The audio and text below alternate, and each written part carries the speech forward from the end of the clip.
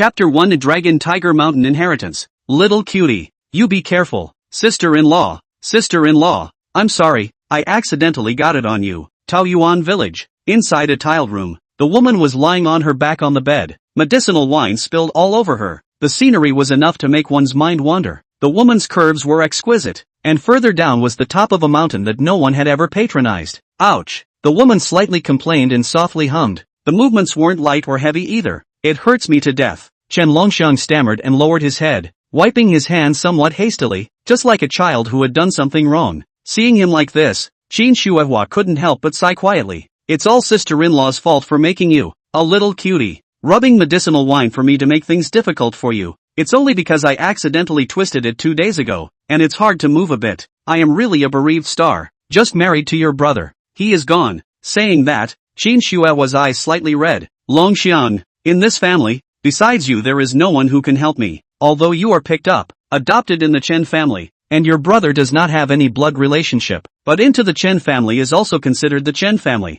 According to the custom, sister went to the threshold break. Brother died uncle on sister-in-law. I should have been. Alas, but you this elm brain, do not understand anything. Chen Longxiang froze and listened. His eyes had a few moments of dullness, and he only knew to clumsily reach out his hand to wipe Qin Shuehua's face. Sister-in-law. Sister-in-law, don't cry. Sister-in-law, don't cry. Your hand smells of medicinal wine. Alright, quickly go wash your hands. Qin Shuehua broke into a smile. Oh, Chen Longxiang nodded honestly. He had just gotten up when he heard someone knocking on the door, and a shout came from the doorway. Sister Shuehua, are you home? It's the village chief. Qin Shuehua was startled, and hastily struggled to get up, but he tore his wound and bared his teeth in pain, so he could only pull over the quilt to cover his delicate body. Chen Longxiang, on the other hand, gritted his teeth and pulled open the door to glare at the visitor with a puff of anger. You, why did you come? Again to find my sister-in-law? Yo, little cutie. Also here.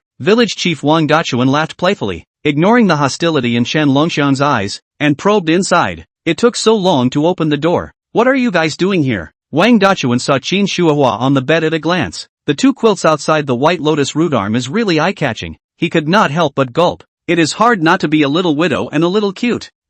Village chief, do you have something? Qin Shuehua said full of caution. Oh, of course. Wang Dachuan coughed lightly. It's like this. According to the usual practice, every summer, our village will organize to repair the aqueduct. It's something that benefits everyone, so every family has to contribute. Qin Shuehua showed a difficult look. Village chief, but I accidentally twisted my waist today. It is difficult to walk a few steps. Wang Dachuan's eyes rolled. Then let Longxiang go. But he. Qin Shuehua bit her red lips and looked at the dumbfounded Chen Longxiang. In the beginning, she married Chen Longxiang, but she didn't expect that before the wedding room. Chen Longxiang unfortunately died on the wedding night. Only left with her just passed through the door. With Chen Longxiang difficult to survive. Chen Longxiang was born demented, and his mind is only 7 years old. How can Qin Shuehua feel confident to let him go out? Seeing her hesitation, Wang Dachuan smacked his lips and said, Shuehua, you have to think about it. If you don't go, the village to fix the aqueduct to get the water will not give your family to use. You can rest assured. This kid is to go to the head of a person.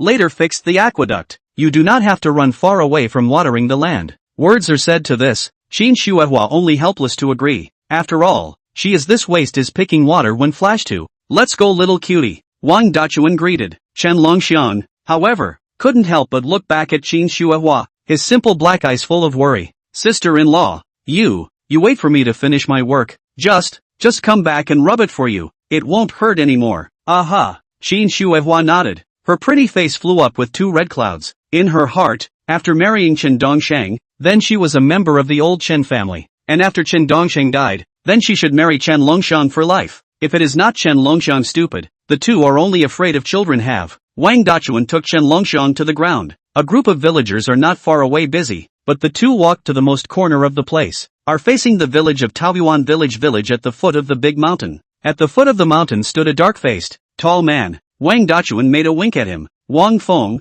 you take down this kid. Don't forget what I told you. Wang Feng nodded heartily and coldly said towards Chen Longxiang, little cutie, follow me. Chen Longxiang subconsciously followed, but saw that Wang Feng led him straight up the mountain. He couldn't help but stretch out his finger to point at the villagers who were digging the aqueduct. Aren't we digging? Why are we going up the mountain? Wang Feng sank his face and said without looking back, just follow me. isn't your sister-in-law sick? I'll take you to dig up some herbs. You'll bring them back later to cure your sister-in-law. Really? Really? Chen Longxiang was overjoyed, happily clapping his hands. Thank you, brother Wang Feng. You're welcome, Wang Feng said in a muffled voice. The two went all the way up to the top of the mountain, and then walked next to a mountain stream. This place was called Black Wind Mountain, and this mountain stream was where the steepest cliffs of Black Wind Mountain were located, named because of the strong black winds that often blew out of the mountain stream. Brother Wang Feng, is the herb here? My sister-in-law and I have been here twice, and there are rocks here. Nothing. Chen Longxiang looked left and right with a strange face. Yes, it's right here.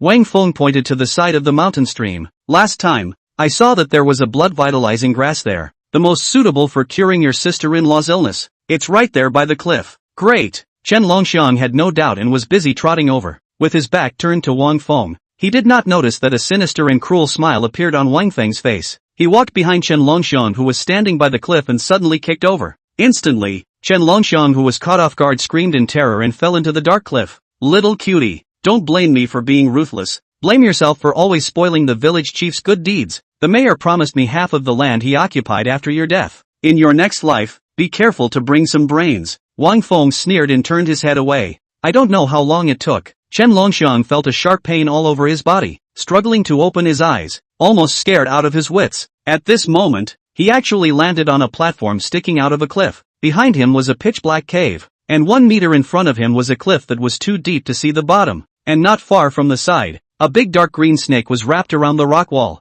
staring at him coldly. Chen Longxiang let out a strange cry of fright and busied himself with drilling into the cave behind him. Strangely enough, the snake actually didn't catch up. Good pain. Chen Longxiang couldn't help but rub his forehead, but felt a handful of warm blood. It should have knocked into a rock somewhere when he fell. Drops of blood fell onto the ground. Ta-da! Suddenly, the entire cave brightened up, taking on a hazy and weird light green color. In the center of the cave, there was a skeleton clad in robes, and 2 green flames burned in the skeleton's empty eye sockets. Without waiting for Chen Longxiang to react, the 2 balls of green fire directly flew and drilled into his body. Born with a missing heart orifice, creating a heart of a red sun. Ha ha, waiting for 1,000 years. Finally waiting for a red sun heir. Chen Longxiang, I am the heavenly master Zhong, prisoner of Longhu Mountain. Now I will pass on my life's learning to you, and I hope that you will keep this heart of a bear sun, and from now on, you will do good deeds and accumulate good virtues, and take it as your duty to benefit all the people in the world. This voice kept echoing in Chen Longxiang's mind, and he only felt his head buzzing uncomfortably,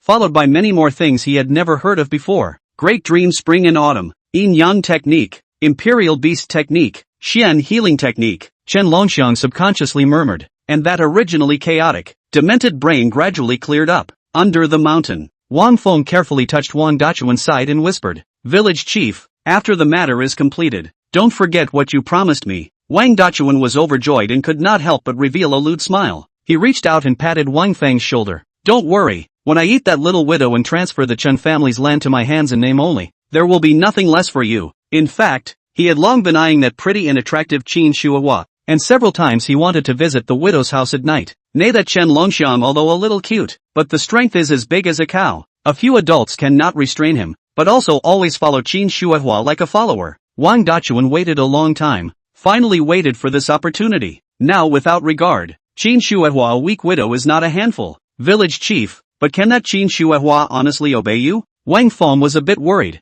Her temper is fierce. He. Wang Dachuan sneered. Just wait, that little doesn't see little cute at night. Home, will definitely come to me to ask about the situation, then threaten. Still afraid that she will not obediently submit? Chapter 2, Getting a Cheap Shot at Behaving Badly. In the Black Wind Mountain Cliff Cave, Chen Longxiang opened his eyes and a flash of light flashed in his eyes. The Great Dream Spring and Autumn is a cultivation technique that is rumored to be cultivated to the highest level and can even be cultivated in a dream for 3 years a day. The Yin-Yang technique was all types of worldly Yin and Yang techniques. The beast mastery can control all the beasts in the world, turning them into your own, and can also understand the language of the beasts. The Xian medical art encompasses the essence of ancient medicine for thousands of years. Acupuncture, pharmacy, pulse searching and diagnosis, and so on are all filled in Chen Longxiang's mind. After obtaining the inheritance from the heavenly master of Longhu Mountain, his natural lack of spiritual wisdom was also completely enlightened. Chen Longxiang stood up. Although it was already dark outside the cave, his eyes could clearly see everything in the darkness. In the corner of the cave, there was a small tree that was no more than half a man's height. the leaves of the tree as a green emerald fan. Between the leaves are half covered with a dozen round fruits. Closer look. Above actually carved with a small Buddha figure. Chen Longxiang picked two. To the tip of the nose to smell. A light aroma came, so that he was soothed. This is the Bodhi fruit. There were naturally all sorts of exotic medicinal herbs introduced in the Xian healing art, and this Bodhi fruit that was born with a Buddhist painting was an extremely precious thing, but it was only a pity that it was difficult to preserve. After plucking it, unless it was placed inside a jade vessel, it could only be preserved for 3 days. Chen Longxiang is not greedy. Only take 2. Look at the passage behind the linden fruit. Should also be a different world, but at this time the sky is getting dark, and then do not go back. Sister-in-law should be anxious. Chen Longxiang eyes flickered slightly. Later have the opportunity to come back to explore. Suddenly thought that he just got the inheritance. Why not use the inheritance of the dragon elephant gong? In accordance with the inheritance gong method to run around the body, and then lightly drink. The body shape is incredible high leap.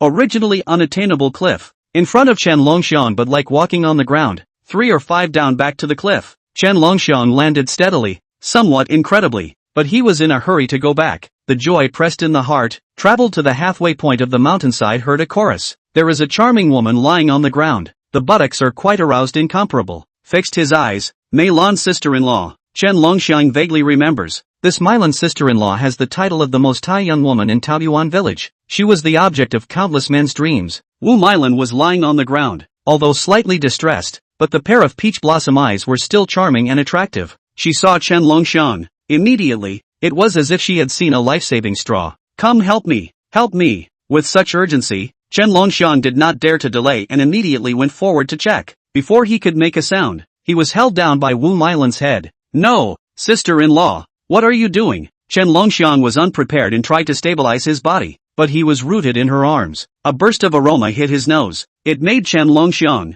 who had never touched a woman before, shiver. At this time, the urgent voice of Wu Meilan resounded again. Sister-in-law has been bitten by a poisonous snake. You quickly help sister-in-law suck out the poisonous blood. At the moment of life and death, Wu Meilan could not care less about men and women. She also forgot that this guy was a little cutie. But even if it was a little cutie, under her hands-on teaching, what man wouldn't be able to learn? Even if he's a cutie, he's a little bit of a catch. Soon, a strange sensation hit Wu Meilan's whole body. She couldn't stop shivering. Little cutie, how come it's so good at it? She almost got high. After settling it, Chen Longxiang wiped his mouth, which still carried poisonous blood, and looked at Wu Meilan with tears and laughter. Sister-in-law Meilan, feeling better? Should be better. The poisonous blood is out. Thanks. The symptoms of dizziness and blurred eyes lessened, and Wu Meilan breathed a sigh of relief. She had gone up the mountain to look for wild game, originally wanting to pick more before dark, but as a result, she was in an internal hurry and was bitten by a poisonous snake when she was settling in a hidden grassy area. When she was bitten,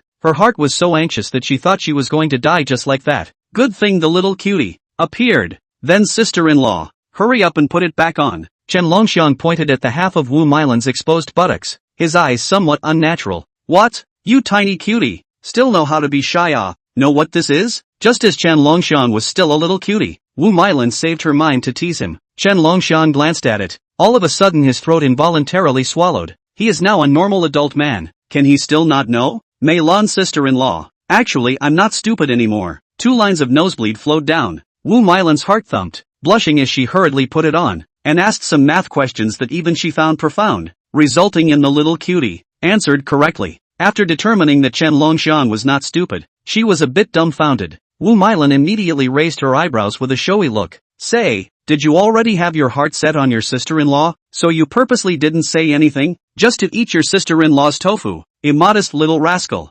Recalling those embarrassing behaviors just now, Wu Meilan pouted and questioned him, trying to find a remedy for herself. Little cutie, it's been stupid for a few years. Who knew it could still be good?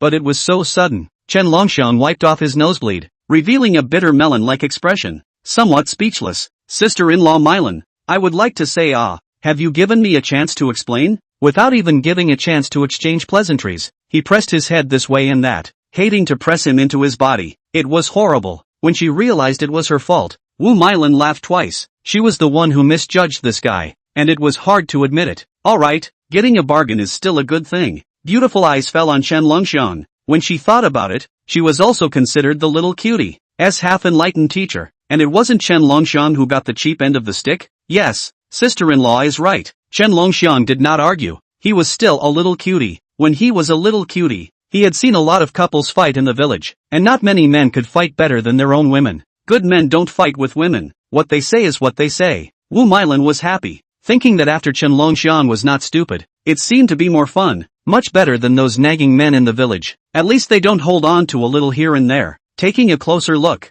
she realized that this little cutie, it is quite handsome, and the body is also strong and sturdy, tall and robust. Her eyes dropped from her head to her feet and back again somewhere. Could see a package there, and the outline. Since the dead ghost of her own family could not work, Wu Meilan had less men to nourish her, and was no different from a living widow, but every day busy farming. In fact, also accustomed to the life without that fall head to sleep. But now, after just a toss, and inexplicably welling up Chen Longxiang suction snake venom when the scene, her body unconsciously hot. The more she stared, the more her thoughts were magnified and her throat burned. Chen Longxiang frowned and stared at Wu Meilan. Sister-in-law Meilan, why is your face suddenly so red? He didn't understand.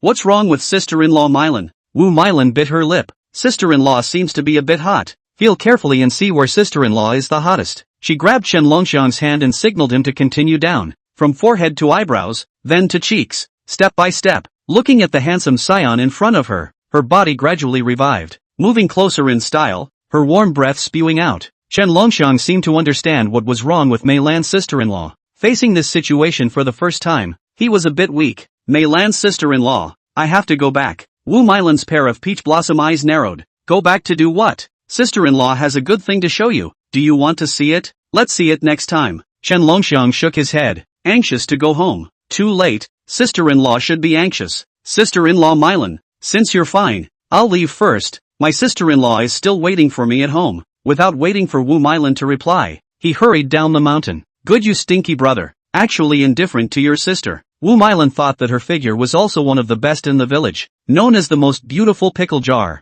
Passing by would be looked at a few more times by those men. Chen Longxiang unexpectedly ignored her, instantly aroused her competitive spirit. Wu Meilan hooked her lips. Sooner or later she wanted him to fall under her skirt. Chen Longxiang rushed home in the dust, but Qin Shuihua was nowhere to be seen. Next door, the neighbor Lin Erzhu was squatting in front of the door with a cigarette in his mouth. Seeing Chen Longxiang's anxious face, he smiled and said, looking for your sister-in-law? I just saw her go to the village chief's house. The too sneaky, I'm afraid, is to go to find the village chief to have a good time. In the middle of the night, alone man and woman, TSK. Chen Longxiang sniffed, his face immediately darkened, and he became furious. Shut your dog's mouth. If you dare to slander my sister-in-law again, tear your dog's mouth. Lin Erzhu met Chen Longxiang's tiger eyes, inexplicably some palpitations. See Lin Erzhu goaded Chen Longxiang straight to the village chief's house. Sister-in-law must be to see him late to return. Go to the village chief's house to inquire about the news. Just she a woman to go to find Wang Dachuan that is undoubtedly a sheep into the tiger's mouth. Thinking of this, Chen Longxiang immediately accelerated his steps, waiting for Chen Longxiang to go. Cannot help but wonder, how is he afraid of a little cute? At the same time, Qin Shuihua sat at the village head's house, looking anxious. Village head, I won't stay long. You quickly tell me, where did Longxiang really go? Don't be anxious. Wang Dachuan heatedly smiled, revealing a mouthful of smoky yellow teeth. Snowflake, you see, my wife died a long time ago. My son is usually in the county not to come back. All day long at home I'm alone. You just accompany me to sit down. Wang Dachuan's eyes rolled and took out a bottle of medicinal wine that he had prepared long ago. I heard you twisted your back. That little cutie. How can a klutz help you heal it? Here, why don't I help you rub it? No need. Qin Shuihua was shocked and quickly stood up. Village chief, my husband just died. How can you say such things? Please respect yourself. I'll leave first. After saying that, she wanted to leave. However, Wang Dachuan's face suddenly changed, sank his face, and yanked Qin Shuihua's small hand. What's the point of leaving? Did Laozi let you go? You woman don't know what's good for you. Chen Dongxiang is a short-lived ghost, and Chen Longxiang is a cutie. Why do you need to be a widow? Follow my old man, and I'll make sure you're happy to the heavens. Saying that, he directly and vigorously yanked Qin Shuihua down and pressed her to the ground. You asshole, let go of me. Qin Shuihua's tears immediately gushed out, desperately struggling, but how can not break free? Wang Dachuan sat up, his heart blossomed, and raised his hand to undo her bonds. Just at the moment Qin Shuihua's emotions collapsed. Ping! With a loud bang, the door was kicked open. Wang Dachuan shivered in fear. Who the hell? He cursed and turned back, saw the figure that appeared. but as if he had seen a ghost he stared with disbelief. Ghost ah! Both eyes rolled over and fainted. Chapter 3, Sister-in-Law. I'm better. At the doorway, standing there was clearly Chen Longxiang. Chen Shuahua was stunned, and hurriedly wiped her tears, and shivered as she went to organize her messy clothes. Longxiang, it's good that you're fine. Chen Longxiang pacified Chen Shuahua. It's fine, let's go home. He did not doubt at all whether Chen Shuahua was having an affair with Wang Dachuan. If sister-in-law was really that kind of indiscreet, vain woman, she wouldn't have married her penniless big brother in the first place. She wouldn't have refused to let her family take her home after Chen Dongxing's death, and was determined to follow Chen Longxiang, that murderous village chief, and Wang Feng, not to mention tricking him into going up the mountain. He also plotted against his sister-in-law. Fist clenched violently, this account sooner or later to settle with those two bastards. After arriving home,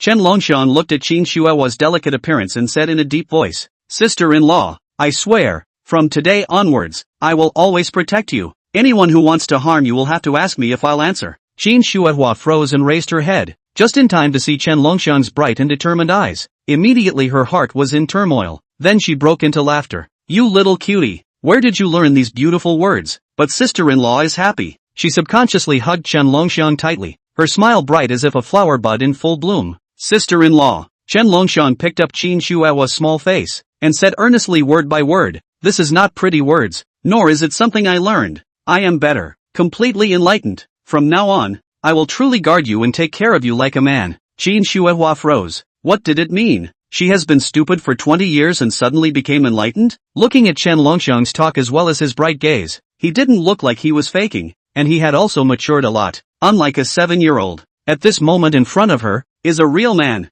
Again facing Chen Longxiang's bright and serious eyes, Chen Shuahua was busy shyly moving her eyes away. You, when did you get the hang of it? Why didn't you even say anything to your sister-in-law? I fell today. Maybe God saw me as pitiful and let me become enlightened. Chen Longxiang said. His big warm hand went down and gently pressed on Chen Shuahua's waist. After walking so much today, and being bullied by that person, are you hurting more here? Come, I'll rub the medicine bar for you again. This time, I must be gentle, and will never hurt you again like before without any lightness. Chen Shuahua's delicate body trembled. Her cheeks instantly turned red, even her ears turned pink. In the past, Chen Longxiang was a little cutie, didn't understand anything, she didn't feel anything even if she changed clothes in front of Chen Longxiang, but nowadays, has become enlightened. It didn't seem appropriate to ask him to help again. Chen Shuahua wanted to refuse, but her waist really hurt, and she couldn't rub herself in that position. In the end, she could only nod gently with a red face. Next, the interior was another charming scene, because Chen Longxiang recovered spiritual wisdom.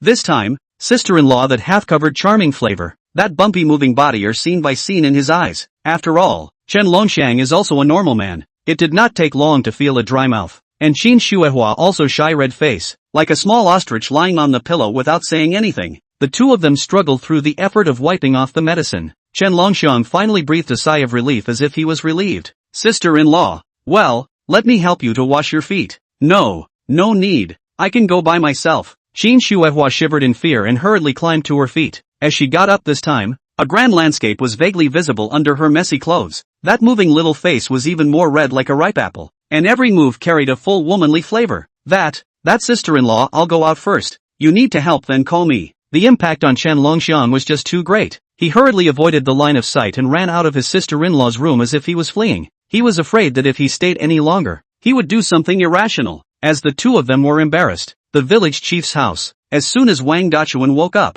he immediately called Wang Feng to his home. I'm asking you, are you sure you got that kid killed? Wang Feng was yawning and said with a puzzled look on his face, I'm 100,000 times sure that I'm the one who kicked him down that high cliff. That kid must be dead through and through. Then could it be that old me saw a ghost? Wang Dachuan roared. Just after saying that, he shivered in fear. No way. Could it be that the kid really died without resting in peace and turned into a ghost to seek revenge on us? Immediately, he told the scene where he saw Chen Longxiang just now. When Wang Feng heard it, he was also scared to the point of cold sweat, but after all, he was more courageous, and quickly calmed down. Impossible. Why do we believe that false? That kid must have a great life. He didn't die. Wang Dachuan was still worried. What if he talks about it? He's just a little cutie. Who would believe what he said? Wang Feng sneered. Brother Dachuan, since you wanted to do this kind of thing at that time, then don't be timid and afraid of a little cutie. What for? That's not because of you, kid. Wang Dachuan was instantly anxious. if you could really screw him over,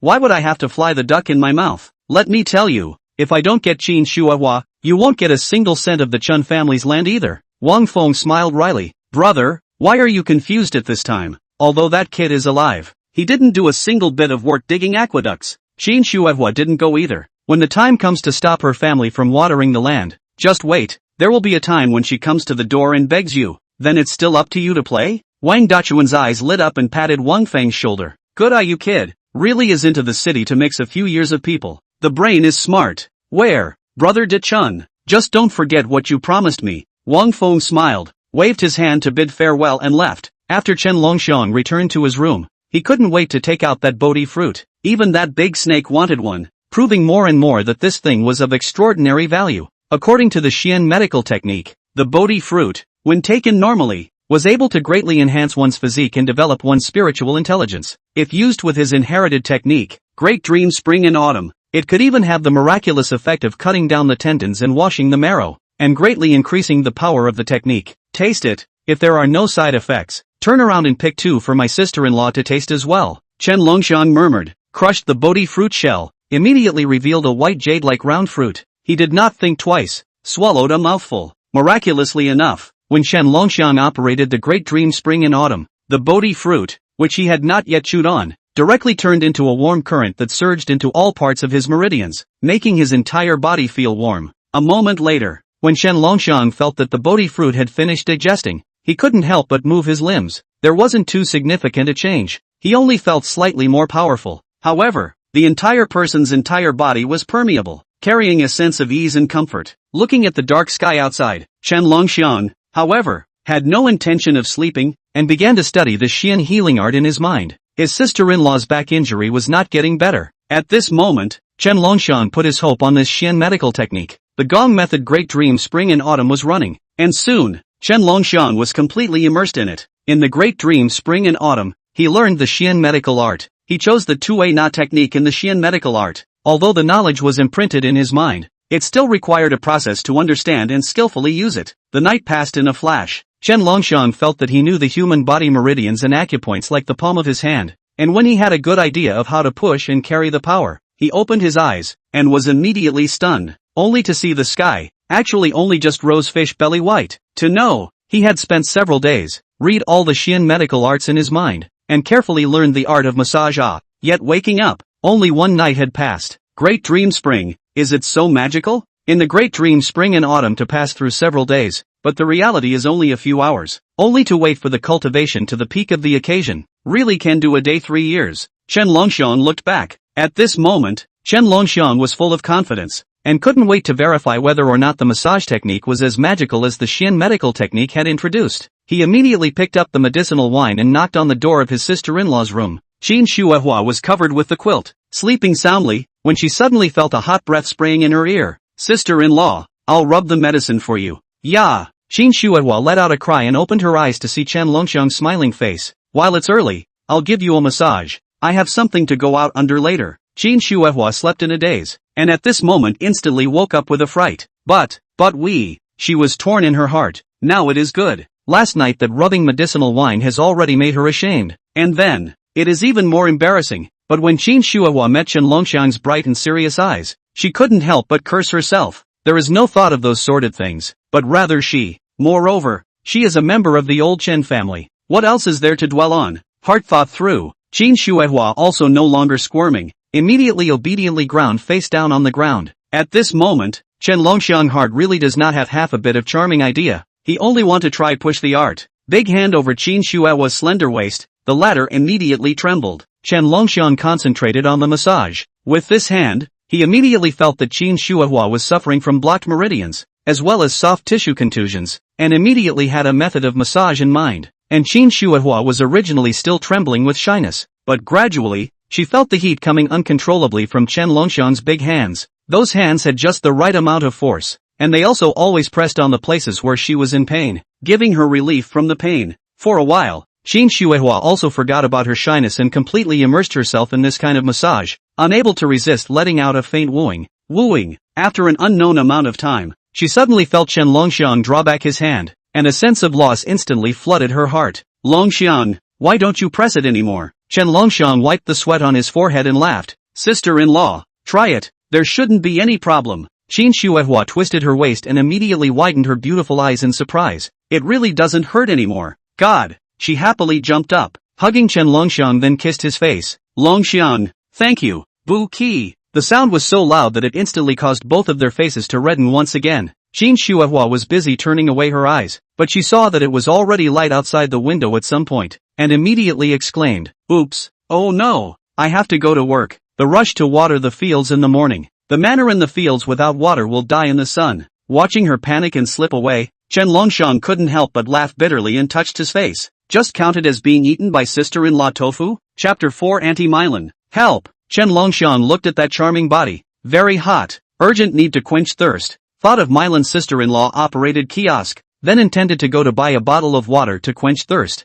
To the kiosk, bored Wu Mylin alone store. See Chen Longxiang appeared. The peach blossom eyes immediately smiled to greet him. Come on, see what to order. Last time have not had time to thank you. Sister-in-law treat. Chen Longxiang is not polite with her. Take the soda water to gulp a few mouths. Look down. Chen Longxiang almost choked. Mylin's sister-in-law, what are you doing? Only to see Mylin's sister-in-law deliberately pull down the neckline. Rush to him to squeeze eyebrows. The weather is so hot. Facing Mylin's sister-in-law who was like a tiger, Chen Longxiang was making an excuse to slip away, but Wu Mylin had already pulled his arm. What's the hurry? The weather is hot. Your house doesn't have air conditioning. Go to the backyard with sister-in-law to blow the air conditioning and cool off. Look at how hot you are. Your clothes are soaked. Saying that, Wu Mylin also reached out and pinched his abs. Take a look. This is all sweaty. Chen Longxiang took a deep breath and his body stiffened. Sister-in-law, I'm not hot. I'll leave first. Go. Can't walk away. Can't walk away at all. Chen Longxiang was dragged into the courtyard by Wu Mylin. His body was almost touched all over. What a sin. If you don't say the old sister-in-law will love people, just know how to make the young man comfortable. Just a few times, Chen Longxiang's fire are up. Especially see Mylin's sister-in-law that does not cover the ball. Always want to reach out and slap twice for a ball game. Sister-in-law, I'm still a child. Please let me go. Chen Longxiang begged for mercy. He couldn't apologize to Sister Shuehua. Sister Shuehua was still waiting at home. Wu Mylin looked at Chen Longxiang's eyes were almost drawn, pressing him towards the recliner. Ginger is still old and hot. Just when she was trying to tame this young calf, the widow next door's 5-year-old daughter, Guagua, rushed into the yard. Aunt Mylin, help, help. The child's cries pulled Wu Mylin's mind back, and she hurried forward to pick the person up. Yo, Guagua, what's wrong? Why are you crying? What happened? Guagua cried up and down. His hand couldn't stop pointing to the location of his home. Mom is so hot. Ignore me. It's so hard. Hot. Wu Mylin didn't understand. Instead, it was Chen Longxiang who guessed the general idea. Mylin's sister-in-law. It's probably her mom who has a fever. What? Fever? Bad thing. Guagua, quickly take me to see. Wu Mylin was also a bit anxious. The two were not only neighbors, they usually got along like sisters. Li Xiulan hadn't done her a lot of favors, and now that she had no one to take care of her in a difficult situation, she had to go over and take a look. I'll go and take a look too. Maybe I can help. In case I have to be sent to the hospital, I can also lend a hand. Chen Longxiang frowned. Xiulan's sister-in-law was warm-hearted and had helped him. He hadn't forgotten that either. Alright, you come along. Wu Mylin looked deeply at Chen Longxiang. Although she didn't get it, there were plenty of chances. They were all in the same village. Looking up and seeing down, she didn't believe that this kid could escape from her mountain of 5 fingers. Only now, of course, is more important to save people. Sooner or later, this guy will be eaten. The two followed Gogo into the room, only to see Li Xiulan's face flushed red, her forehead sweating densely, her mouth constantly shouting hot, and her hands tearing at her clothes, constantly twisting her body. In addition to Gogo is not clear. Wu Mylin and Chen Longxiang all understand. Li Xiulan, this situation is not right. Gogo, did your mom eat something? Chen Longxiang's brows furrowed as he inquired about Guagua at the side. Guagua pointed to the red fruit sitting on the table. Somewhat similar to a cherry, but somewhat different. Mom ate this fruit. This is the windfall fruit? Chen Longxiang was violently startled. His mind quickly flashed through the information of the windflow fruit. This thing, no matter if men or women ate it, it was as hard as being in love. The solution is also very simple. Chen Longxiang looked at Wu Mylin. Sister-in-law Mylin, you take Guagua out. I'll treat her. Chen Longxiang didn't say it explicitly, didn't Wu Mylin, an old driver, understand? The child's mother was having sex. How could she let a child look at it? The scene was really a bit luscious. Okay, Then I'll bring Guogui to wait outside and call someone if there's anything. After Wu Mailan and Guogui went out, Chen Longxiang had also already found the name of the fruit as well as its characteristics in the Xian medical scriptures. This fruit was called the windfall fruit, and when eaten, it would be in heat. It was usually used to treat those who had little interest in intercourse, and it would be a serious thing to take if someone who had no problems of their own, as in the case of Li Xiulan. Seeing how she couldn't be soothed for a long time, Chen Longxiang was also frowning. Sister-in-law Xiulan, can you hear me? Hot, so hot. The man's voice was extraordinarily clear in Li Xiulan's ears as she stared at Chen Longxiang with her mesmerized eyes open.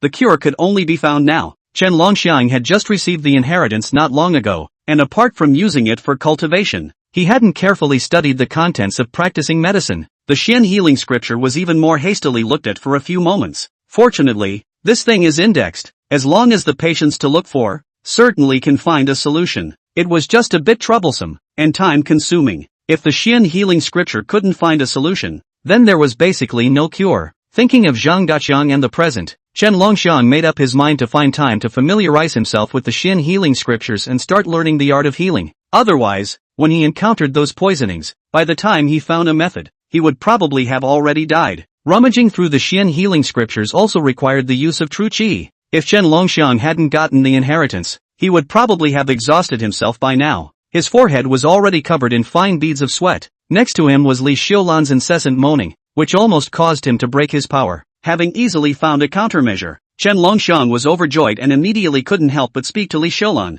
Sister-in-law, listen, there are only two ways to treat this symptom. One is to find a man to have sex with, and the other is that it needs to be treated with special techniques. Chen Longxiang briefly said it. The second method required the rescuer to use his true qi to control his qi and perform the 9 fingers of pushing and nudging to force out the estrogenic toxin in his body. But it was too metaphysical, and he felt that if he told sister-in-law Xiulan about it, she wouldn't understand. What's more, in this situation, having been poisoned and in urgent need of an antidote, how could she have the heart to listen to him? In fact, Li Xiulan heard him, but she couldn't control herself at all, and only felt her body boiling horribly. So much so that while Chen Longxiang was still figuring out the method, Li Xiulan wrapped up like a water snake and climbed onto his body. So hot. The hot temperature scorched Chen Longxiang to the point of starting a fire. Li Xiulan with a daughter. Charming, in the village to say that the face has a mole, but the body is absolutely first. Soon, she has completely locked Chen Longxiang, legs tightly hard. Small hand has reached the collar of Chen Longxiang,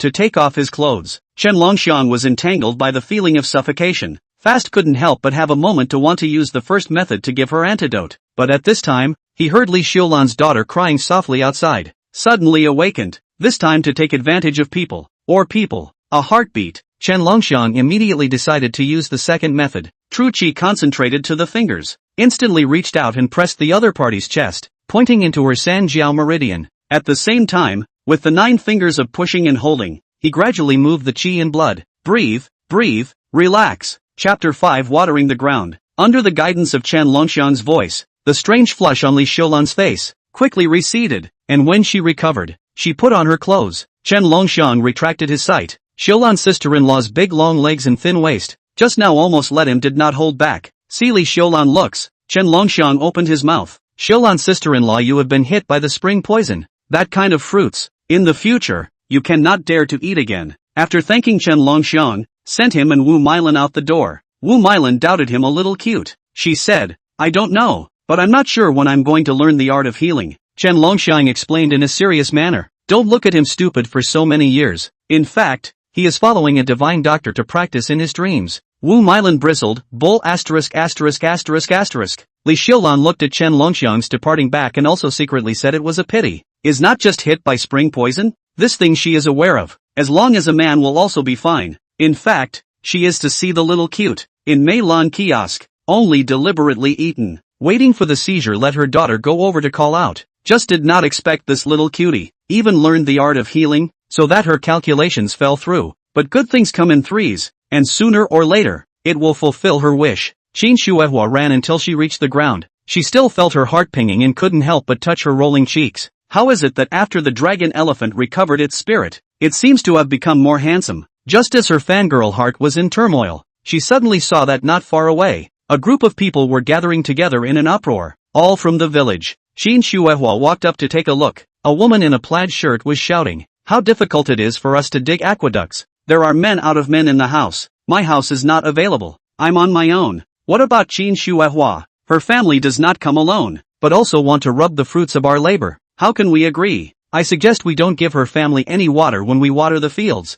The woman who spoke was called Yang Xiaochui, because she was jealous of Qin Shuehua's pretty face, and had always been at odds with her. Qin Shuehua's face changed greatly, and she hurriedly said, "Don't be ridiculous. Yesterday my family Longxiang went to help Who said that?" Yang Xiaochui rolled her eyes. "Any of you saw that little cutie come to help?" All the villagers shook their heads in unison and said, "I've been busy all morning, but I haven't seen that little cutie. I'm about to break my hoe. Why is there still someone who wants to take up the water channel we dug for nothing?" When Qin Shuehua was helpless, she happened to see Wang Dachuan in the crowd. With a cruel heart, she spoke up, "Village chief, you told Longxiang to go out yesterday. You must know that he went to help, right?" Wang Dachuan, however, glared and snorted. "Who said it was me who called him? I was here the whole time yesterday." "Shuehua, be honest, you can't always think about taking advantage, you know?" At those words, Qin Shuehua's face was ugly. She knew that Wang Dachuan was 80% deliberately making things difficult for her because of last night's incident. "Oh yo, the village chief has proved that no one in your family has contributed. Qin Shuehua still wants to water the land. Do you want to be shameless?" Yang Xiaochui immediately got energized. The surrounding people looked at Qin Shuehua with more and more contempt. For a while, the mocking and abusive voices were endless. Qin Shuehua bit her red lips, tears rolling in her eyes, but there was nothing she could do.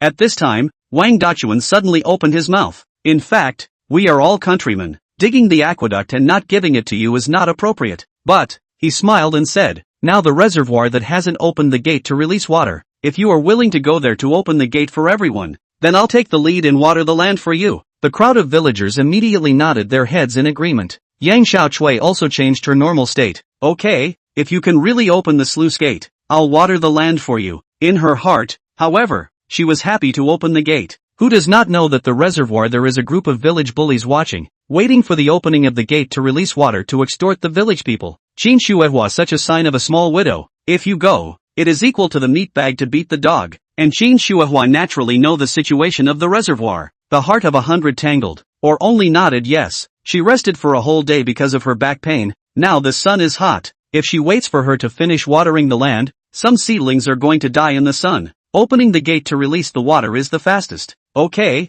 I'll go," Qin Shuehua said stiffly. "Alright, then we'll be waiting for you." Yang Xiaochui lightly grunted and greeted everyone as they dispersed and went to cool off under the big tree at the village entrance. Wang Dachuan, however, deliberately lagged a step behind the crowd, looking at Qin Shuehua with a smile or not, lowering his voice. "I'll give you one last chance. From me, as long as I'm happy, what can't I give you in this village? Dream on." Qin Shuehua spat. Her heart became more and more disgusted, and she twisted her head and left. Wang Dachuan looked at her back. His eyes couldn't stop falling on that swaying slender waist. His eyes became more and more chilly. "Toast to the wind. I'd like to see how you can handle that gang of hooligans." Qin Shuehua returned home with a bitter face. Chen Longxiang had just cleaned the house and was surprised to see Qin Shuehua back so soon. "Sister-in-law, how come you're back? Didn't he remember that the floodgates were going to be open today?" Qin Shuehua took out the only bottle of erguotu left in the house and told him what happened. After hearing the ins and outs, Chen Longxiang became furious. Deception is too much. Letting his sister-in-law, a weak woman, to deal with the village bully who bullied men and women. Wasn't this difficult for the people? "Sister-in-law, you sit down. I'll go." After saying that, Chen Longxiang was about to get up, but was pulled back by Qin Shuehua. "Don't, Longxiang. It's better for sister-in-law to go." Qin Shuehua revealed a gentle smile. "That village bully is also a human being. Although they are usually a bit overbearing, I believe they are still reasonable. Just wait for your sister-in-law at home and be obedient." In fact, she was also worried that Chen Longxiang was bloodthirsty. If he went, he would easily clash with that gang, and would inevitably suffer at that time. In case of an accident, the old Chen family flame will be broken. He is at least a woman. The gang will not go too far. Chen Longxiang still wanted to say something, but Qin Shuehua was incomparably firm and said seriously, "What? Start not listening to your sister-in-law? I'll be back later. Wait for me at home." After saying that, she hurried out the door with her erguotu. Chen Longxiang frowned. I'm afraid things are not as simple as his sister-in-law thinks. He also didn't notice that while Qin Shuehua was holding the erguotu in one hand, her other hand was attached to her clothes, tightly clutching a pair of scissors. A few moments later, Qin Shuehua arrived in front of the reservoir, and when she saw a bunch of men inside, she couldn't help but grip that scissors even tighter. It was well known that there was a small casino here in the reservoir. At this time, the gambling was in full swing. The table also throws a lot of red tickets. More than a dozen men naked and shouting and roaring. Red in the face. Qin Shuihua boldly walked up, voice slightly trembling said, "Lay brother in?" The moment she opened her mouth, she immediately drew a bunch of teasing whistles. "Oh, isn't this the prettiest little widow in our village? What a good-looking woman. Look at this ass, this waist, tsk. It's a pity that short-lived ghost, not even slept with before dying." A bunch of people opened their mouths with profanity, meat and vegetables, and looked at Qin Shuihua's eyes as if a bunch of hungry wolves saw a little white sheep. A man walked forward and wanted to reach out to touch Qin Shuihua's face. "You don't have a man anyway. Why don't you play with your brother?" Qin Shuihua subconsciously avoided it, already regretting it in her heart. Suddenly, a man walked out of the inner room, a huge tiger tattoo striking on his right shoulder. Seeing him come out, the man who had just moved his hands was instantly honest. "Brother Lei, this little is looking for you." Lei Tiger's eyes landed on Qin Shuihua, looked up and down, and immediately his eyes glowed. Although Qin Shuihua was dressed in plain clothes, she couldn't cover up that pretty figure at all, plus a pretty face that was really moving. Let the eyes of the men present simply could not move half a point. Lei Tiger revealed a smile. "Isn't this our village, the little widow who just died of her husband?" Qin Shuihua's pretty face turned white, gritting her teeth and handing over the 2 potatoes in her hand. Lei brother, can I trouble you to open the gate to release the water? Our village are waiting to water the land." "Oh," Lei Tiger couldn't help but lick his lips. "It's time to release water to water the land." Qin Shuihua was delighted and was just about to open her mouth, when a large hand was placed on her shoulder. Lei Tiger came forward, his face showing a lustful light. "In my opinion, your family's ground, indeed, is dry and needs to be watered properly." Chapter 6, The Little Daughter-in-Law is Quite Intense. Qin Shuihua's breathing became heavier as she looked at the approaching Lei Tiger. As a woman, how could she not understand what this guy was saying? "Don't you come over," Qin Shuihua nervously chided. She had long thought of the situation in front of her, but for the sake of her family's livelihood, she still came despite the danger. In the face of the woman's angry shout, Lei Tiger, however, laughed out loud and stared at her lewdly. "The little widow is quite intense?" Seeing Lei Tiger's salty pig's hand coming over, Qin Shuihua was so anxious that she took out her scissors and swung forward violently, almost slashing Lei Tiger's stomach.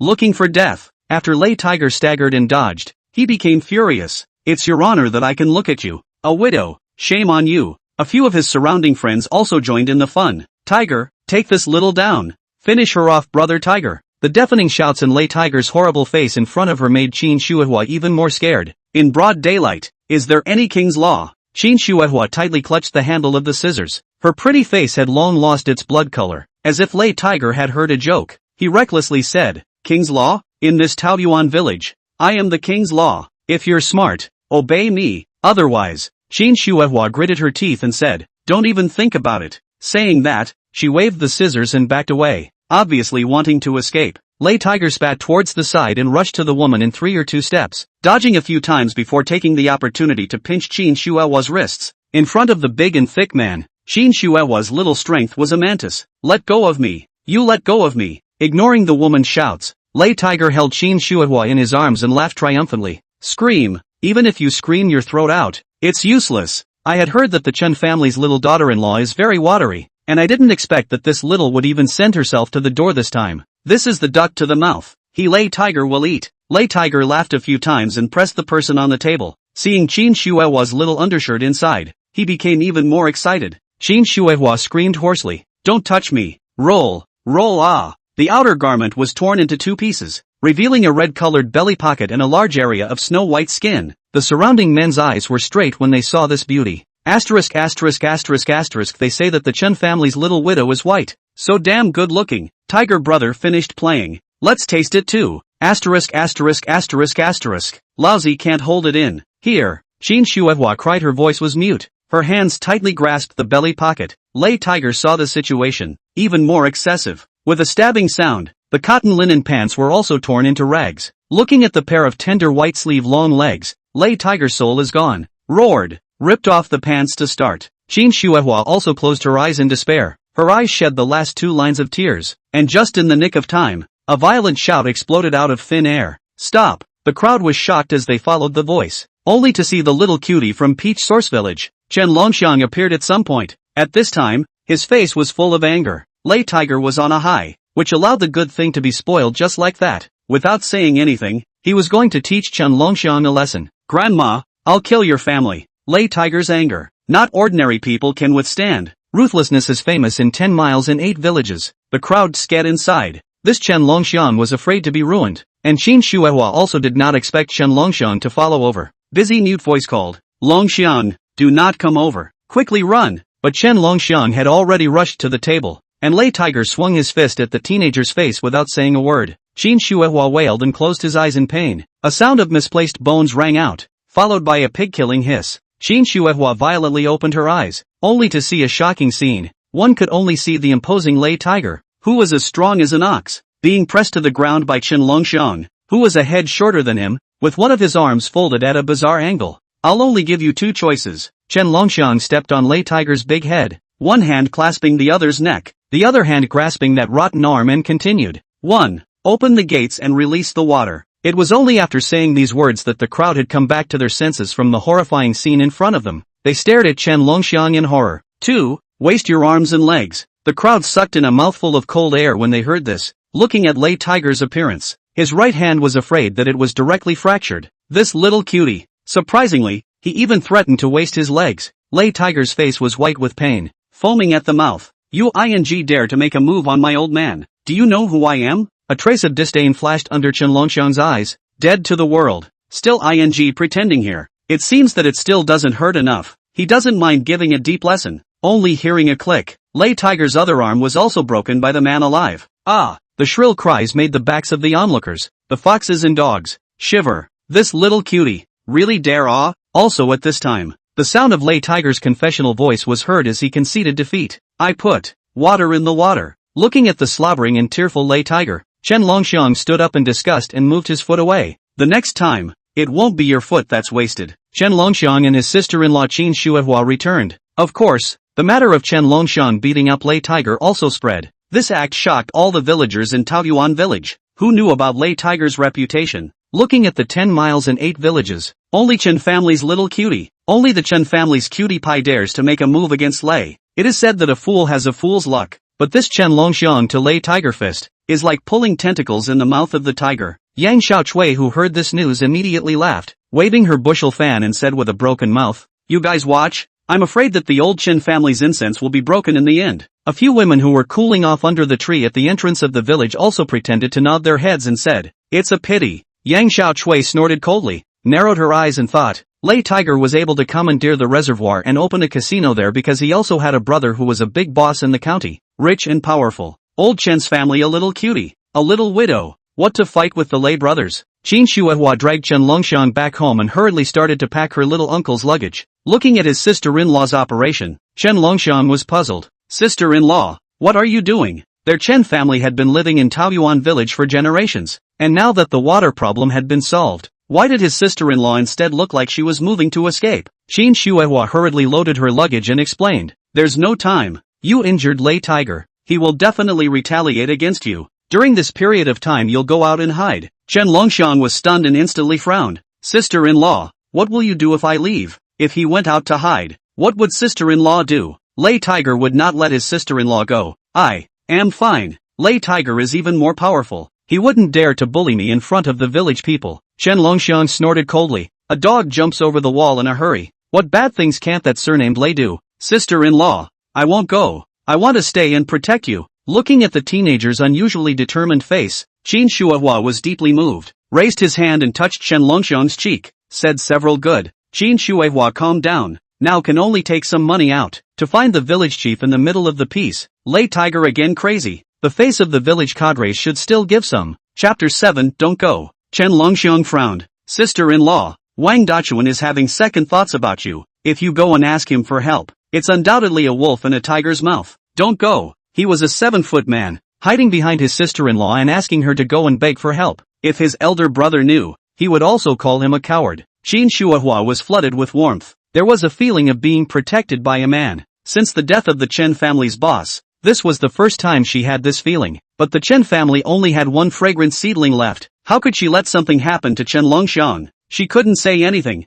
Longxiang, don't you care? You have to listen to me on this. Your brother is gone. I deserve to look after you. Don't worry, I will never let Wang Dachuan spoil it. Life is your old Chen family's person. Death is also your old Chen family's ghost. Wang Dachuan is a what the hell. Bah! Qin Shuehua's face was full of disgust towards Wang Dachuan. Those pretty and soft features were slightly screwed up at the moment. Sister-in-law, no matter what, Wang Dachuan is a man. If he moves, how can you resist? Don't go. If you have the ability, they will come to the door. I'll make it so they can't walk out this door. A group of things that bully others. After getting the inheritance of the heavenly master of Longhu Mountain, Chen Longxiang's vision was already different from the past. If people don't offend me, I don't offend them. If people offend me, heaven and earth will be destroyed. You still don't understand things. That group of people are not ordinary people at all. They are very powerful. If they really come, they will definitely thwart you. It's hard to beat four hands with two fists. Qin Shuehua covered Chen Longxiang's mouth, her eyes filled with worry. The cold fingertips were pressed tightly against his lips. Chen Longxiang swallowed his saliva as he smelled a trace of fragrance. What had sister-in-law's hand rubbed? So fragrant? His lips moved. Qin Shuehua's pretty face flushed and she hurriedly let go, angrily hiding the inexplicable panic in her heart. All in all, be obedient. Just wait for me at home.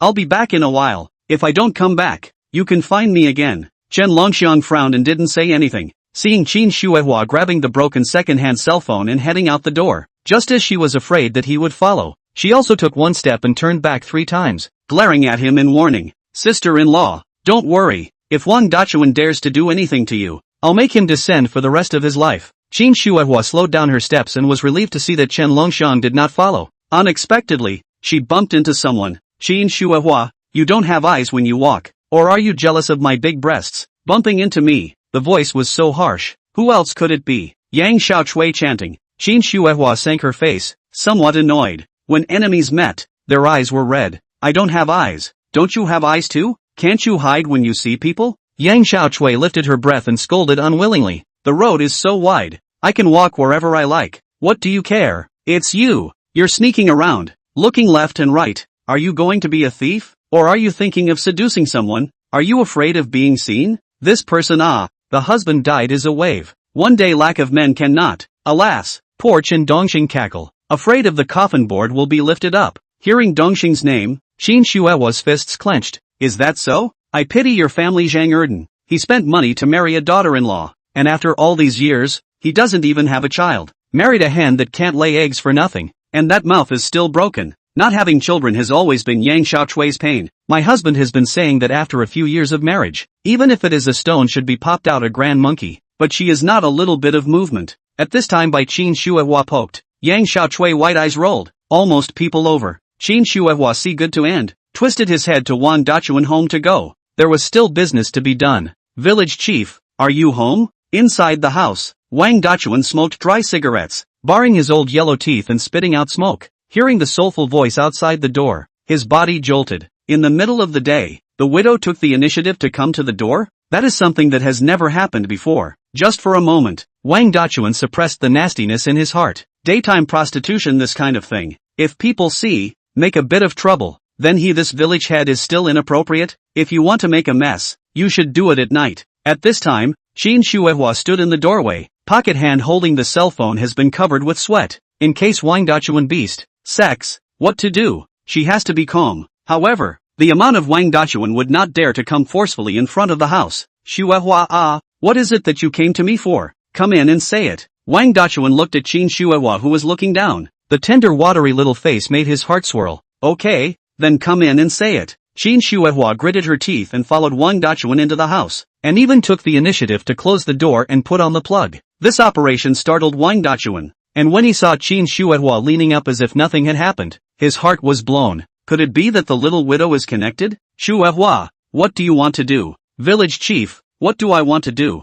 Can't you see? Qin Shuehua flirtatiously put one hand on Wang Dachuan's shoulder, her body slightly tilted over, and exhaled like orchids. Wang Dachuan's sweaty hairs instantly opened up. Hot air went up along his head. He almost wanted to do Qin Shuehua in, but still held back. Can't see that something is wrong. Qin Shuehua's eyes flickered slightly. Then I'll be straightforward. Village chief, as long as you're willing to help step in and say peace with Lei Tiger, I can promise you anything. Saying that, Qin Shuehua threw a wink towards Wang Dachuan with all her charm. Wang Dachuan hit a jolt of joy in his heart. So it was for this. No wonder it was so proactive in coming to the door. What is the problem with Lei Tiger? It is this Qin Shuehua. who usually treats him with disdain, and on that day, she even teased him with little cute. Together, they teased him. Thinking of this, Wang Dachuan ended up, a push away Qin Shuihua, intentionally licked his lips. This is a difficult matter. I don't dare to offend that Lei tiger. That dog is fierce. Even though I'm the village chief, he may not listen to me. Helping you guys make peace is a bit difficult for me.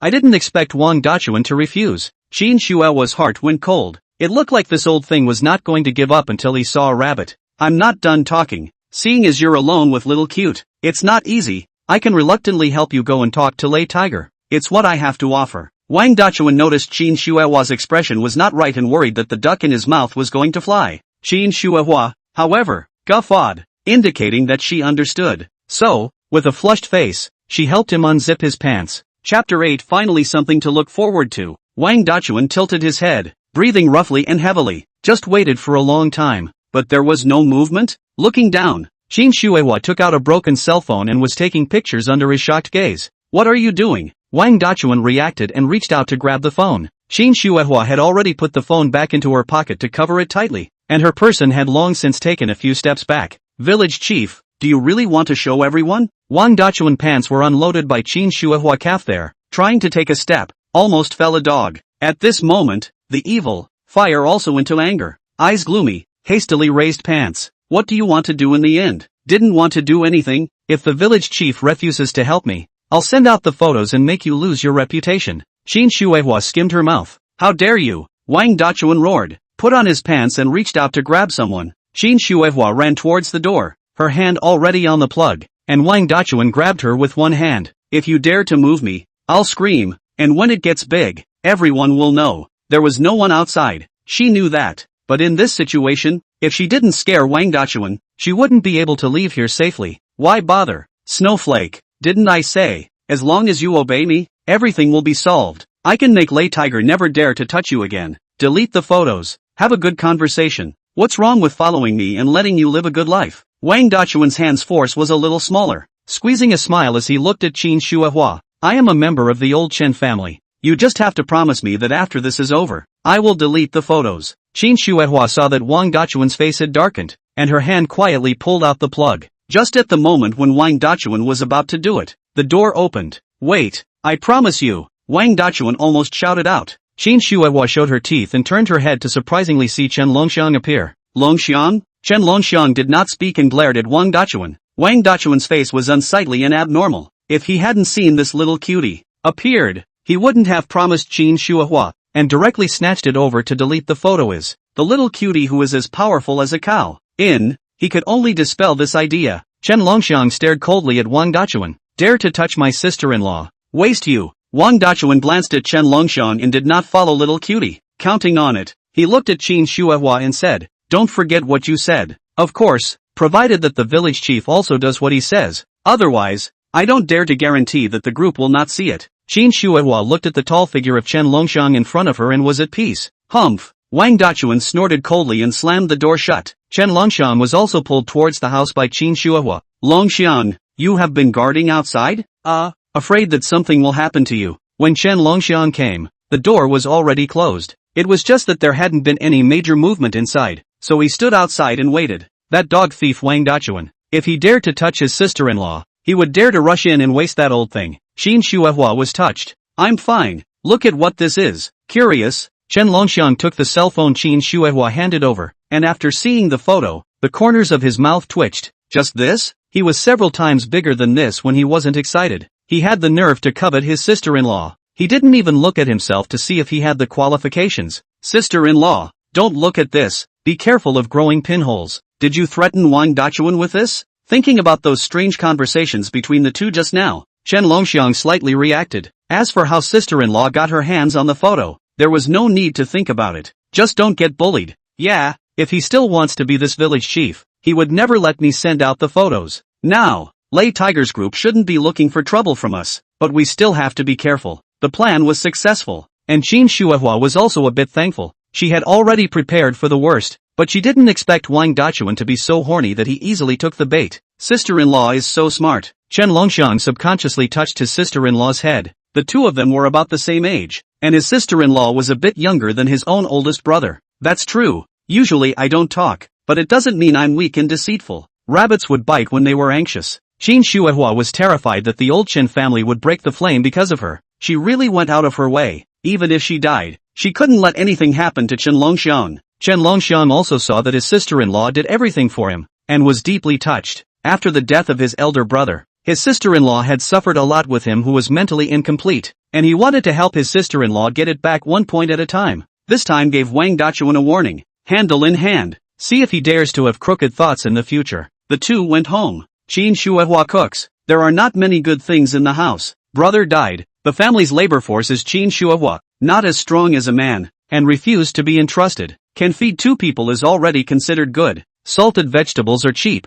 and the most common thing in the house is salted vegetables. Qin Shuihua fried a dish of pickles, thought about it, and fried an egg in Chen Longxiang's bowl. How come there's only one egg? Sister-in-law, what's yours? Chen Longxiang glanced at his bowl full of rice, salted vegetables and egg, and then saw Qin Shuihua's bowl of half a bowl of white rice. His brows wrinkled. You just eat. Fried eggs are nutritious. You're still growing. Qin Shuihua habitually coaxed Chen Longxiang as a child. After all, his previous IQ was only 7 years old, and now he was suddenly better, but subconsciously he was still treated as a child. Sister-in-law, I'm an adult, so what's the point of growing a body? You eat it. Marrying into our Chen family, you've been wronged. Chen Longxiang chucked the fried egg to Qin Shuihua, his voice dull. Although he was not a member of the Chen family bloodline, he had considered himself a member of the Chen family to the very beginning, and the Chen family was originally not wealthy. Qin Shuihua was married to the Chen family when they were penniless. How could she have known that her elder brother would leave so suddenly?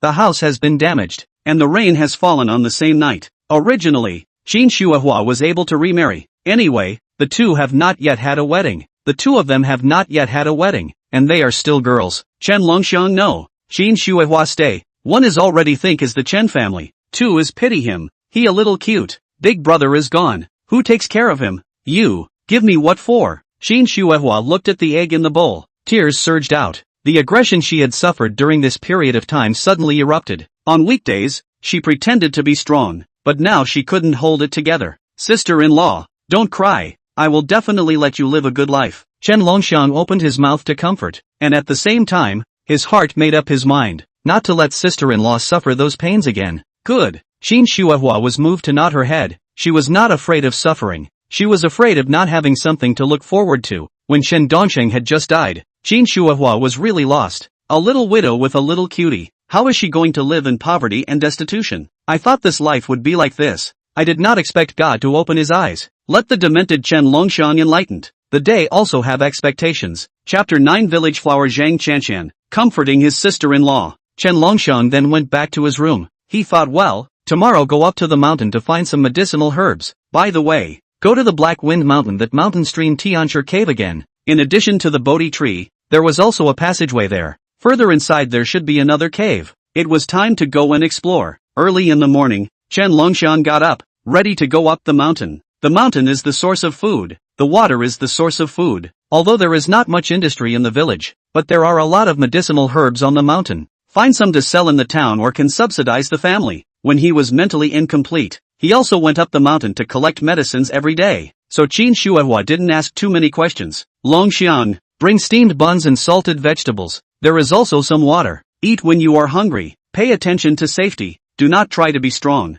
As usual, Qin Shuihua prepared dry food for him. Chen Longxiang nodded. There was more than one path up the mountain, and there was a remote path that Chen Longxiang liked to walk when he was demented. The grass and trees were dense, and almost no one else would come from this side. Only today, there seemed to be someone. When Chen Longxiang saw the scene in front of him, his eyes blinked a few times, and his eyes grew bright. Village flower Zhang Chanshan was squatting next to the path, not knowing what she was doing. Just a stream of milky white scene is very eye-catching. It turned out that Zhang Chanshan went up the mountain internal emergency, borrowing the cover of the bushes. Coupled with the fact that this road is usually very few people, she thought that no one would see. However, Chen Longxiang looked all over the place, should not see. Zhang Chanshan found him, suddenly panicked and stood up, but forgot to lift his pants. The scene was once again awkward. Good thing you're a little cutie. Discovering that it was little cute. After Chen Longxiang, Zhang Chanshan settled down and slowly put on her pants. If it was a normal man, she would have hated to find a crack in the ground. As for the little cute,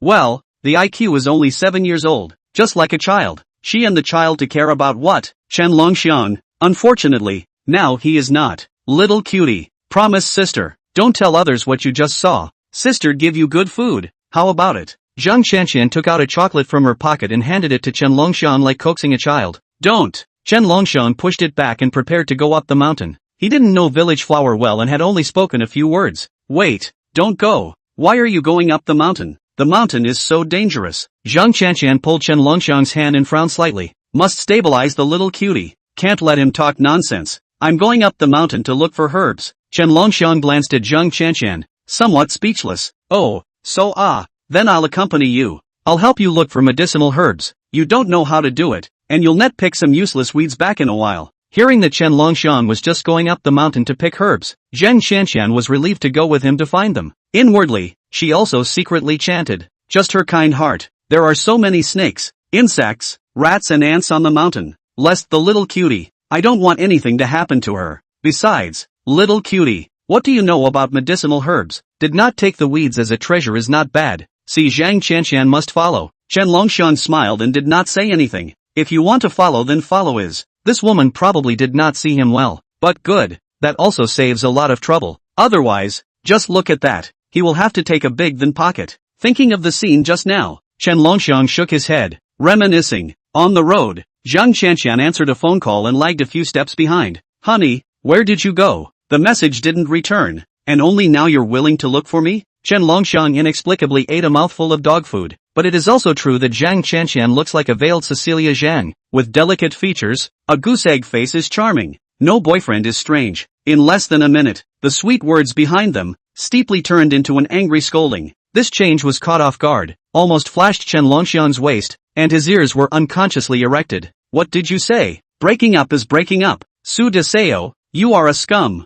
You think that besides you, no one else wants me? Lao Ai told you. There are more men who want to pick me up. What are you? Zhang Qianqian was agitated. Her face was suffocatingly red. She hung up the phone viciously. Bah! Men are no good. They are only honest when they are in the coffin. Chen Longxiang looked at her with a feeling of lying down. Zhang Qianqian thought that even little cute was also looking at her for a joke. The anger in her heart had nowhere to be vented and was all directed at him. Why are you looking at me? I have written words on my face? Seeing you men is annoying. Disgusting. After cursing, she beamed and sulked again. Sister Qian, what's wrong? Chen Longxiang played dumb, purely because he wanted to care about the village flower. It really wasn't gossip. Could village flower still be dumped? Seeing Chen Longxiang speak, Zhang Qianqian's anger subsided by half, and she blamed herself somewhat. Sorry alas, I'm with a little cute. What's the point of getting angry? You didn't mess with me, it's my fault. You are a cutie, not in the stinky man category. Chen Longxiang,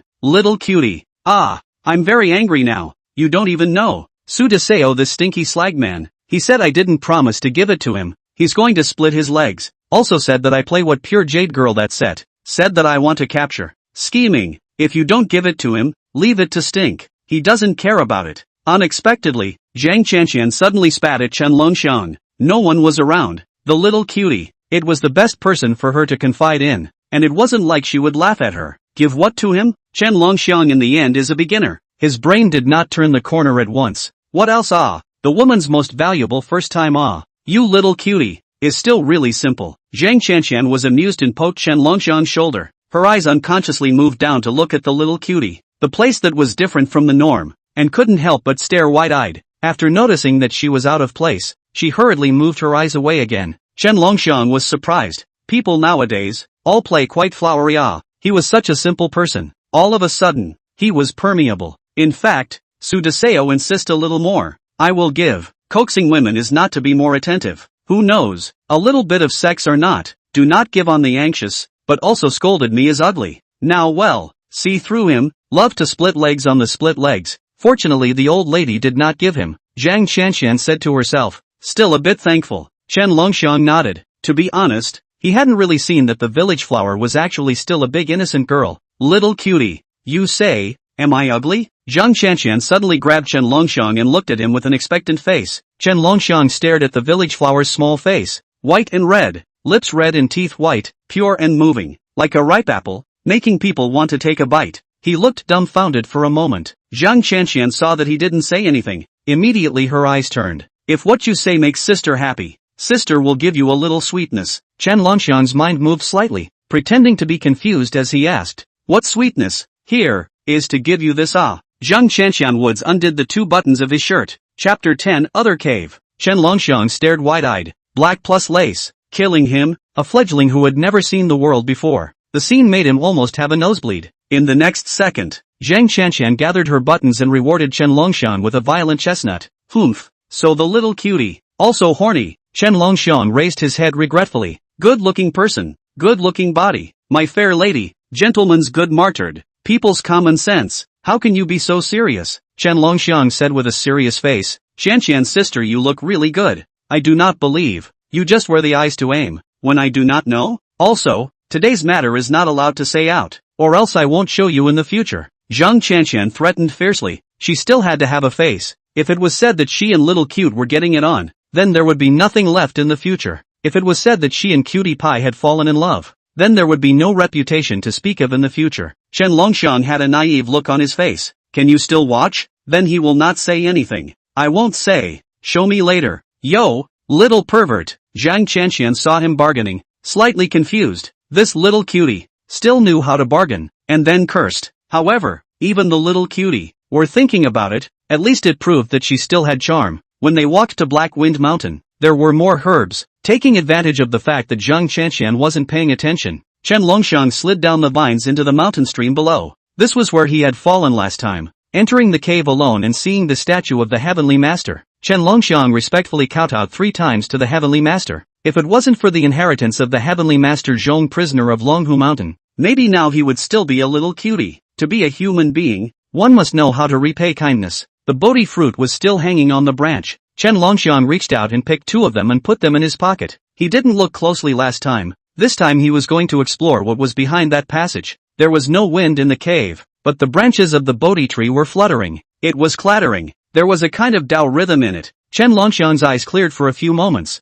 and his body was indescribably refreshed, as if he had been baptized by the Tao rhythm. Walking into the passage, he saw a bright light. Chen Longxiang approached and was dumbstruck. The entrance to the cave was extended downwards, and there were naturally formed stone steps. Following the steps all the way down, Chen Longxiang was stunned by the sight before him. This bottom was actually a natural medicinal herb garden, surrounded by high mountains on all sides, and the place he was in was like a deep pit. There were other caves. After observing, there wasn't even a single bird in the sky above. Chen Longxiang suspected that this place was a formation. The outside could not see this place. Otherwise someone flying an airplane over would have discovered this place long ago. All sorts of rare and precious medicinal herbs were on display. Chen Longxiang's mouth was watering. A small portion of them were recognizable, and most of them were unrecognizable. Tianshan snow lotus. Medicinal herbs that could only grow at dozens of degrees below zero actually existed here. It simply stunned Chen Longxiang's jaw. However, once he thought about it, he had been given the Heavenly Master's inheritance and calmed down. What was so strange about it? Wasn't it just a snow lotus? When he saw the 1,000-year-old blood ginseng, his heart still couldn't help but tremble. Sandwood root. Broken dragon root. Seeing the back, Chen Longxiang was already numb. Picked up the treasure. Heavenly Master, you're so good to me. How could a Heavenly Master who gave away a gong method and also attached a medicinal garden not be considered a great benefactor? He was willing to thank 800 times a day. Although he wanted to pack away all the medicinal herbs here, he held back. If you leave a green mountain behind, you are not afraid of having no firewood to burn. At this time, Chen Mo noticed that there was a spring next to the herbs, and those herbs were relying on this spring to survive. Chen Longxiang subconsciously tasted it and realized it was very different, sweet and delicious. In addition, it gave a refreshing. This is a spiritual spring? He was shocked. There are records in the Xian medicine art. The place that can give birth to the spiritual spring is rare, and the surrounding area of the spiritual spring is suitable for planting many medicinal herbs, and the medicinal properties are better than those of the pure wild ones. Chen Longxiang immediately weighed the fact that the medicinal herbs in here needed to be picked again,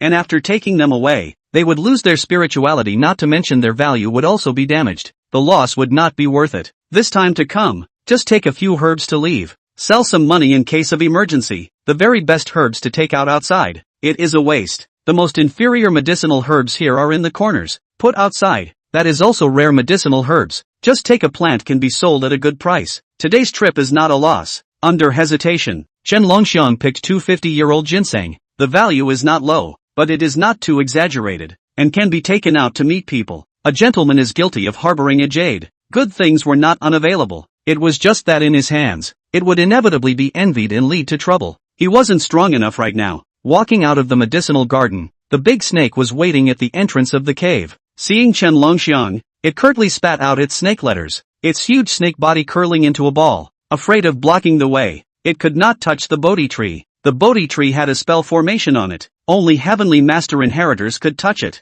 The serpent's intelligence was not low. Knowing that only by obeying Chen Longxiang would it have good fruit to eat. Sensing Chen Longxiang coming, it squatted here. You're quite resourceful. Let's see if you know what you're doing. Chen Longxiang reached out and touched the snake's head, realizing that the big snake was even smoother and harder than last time. The patterns on its body were bright and colorful. Turning into a jiao was merely a matter of time. It was probably the benefits from the Bodhi fruit. Hiss! The big snake lowered its head and spat out its letters, rubbing against Chen Longxiang's hand, just like a small child asking for candy. Chen Longxiang smiled and threw a Bodhi fruit into its mouth. Good fellow, just waiting for me to give you a Bodhi fruit? The big snake swallowed the Bodhi fruit in one bite. There was a blinding bright light at the snake's belly, which disappeared again in an instant. Hiss! The large snake spat out its letters. Its snake eyes carried a hint of gratitude as it looked at Chen Longxiang, twisted its huge snake body, and quickly dived under the water. It was as if it had never appeared. On the mountain, Zhang Qianqian's throat was almost broken. Little cutie, where are you? Come out. She then turned around to look for herbs for the effort. Little cutie was gone. Along the two people walked through the place. Before and after, she looked for a time. The silhouette did not see one. Chen Longxiang was like disappearing into thin air. Back to the original place. Zhang Qianqian is already scared pale, hands and feet shaking. Heart disease or fast to her scared out. It couldn't have hit a ghost, or was it carried away by a wild beast? Little cutie, you come out quickly don't scare me. Shouted for a while, still no one. Zhang Qianqian shivered and hurriedly pulled out her cell phone, ready to call the police. A hand snatched the phone out of her hand and pressed the hang-up button. Zhang Qianqian snapped her head up and saw that it was Chen Longxiang. Her face could be considered a little better, but did not notice the little cute. How could you grab her cell phone and still hang up? Where did you go? Want to scare me to death? I saw a hare and chased after it. The wild rabbit ran too fast. I couldn't catch up, so I stopped chasing, but as luck would have it, I found two good plants. Chen Longxiang shook the wild ginseng in front of Zhang Qianqian.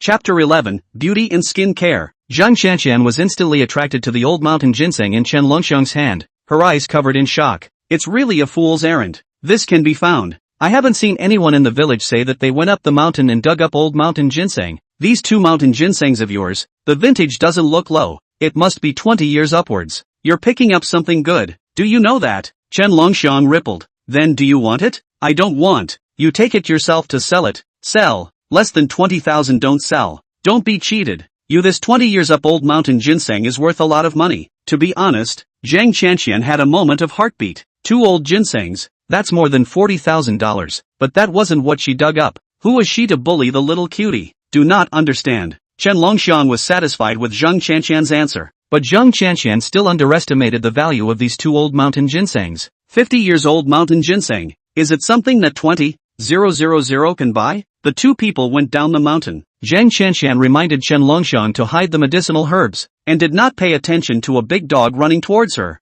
It directly bumped into her. Her whole weight was unsteady and she was going to fall. Fortunately, Chen Longxiang held on in time. The dog was still running around. The two men recognized the dog as the treasure of Li Shuijian's son, Li Fuguwei, the richest man in the village. Li Fuguwei had threatened that whoever in the village dared to touch his dog for a moment, he would bolt the person who touched his dog and use it as a dog to sneak around. Arrogant to the extreme. Watch your dog. It almost knocked me over. Zhang Qianqian was furious. Seeing Li Fuguwei didn't have a good mood. This dog was notoriously stubborn. It was true that what kind of dog there was what kind of owner. Li Fuguwei not only didn't care, but instead looked at Zhang Qianqian with a smile. Isn't this the village flower of our village? Why are you with the little cutie? Mixed together, but also hugged together so close. It is hard not to look at this little cutie. Is it possible that you are looking at this little cutie? Chen Longxiang still holding Zhang Qianqian. It looks like the two people hugging in one piece. What are you talking nonsense? Zhang Qianqian frowned. Seeing Li Fuguwei's oily appearance made her want to vomit.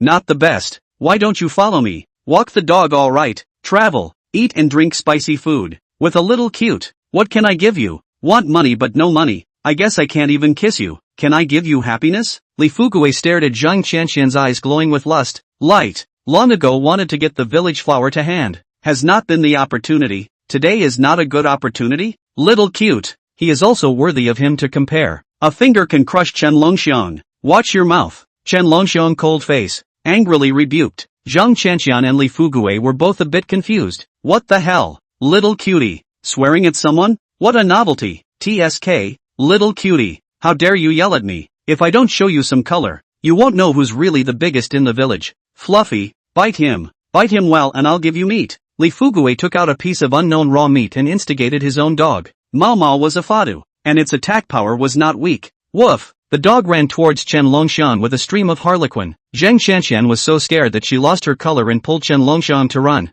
Seeing this scene, Li Fuguwei smiled even more arrogantly. Mao Mao. Chase. Wasn't it quite fun for a dog to sneak up on people? Chen Longxiang glanced at Zhang Qianqian who was still running wildly, somewhat speechless. To run, just run. Pulling him to run for what? Do not know that the more you run, the more excited the dog? What to do? That dog is so ferocious, about to be caught up. Zhang Qianqian, face white, looked back at the dog. People are almost crying out. Chen Longxiang's gaze flickered slightly. He did not reply, secretly casting the imperial beast art. A mere Fido that had not yet opened its spirit. What was there to be afraid of? Chen Longxiang pinched his knuckles. Then the fierce gaze of that Fadu was confused, with Chen Longxiang pointing at Li Fuguwei. A low drink. Go, bite him. The Fido looked like it received the command woofed, then ran over in Li Fuguwei's direction. Woof, woof. The more it barked, the more ferocious it became. The appearance of showing its teeth scared Li Fuguwei. Mao Mao, what are you doing? Seeing that the situation was not right, Li Fuguwei flung himself away and ran,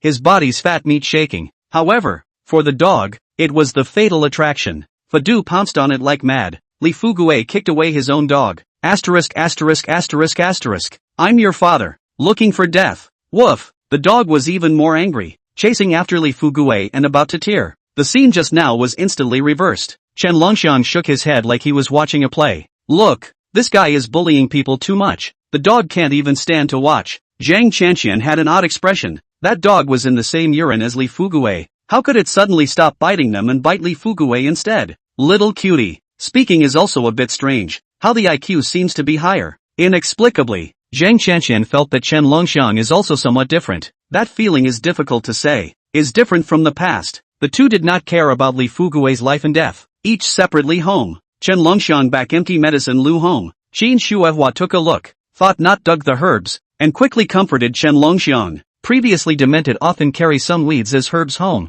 She is already accustomed to it. It's okay, I can't dig it another day. There are plenty of herbs on the mountain. However, at this time, Chen Longxiang silently took out the two old mountain ginsengs from his arms. Qin Shuehua was directly dumbfounded. My goodness, this is old mountain ginseng. Did you dig it yourself? Yeah, got lucky and stumbled upon it. Chen Longxiang didn't say more. Not for fear that his sister-in-law would miss it, but for fear that she would accidentally spill the beans. At that time that medicinal garden and spiritual spring would be ruined. Longxiang, you are awesome. Qin Shuehua was excited, and her own face turned red when she finished speaking. Awesome? Awesome in what? The corner of Chen Longxiang's mouth slightly hooked up. It's over. After hanging out with Zhang Qianqian for a morning, he's not pure anymore. Sister-in-law, this is Bodhi fruit. It can nourish your face and beauty. Here you go. After thinking about it, he took out a Bodhi fruit. After getting benefits himself, he couldn't forget his sister-in-law. How do you know it can nourish beauty? Don't be coaxing me. Where does Bodhi fruit have this effect? Qin Shuehua didn't believe it. She had never heard of eating a fruit that could beautify and nourish her face. But Chen Longxiang's heartfelt wishes, she still accepted it, lest he be unhappy. Yes, I met an old man in the mountains. He is a barefoot doctor. He said that it can nourish your face. You will know if you try it. Ordinary linden fruit, of course, didn't have this kind of effect, but this was a good thing left by the heavenly master. What's more, there was a spiritual spring watering it. The effect was naturally very different. Hearing that it was the barefoot doctor who said this, Qin Shuehua believed it for a few moments. Over the years, she took care of Chen Longxiang. She had no time to dress herself, and she was emaciated for a few minutes, looking older than her peers. There is no woman who doesn't love beauty. So, Qin Shuehua in front of Chen Longxiang's face, small mouth slightly open to eat. Chapter 12, Becoming Good-Looking.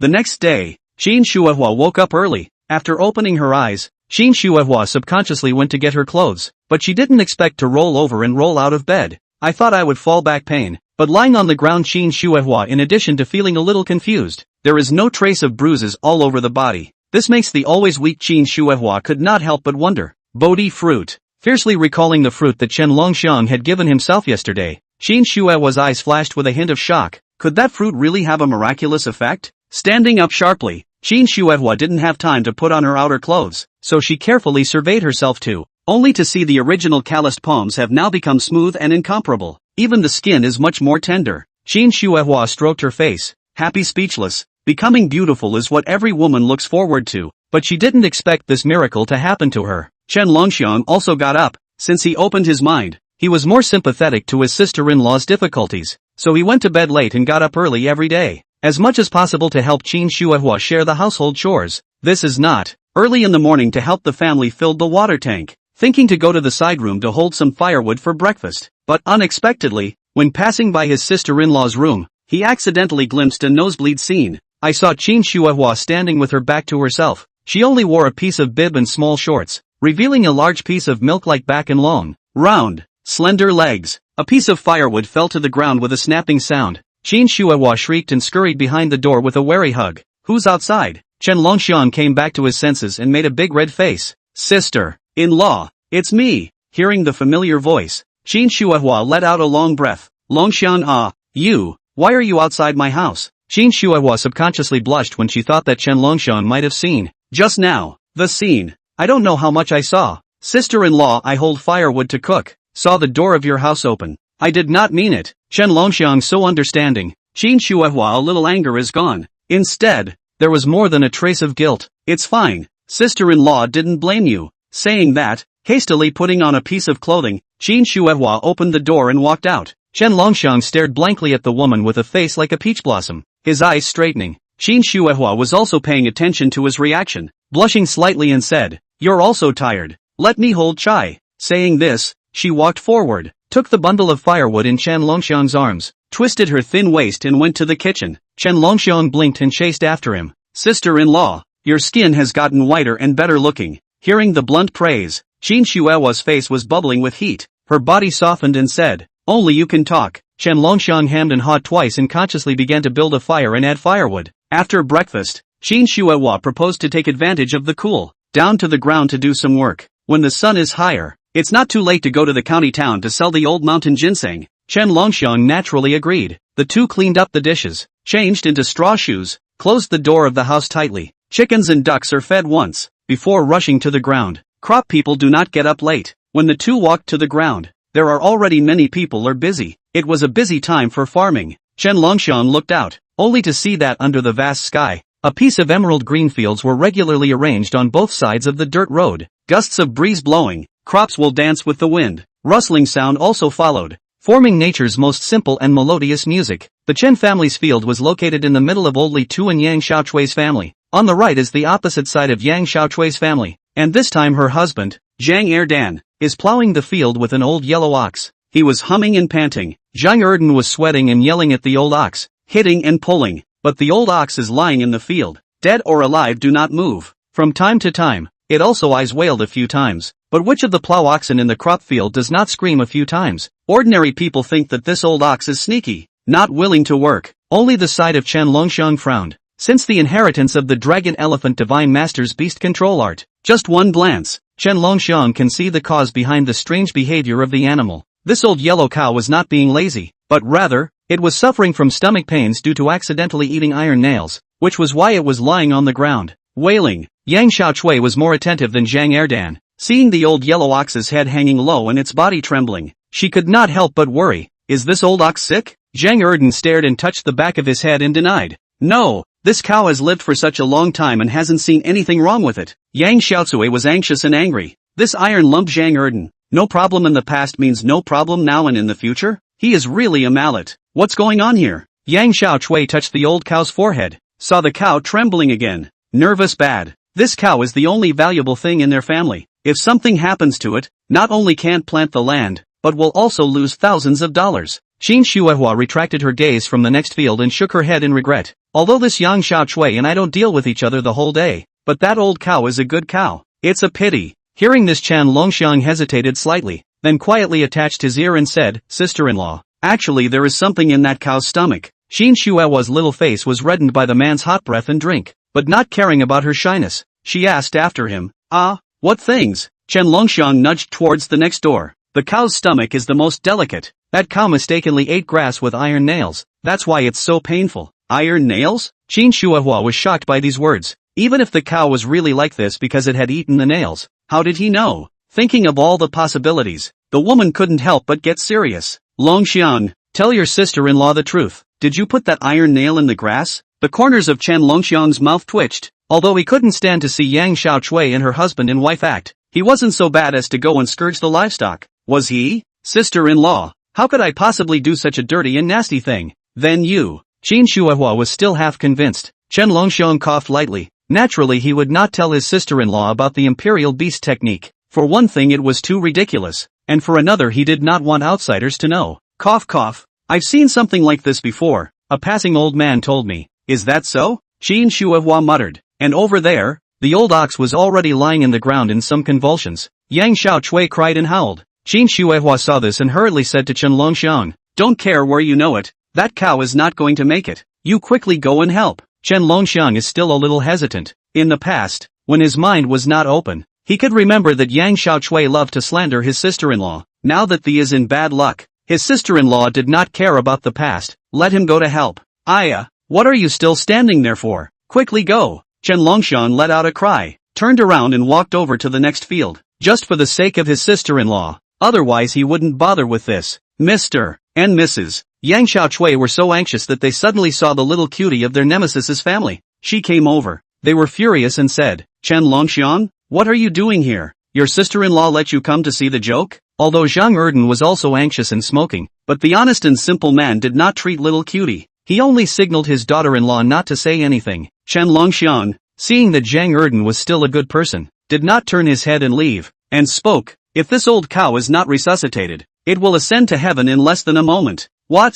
Yang Xiaochui screamed, and then stared at Chen Longxiang, dumbly asking, how to rescue it. Do you have a solution? Chen Longxiang took a few steps towards the old cow, broke open the cow's eyes and looked at them, and sighed in relief. This old cow's eyes haven't turned white yet. You guys hurry up and get some fresh cotton and give it to the cow to eat down. Cotton? You kid is crazy. I've heard of cows eating grass. I've never heard of eating cotton. Yang Xiaochui said. Zhang Erden did not speak, seemingly considering the credibility of Chen Longxiang's words. Seeing that Yang Xiaochui did not listen, Chen Longxiang was not in a hurry. Alright, then you guys prepare to sell beef. One sentence completely pissed off Yang Xiaochui and looked at her own deadbeat. What are you still standing there for? Quickly go find cotton. Zhang Erden also stopped grunting, seeing that the cow was dying through. He could only listen to Chen Longxiang, and treat the dead horse as a living horse. 5 or 6 minutes later, Zhang Erden clutched a large handful of cotton from the dirt road and ran wildly. Here it comes, the cotton is here. Yang Xiaochui anxiously clutched up a handful and shoved it into the old cow's mouth. Strangely enough, the cow suddenly came to life when it saw the cotton, and gnawed through the whole bunch without any effort. After waiting for 4 or 5 minutes, the cow finally stood up the front legs. The whole body is used here. Plop sound, a pile of dung fell from behind. At once the stench was overwhelming. Chen Longxiang covered his nose and took a step back. Then he heard Zhang Erden shout, daughter-in-law, there are nails. Chapter 13 Cheongsam Beauty. Yang Xiaochui also walked up and examined it, only to see that in the center of a pile of cow dung, a 10-centimeter long large iron nail was conspicuously stuck diagonally into the cow dung. Damn it, Zhang Erden, didn't I tell you to put away the garbage from repairing doors and windows? Zhang Erden had a jolt, then rubbed his hands with an awkward smile. It probably fell into the grass nest. Blame me. But wife, that little cutie, how do you know in such detail? Zhang Erden smartened up, lowered his voice and muttered to Yang Xiaochui. Right. The bottom of Yang Xiaochui's eyes were full of doubts, and she turned her head to look at Chen Longxiang, who had long been prepared. Without hesitation, he explained, my sister-in-law has seen this kind of situation, and she's the one who asked me to come and tell you. The couple was surprised to hear this. Yang Xiaochui was even more filled with unnaturalness, but in her heart, her impression of Qin Shuihua quietly changed by a few points. This little widow, quite a good person. After dealing with it, Chen Longxiang returned to his own field, and his sister-in-law did a solid morning, near noon before staying at work. After the two returned home, Qin Shuihua was busy turning on a small electric fan, asking Chen Longxiang to blow. Look at you sunburned, all black, hurry to blow. In the past Chen Longxiang mind is not open, is a child of the year. Qin Shuihua also cannot let him go down to work, so Chen Longxiang's skin is more tender than other young people. Now at first glance down to the ground, by the poisonous sun for a morning, to peel off the skin. The Qin Shuihua heartache. Chen Longxiang, however, wiped the sweat, waved his hand and said, "Sister-in-law, you blow? I'll just take a shower." Qin Shuihua, alas, still want to say something, just saw the teenager take off his upper body sweatshirt as soon as he could, and walked towards the wellhead with his bare bladder. With a crash, a large basin of cool water poured down. The water flowed down Chen Longxiang's back all the way down. The pants were instantly wet, tightly sticking to his thighs. Looking at Chen Longxiang's rather linear body, Qin Shuihua somehow suddenly blushed and blushed, did not dare to look at more, then went straight back to the room. Chen Longxiang relieved the summer heat, before drying his bladder, put on clean clothes, yelled through the door panel, "Sister-in-law, I'm going to the county town." "Ah, good, be careful on the road." Qin Shuihua stood up, thought about it or didn't open the door, but watched the departing figure from the doorway. After waiting for Chen Longxiang to leave, only then did she flutter her chest and sit on the bamboo bed, holding a bushel fan in one hand and fanning it away, as if she wanted to fan the heat away from her body. Recently things can be quite a lot. First suddenly not stupid, and then also brought back a variety of rare medicinal fruits. Even the old cow mistakenly eat iron nails. Such strange things cannot bother to solve. Could it be that the heavens have opened their eyes and could not bear to see their miserable days, only to let the dragon elephant become so smart? In any case, the day is considered to have hope. Chen Longxiang played into the county ox cart all the way to the asphalt highway, before jumping off the carport. "Grandpa, money for the cart." Chen Longxiang fished out a $5 bill from his pocket and stuffed it under the hay in the carport. The old man hurriedly turned back at the sound of it and refused with a terse neck. "What money do you need?" "Just a ride, take it away." Chen Longxiang did not reply, just waved his hand. Then he took a big step toward the county town. In fact, their Taoyuan village also has the purchase of herbs, but the price pressure is very strong. He sneakily inquired. "Ordinary mountain ginseng only give $180, but the black-hearted traders can sell a few $1,000s. In the middle of the dead just separated a packaging fee. He is not the wrongdoer, and although the county is not familiar with the place, but the price is high, at least will not shout the price of pit people." Chen Longxiang came to a street full of stores, and after a brief survey, he walked towards a Baozi store. A middle-aged man with a simple appearance was yelling. Chen Longxiang pulled a smile and asked, "Big brother, how do you sell this bun? It looks real sincere." Upon hearing this compliment, the middle-aged man smiled and said, 50 cents apiece. "Meat." Chen Longxiang bought 2 meat buns, gulped and gnawed on one, wrapped up the other in greaseproof paper and stuffed it in his pocket, taking it back to his sister-in-law for a taste. "Big brother, do you know of a place around here that buys herbs?" The owner of the Baozi store very enthusiastically pointed in a direction and exclaimed, "It's at the southwest corner. You go 2 intersections west from here, turn south again and you'll see a street. That's the place that specializes in acquiring herbs." Chen Longxiang thanked the boss and followed the route to successfully find that herb street. The street was small, oriented north-south, and covered an area of 3 to 4 miles. Stores were one next to the other. There were big and small ones. The flow of people was not large, but they were all specialized in buying or selling medicinal herbs. Chen Longxiang looked as he walked. Since he had received the Heavenly Master's inheritance, many medicinal herbs could be recognized as true or false just by looking at them. Like a lot of medicinal herbs underneath, although labeled with the word wild, but in reality are artificially planted, the effectiveness of the natural also greatly reduced. However, this difference is not visible to the general public. While he was looking around, he accidentally bumped into someone. Chen Longxiang subconsciously apologized. "Sorry." The woman saw him being humble and courteous, her thin lips slightly opened. "It's okay." Like flowing water, like pleasant voice. Let Chen Longxiang subconsciously looked up, only to see a tall Cheongsam beauty is smiling at himself. Chen Longxiang had never seen a woman who was more beautiful than his sister-in-law, but this one was not only top of the line in terms of face value, even her temperament was not inferior to Qin Shuihua's, and even better. That elegant and self-satisfied, noble and cool temperament instantly touched his heartstrings. This wonderful feeling, even after more than 10 years, Chen Longxiang would sigh more than once whenever he thought about it. When he came back to his senses, the beautiful woman had already walked away. Chen Longxiang shook his head. Cannot help but sigh, this county is really not better than the poor countryside of the small countryside. Casually see a woman, are so beautiful. However, although sighing, the main thing cannot be forgotten. Chen Longxiang along the street after strolling around, on the big decades of wild old ginseng, the market has a general understanding. Finally decided to a rather spacious store, selling the 2 mountain ginseng in his pocket. However, what he didn't expect was that in this herbal store, Chen Longxiang once again saw that stunning beauty in a Cheongsam. The woman was purchasing an old mountain ginseng. Chen Longxiang listened to her conversation with the owner and learned that the woman wanted to pick an old mountain ginseng that was more than 100 years old and send it out as a birthday gift for her elders. This store owner could speak well and soon had the woman looking at a mountain ginseng. Girl, see you pretty. I'll tell you the truth. This mountain ginseng in the store put some years, not to say is the treasure of the town store, is also rare good goods. See, this dress does not look like no money, so I'll give you a moderate price, 13,000, okay? 13,000? The surrounding people including Chen Longxiang were shocked by the price. However, a really good mountain ginseng with years of age can indeed be sold for tens of thousands of dollars. But unfortunately, this mountain ginseng is fake. Chen Longxiang frowned and scrutinized the mountain ginseng in the red velvet box. The color of wild mountain ginseng was not this bright. The root complexity had no system, but this mountain ginseng was obviously carefully taken care of by artificial. At a glance, it was not pure. And over there, the woman had already nodded her head and was ready to pay the bill. Chen Longxiang, however, drank loudly. Don't buy it, it's fake. Chapter 14, Give a baby for you to see. The shopkeeper blackened his face and glared angrily at Chen Longxiang. Kid, talking nonsense before your hair is even long. What do you know? Seeing that Chen Longxiang did not say anything, he turned his head to look at the beautiful boss again. Beauty, don't believe this kid's words. He's just talking nonsense. A little guy whose hair hasn't grown. What the hell can he know? Chen Longxiang wanted to say something. The beautiful boss, however, glanced at him. Tell me why you think this old mountain ginseng is fake. Do you want to hear it? I'll say it if you want to hear it. I'll be lazy if you don't. Chen Longxiang raised his eyebrows. He was just being kind and reminding. If this girl treated him as a troublemaker, then he didn't have to be a good person. Speak. The beautiful boss nodded. Roll.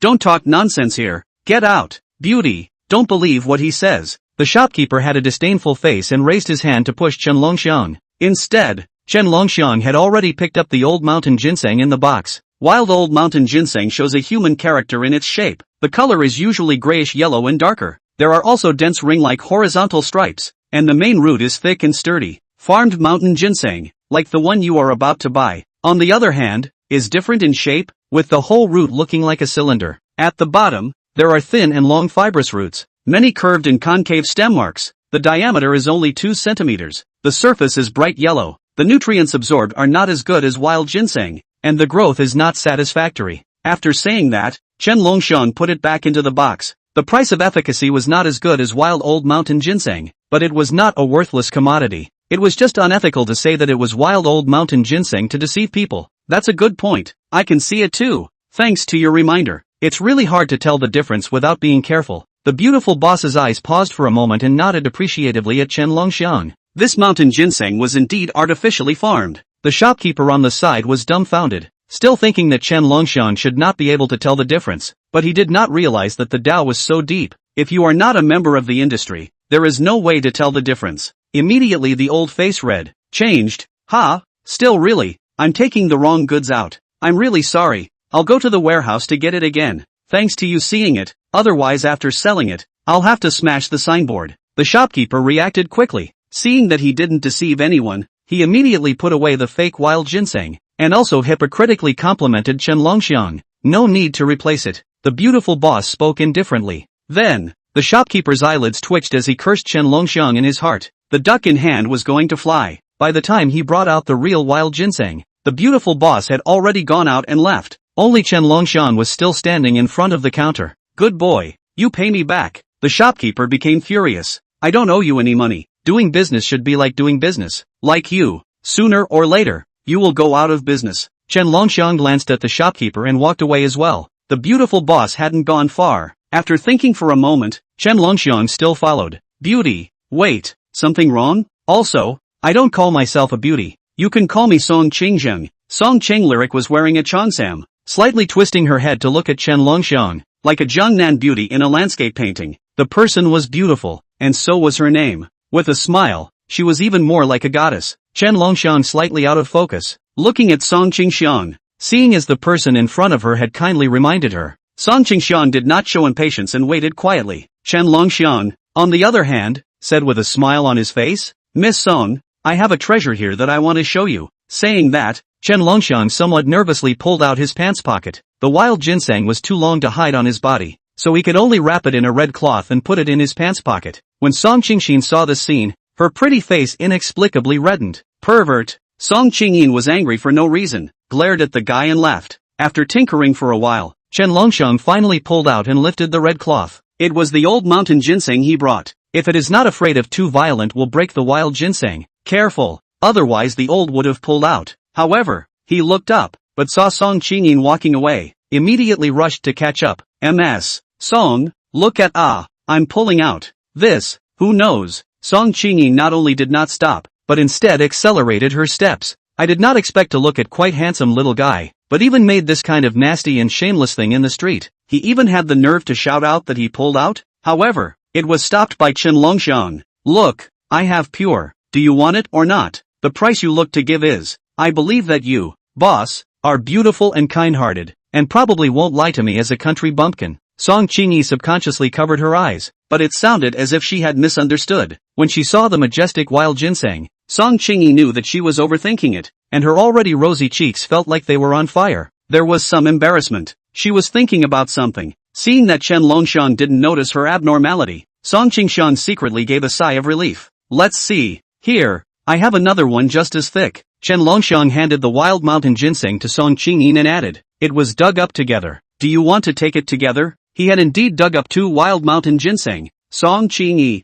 her pretty face turned even redder. Can you finish talking at once? Looking at the 2 wild mountain ginsengs in front of her, Song Qingyin calmed down a bit. A 50-year-old wild mountain ginseng. The price on the market is around $100,000 a plant. You're going to sell them all to me? Well, too lazy to make another trip. If you can buy it, I'll give it all to you. I trust you, Song, you are beautiful and have a good heart. Chen Longxiang nodded his head. $100,000 a plant. That was not bad. Before, the village flower had said more than 20,000, but it was still 70 to 80,000 higher. Song Qingxian was complimented by Chen Longxiang and became a little fluttery. The people who complimented her were too many to count in a line, but the first time someone complimented her with such simple words, it set off waves in her heart. Typical of eating too much pork, the occasional small dish in clear soup had a different flavor. It's not easy for you to come here. How about this? I'll give you $200,000 and the 2 old mountain ginsengs will be mine. Let's leave a contact. You can send me anytime you have mountain goods in the future. $200,000? Chen Longxiang took a deep breath,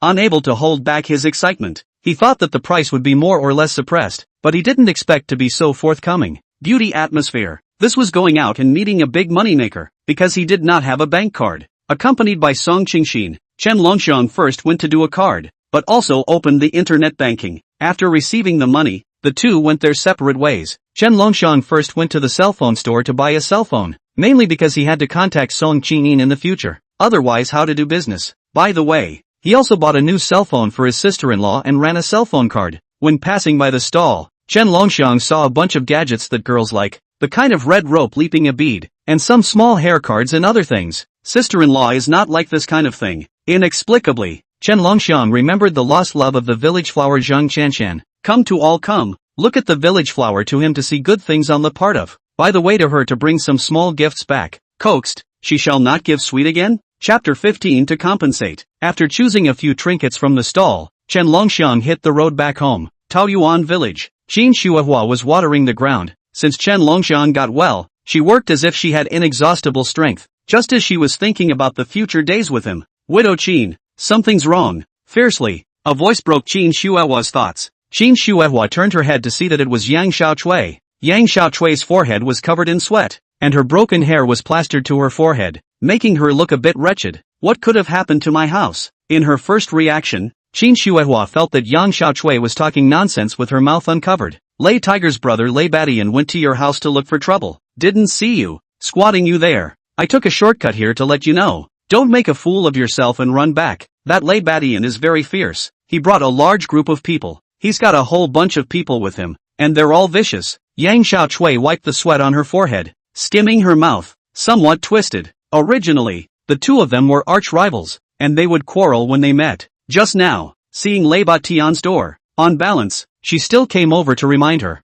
What? Lei Batian? Qin Shuehua was so scared that her hands were shaking. The Lei brothers are considered infamous in Taoyuan village, and Lei Badian is even more terrifying than his brother, Lei Tiger. As for Qin Shuehua's fear, her heart wondered, looking at her usual nemesis. When did you become so kind? Did you scare me on purpose? Of course it's true. I've always been kind-hearted. Certain people just can't see it. You love to believe it or not. Yang Xiaochui was a bit angry. Good intentions as a donkey's liver and lungs. Anyway, she was just looking at Chen Longxiang saving her family's old cow. Just helping them once. If you don't believe me, forget it. Then what to do now? Once she heard that it was true, Qin Shuehua also lost her master at once. Fortunately, Chen Longxiang was not at home, so her lifted heart was half put down again. What can be done? You and Chen Longxiang hide outside. Can't find anyone. Those bastards will naturally leave. When he's gone, you guys can go back. Thinking of Lei Baishan's group of fierce and vicious guys, Yang Xiaochui also winced. Qin Shuehua calmed down and gave Yang Xiaochui a grateful look. This person's heart was still good.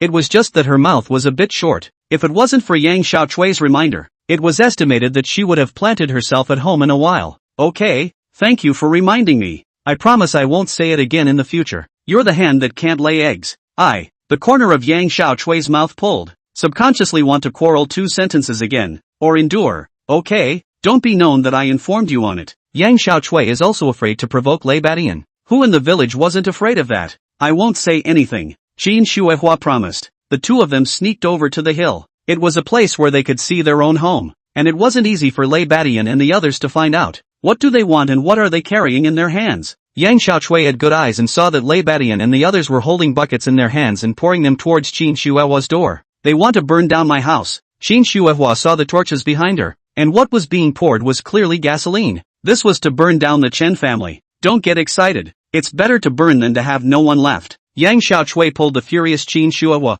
worried that she would throw herself into the fire. This was folding even the people together. Then there would be nothing left. No, that's the only thing of value left in old Chen's house. I can't just stand by and watch Lei Badian burn the house down. Qin Shuehua's anger got the better of her. Breaking away from Yang Xiaochui and rushing towards the front of the house. Yang Xiaochui at the back couldn't even stop her. Only when she ran to the door of the house did Qin Shuehua start to get scared. Her legs couldn't stop trembling. Qin Shuehua used all her strength and shouted, "You guys stop!" Lei Badian glanced at Qin Shuehua, and his eyes were instantly drawn to her delicate appearance, coupled with the fact that Qin Shuehua had eaten the bodhi fruit. Her face, which was originally waxy and yellow, was now moist and translucent, and she was extremely lovable. Who is this person? Why do we have to stop when she says stop? Wouldn't we lose face then? Lei Badian touched his obese chin, salivating. Qin Shuehua felt Lei Baishan's naked eyes and rounded her eyes, her body trembling a little. Boss, this is little cutie's sister-in-law. The little brother on the side opened his mouth,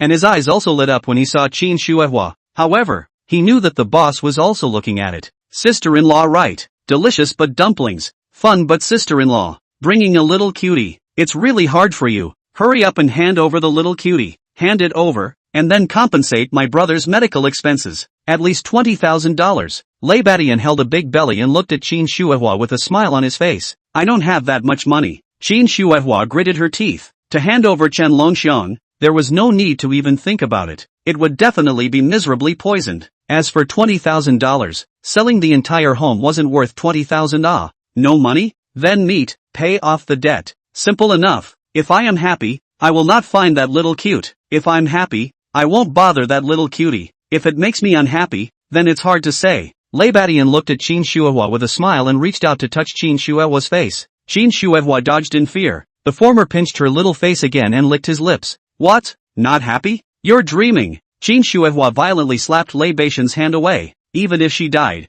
there was no way she would let this bastard defile her innocence. You don't know how to behave. Lei Badian raised his hand high and was about to teach Qin Shuehua a lesson. Just then, Wang Dachuan rushed over and grabbed his hand. Boss Lei, let's not be general with women. Come on, let's talk. Give me face. Wang Dachuan glanced at Qin Shuehua. After 2 days of not seeing her, this little widow had gotten a lot whiter and more tender. It would be bad if Lei Badian gave it a bad beating. Village chief, help me. Qin Shuehua was so anxious that she grabbed Wang Dachuan's clothes, subconsciously treating him as a life-saving straw, not realizing that this guy was also a jackal that was thinking about her body. Wang Dachuan was satisfied with the little widow's reaction. No, obediently had to beg him for help. Lei Badian didn't notice the exchange between the two and glanced at Wang Dachuan. The village chief's face, he still had to sell it. Village chief, what do you want to talk about? That little cutie, beating up my brother. We can't just let it go. My brother is known in the village for his kindness. People are bullied for being good. Now that he's been beaten up,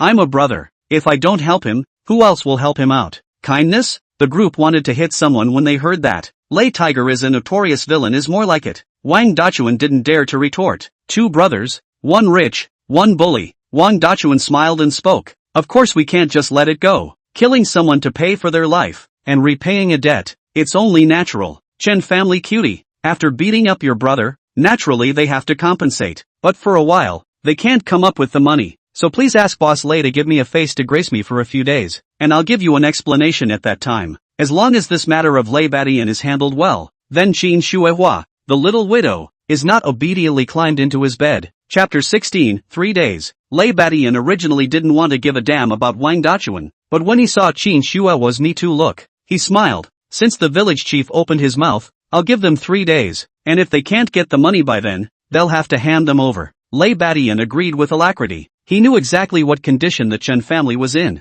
not to mention $20,000, even $1,000 could not be taken out. At that time, it was still not up to him to decide what to hand over. Wang Dachuan's eyes narrowed slightly, seeing Lei Badian's thoughts, and didn't say anything. Before Lei Badian left, he raised his hand and wanted to pinch Qin Shuehua's chin, but the latter dodged in time. Lei Badian didn't care, looked at her, smiled skinlessly and said, "Little beauty, 3 days, I will only give you 3 days. If after 3 days, you can't get $20,000, brother, I will not be polite." Qin Shuehua's face paled once again. $20,000, beating her to death. She couldn't get it out. Waiting for Lei Badian to leave, Qin Shuehua looked at Wang Dachuan with red eyes. "Village chief, we can't let them ask for people. If Longxiang falls into their hands, he definitely won't survive. I will find a way to get the money together." Wang Dachuan's eyes twinkled. Lei Badian wanted a little cutie. What's the point? It's Qin Shuehua they're eyeing. But seeing that Qin Shuehua cared so much about that little cutie, he smiled.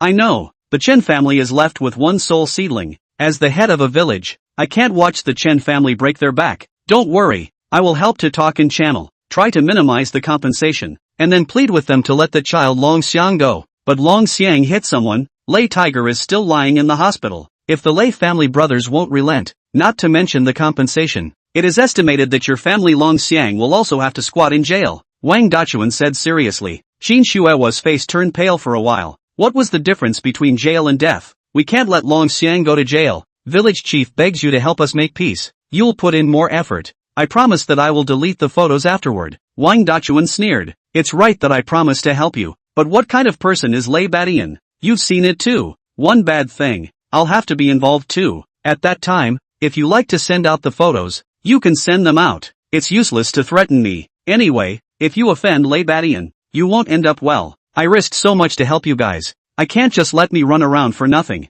Qin Shuehua lowered her eyes and bit her lip as she asked, "Then what does the village chief need me to do? Come to the village office at night." Wang Dachuan didn't say much and walked away with his hands behind his back and a sullen face. Qin Shuehua was paralyzed on the ground. What can be done? Chen Longxiang returned home. Qin Shuehua immediately greeted him. "Longxiang, you didn't meet anyone, did you?" Seeing Chen Longxiang, Qin Shuehua asked without moving. She was worried that Chen Longxiang had run into Lei Badian's group. "It's fine. I'm an adult. What can happen? I can fight and carry on. Ordinary people can't mess with me. By the way, sister-in-law, I brought you a gift back." Chen Longxiang took out 2 smartphones and handed a pink one to Qin Shuehua. His own was black. Qin Shuehua looked at the smartphone in her hand with surprise. It was much better than the old antique in her pocket. "How much does this cost?" "Not expensive. $2,000, Chen Longxiang casually said. It was less than a fraction of 200,000. As soon as Qin Shuehua heard the price, she hurriedly shoved the phone back into his hand. $2,000. So expensive. Did you use all the money from selling the mountain ginseng to buy the cell phone? Return the phone quickly. Sister-in-law has a cell phone. You can keep one for yourself." "I don't want it. I don't want it." Qin Shuehua rambled on and on. $2,000 was as much as the previous half-year's income. "Can't return it. You don't want it. You can only throw it away." Chen Longxiang handed the cell phone over again. "What kind of black store ah? Still not allowed to return." Qin Shuehua still wanted to continue, but when she saw Chen Longxiang's dusty appearance, she was again heartbroken. Purposefully bringing a cell phone back to her, this was also a token of appreciation. Thinking of this, Qin Shuehua paused, pinched the cell phone and put it in her pocket. "Forget it, buy it all. You're quite good at picking, and you know I like this color. Next time you don't need to buy me anything. If you have money, save it." Chen Longxiang could see that his sister-in-law had taken it in order to make him happy, and was about to explain that they weren't actually that poor. However, Qin Shuehua didn't give him that chance. "Hurry up and eat. The food is getting cold." Go take a shower after eating. Look at you covered in stinky sweat. Qin Shuihua pulled over Chen Longxiang and helped him organize all the matters of his life like in the past. Chen Longxiang was helpless. Dare I say that his sister-in-law still treated him as a child with an IQ of only 7 years old, just like taking care of a child. Everything was done in detail. After washing up, Chen Longxiang also forgot to talk about the mountain ginseng and blew his hair in the doorway bare-chested. Qin Shuihua happened to come out of the room, and when she saw Chen Longxiang's robust body and hard lines, she instantly blushed. There was no shortage of looks before. The Chen Longxiang that could be before was a little cutie, raising his hands and feet like a child. She did not have that kind of mind. Where like now, standing upright, extraordinary temperament. Just look at a glance as a little let a person blush heartbeat. The genes of the Chen family are still good. The dead Chen family boss was also of this type. Otherwise Qin Shuihua wouldn't have married in regardless. She was a bit face-controlling, and also a bit dead-eyed. Chen Longxiang was taller and more handsome than Chen Dongxiang. Qin Shuihua looked away, and her heart welled up with strangeness. Sister-in-law, look how you're blushing. After obtaining the inheritance, Chen Longxiang's 5 senses were a lot stronger. Qin Shuihua staring at him like this naturally couldn't hide from his 5 senses. This was remembering his brother? What a bitter sister-in-law. Married over and didn't have a single good day. No, nothing. You have to wear clothes after bathing in the future, lest you catch a cold. Qin Shuihua's gaze averted. Okay, then I put on. Chen Longxiang did not understand. Put on the shirt, blocking the proud 8-pack abs. Seeing that his sister-in-law's face was much better, he didn't think much of it. Midnight, Qin Shuihua stood at Chen Longxiang's door, attached her ear to the door, heard no movement inside, and then tiptoed out of the house. During the day, the village chief asked her to come to the village office. Inside the room, Chen Longxiang had his legs crossed and his eyes tightly closed. The movements in the room were clear to him. Even Qin Shuihua's small movements outside his room door just now did not fall. He was in the Great Dream Springs mysterious realm, learning the art of healing. In this state, he couldn't open his mouth and could only perceive the situation around him unless he took the initiative to exit this state. When Qin Shuihua was out the door, Chen Longxiang violently opened his eyes. The golden light in his eyes flickered away, and he exhaled a long breath of turbid air. In the middle of the night, what was sister-in-law doing out? And purposely watched him sleep before going out? I'm afraid she's going to do something wrong. Chen Longxiang got up in annoyance. He wanted to see if his sister-in-law was looking for a wild man behind his back. Chapter 17, Qin Shuihua's night meeting with the village chief. In the village road, the noisy sound of cicadas around them was just like Qin Shuihua's mood at the moment. Every step forward was like stepping into an abyss. She had no way back. The astronomical figure of $20,000, she could not take out. After taking care of Chen Longxiang for so long, Qin Shuihua couldn't bear to see anything happen to him. Breaking the old Chen family's back, Wang Dachuan let her go to the office. She naturally understand, but at the moment, only Wang Dachuan can help. Qin Shuihua organized her emotions and her eyes were firm. Big deal, just take it as a dog bite. Knock, knock. A knock sounded on the door. Wang Dachuan opened the door and saw Qin Shuihua, who was wearing a long floral dress, and his heart was on fire as his eyes surveyed her indulgently. Then he swallowed his saliva and pulled her in with one hand. Wang Dachuan was a bit dissatisfied. Why did you come so late? I was afraid of waking up the dragon elephant. Qin Shuihua somewhat resisted, instinctively dodging Wang Dachuan. Thinking that Qin Shuihua will not be able to run away tonight, Wang Dachuan's mind also came alive, and he was not in a hurry to bring up the gun to the battlefield. Long night, naturally want to play some interesting. Shuihua, why is there no smile at all? Come on, smile and see. Wang Dachuan pinched Qin Shuihua's face, his eyes full of teasing. Since he had come, he was ready for it. Is it possible that he wanted to make a house of cards even after being a? Qin Shuihua don't face, smell the disgusting flavor of Wang Dachuan's hands. I don't know how many feet this guy is buckled. Don't touch me. You're shameless. TSK, Shuihua, you are wrong. What do you mean by shameless? I'm doing it to help you. Ah, risking so much to help you. You don't give me a little taste of sweetness. Where does it make sense? Ah, collect a little interest just. Anyway, you are not a big girl, and is not a fresh radish. Satisfy me how? This can save that little cutie's life. It can also save your own life. Aren't you going to say thank you? Wang Dachuan put up a front and made himself sound quite noble. A widow, not a little innocent girl. She still had to pretend to be chaste in front of him. Qin Shuihua's breath stuttered slightly, wanting to argue, but swallowed back. If she said that she, or a big girl, it is estimated that this asshole is even more excited. It was true that she had married, but, before marriage, she did not have any indiscretions. However, on the wedding night, before the cave, Chen Dongxiang was gone. Wang Dachuan said this about her. Qin Shuihua could only acquiesce even though her heart was indignant. Seeing Qin Shuehua's emotional resistance, Wang Dachuan didn't do anything hard. Let's eat something first and drink a little wine. Wang Dachuan opened a bottle of erguotu and looked at Qin Shuehua with a smile. There were also a few dishes to drink. After a few cups of strong wine, he was not afraid that this woman would not listen to him. He wanted Qin Shuehua to be more wavy in a while. Drink some wine to bring a little bit of energy. Otherwise like a salted fish. What's the point? Qin Shuehua understood Wang Dachuan's meaning with a glance. I don't know how to drink. Wang Dachuan didn't care. Poured Qin Shuehua a small half cup and pushed it over. Looking at her with a smile. Drink with me.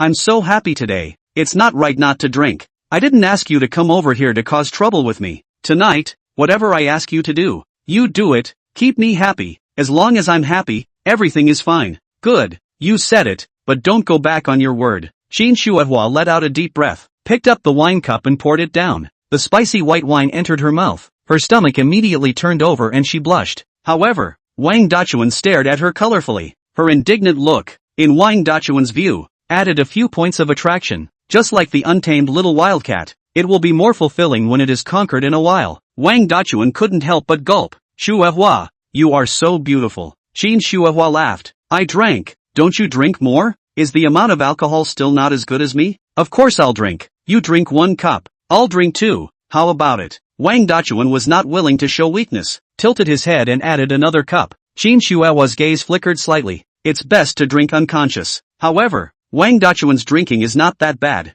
As a cadre, quite a lot of socializing. The amount of alcohol dumped Qin Shuehua a dozen streets. Qin Shuehua does not know how to drink. Frozen was spiced out of tears. Eyes hot. I don't know whether it is the role of erguotu, or a stomach full of aggression. Tears out of the dike. The indignation in the heart reached its peak. For the old Chen family and Chen Longxiang, she swallowed all the grievances. And she didn't ask for anything in return. She just hoped that life could be better. But fate liked to play a joke on her. Repeatedly, again and again, disaster befell her. I thought Chen Longxiang good. Life can slowly become better. She also has a dependence. Who knew that it would lead to another disaster? If Chen Longxiang did not die, would there be no such thing happened? The beautiful fantasy only existed for a few seconds. Qin Shuehua shook her head. Reality was right in front of her. She had to rely on Wang Dachuan in order to save the old Chen family and Chen Longxiang. Ridiculous. Qin Shuehua cried uncontrollably. Wang Dachuan drank a lot of erguotu. His face was red, a little alcohol on the head. Looking at Qin Shuehua crying like a pear, the corner of his mouth even surfaced a painless smile. Shuehua,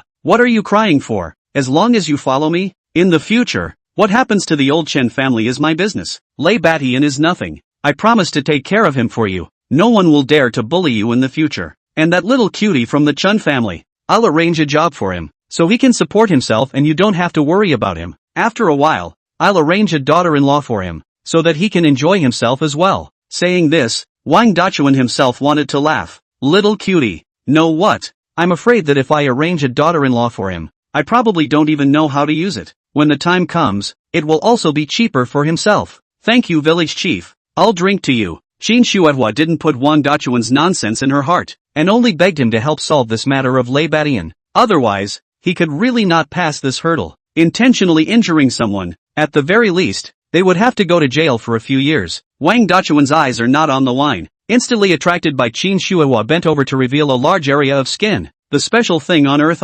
He couldn't hold back any longer. Shuehua. The days without a man must have been unbearable for a long time. Wang Dachuan hissed in a low voice and couldn't help but pick up Qin Shuehua and press her onto the table. Qin Shuehua was expressionless and did not resist. Chapter 18. What's the point of lying to you? Wang Dachuan spat out his wine breath and gnawed on it indiscriminately. Qin Shuehua's face was desperate. Shuehua, you smell so good. Wang Dachuan raised his head and complimented Qin Shuehua, who had long since burst into tears. Also at this time, a loud commotion rang out. Boom! The office door grazed Wang Dachuan's head and flew over, smashing into the wall. Wang Dachuan's wine instantly woke up halfway. Qin Shuehua was also shocked to the point of losing her face. Wang Dachuan, you foul beast! Chen Longxiang stood in the doorway, his tall figure resembling a god of war. In 2 steps, he had already arrived in front of Wang Dachuan. In Wang Dachuan's shocked gaze, Chen Longxiang grabbed his collar and lifted him up, directly threw the person out, then smoothly picked up the belt that was thrown aside. Chen Longxiang held the belt and smiled. The person was still in a state of confusion and didn't react. Chen Longxiang raised the belt and jerked it towards Wang Dachuan.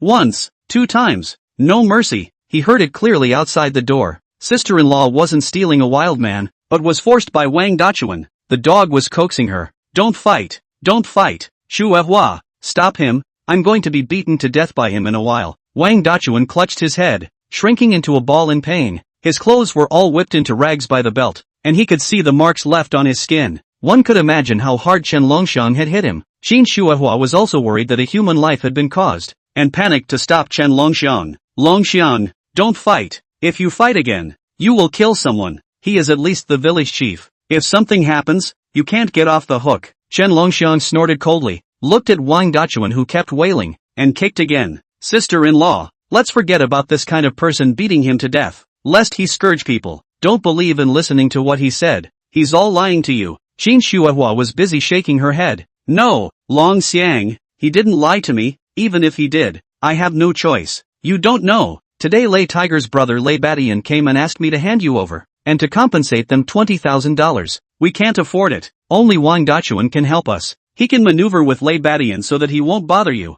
and the money can be discussed again. The premise is that I make him happy. I suffer a little bit of aggression just, as long as the exchange you can be safe on the line. I also count on your brother and the old Chen family. Qin Shuehua tightly grasped Chen Longxiang's hand. Chen Longxiang frowned. It turns out that there is also this level of reason. No wonder Wang Dachuan can let his sister-in-law come over in the middle of the night. Lei Badian, right? He remembered. Chen Longxiang immediately softened his tone and looked at Qin Shuehua. Sister-in-law, you have suffered, but there is really no need for you to protect me in this way. Sister-in-law, you believe me. They can't move me. Don't worry. Humph. Dreaming. Stinky little cutie. Having a few moments of brute strength. You're talking big here. You're not only harming yourself, you're also harming your sister-in-law. I'd like to see, how long can you be tough? If you can't get the money, will Lei Badian let you go? Wang Dachuan struggled to get up, mockingly looking at Chen Longxiang. When the time came, Qin Shuehua, the little widow, still obediently climbed into Lei Badian's bed. Dare to hit my sister-in-law's idea. You seek death. Chen Longxiang slammed his fist on Wang Dachuan's face. Two teeth mixed with blood flew out. Wang Dachuan howled with a bruised nose and swollen face, pointing at Chen Longxiang in frozen pain. Unable to speak. Still dare to glare at me? Chen Longxiang let out a laugh and punched again, only after seeing both sides of Wang Dachuan's face swollen. Did he withdraw his hand in satisfaction? Wang Dachuan, his eyes were swollen into slits. How could he stare? If you dare to tell what happened tonight, be careful of your life. Chen Longxiang's cold voice was like a demon from hell. Wang Dachuan couldn't help but shrink his neck and reflexively tried to raise his hand to block, realizing that Chen Longxiang had already been pulled away by Qin Shuehua. Longxiang, don't be impulsive. Impulse is the devil. Qin Shuehua saw Wang Dachuan was beaten like that. Her mood was much better. But what about the next crisis? After returning home, the two looked at each other. Chen Longxiang did not know how to talk to his sister-in-law. Qin Shuehua wanted to say something. After hitting the village chief, the beam was formed, and it was basically impossible to ask Wang Dachuan for help in the future. But Chen Longxiang had beaten Wang Dachuan for her sake. Could she blame him? Longxiang, I'll pack your clothes. Go hide in the city and don't come back. I'll call you back when it's safe. Tears glistened in Qin Shuehua's eyes as she helped Chen Longxiang pack the few clothes he had. It would be too late if they didn't leave. Chen Longxiang did not feel good in his heart and grabbed his sister-in-law's hand. Sister-in-law, I'm not leaving. What nonsense are you talking about? You must go. If you don't, I'll die for you. I don't know when Qin Shuehua got her hands on the scissors. The scissors were across her neck. With a little more force, it could poke through her aorta. Chen Longxiang's eyes narrowed slightly as he raised his hand and snatched away the scissors. Qin Shuehua was stunned. Sister-in-law, can you hide for a moment? But can you hide for a lifetime? If I'm not in the village, will they spare you? I'm not leaving. Besides, we can afford this money. If it was before, he really didn't have a choice. Now, he wasn't worried at all. Selling old mountain ginseng for $200,000. Just didn't have time to talk to his sister-in-law. Can't afford it. Where did you get the money? Qin Shuehua sighed. Sell everything in the house. We can't even come up with the money. Don't say such silly things. Talking about $20,000 as if it were $2. You can get it out when you say you can get it out? You've become stupid again. The old mountain ginseng was sold for $200,000. It's enough. Chen Longxiang finally found a chance to tell his sister-in-law how much the old mountain ginseng had sold. If he had said it clearly, there should be no such thing tonight. It's all his fault for not telling his sister-in-law in time. It caused his sister-in-law to almost be defiled by that bastard Wang Dachuan. What?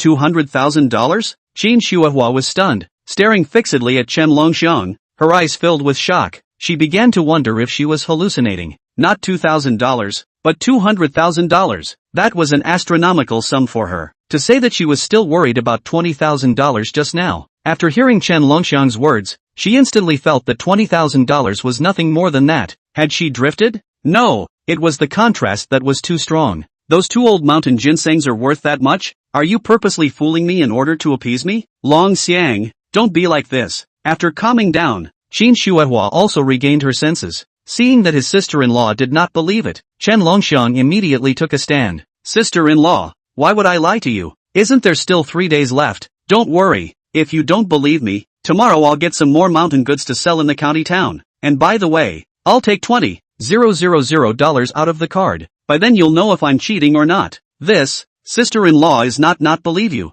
Just things are too sudden. Sister-in-law for a moment cannot digest. Qin Shuehua close to Chen Longxiang. Just Qin Shuehua didn't realize that her collar button fell off. A touch of deep ditch perfectly presented. This scene, for any man is the ultimate temptation. Chapter 19 Carrying Sister Snowflake up the mountain. Chen Longxiang froze. Qin Shuehua followed his gaze and also noticed the difference, and immediately covered her collar, but did not blame, just said that she went to bed, and then returned to her room with a red face. The next day, Chen Longxiang got up early in the morning. He himself didn't sleep, learning medical skills in Great Dream Spring and Autumn. The whole person was refreshed. There was a secret technique in Longhu Mountain, which could overturn mountains and cross the sea when practiced to the extreme, but he was not in a hurry to practice these techniques, but instead, he kept in mind the explanation left by the heavenly master Zhong prisoner, to do good deeds and accumulate good virtues to benefit the people in the area. Learning medicine is very good to do good deeds. As far as he knows, Taoyuan village and the surrounding neighborhood are poor mountains, can't afford to spend money to see a doctor.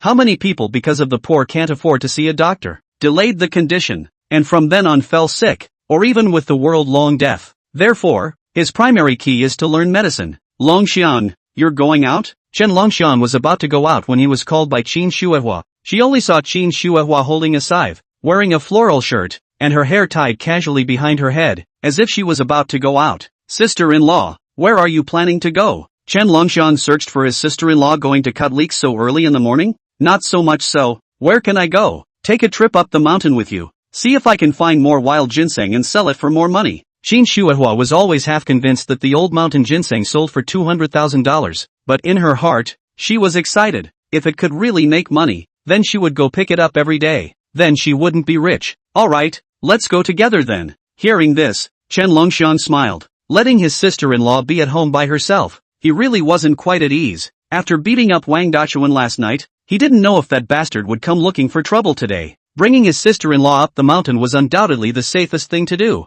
With a companion, the road would be less boring. Chen Longxiang spoke to Qin Shuehua from time to time, introducing her to the herbs. Qin Shuehua, who was unfamiliar with herbs, seemed to have opened the door to a new world, and she had to carefully observe any herb, as if it was a treasure. It was only Chen Longxiang who suffered. Her perfect figure outlined when she bent over always made Chen Longxiang's heart burn. A woman's physical strength in the end is not as good as a man's. Coupled with the lack of rest in the past few days, walking to halfway up the hill, Qin Shuehua's clothes have been soaked with sweat. The outline of the inside is clearly visible. Can only sit down to rest for a while? Chen Longxiang turned his head and saw his sister-in-law covering her body, panting, her face flushed. Her forehead still had fine beads of sweat falling down her cheeks on her collarbone. Sister-in-law, what's wrong? No, nothing. I sit here to rest for a while. You go up. Don't delay. I will catch up later. Qin Shuehua did not dare to move, a little embarrassed. If you want to go up together. The mountains are too dangerous.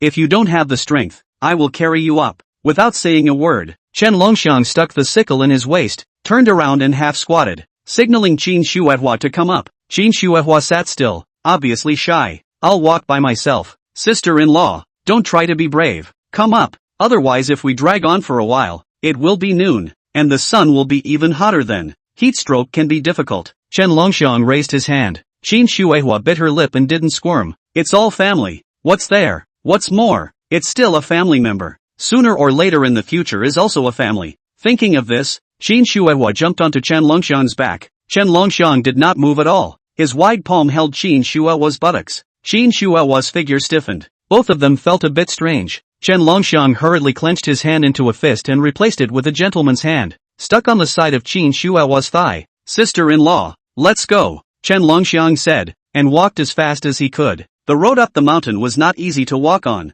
It was a road walked by cows, and if people walked, it was inevitable that it would be a bit bumpy. Qin Shuihua pressed on Chen Longxiang's back, listening to his even breathing. A little lost in thought, her face became hotter and hotter. This guy was as strong as an ox. Carrying her on his back was still like walking on a flat surface. Sister-in-law, if you're tired, just lie on my back and rest for a while, Chen Longxiang reminded with good intentions. In the next second, there were 2 more masses of heat on his back. It stiffened violently, but quickly returned to normal. When they reached Black Wind Mountain, Chen Longxiang put down Qin Shuihua. The clothes on Qin Shuihua's body were also dry. On the contrary, Chen Longxiang was hot and sweaty. The pungent sweat entered his eyes and Chen Longxiang involuntarily blinked a few times. A sleeve was attached to his face. In front of him, Qin Shuihua patted slightly, using the cuff to thoughtfully help him wipe the sweat from his forehead and cheeks. Look at how tired you are. How nice to let me walk on my own. Exhausted all. Drink some water. Chen Longxiang took the water, tilted his head and gulped it down, not noticing Qin Shuihua's eyes in the slightest. Qin Shuihua looked at the knot in his throat that slid up and down, seemed to have thought of something. Her pretty face flushed, and hurriedly lowered her head, not daring to look again. Sister-in-law, you drink some too. Chen Longxiang handed back the only bottle of water. Qin Shuihua did not hesitate and directly drank it into her mouth. The more she drank, the redder her face became. Chen Longxiang looked at his sister-in-law's face so red, thinking that she had a heat stroke. His heart was alarmed, and as soon as he embraced Qin Shuihua to a shady place, he forced her to sit down. Sister-in-law, why is your face so red, and your forehead is so hot? You seem to have a heat stroke? What? Before Qin Shuihua could react, a piece of mint was shoved into her mouth. Was she suffering from heat stroke? No wonder she felt hot after taking a sip of the water that Chen Longxiang had drunk. Qin Shuihua wasn't sure if she was suffering from heat stroke. She just felt hot. Sister-in-law, just sit here and don't move. I'm going to dig for herbs. I'll be back for you in a while. If something happens, just yell out for me. Chen Longxiang checked his sister-in-law. She did not suffer from heat stroke. It was just that it was inconvenient to toss and turn in this situation. So he told her to rest on the spot. It was just the right time to avoid his sister-in-law going to the mountain stream to pick herbs. It's not that she can't let her sister-in-law know, but the big snake underneath is there. If an ordinary person saw Little Green, they would probably faint from fear. Just after going down to the mountain stream, Little Green's huge snake head poked out and spat red letters at him, the snake's tail shaking madly. It was obviously excited to see him. Chen Longxiang touched Little Green's head and spoke. How did you know I was coming? Little Green raised its snake head, its snake eyes shifting as if to say, it just knew. Isn't that smart? Awesome. Don't block the cave entrance. Move to the side. Chen Longxiang patted its body. He did find out that although Little Green had grown big, its spirit was like that of a 4 or 5-year-old child. It couldn't speak, but it could also convey some simple meanings through its limbs. Little Green moved away. Chen Longxiang lightly touched the cave to the medicine garden. It had only been a day since he had seen it, and the scent of the medicinal herbs all over the place seemed to have gotten a few more points stronger. That spiritual spring, it still seemed like a lingering immortal aura. Intriguing. Chen Longxiang took a deep breath, moved around. All the bones in his body were beeping, picked 2 old mountain ginseng and retreated, lest he absorbed too much of the spiritual qi inside. He was now cultivating his gongfu, and the amount of aura consumed between gulps was geometrically increasing. Unsurprisingly, Little Green brought its snake head over again, dissatisfied with Chen Longxiang's behavior of ignoring it just now. Come on, you're still in a temper. I'll give you a bodhi fruit to cheer you up. Stay here obediently and don't go out to wreak havoc.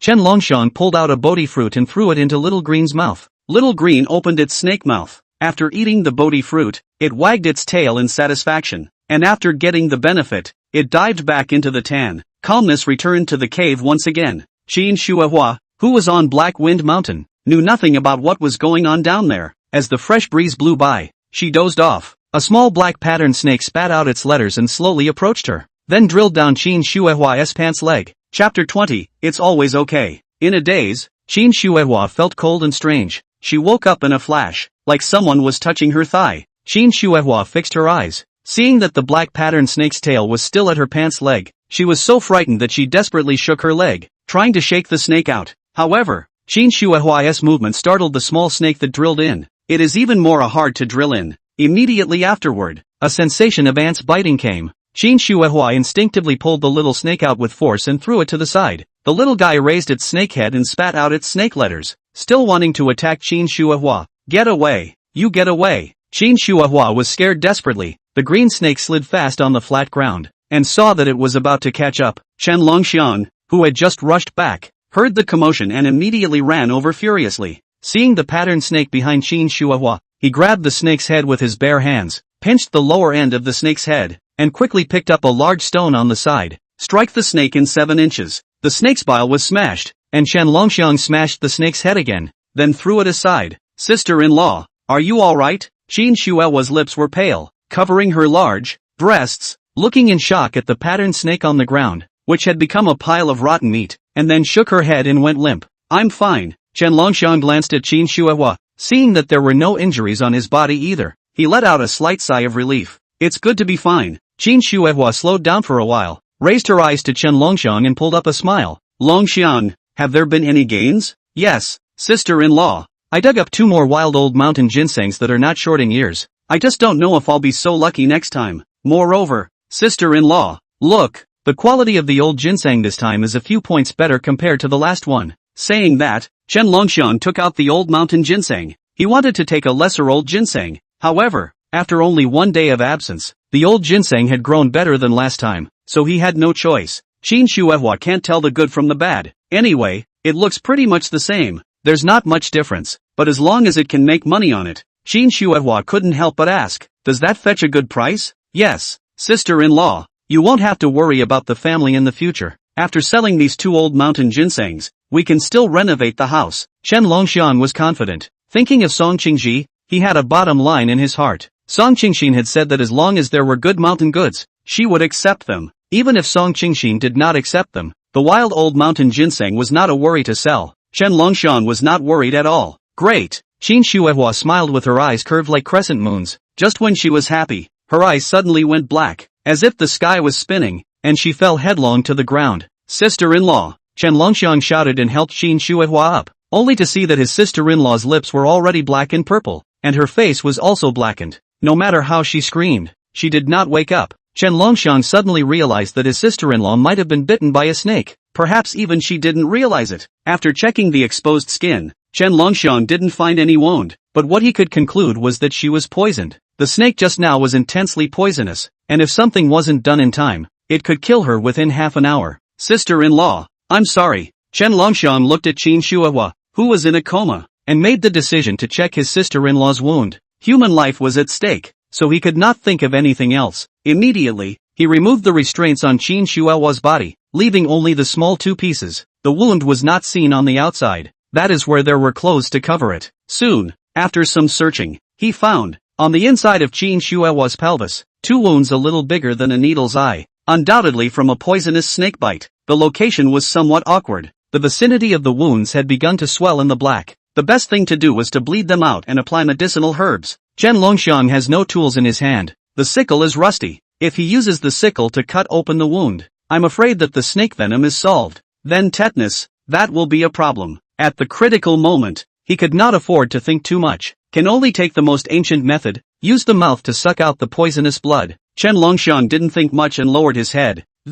Soon, a mouthful of black blood was spat out from his mouth. After 5 minutes of work, the blood Chen Longxiang spat out only turned red. Looking at Qin Shuihua again, the dark purple color of his lips had gradually receded, but his face was still pale, worried that there was a residual poison that had not been removed. Chen Longxiang still sucked a few more mouthfuls of blood. Qin Shuihua turned awake, sensing the difference in the wound, and grunted twice. Opening her eyes, she looked. Chen Longxiang was lying there not knowing what he was doing. Qin Shuihua burst into a fit of petulance. Longxiang, what are you doing? Chen Longxiang spat out the last mouthful of blood, wiped the corners of his mouth, and looked at Qin Shuihua. Sister-in-law, you were bitten by a snake just now and didn't even know it. If I had realized it in time and got the snake venom out, it would have taken your life. He didn't mean to blame Qin Shuihua. He just wanted her to be more careful in the future. I thought it was an ant bite. Qin Shuihua glanced at the clothes that were thrown to the side. At the moment, she was wearing just a small 2 pieces.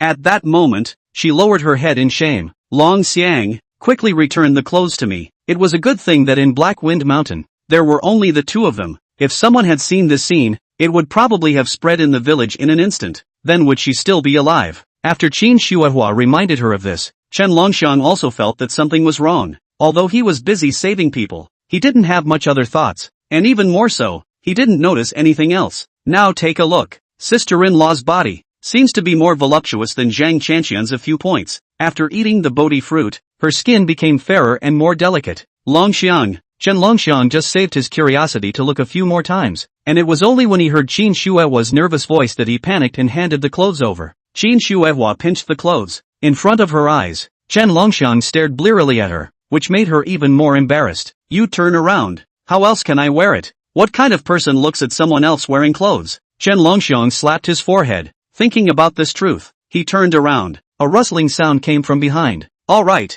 Qin Shuehua's pale face finally had blood on it. The wound was still swollen and painful. Seeing this, Chen Longxiang spoke. I'll carry you. Qin Shuehua didn't squirm and nodded. It was the fact that she was carrying her on her back both up and down the mountain that made her a little embarrassed. Dare I say that she didn't help with anything today, purely dragging her feet. Going down the mountain was faster than going up. Chen Longxiang settled Qin Shuehua at home and turned around to go out. Longxiang, where else are you going? Didn't you pick wild ginseng? To find herbs for your wound. Otherwise it's easy to get inflamed. The swelling hasn't gone down yet. Don't move yet. Just rest well. Qin Shuehua was moved to tears and instructed him to be careful. Chen Longxiang nodded and left, then quickly went out. If you, only, Chen Longxiang head-on hit a soft body. It was the village flower Zhang Qianqian. This girl crashed into Chen Longxiang's sturdy chest and let out an ouch. Chapter 21, Shameless. It's okay. Chen Longxiang was quick on his feet and hugged Zhang Qianqian. The two pressed tightly together. Zhang Qianqian felt the powerful heartbeat, and all of a sudden, she blushed and directly bounced away. Zhang Qianqian was annoyed. Little cutie, what are you doing in such a hurry?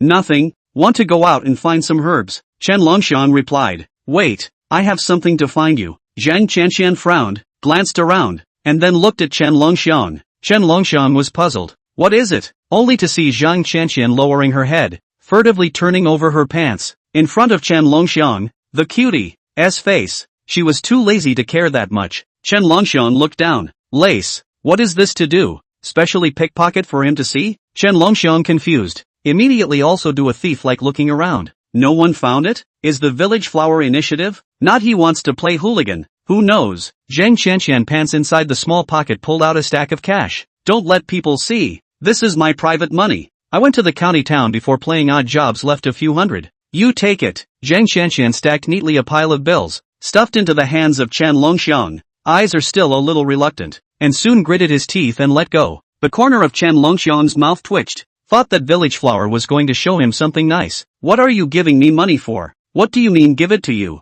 This is borrowed from you. It has to be returned to me later. Zhang Qianqian raised her eyebrows, a little agitated. The small treasury was empty all of a sudden. Not to mention how hard it was. It's not like I borrowed money from you. Chen Longxiang was completely speechless. Besides, he didn't lack these few hundred humph. I took the initiative to borrow from you, all right. You little cutie. It's all over the village. You hit someone. Lei Badian wants your family to pay $20,000. If you don't pay up within 3 days, you and your sister-in-law will be finished. If it wasn't for the fact that you kept my secret, I wouldn't help you. The money isn't much. I can't do anything else. Zhang Qianqian frowned. She wasn't rich either. This was already the best she could do. She couldn't afford to mess with people like Lei Badian. Chen Longxiang looked at Zhang Qianqian's pouting appearance and was touched inwardly. Those little eyes were clearly unwilling to give up, but they still gave it to him without hesitation. It was easy to add flowers to the brocade, but hard to give charcoal in the snow, regardless of how the two's friendship was before, at least now.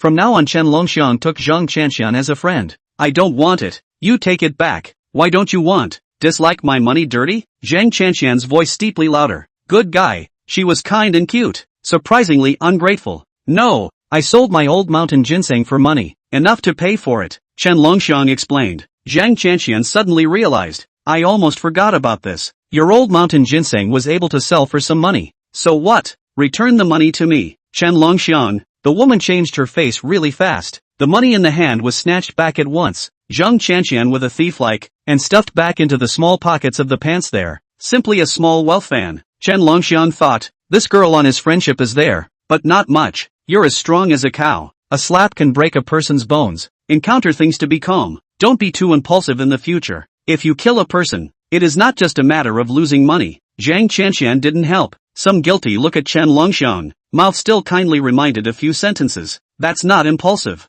Whoever dares to bully my sister-in-law, just beat him until he is afraid. The big deal is to lose money. How can a man be a man and let outsiders bully his own family? Chen Longxiang snorted coldly. People don't offend me. I don't offend. What? Zhang Qianqian was subdued by Chen Longxiang's domineering words. This was a little cutie. Could say the words? How does it sound? Not like ah. You're not stupid? Zhang Qianqian stared at Chen Longxiang suspiciously. She inexplicably had a feeling of being cheated. If she wasn't stupid, then the last scene where she hid in the grass to pee. Wouldn't she? Thinking of this, Zhang Qianqian's entire body was bad. She wanted to kill the mouth. Chen Longxiang saw the hidden killing intent in Zhang Qianqian's eyes, and his back was cold. The most poisonous woman's heart. Ah. If you let Zhang Qianqian know that he is not stupid, it is estimated that he will be accounted for here today. So, he played dumb again. My sister-in-law told me. She has no one to rely on but me. She has taken care of me for so long. If I watch her being bullied, that would be a bastard. So I can't let my sister-in-law be bullied. If someone bullies my sister-in-law,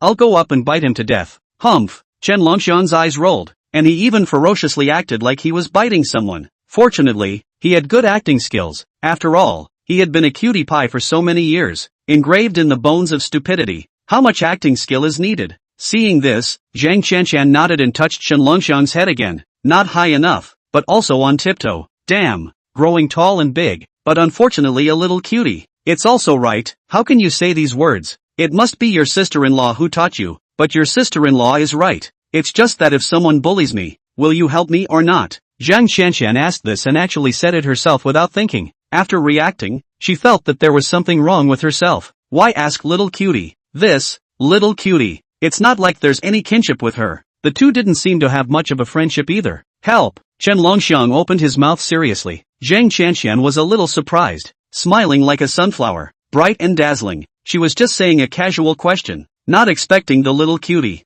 would not hesitate. Zhang Qianqian happily backed up her hand. Humph, count on you to be sensible. I have something to give you. Chen Longxiang glanced at the smiling Zhang Qianqian, remembering the trinkets he brought back from the county town. You still have something, Songmia? Let me see. Zhang Qianqian was instantly curious. Chen Longxiang pulled out a red rope from his pocket, which had a few beads engraved with Zhang Qianqian's name and a hair rope. When she saw the stuff, Zhang Qianqian's eyes glowed, took the string and quipped. You still know how to please girls. Chen Longxiang was undeniable. Don't girls all like this kind of delicate trinkets? Is there a reward? Sister Qianqian. Zhang Qianqian saw no one in the four corners of the room and came forward to be in the little cutie. A kiss on the face. A touch of separation. Not allowed to tell anyone. Chen Longxiang saw Zhang Qianqian blushing like a ripe apple, swore and patted his chest. Guarantee that I won't. Sister Qianqian. Again. Your lips are so fragrant and soft, like cotton candy. I want to eat. Zhang Qianqian, that little face more red. Eat what? Eat?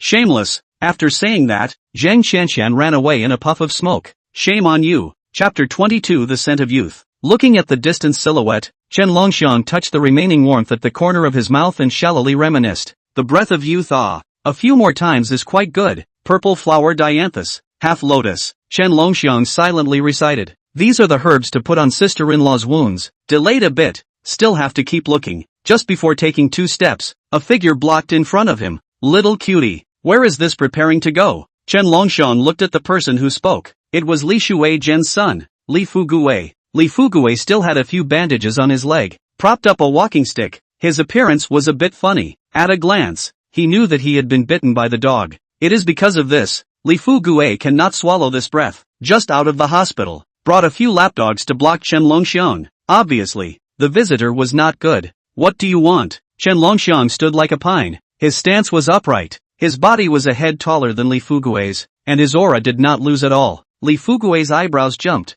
Laughed. Nothing. We want to play a game with you. Do you want to play? What game? Chen Longxiang could see that Li Fuguwei was uneasy with his intentions, but he didn't rush to reveal it. This was trying to take him as a little cutie, playing it. Seeing Chen Longxiang's interest, Li Fuguwei smiled even more joyfully and gave a wink to the dogleg behind him. Go, take him to play the game. A few doglegs attentively pulled Chen Longxiang towards the village head. Chen Longxiang was exceptionally well behaved and just let them pull without resisting. This level of cooperation made Li Fuguwei very satisfied. Little cutie. Just a little cutie. He doesn't know how to read people's minds. The group went to the swing set at the head of the village. This was usually the place where the village children played. Chen Longxiang took a look at the swing. The place where the rope was fixed had been damaged. It was impossible to tell without a closer look. As long as a person sat on it, they would be thrown off and fall from a high place. Immediately, an anger rose in the bottom of his heart. Falling from a high place would either kill or injure him. The person who designed this plot What a ruthless heart. Let's play swing.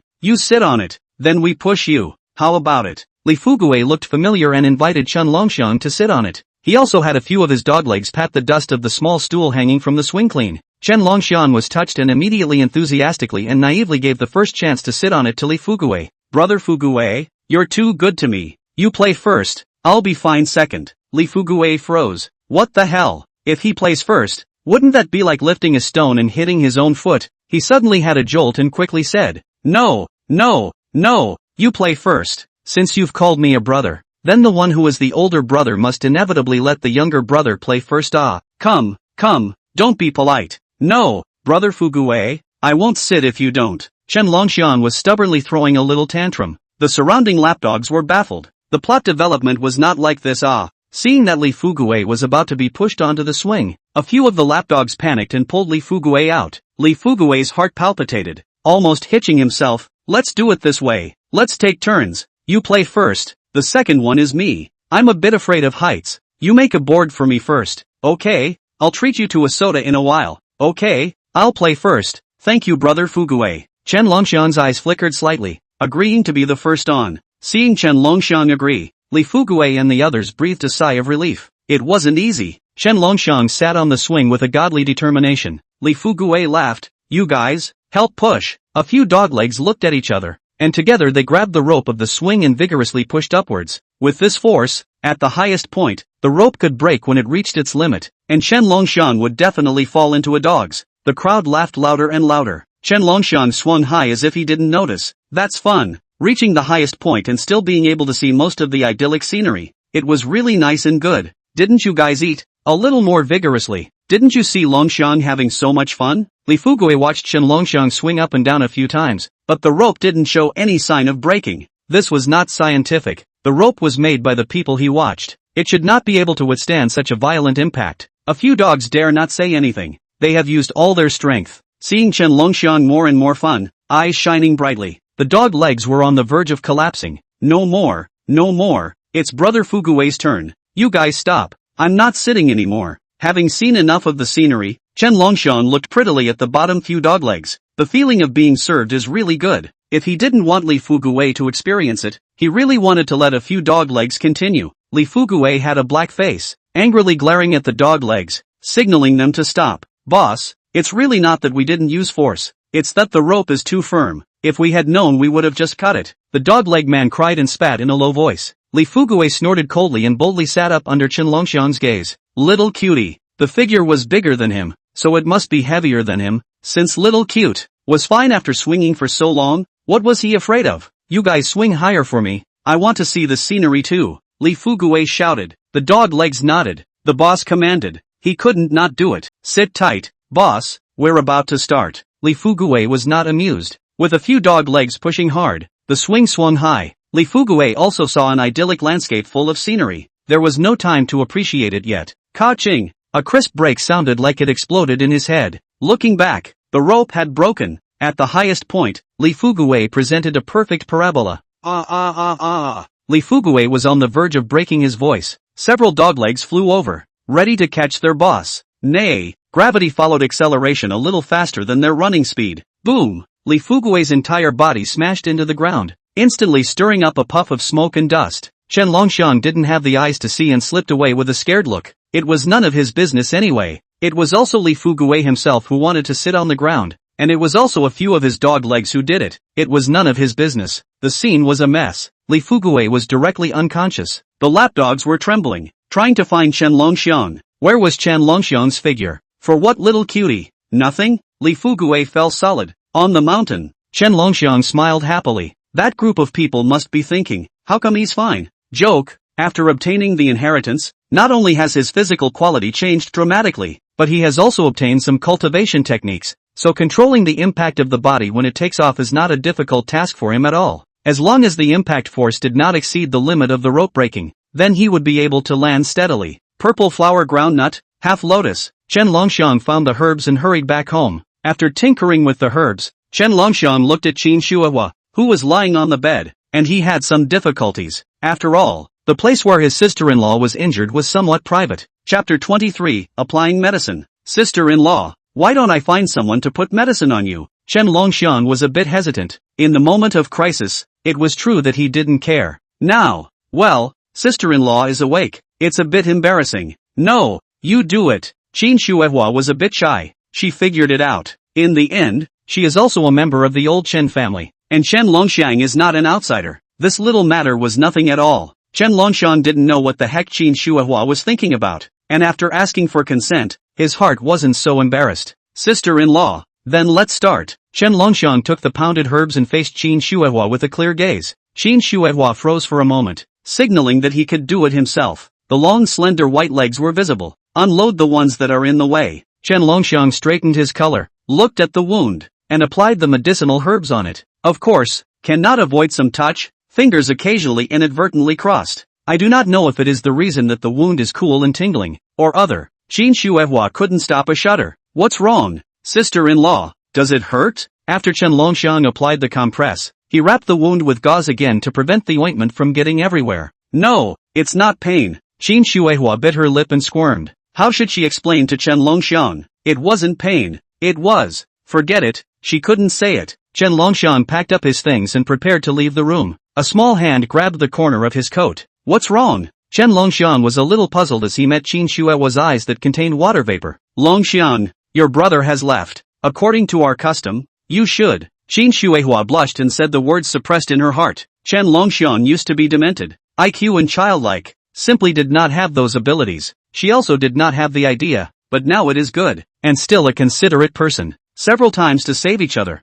but also so considerate, everywhere for her sake. Say not moved, that is false. She is a woman. In the village was laughed at, bullied. The only thing in her heart is to have a thick shoulder that can shelter her from the wind and rain, and not let people bully her. 3 times let her keep her innocence. How can she not be moved by this? After a few words were spoken, the big stone in Qin Shuehua's heart also fell, and her beautiful eyes looked straight at Chen Longxiang. Chen Longxiang in her shock. Although there was a custom in the village that when a brother died, the younger brother could marry his sister-in-law in order to take care of her and the child. But that was if there was a child, which was undoubtedly a good outcome for both the child and the sister-in-law. But the sister-in-law had just married and the elder brother died. The two didn't even have a bridal chamber. Sister-in-law had every choice to marry another good family. Their old Chen family hadn't given their sister-in-law any favors, nor had they allowed her to live a good life. Instead, they had subjected her to so many blank stares and ridicule. If it was just because of that unwritten custom, Chen Longxiang felt that his sister-in-law did not have to commit herself. Sister-in-law,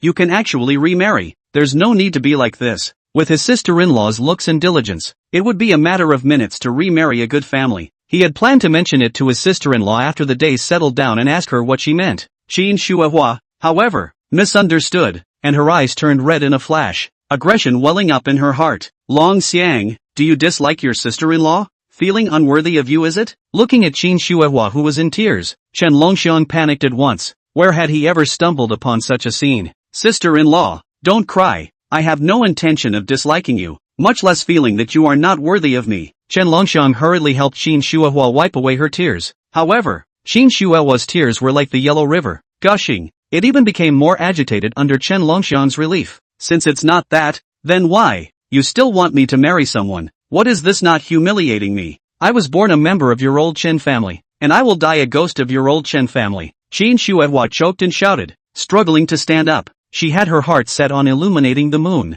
Nai he but rejected her and made her remarry. This great grievance caused Qin Shuehua to break down. Sister-in-law, what are you saying? It's not what you think. Chen Longxiang was in disarray. He never had that kind of dirty mind towards Qin Shuehua, but when he saw his sister-in-law crying like this, his heart tugged. A stabbing pain. Could it be that he had gone too far? As for what his sister-in-law said about humiliation, then there was even less of that kind of thought. Stop it, Longxiang. If you insist on refusing to have me, then I'll die headfirst here today. If I can't be your old Chen family's person, I'll be your old Chen family's ghost. Qin Shuehua was determined, and was about to headbutt the wall. This action startled Chen Longxiang and he hastily pulled her back, holding her by the waist. Sister-in-law, don't be impulsive. I want to. Qin Shuehua, who was still struggling in Chen Longxiang's arms, instantly stopped when she heard this and looked up at Chen Longxiang. Really? Chen Longxiang nodded solemnly. His sister-in-law's actions just now shook him to the core. Such a woman who was so sentimental and righteous, could he live up to it?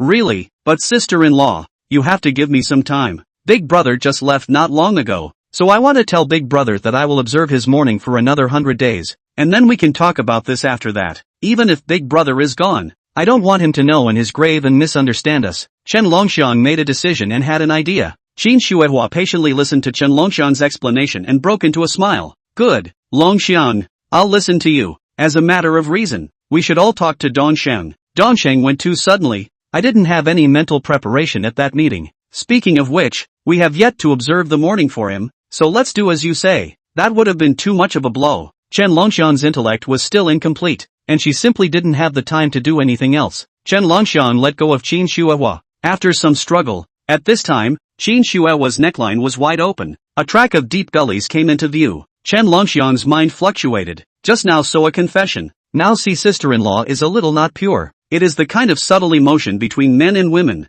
He was a little throbbing. Qin Shuehua subconsciously covered it. There is no silver in this place, making people want to go deeper to the end. Chen Longxiang's mouth was dry. He didn't dare to continue staying, worried that he wouldn't be able to control himself in a while. Sister-in-law, I'll go out first. You have a good rest. Don't think too much. All great things have me in. Qin Shuehua's mind went blank and nodded. Seeing Chen Longxiang exit the room, her violent heartbeat slowly returned to normal. Night. Qin Shuehua sweetly fell asleep. With Longxiang's promise, her life had a little more expectation. Chapter 24, 3 days have come and gone. Paying out. Chen Longxiang left early in the morning for the county town. Today was the day that he promised to compensate 20,000 to the Lei brothers, so he had to go early and come back early to avoid any trouble. He had just arrived at the place where he had arranged with Song Qingxin. An old man came jogging. However, when he passed by Chen Longxiang, he suddenly stumbled and fell to the ground in uncontrollable convulsions. Chen Longxiang just wanted to check. Then someone voiced out,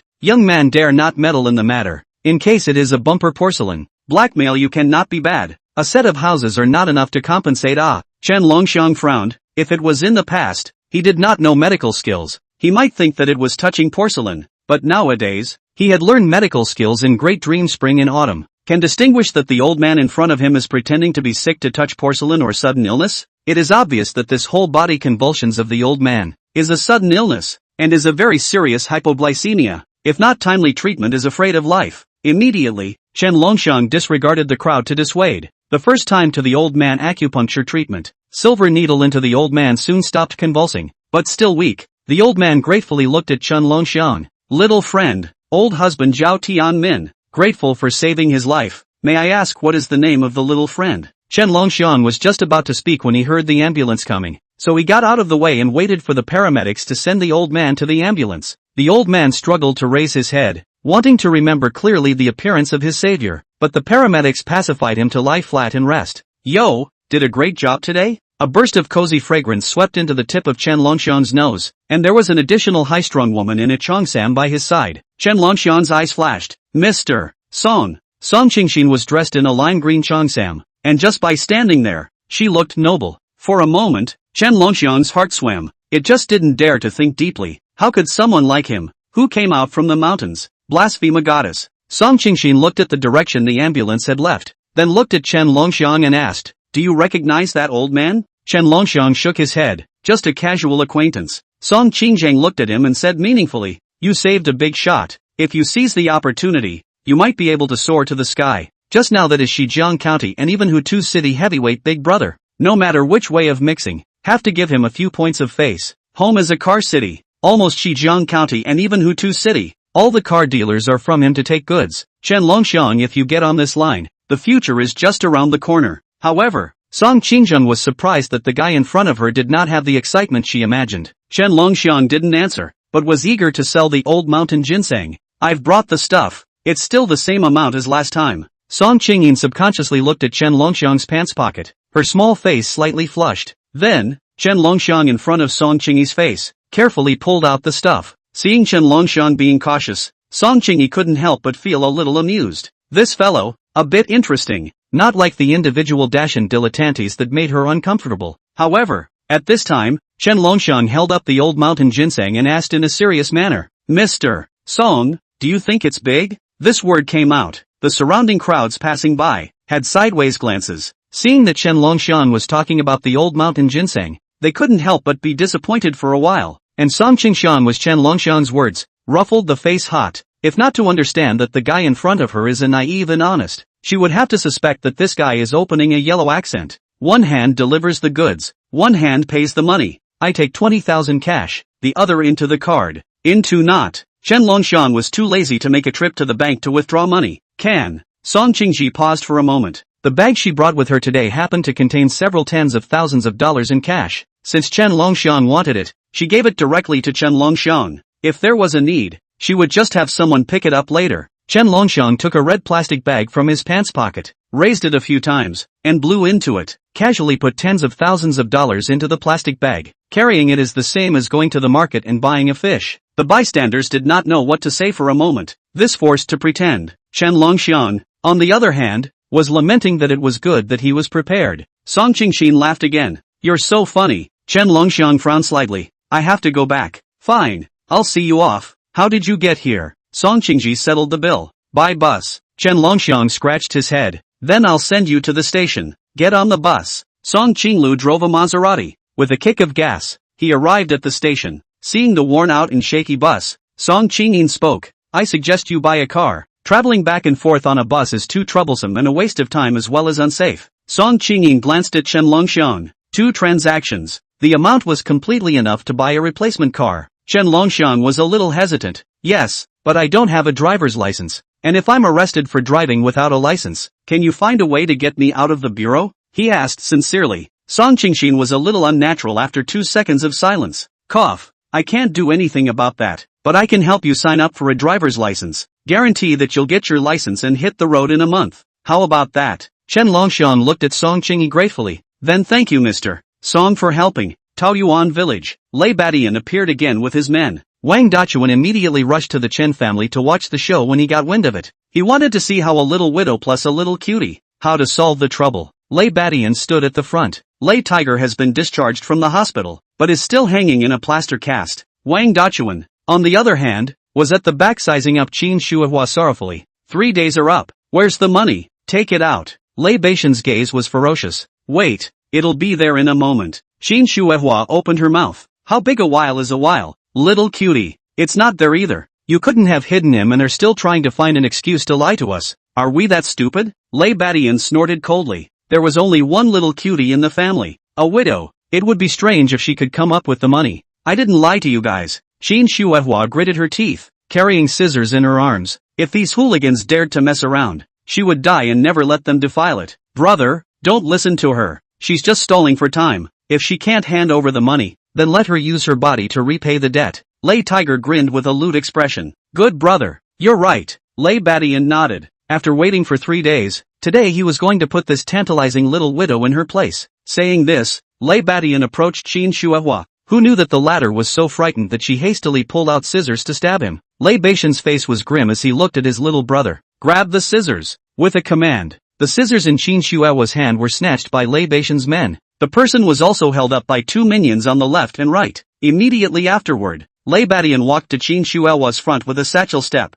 grabbed her hair, and said hideously, no money, then meet, pay off, let the master have a good time. Qin Shuihua was like a rag being dragged into the room by Lei Badian. Chapter 25 Yang Xiao Chui asks for help. Foul, beast, let go of me. Qin Shuihua struggled desperately, tears raging down her face. The door of the room slammed shut. Wang Dachuan's heartbeat stuttered as he looked at Qin Shuihua's pleading and desperate gaze. Lei Tiger and the others were laughing. I wonder if Big Brother will let us have fun and enjoy ourselves as well after he enjoys himself. That little widow is enough. Tender. Listening to the dirty words in his ears, Wang Dachuan had a violent conscience. It was mainly because Qin Shuihua's eyes were too pitiful just now. Wang Dachuan didn't know what happened, and with a hot brain, he rushed over and rapped on the door. Open the door! Open the door! Lei Tiger and the others cursed and were tired of living, and just when they wanted to stop it, Lei Badian had already opened the door with a dark face. Inside the door, Qin Shuihua was thrown on the bed, her hair messy. Her clothes were also a bit messy. Wang Dachuan once again saw her desperate eyes. A flash of intolerance flashed under his eyes, and compensated with a smiling face to look at Lei Badian.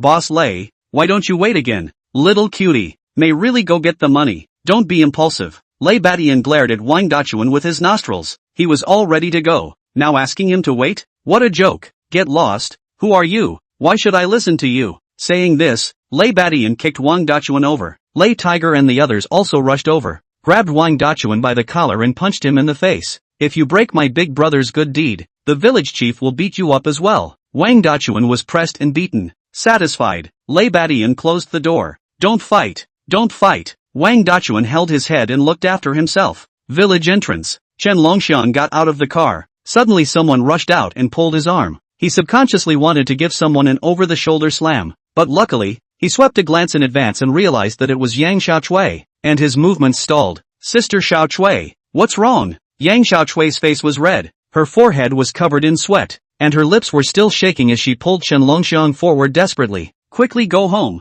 quickly go home. Lei Badian has brought people to bully your sister-in-law. Already dragged your sister-in-law into the room. You quickly go back. In a flash, Chen Longxiang's heart lifted. His eyes reddened as he shook off Yang Xiaochui and ran towards home. Lei Badian, you seek death. Chen Longxiang's mouth hissed Lei Badian's name, and in the blink of an eye, he furiously ran to his home. The people guarding the doorway saw Chen Longxiang, and the first thing they did was to come forward to stop him. The redness in Chen Longxiang's eyes increased, and with one hand, he first flipped over a few watchdogs. This is my home. Is it your turn to block the door? Hearing the commotion, Lei Tiger and the others let go of Wang Dachuan and looked out. They hadn't even seen what kind of people were barging in. The door to the room was kicked off. Wooden shavings were flying. Chen Longxiang looked like a god of death. Only then did the crowd recognize it, but it was already too late. Inside the room, Lei Badian just untied the belt. Qin Shuehua collar ripped out a big mouth, and there was a slap mark on his face. When Chen Longxiang saw this scene, his sanity was completely engulfed by anger. You're looking for death. Lei Badian was furious when he saw that someone had spoiled his good deed, but before he could finish his sentence, a pair of large hands had already pinched his neck. Chen Longxiang only needed to exert one force, and Lei Badian's neck broke. Longxiang! Qin Shuehua exclaimed in shock. Chen Longxiang regained a trace of sanity. Lei Badian also realized that the guy in front of him was the cutie who was as strong as an ox. Immediately, his attitude softened. Longxiang, right, let's talk things out. Don't be impulsive. As the saying goes, horizontal afraid of rash. Lei Badian is really afraid of this little cutie. One excitement, it would break his neck. There is nothing to talk about with you. Chen Longxiang's complexion was austere as he pushed Lei Badian and slammed him hard against the wall. Cracks appeared on the wall immediately. Lei Badian directly fainted. Get up, did I let you faint? Chen Longxiang directly stepped on Lei Badian's arm. The intense pain and suffering made him awake. Without waiting for Lei Badian to speak, he smashed again. Blood was pouring out and the wall was reddened. Lei Tiger and the others watched from behind. People looked dumbfounded. You let go of my brother. Chen Longxiang, who heard the voice, turned around, coldly looked at Lei Tiger, and slowly let go of the fainted Lei Badian. Good, it's your turn. Lei Badian slid to the ground. Chen Longxiang walked straight towards Lei Tiger and the others. Lei Tiger and the others looked panicked. The thought of escaping rose in their hearts, but their feet felt like they were filled with lead, and their entire body was confined to the spot. Chen Longxiang clenched his fists. Beating someone is like beating a dog. The room was silent. Lei Tiger and the others didn't even have time to scream. People fainted. Chen Longxiang stomped on the legs of the two Lei Badian brothers. The intense pain caused the two to wake up, and it was another life of being beaten. Wang Dachuan, who was hiding by the door, shook like a sieve when he saw this scene. Little cutie, too ruthless. Qin Shuehua was afraid of making a scene and stopped Chen Longxiang. Seeing the two brothers of the Lei family completely convinced, Chen Longxiang brought paper and pen. Write your own settlement and sign it. Lei Badian's face was completely disfigured, and his head was smashed through. Where did he dare to say anything? Who is the father and who is the grandson? Isn't that obvious? $20,000. And the medical expenses this time. I'll settle it all together. Get lost. Taking the settlement, Chen Longxiang threw $5,000 to Lei Badian. There was a settlement and gave another compensation. With these, even if the Lei family brothers turn their heads to report to the police, Chen Longxiang is not afraid. Against evil people, naturally have to use their usual tricks. On the side, Wang Dachuan crouched down, wanting to quietly walk away. Seeing Chen Longxiang's ferocious appearance, the little nasty thoughts in his heart were gone. Where to go? Chen Longxiang raised his eyebrows. Wang Dachuan mumbled his lips. Qin Shuehua spoke in time. Longxiang, let the village chief go. He tried to help me just now and was beaten by Lei Badian and the others. Wang Dachuan nodded his head fiercely. Yes, I wanted to help your sister-in-laws. We're on the same front. Scram! Chen Longxiang frowned. Wang Dachuan ran outside without looking back, fearing that he was going to lose his life. It's finally passed. Qin Shuehua fainted as she breathed a sigh of relief. Sister-in-law. Chen Longxiang panicked and helped his sister-in-law back to her room to settle down, took her pulse and found that she was just overly shocked and had no major problems, before letting go of her heart. Yang Xiaochui looked at Chen Longxiang, her heart surging. This little calf is really fierce. The Lei family brothers are all his opponents. Much better than the self-dead ghost. Not a moment later, Qin Shuihua woke up. Yang Xiaochui looked at her. It's okay, drink some water. Chen Longxiang didn't know where he learned medical skills and saved you back. Qin Shuihua took the water. Her mind still blank. Chen Longxiang heard the commotion and walked in. Seeing that his sister-in-law was fine, he waved at Yang Xiaochui. Sister Xiaochui, come out. Let my sister-in-law rest. Qin Shuihua didn't say anything either. Her mind hadn't returned. Yang Xiaochui followed Chen Longxiang outside. Her eyes looked straight at Chen Longxiang. Just now, Chen Longxiang's posture of diagnosing Qin Shuihua was decent. He should know some medical skills. She suddenly remembered that she had been married for a few years and her stomach hadn't moved. Was it possible to let him help? Sister Xiaochui, if you have something to say, just say it, don't stare at me like that. Chen Longxiang felt that Yang Xiaochui's eyes were not right. It made him creepy. Yang Xiaochui blushed. Longxiang, I want a child. Chapter 26 Examining Yang Xiaochui. Chen Longxiang was shocked. This is not too good. Taking advantage of this opening, Chen Longxiang also sized up the young woman in front of him, only to see that the woman was small, just 1 meter 6 or so. Then look at the dress. Today's Yang Xiaochui a black cotton linen pants, footsteps a pair of embroidered cloth shoes. On top of that, she was wearing a semi-transparent green gauze lab coat, and could clearly see the shape and color of the undershirt inside. And Yang Xiaochui's looks were also notoriously outstanding, with smooth skin, delicate features, and the most distinctive feature was the pair of almond eyes. When looking at people, they were glistening with water, and could easily make men burn with desire. It can be said that the entire village in addition to Qin Shuihua counted her the most good-looking, but it's good-looking in different Qin Shuihua, the latter elegant and light as out of the water, while the former is more like a brightly colored peony. In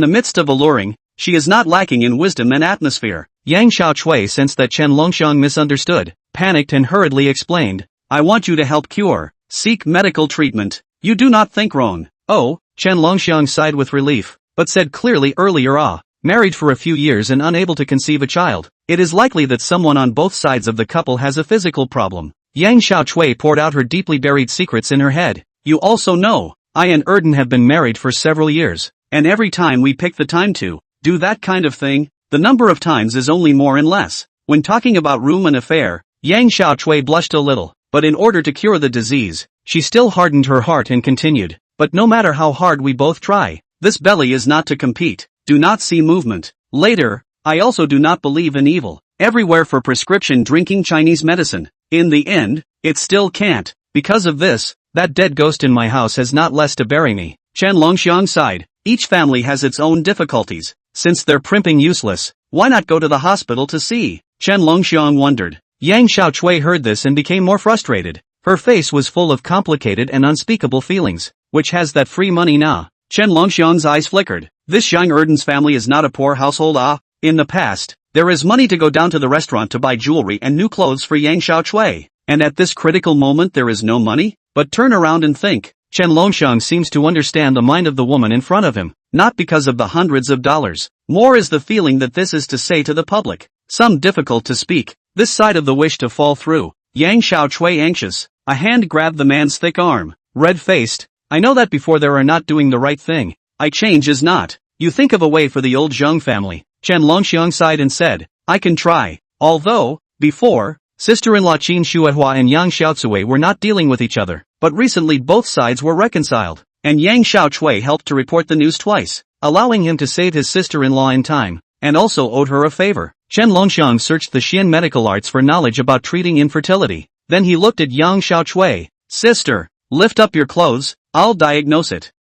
Take off your clothes? Yang Xiaochui's cheeks instantly rolled, her eyes flustered in a girlish manner. However, thinking that it was a matter of whether she could conceive or not, she no longer hesitated, and immediately in front of Chen Longxiang, she generously undressed. Milk-white skin. Looking at this scene, Chen Longxiang throat knots rolled. Dry cough said, Sister, I let you lift the clothes, did not let off. Yang Xiaochui shamefully red face will lift up the blouse. Chen Longxiang did not hesitate. In his eyes, Yang Xiaochui is a patient, which has a doctor who has a crooked mind about patients. Started to check her abdomen. The man's big hands with calluses when touching, let her have a different kind of numbness. This was a novel feeling that even the dead ghost at home could not give her.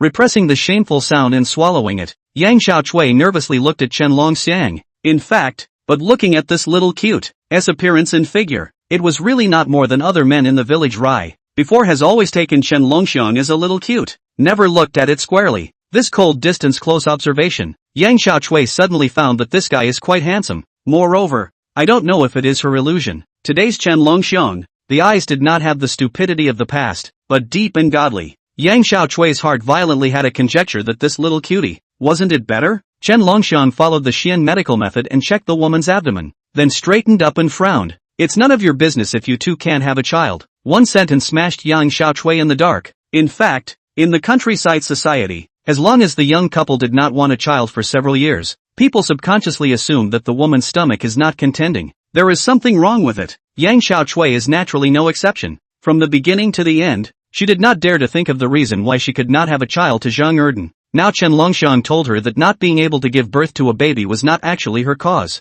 Just now, though it was only a cursory examination, Chen Longxiang said with certainty, but I am 80% sure that your husband's body might have some problems. Yang Xiaochui raised her head fiercely and said excitedly, then what are you waiting for? Go to my house now. You can help again and give that dead ghost in my house a check as well. Can you? Chen Longxiang was silent for a few seconds, thinking that it was not impossible. Anyway, his own family had already taken care of that matter, so why don't we just help people to the end? Send the Buddha to the west, and then follow this woman to take a trip. Okay, listen to sister. Yang Xiaochui froze, feeling more and more that the little cutie in front of her, it wasn't the naive and brainless Chen Longxiang from before, but this thought flashed by. Thinking of her own dead ghost's bullish temper, Yang Xiaochui hesitated and opened her mouth. There is one thing, Longxiang, I also need to discuss with you in advance. Chen Longxiang blinked, and saw Yang Xiaochui approaching himself, exhaling like orchids in his ear, and instructing in a low voice. That man in my family has a strong sense of self-esteem, and his heart is solid. You check, but don't tell him the truth. I'm afraid he won't be able to accept it for a while. Chen Longxiang swallowed a mouthful of saliva. The warm and moist feeling around his ear was still there. Smelling the fine woman's fragrance, Chen Longxiang couldn't help his heartbeat accelerate. Cough. Got it. Hurry up and go. Yang Xiaochui didn't notice the difference in the teenager in front of her. She just led Chen Longxiang towards her house. The afternoon sun was still very poisonous, but fortunately, the village was close to the river, so the temperature wasn't much higher. Chen Longxiang rolled his sweatshirt up to his chest, exposing his firm belly, but his eyes unconsciously stared at Yang Xiaochui, who was walking fast in front of him. I have to say, this woman's body is very wonderful, perhaps because there is no child sake, waist and legs, not as bloated as other women, appearing to be curved and delicate, have some flavor. The two families are not far away. It did not take long to arrive at the door of Zhang Erden's house. The sound of clanking iron came from inside the courtyard. Yang Xiaochui violently turned around and almost crashed into Chen Longxiang's arms. She couldn't help but have a small red face. Her hands and feet will open the gate of the fenced yard and greeted. Come in quickly. Our yard is messy. You don't mind. Chapter 27, Zhang Erden's health problems. The two entered the courtyard door. Yang Xiaochui plugged the wooden door shut, and then called out towards Zhang Erdan in the backyard. Dong Jia, don't work blindly. Our family has a guest. Zhang Erdan quickly step out from the back of the house. When he saw the visitor clearly, he inevitably shouted out in surprise. Hey, how did this kid come? Yang Xiaochui also did not expect him to react so greatly, rushed forward and pinched his ears. What are you yelling about? Didn't he help us save old Huang a few days ago? I'm thinking of inviting Longxiang for a meal. You'll have a drink with him later. Do you hear me? Yes, daughter-in-law. It hurts. Let go. Zhang Erden was yanked by the walla screaming. Yang Xiaochui coldly grunted and spread her hands, and kicked him on the way out. Zhang Erden touched his ears and looked at Chen Longxiang. Ha ha, Longxiang you're just in time. What's that? Don't get drunk tonight. Yang Xiaochui was speechless at the dry words. Fortunately Chen Longxiang wasn't too bright. Smilingly shook Zhang Erden's hand. The two men went into the inner room, while she turned to the kitchen and started working. The two brothers sat down on the small solid wood square table on the con. Zhang Erden took out a small wine glass and peanuts weight from the kiosk and drank away. Not I tell you brother, that iron nail when dropped I do not know. It was swallowed by that old cow. If not your sharp eyes, that cow is finished. Zhang Erden humming and hawing eating peanut rice, southeast and northwest began to pull away. It's my sister-in-law who saw it, but it's okay. In any case, the cow is saved. By the way 2 eggs brother, I have a thing quite curious. Chen Longxiang pretended to be naive and asked. Zhang Erden stared wide-eyed, probing head. Curious what? As long as I know. Must tell you. Chen Longxiang secretly laughed. Is that what? You are not married to Xiaochui's sister. that weekdays you two do that thing harmony? Ha ha. Before the other party finished Zhang Erden red-faced and laughed out loud. Good guy, you're a little cutie. You're also curious about this? Yes, all men. Who doesn't want to know what it's like to be good with a woman?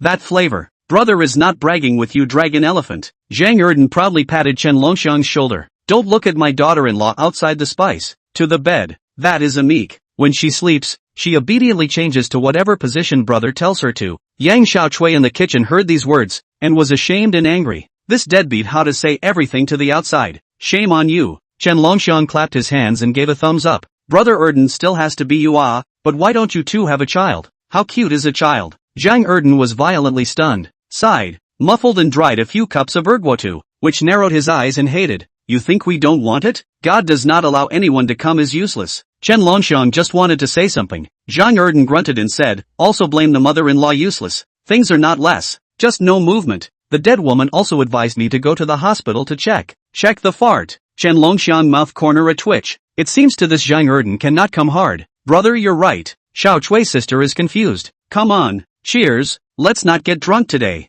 Zhang Erden heard, came to the energy, or you kid know what to do. Dry. After 3 rounds of drinking, Zhang Erden, who hadn't yet served all the dishes, was drunk and unconscious. Yang Xiaochui wiped her hands with her apron, looked at Chen Longxiang and urged, Longxiang, hurry up, let's hurry up. When Chen Longxiang saw Yang Xiaochui, he couldn't help but have a scene on his old face. This woman did not know when. Her neckline was wide open. It allowed one to easily see the scenery inside. What expression do you have? Why are you still red-faced? Yang Xiaochui suspiciously followed Chen Longxiang's gaze. Look down. This look does not matter. Almost shy death self. It turned out that I do not know when. Buttons open too. This shirt originally collar is large. This will open 2 buttons. A time of infinite scenery. But as a person who has been there, Yang Xiaochui although flustered, but in an instant to settle down. Plus Chen Longxiang looks not bad. Body is also good, but did not feel that he was taken advantage of. Longxiang now is not the time to look at this. After checking for your brother Erden,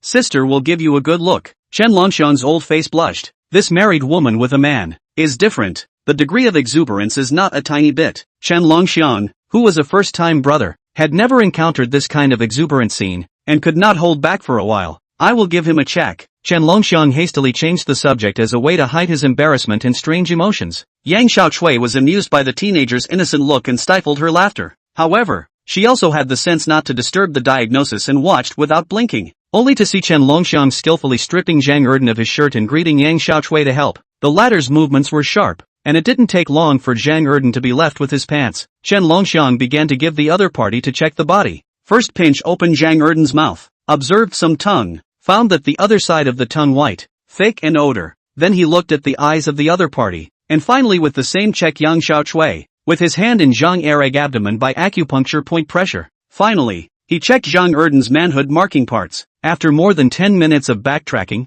only then did Chen Longxiang get up, looked towards Yang Xiaochui and faintly said, Sister Xiaochui, put some clothes on him, don't catch a cold. Yang Xiaochui let out a sigh. While putting on her husband's pants, she observed Chen Longxiang's expression and couldn't help but ask, how did it turn out? Chen Longxiang sighed. Brother Erden, he is azoospermia. In simple terms, this is a disease. It is because of having this that you have not been able to conceive a child. Yang Xiaochui instantly reddened her eyes after hearing this. Azoospermia. Her man Zhang Erden in this life is most looking forward to is to have a baby. If you know the truth, let him how to accept it. Suddenly, the light in Yang Xiaochui's eyes flashed, like a hungry wolf staring at Chen Longxiang. The latter's eyelids jumped wildly. Goosebumps rose. Xiaochui's sister, why stare at me like this? What for? Yang Xiaochui lightly laughed, her voice unconsciously with hooks. Soulful. Longxiang, sis knows that you are kind. You know the difficulties of the two of us. Or, said. Yang Xiaochui grabbed Chen Longxiang, eyes begging looking at him.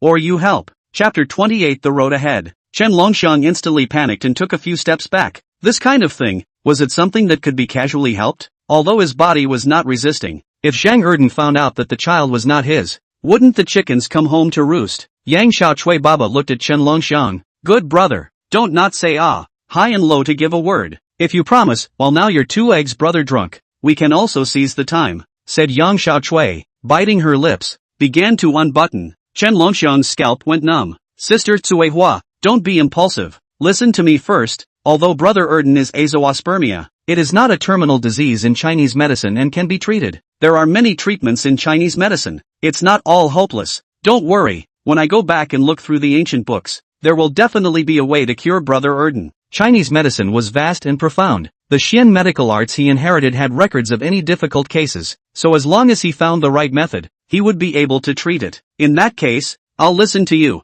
but if you can't cure Erden, you'll have to do me this favor. Let's make a deal. Yang Xiaochui pulled Chen Longxiang and did not let go. Chen Longxiang looked around like a thief, a little weak, but if he didn't promise Yang Xiaochui, she wouldn't let go. In the end, he only had to harden his head and agree. Okay, Sister Xiaochui, I promise you, don't pull and tug. It's easy for people to misunderstand. With Chen Longxiang's promise, only then did Yang Xiaochui let go of him. Just looking at his eyes, some regret flashed by. It was as if she was saying it was a pity. Chen Longxiang was uncomfortable being stared at by Yang Xiaochui, and hurriedly excused himself on the pretext of going back to look through ancient books to find a cure. When he walked to the door of his house, Chen Longxiang straightened his clothes and walked into the living room with a flourish. Dishes were fried on the table. Qin Shuihua was still busy tidying up the kitchen. Longxiang, back, I'll load your food. Smelling the aroma, Chen Longxiang's stomach grunted cooperatively. He didn't eat much at Yang Xiaochui's house, more shock than rice. This shall not be another meal. After drying 2 more bowls of rice, Chen Longxiang gave up. Qin Shuihua saw that Chen Longxiang had such a good appetite, and was also smiling. Since we are now well, what are the long-term plans for the future? In the past, when Chen Longxiang was demented, she didn't have much of a mind and could only take one step at a time, but now that it's better, of course, she is thinking about how to live a good life. Rural origin Qin Shuihua also cannot think of what to do in the future. In short, she is the old Chen family, with Chen Longxiang. What Chen Longxiang does, she will follow what she does, and she is willing to dig food in the ground. Bringing up business, Chen Longxiang's face became solemn. Since he had accepted the inheritance of Longhu Mountain, he had to practice the purpose of Longhu Mountain, to help the world and save people. I want to help the villagers of Taoyuan village get rid of poverty and make the townspeople rich. Of course, we have to get rich first before we can drive the villagers. Sister-in-law, what do you think of my idea? Qin Shuihua let out a bitter smile. The idea was good, but it was hard to realize. How many people in Taoyuan village went to work in the city, made a fortune, and never came back, let alone benefiting Taoyuan village. But having this idea is good. She didn't fight it, and whispered, Longxiang, I'll listen to you. Sister-in-law, don't worry, I'm not trying to be a great benefactor. Let me be a bodhisattva. I can't do it. As long as the guys are willing to work with me and not make any mess, I'm willing to bring those pricks. I'm not spoiling them. Chen Longxiang cannot do the saint's mind. In the end, he only helped those who believe in hard work to become rich. Those who only almost the opportunity to not realize the poverty of the people who become rich. As for those lazy people in the village who are lazy and idle, he won't even give them a second glance. Practicing the purpose is not being a cutie. Then how are you going to bring the gang to get rich? Qin Shuihua propped up her hand with a curious face. Peach Source Village was poor and remote. All locals, outsiders wouldn't come. To put it nicely, it is a paradise. To put it badly, it was a small mountain village with backward transportation and information blockage. Birds do not want to develop. That is a big difficult thing. Chen Longxiang naturally understood this. Rely on the mountain to eat the mountain. Rely on the water to eat the water. We don't have industries in Taoyuan village, so let's create industries for it. There are many mountains. We can use this natural advantage to grow medicinal herbs, which will never lack a market. Not to mention Chinese medicine. Even those medicines of Western medicine, all need to use herbs. These words made Qin Shuihua's beautiful eyes light up slightly, although she didn't understand this, but it sounded very reasonable. Longxiang, your brain is really good. Where was the shadow of his former demented self? The admiration in Qin Shuihua's eyes increased a few more points. Only Chen Longxiang didn't pay attention. He was thinking that Xian medicinal art had recorded explanations on planting medicinal herbs, so he didn't have to worry about technical type problems at all. Moreover, there was a spiritual spring there in the celestial master's cave. The roots of the Bodhi tree also penetrated to the bottom of the spiritual spring, absorbing the essence of the spring. This could also explain why the Bodhi trees in the celestial master's cave were different from the ones outside, and the medicinal herbs grew even better than the ones outside. The function of the spiritual spring could speed up the growth of the herbs, as well as make the medicinal properties of the herbs themselves more concentrated and perfect. If you have a spiritual spring, you can't just let go of your hands and do what you want. Sister-in-law, do you believe me? Chen Longxiang straightened his body, his eyes gleaming as he looked at Qin Shuihua. People have to have a goal, or else muddled. Even if the money, Then what is the meaning? Poor people are good at what they do, and when they are good at what they do, they are good at what they do. Although Qin Shuihua didn't know anything about medicinal herbs, seeing Chen Longxiang so confident, her heart was touched. Of course I believe in you. Sister-in-law strongly supports you. Do whatever you want to do. Sister-in-law will definitely give her full support and be the woman behind you. When she said the latter sentence, Qin Shuihua obviously froze for a moment. She didn't know why she ghostly said it. For a moment she couldn't help but be shy. Chen Longxiang see the atmosphere is awkward. Digress right. Sister-in-law, I want to buy a car. Have a car is convenient. County has a boss for me to find a good relationship to learn to drive. Get a license I can drive. Chen Longxiang remembered this, to discuss with his sister-in-law. A family can't decide everything by themselves. His sister-in-law had taken care of him so much in the past, no matter what the big or small things were, he had to let his sister-in-law be a bit involved. Buying a car is a good thing. In the future, you are the one who wants to do big business. You have to buy a car and learn how to drive well. This is the facade. You can't let those businessmen look down on you. And then your sister-in-law will be able to borrow your light and ride in a small car. What a good thing. As soon as Qin Shuihua heard Chen Longxiang's words, she immediately became excited. Since there was such a good opportunity, with the boss's help, she had to learn how to drive anyways. Chen Longxiang grinned. Sister-in-law, then listen to you. I'll learn to drive properly, and learn to take you for a ride then. Chapter 29, Where are the outsiders in the house? Night. Chen Longxiang entered the great dream spring and autumn, the state of metaphysics. He had to find a way to cure Zhang Erdan. According to Yang Xiaochui's nature, if he couldn't cure Zhang Erdan, that would really dare to find him to have a baby. Xian Dr. Nine Needles. This big word popped up in Chen Longxiang's mind. Then an ancient book flipped in his mind. Golden light surged in his eyes, and the words and pictures in the book seemed to move as if they were moving, constantly traveling in front of his eyes. After the golden light dissipated, the words returned to their normal state. The diagram of human meridians and acupoints was branded in Chen Longxiang's mind. As long as he thought about it, the meridian point diagram was displayed in front of his eyes. Although it was good to have a diagram, it was still necessary to be skillful on one's own. Otherwise every time one gave acupuncture, was one looking at the diagram to find the acupuncture points? Chen Longxiang quieted his mind to study. In the realm of the great dream spring and autumn mysteries, one night was equivalent to 3 months of hard learning. I don't know how long it took, but outside, the rooster crowed fiercely. Chen Longxiang opened his eyes and exhaled a mouthful of turbid air as he looked at the fish-belly white sky outside the window. The human meridian points, he was already familiar with them. In the great dream spring and autumn, he had also practiced with the mannequin for a while, because it was specialized practice. Treating Zhang Erdan was already a handful. Only, it was inconvenient to treat Zhang Erdan during the day. The guy was a stubborn donkey, always convinced that he wasn't sick.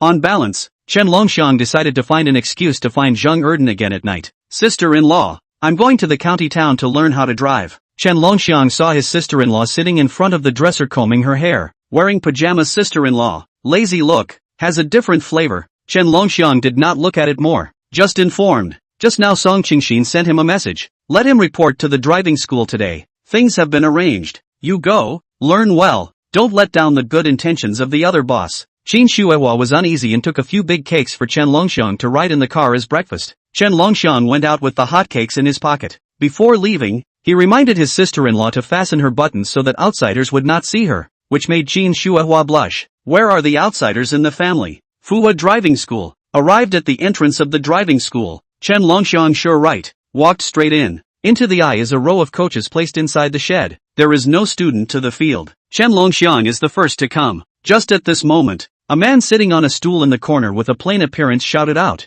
"Hey, that trainee, what's your name?" "Me," Chen Longxiang politely responded. "I'm here to report for duty. My name is Chen Longxiang. So you kid is Chen Longxiang." Just now I was curious as to what person can make the most feminine Songqing lyricist in Shijiang County step forward to help enroll. Look at the face is good looking. No wonder. Li Minghua circled around Chen Longxiang, and even patted his pectoral muscles. Feel get very strong. A sudden realization look. No wonder it will be Song Qingxin look on. This body plate, durable ah. Chen Longxiang ignored Li Minghua's salty hands, just subconsciously raised his eyebrows when he heard him say Songqingi. Songqingi is famous in Shijiang County? But see Chen Longxiang face confused. Li Minghua seems to guess that the little guy actually do not know Songqingi details. At that moment, Li Minghua was like picking up gossip. Gushing, TSK, you kid, face is quite big, can let boss Song personally help enrollment. She is the boss of the Shijiang County Xiang Manshai Hotel. Xiang Manshai you know, the county's most famous hotel.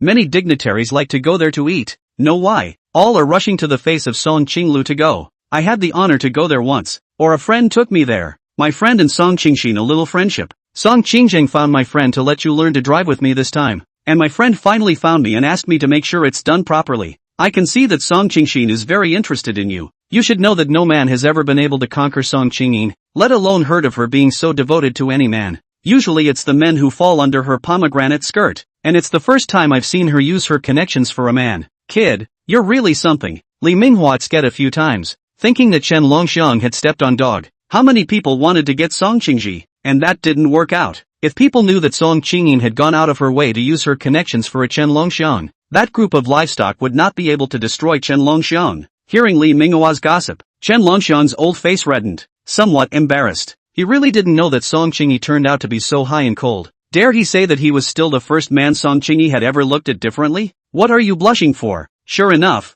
you're having an affair with Song Qingyi. Li Minghua narrowed his eyes. No, I didn't. Chen Longxiang innocently spread his hands. Li Minghua rolled his eyes. You think I believe it? Explanation is a cover-up. Cover-up is the truth. Damn little white boy. Why didn't any rich women look at him? Li Minghua was unconvinced. Coach Li, let's practice. Let's not talk about this. Chen Longxiang remembered the main thing. Li Minghua paused for a moment, sighed and took Chen Longxiang to turn the analog steering wheel a few times, and then took him on the coach. Twist it and fire it up to start. This is the gear. Handbrake. Lights. After teaching once, Li Minghua closed his mouth. Chen Longxiang was very perceptive and memorized it in one sitting. It took a morning to integrate all the items of Subject 2, and these operations of gearing into the garage were flowing. Li Minghua's jaw dropped. After being silent for a long time, he finally couldn't help but speak out. You're a ing talent. Having taught so many people, you're the first one to be able to blend all the items of Subject 2 in one morning. Simply a born driver.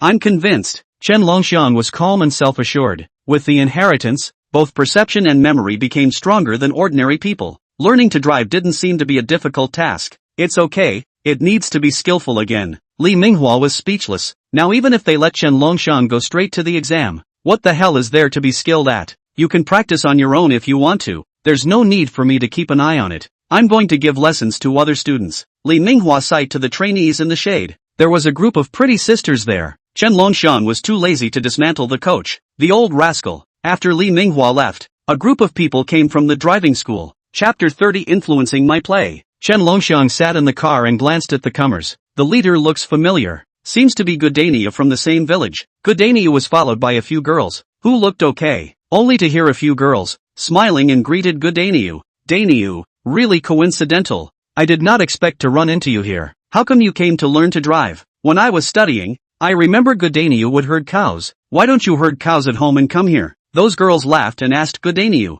Gudania had a smug look on his face. This you do not understand it. I recently made a lot of money doing business. Ready to buy a BMW. Shall not come to learn to drive? Upon hearing that Gudaniu was going to buy a BMW, those girls immediately became interested, and their voices whined for a few minutes. Danyo, smothered you can be really powerful. When the time comes to buy a car, can you take your old classmates for a ride? We haven't sat in a BMW yet. Some people flattered. Gudania suddenly got stinky, even thought of the scene of taking a few girls out and hugging them left and right. All old classmates. This is not a problem. Just we can't just drive around. Right. Good and ambiguous words, coupled with that obscene expression. Those who mix the nightclub veterans, how can not understand what he means? But well, this kind of thing, are you love and I would like. Immediately a few girls on his dark eyes, said to do anything. The crowd walked in talking and laughing. Good and has been practicing for 2 months. Feel that he has been skilled beyond measure, thinking of finding an opportunity to show a hand. But he didn't realize that someone was already sitting in the car.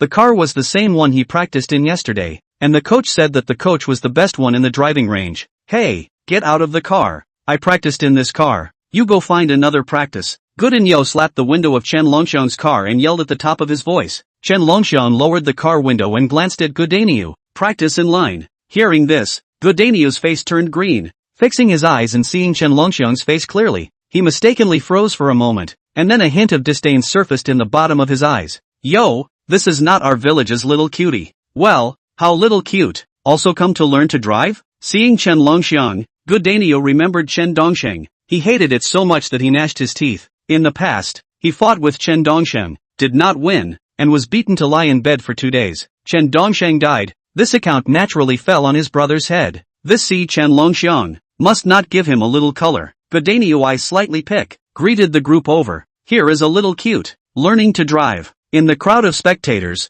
Godanio more and more excited, and even said his brother Chen Longxiang died. Sister-in-law cheap Chen Longxiang, this little cute. I've got it. Just do not know the little cutie. Will not cohabitate. The crowd laughed. The line of sight fell on Chen Longxiang. Cannot help but face contempt. White blind looks so handsome. The original is a little cute. I don't know what to do, but I guess the woman is lying in front of him. Chen Longxiang narrowed a dangerous arc. Before Godanio choreographed him to be a little cute. It is also even if, but his brother has gone. People die for the great. How can he be allowed to shame him at will? Godanio, you'd better keep your mouth shut, or I'll whip your mouth. Godanio froze for a moment and came on even stronger. Hey, little cutie, still fuming. Let me tell you, this little cutie in our village, he has the IQ of a 5 or 6-year-old, and I don't know who sent him to practice driving. That's not messing things up. Godanio looked toward the coolly dressed several female students and laughed. Don't believe me, just go to our village and ask around. Godanio said this. Many girls, in order to flatter him,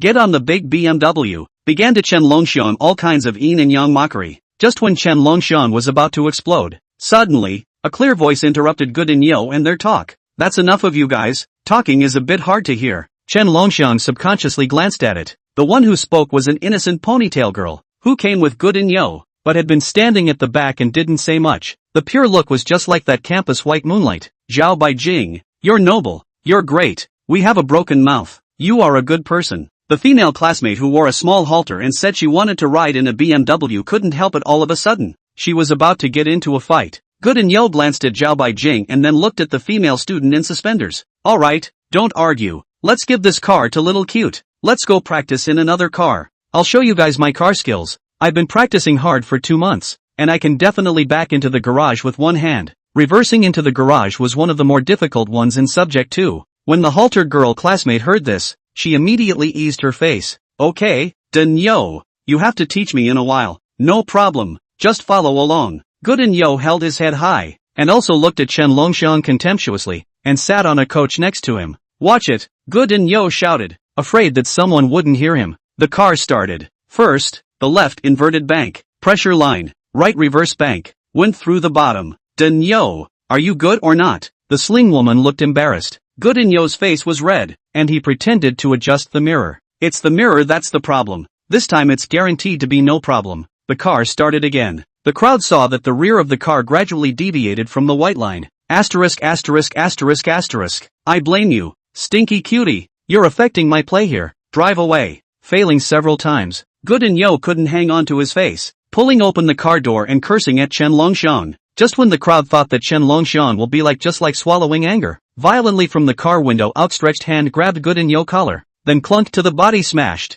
Godanio's head was smashed with blood, and he was directly smashed and confused. This little cutie, how dare you? Chen Longxiang casually dropped the wretched Godanio and spoke out coldly. Next time you dare to mention my sister-in-law, I'll make you unable to speak for the rest of your life. Godanio met Chen Longxiang's icy gaze and steeply trembled. This little cutie's eyes are so scary. In an instant, cold sweat soaked his clothes. Chen Longxiang no longer pays attention to Godanio, as if to prove that he is not a little cutie. Started the car, bright eyes, stepped on the gas pedal and pulled the handbrake, and then a beautiful drift into the garage. Gimme! The brakes sounded. The crowd looked at the scene in front of them in shock. Chen Longxiang's car was steadily parked in the library. The distance between the two sides and the front and back were the same, during which there was even no pressure on the line. This hand operation made the ponytail girl shocked. Grape-like big eyes radiant. Godanio called this guy a cutie. It was clearly a big god. Okay, Zhao Baijing has a good family background, usually likes to play with cars, and has seen a lot of people's driving skills. At the door was when she heard Godanio brag about his good driving skills, so she followed and wanted to take a look. Compared to Chen Longxiang,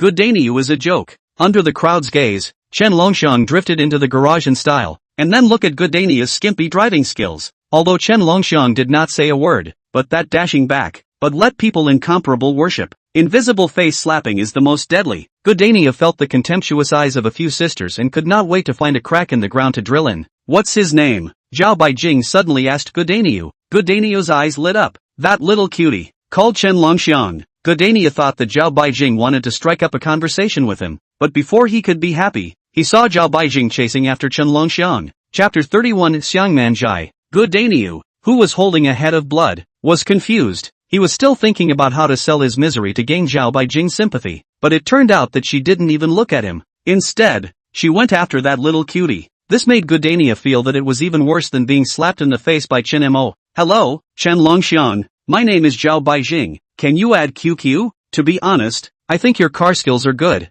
I like to play with cars. In the future, if there is an opportunity, we can communicate with each other. There is no other meaning. Zhao Baijing's character was not as sedate as her looks, but rather quite outgoing. Chen Longxiang also liked this girl's character, so they added each other QQ. But Chen Longxiang did not chat, just simply greeted and left. Zhao Baijing looked at Chen Longxiang's back and couldn't help but be a little curious. At this time Goodinyo dealt with the blood and came forward to speak. Ms. Zhao, just now was not ready. Now that the hand is back, how about I show you again? Zhao Baijing glanced at Goodinyo, her interest lacking. Forget it, put a dog in the driver's seat. That's all better at driving than you. Suggest you practice more before bragging. Otherwise you'll only disgrace yourself. Also learn 2 months of driving. Even come a day of new trainees cannot compare. Jade was in front of her. Zhao Baijing couldn't look at Goodania's half-baked skills. In addition to the technical aspect, she felt even more that Goodania's character also left something to be desired. How can a dog have me driving? Isn't that a joke? Goodinyo dared to be angry. It was clear that Chen Longxiang's obtrusive thing was affecting him. Otherwise how could he not pour in? Yeah, you're just a little bit better than a dog. Let's go. No need to send. Zhao Baijing waved her hand and left without looking back. Goodinyo stood in place, his eyes livid. Damn Chen Longxiang. If it wasn't for this stinky little cutie, how could he be taunted by the goddess? When he was free to return to the village, he would definitely find that little cutie. Settle the score. Chen Longxiang didn't know that Goodania was harboring a grudge and still wanted to look for trouble afterward. Or else he would have given him some deeper lessons on the spot, so that he wouldn't dare to look for trouble again for the rest of his life. At this time, he arrived at the door of Xiangmanjai. Song Qingyi helped him enroll in the driving school to do the formalities. So big favor. How to thank in person. Before coming, Chen Longxiang thought that Xiangmanjai is just a relatively upscale restaurant. I did not expect upscale to this point. Standing at the door, looking at the glazed roof, the carved pearwood signboard, the ancient and atmospheric facade, he froze. Sir, dinner? Our Xiangmanjai's meals are first class in Shijiang County. You can come in and take a look. Even the 2 waiters who greeted the guests were particularly polite. Before Chen Longxiang could return to his senses, the person had already been invited in. The lobby of the hotel used the retro Republican style as well, and when one stood here, there was a sense of coolness and high-end atmosphere. Up and down a total of 5 floors, attic architecture. From the first floor lobby look up, you can see the general environment of the upper floors. There are separate private rooms. There are also leaning against the corridor of the tea table dining table. Chen Longxiang surveyed the pattern of the fragrant manzai, and also at this time, he heard Song Qingyi's voice coming from upstairs. On the second floor attic corridor, a group of men wearing suits and ties stood together. All of them have square faces, upright and godly, with extraordinary temperament. At first glance, they were either rich or noble. Song Qingxin was dressed in a sexy cheongsam, noble and elegant in her demeanor, smiling with bright eyes and white teeth, so that people couldn't help but take a few more glances. County leaders, group bosses, these people are here again. What's so strange? Every other day these people come. All of them are rushing towards the boss's wife, Song Qingji. The guests sitting next to the hall on the first floor were talking. Chen Longxiang also heard a mouthful. Then he looked at Song Qingji. Their voices were not low as they spoke on the second floor, seemingly saying unrelated things. But Chen Longxiang could also hear that the group of people were hiding 800 hard eyes in a single sentence, and Song Qingxin was coping with it with ease. Song Qingxin is as articulate as ever, dripping in human feelings. I wonder who can conquer this noble queen. Who knows? There are so many big shots, none of them can take Boss Song. I really don't know what Boss Song likes. It's always not going to be a bottom-feeding minor character like us. The people eating on the first floor were laughing at themselves, looking at Song Qingxin with some fire in their eyes. Chen Longxiang froze. He was also thinking about this. A fair lady, a gentleman is good, but when a woman was too good, it would inevitably make many people ashamed of themselves. Why are you here? The fragrance approached. Chen Longxiang's thoughts were pulled back, and he was a little confused when he saw Song Qingxin near his eyes. The group of leaders on the second floor had all left. Song Qingxiang was sending people out the door when she saw Chen Longxiang standing here dumbfounded. I heard Coach Li say that you were here, so I specifically came over to find you, wanting to thank you in person. Chen Longxiang faintly and unnoticeably smelled the warm fragrance of Song Qingxin's body, refreshing his heart. there's no need to be so polite. You've come, so stay and have a meal. Try Sangmanjai's dishes and see if they match your appetite. Don't worry, this meal is on me. I just don't have the time to entertain you. I will personally entertain you next time. How about it? Song Qingying came closer to Chen Longxiang, her posture slightly curved, her beautiful eyes flowing. From the side, the two looked like they were snuggling together. No, I have to go back. Just came over to say thank you. You all helped me enroll and spend money on formalities, but also let you treat me to dinner. What kind of thing is that? Isn't this a favor owed more and more? Chen Longxiang waved his hand, his mind unsteady. The warm fragrance and soft jade was near his eyes. He wasn't Lu Xiaohui. It's actually nothing. You can treat me as a friend. What's the point of counting so much between friends? That would be meaningless, right? Song Qingxiang batted her eyelashes and stared at Chen Longxiang's flushed face. Is there such an innocent man in this world? How could he blush even when talking to a woman? Or no, next time, I'll leave first, so I won't bother Mr. Song. Chen Longxiang excused himself and left. Song Qingying looked at Chen Longxiang's back. The corner of her mouth curled up slightly. This guy, really interesting. Xiangmanjai was famous all over Shijiang County. Knowing that she was the boss here, he actually didn't climb up the pole. Really able to hold back the temptation? Standing on the busiest street in the county, Chen Longxiang exhaled a long breath. In the face of Song Qingxin, what he had developed was not a sense of powerlessness, but just a simple sense of urgency. Without having spent time with a strange woman, how to talk and how to do things, he was a bit down. After coming out of Xiangmanjai, his state of mind became clearer and clearer, and his heart was even more stirred with ambition. Song Qingxin, a woman's family, was able to open such a restaurant in Shijiang County, enjoying countless reputation, talented and virtuous. Could he be worse than a woman? When he could be on par with Song Qingyin, he would definitely tell Song Qingyin to her face. She was beautiful. Chapter 32, Rumors. Finally, I've opened up this wasteland. Qin Shuehua looked at her masterpiece and wiped the sweat from her forehead. This was originally the old Chen family's wasteland, and she thought that it was idle, so she might as well open it up to plant some sweet potatoes or something. Chen Longxiang went to the county. She could not stay, so she went to work in the field. She is not a pampered young lady, not work all over the body, carrying up the hoe. Qin Shuehua thought Chen Longxiang should be back soon, ready to go home to cook. The setting sun in the evening hit her body. The 3 nuns and 6 women at the head of the village. In a hot chat gossip, Qin Shuehua, who was walking, subconsciously stopped when she heard her name. Hey, don't believe me. That day I witnessed Qin Shuehua enter the village head's house alone and shut the door. Needless to say, the guy should know what to go for. TSK, what a tie fox. Just died her husband and she's not at peace. Auntie 5. You say that. If your husband is gone, can you stand it at night? You have to find a man to relieve your boredom. Bah! Your husband is dead. I'm not as Thai as Qin Shuehua's. Shameless thing. Qin Shuehua's Teenus is not comparable to ours. She works in the field. She can even open her collar for people to see. Keep an eye on your own man and be careful of being hooked. She dares to seduce my man? I'll tear her apart. A group of people spoke with grimaces. Only then did Auntie 5 notice Qin Shuehua standing right next to her, and froze for a moment. Not a bit scared, but instead with a look of disgust. Speak of the devil. The crowd looked at Qin Shuehua. Qin Shuehua gritted her teeth and bowed her head, not going forward to argue. The village was full of long-winded women. If she went up to explain today, tomorrow it would be rumored that she was annoyed. It was better to do more than less. She couldn't help it if her mouth was on someone else. Comfort is so comforting to herself. But Qin Shuehua returned home. The mood is still incomparably low. The words of those 3 nuns and 6 grandmothers haunted her ears at all times. In fact, when she went to work in the fields, it was the men who stared at her. She just wiped off her sweat. But she was said to be seducing men with her neckline open. She was accused of seducing men with her neckline open, and the hat of a broken shoe was placed on her head. Full of grievances, Qin Shuehua did not know who to talk to. Sitting alone in the living room, Chen Longxiang returned home and saw the scene. Sister-in-law? Qin Shuehua froze for a moment, lifting her head, barely revealing a smile. Longxiang, you're back? Chen Longxiang noticed at a glance that his sister-in-law's mood was not right. Sister-in-law, what's wrong with you? Who bullied you? Tell me. Lei Baishan's matter had only just been resolved. How could Qin Shuehua dare to let Chen Longxiang get into trouble again? It was fine for her to be aggrieved. It's fine. Where is sister-in-law unhappy? How was learning to drive today? Qin Shuehua sat up straight, forced her spirit, barely squeezed out a smile, and went to bring a towel to wipe Chen Longxiang's face. Coach said my talent is okay. I should be able to get my license soon. Chen Longxiang briefly talked about practicing.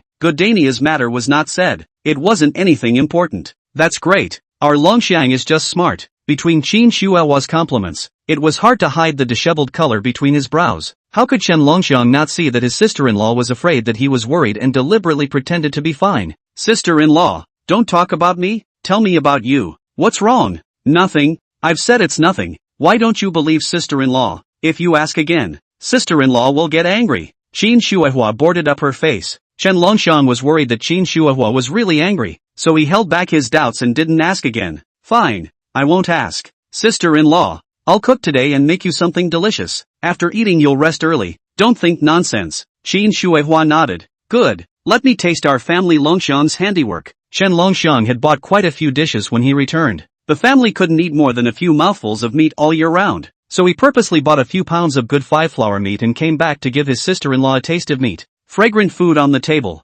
Chen Shuihua's eyes of the depressed color dissipated a lot, and one forced to praise Chen Longxiang cooking is very good. Seeing this, Chen Longxiang also breathed a sigh of relief and gave Chen Shuihua a bowl full of vegetables. Just after finishing the meal, Yang Xiaochui looked over. Longxiang, Shuihua, you are all here. I've got 2 dishes at home. That deadbeat heir Dan said that no one accompanies him to drink. He wants Longxiang to go over and sit down. Is that okay? After saying that, Yang Xiaochui also winked towards Chen Longxiang. Chen Longxiang understood. This was for him to go and treat Zhang Erden. Alright, I'll go and have a drink with Brother Erden. Sister-in-law, take an early rest. Don't be unhappy, you'll be fine after a nap. Chen Shuihua laughed. Nonsense, where am I unhappy? You come back early, don't drink too much. You still need to take care of your body. Got it, sister-in-law, don't worry, I'll just drink a little bit. Chen Longxiang pinched his thumb and forefinger together and gestured. This action made Chen Shuihua laugh. Alright, you guy, who believes you?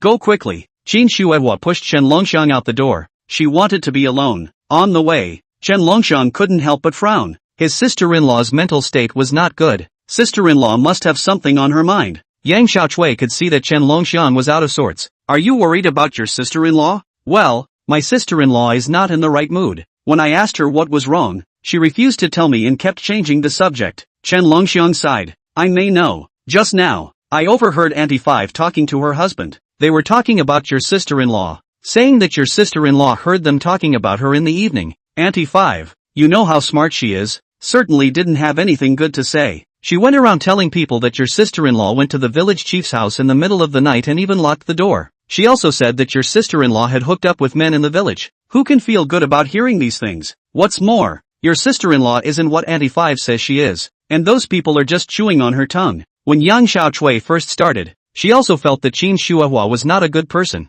Even if she was good-looking, her body was still so good, and she looked unorthodox. However, after a series of things to get along with down, she felt that Chen Shuihua is not that kind of person. It's not Chen Shuihua's fault that she has a face and body. What's wrong is that those who are jealous use their own imagination to speculate on Chen Shuihua's behavior. Thinking about it, Yang Xiaochui also felt a little guilty. Just by hearing Yang Xiaochui say this, Chen Longxiang could think that his sister-in-law must have been very helpless at that time. Chen Longxiang sank his face. Those long-winded women in the village were really annoying. All day long, are they doing nothing? Chen Longxiang's face was gloomy. How dare they talk about his sister-in-law like that? Alright, don't be impulsive. Don't go and argue with those people either. Shuihua didn't say anything. I guess she was also worried about you doing that, so she endured it. Longxiang, don't let down your sister-in-law's good intentions. Chapter 33 Treating Zhang Erden. Chen Longxiang's fists were clenched, heartache and anger in his eyes. Yang Xiaochui sighed, advised, you don't care too much. A group of idle old ladies inevitably have to pull idle gossip nosy. Think of them as a turd in the toilet. Stay away from them, so as not to affect your mood and also cause a stench. But Yang Xiaochui's comfort did not dissolve Chen Longxiang's anger. Only he thought twice. Temporarily cancelled to find those long-tongued women trouble of the heart. If this becomes a big deal, his sister-in-law should be upset again. After all, sister-in-law is a kind-hearted, not as a last resort. Do not want to completely tear the face with the neighbors. What can really make those long-tongued women shut up is Chen Longxiang has absolute strength. To the height of those people can only look up to. Those people will not dare to say a word more. Chen Longxiang gaze firm. He will make a career, so that those long-tongued women forever shut up. This sound declaration of dominance. Let the sight of yawning Yang Xiaochui look a few eyes high. This little guy stupid or not is another story, but to their own relatives is very good. Soon, arriving at the Zhang family, Zhang Erden heard his daughter-in-law's shouts, so he hurriedly donned his lab coat and came out of the inner room with quick steps to greet him. Gu, Longxiang, you can finally come. I just got from the commissary to the new goods. Soja two pothead as you choose, said enthusiastically went forward to ride Chen Longxiang's shoulder. Zhang Erden hee smile, revealing a few yellow teeth. Last time I was down to the ground tired, drunk fast, this time must let you see the amount of my alcohol. Chen Longxiang calmly responded and even echoed a few sentences, coaxing the other party to another heartfelt sigh of relief, and immediately drank on the Kong. 5 kuei shoa, 666 ah. The two guessed and drank. Not a few rounds, Zhang Erden was red in the face, stalking his neck to go pee. All let go. Lousy, can walk by himself. Yang Xiaochui disgustedly grabbed the man's ear. All drunk into a loach. You can walk an egg. Chen Longxiang, however, smiled and picked up the wineglass, opened his mouth to Zhang Erden who could not open his eyes. The last glass of wine. Brother Erden, I see you are drunk, or I will drink it for you. What? I'm not drunk. After a few crooked steps, Zhang Erden ran back again, then tilted his head back and muffled it in one gulp. Yang Xiaochui was quite distressed. If it was an ordinary day, she would not let this deadbeat drink so much, but today's situation is different. Getting this deadbeat drunk is to give him treatment. Who let him stubborn donkey temperament? Frozen God is not willing to go to the hospital for examination, let alone let Chen Longxiang to give him treatment. Yang Xiaochui sighed and could only come up with this plan. The last glass of wine down, Zhang Erden completely drunk passed, boom a sound lying on the cups and plates in a mess of wooden table. Yang Xiaochui and Chen Longxiang moved Zhang Erden to the bed. Who? Longxiang ah, sis has prepared freshly picked persimmons for you, wait to take it when you leave. Meaning hurry up and finish the treatment, hurry up and finish. Chen Longxiang was amused. After a few times of getting along, also understand that this Yang Xiaochui really has no bad intentions. At best, it is a small woman with an anxious and a little spirited nature. Sister Xiaochui, I'm going to start the treatment. You go out first. Saying that, Chen Longxiang took the silver needles out of his pocket. It was a rustic cowhide bag.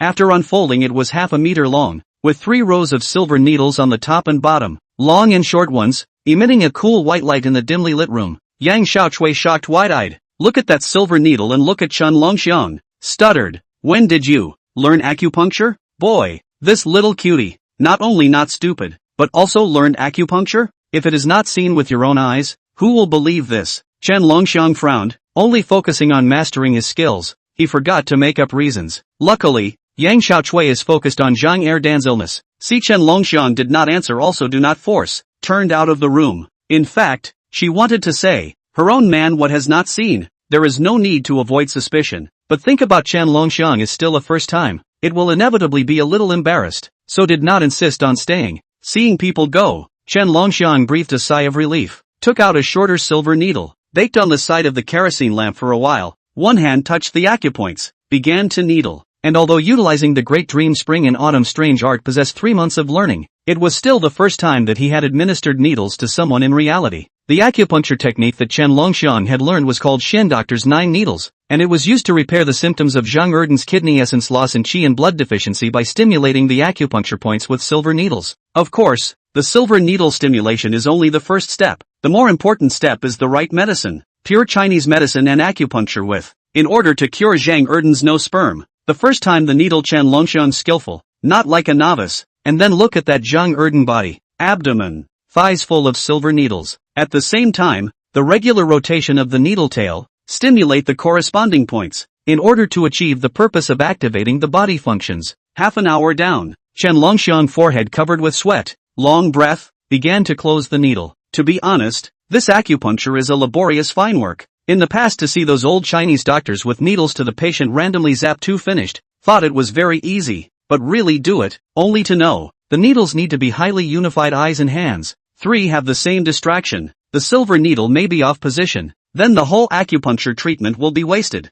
Outside the door of Yang Xiaochui a little impatient, thinking about half an hour, how still no movement, the more I think the more urgent call, was about to push the door quietly take a look, but also at this time to hear the house shouted, Xiaochui sister, the treatment is over, you can come in. Yang Xiaochui excitedly AI, with small steps rushed in. Zhang Erden was still sleeping soundly. Chen Longxiang started to pack up his belongings. Yang Xiaochui leaned down to observe her man's belly, looked around and didn't see traces of acupuncture, couldn't help but doubt. Longxiang ah, not sis said, you really gave him a needle? How even a needle? I have not got it. The corner of Chen Longxiang's mouth slightly twitched, so there has to be blood coming out of the needle's eye to be called acupuncture? Sister, if you don't believe me, why did you invite me here? Yang Xiaochui's face turned red, but it was the same reason. Chen Longxiang explained. The silver needle tip is extremely fine. Find the right acupuncture point will not bleed or even leave a needle eye. If you doubt it, go directly to the hospital. Don't look for me.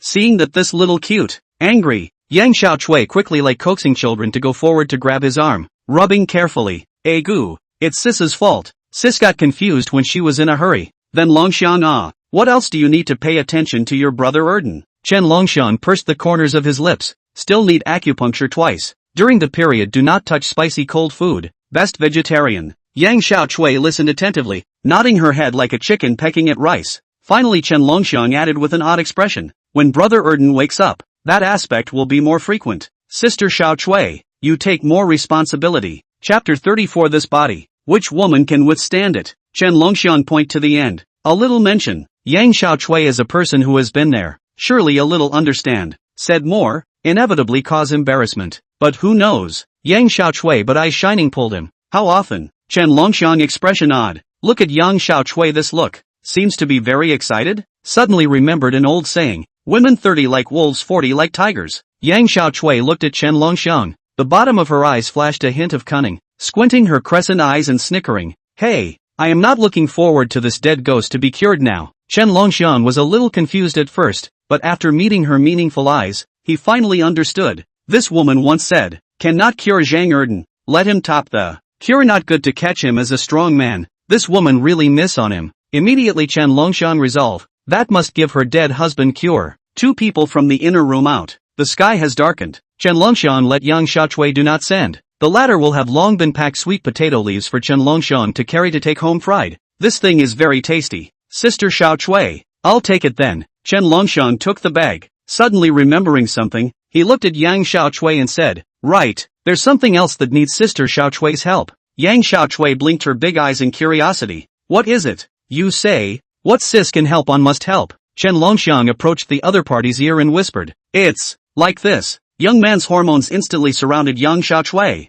Chen Longxiang's body with a good smell of soap smell. Out of the hot air to make her body hair soft. Are you serious? Yang Xiaochui's red face, her eyes filled with shock. This little tiny cute actually let her publicize to the outside world that he dug up old mountain ginseng and sold it for more than $100,000. Yang Xiaochui was shocked and wondered. People who have made a fortune cannot be covered to death. Do not let anyone know. How to him this instead of everywhere yelling open. See Yang Xiaochui frown. Chen Longxiang did not explain. Just please. I have my own plans. Xiaochui sister just follow what I said to do. And is the more noise the better. Yang Xiaochui seemed to understand nodded. Well, also do not know your kid gourd sells in the end what medicine. But if chat gossip, that sister is certainly a good hand. Rest assured. Ensure that after tonight, tomorrow Peach Source Village everyone knows. Chen Longxiang heatedly smiled and walked away. Yang Xiaochui looked at the man's back. Some infatuation. This body plate which woman can top? Chen Longxiang just arrived at the door of the house. Received Zhao Beijing QQ message harassment. Chen Longxiang looked at her space. Found that it is a play car enthusiasts. It is not paid attention to, but put away the phone,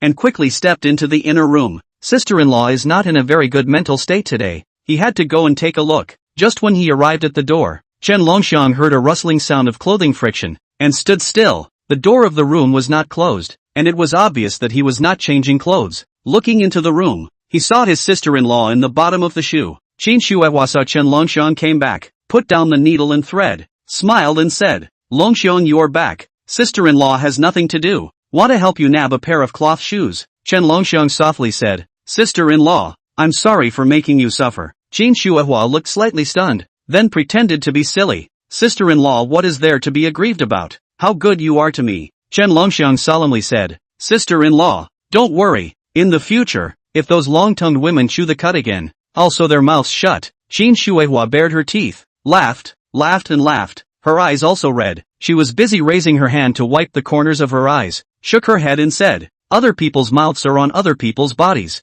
We don't care. Sister-in-law cares about you, as long as you don't misunderstand your sister-in-law, and other people's sister-in-law also don't care. Chen Longxiang heart sigh, sister-in-law so kind and gentle, how can those long-winded women in the village bear to bully? Sister-in-law, go to bed early. Seeing his sister-in-law look away, Chen Longxiang did not continue this unpleasant topic, only secretly vowed in his heart, must not let his sister-in-law be bullied. The next day, Taoyuan village office. As the village head Wang Dachuan was sitting on the chair pulling his hair. The collective economic development indicators issued by the above Taoyuan village is slow to complete. It looks like half a year has passed. The most important task of the year cannot be completed. He as a hand will certainly have to be criticized. Wang Dachuan cannot help but fantasize. This time if a boss to Taoyuan village to invest in the construction of factories, or contracted a mountain, then the target can be easily completed. Unfortunately, although the big bosses are rich, they are not little cute. This is a poor mountain. There is no oil and water to get.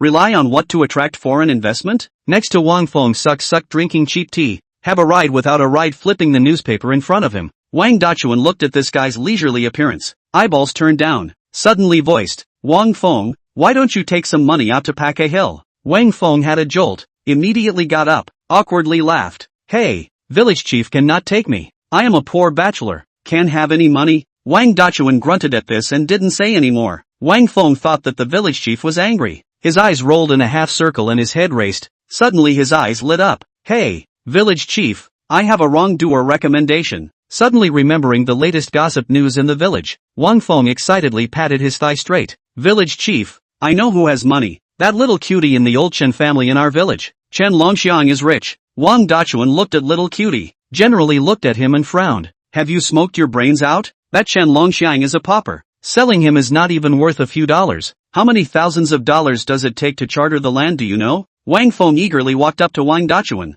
hemmed and hawed, revealing 2 rows of yellowed slate teeth. Village chief, no wind can't make waves. I heard that little cutie, Trader Lucky, went up the mountain and dug up wild ginseng, pure wild, went to the county town and ran into a rich big boss, directly sold over $100,000. What?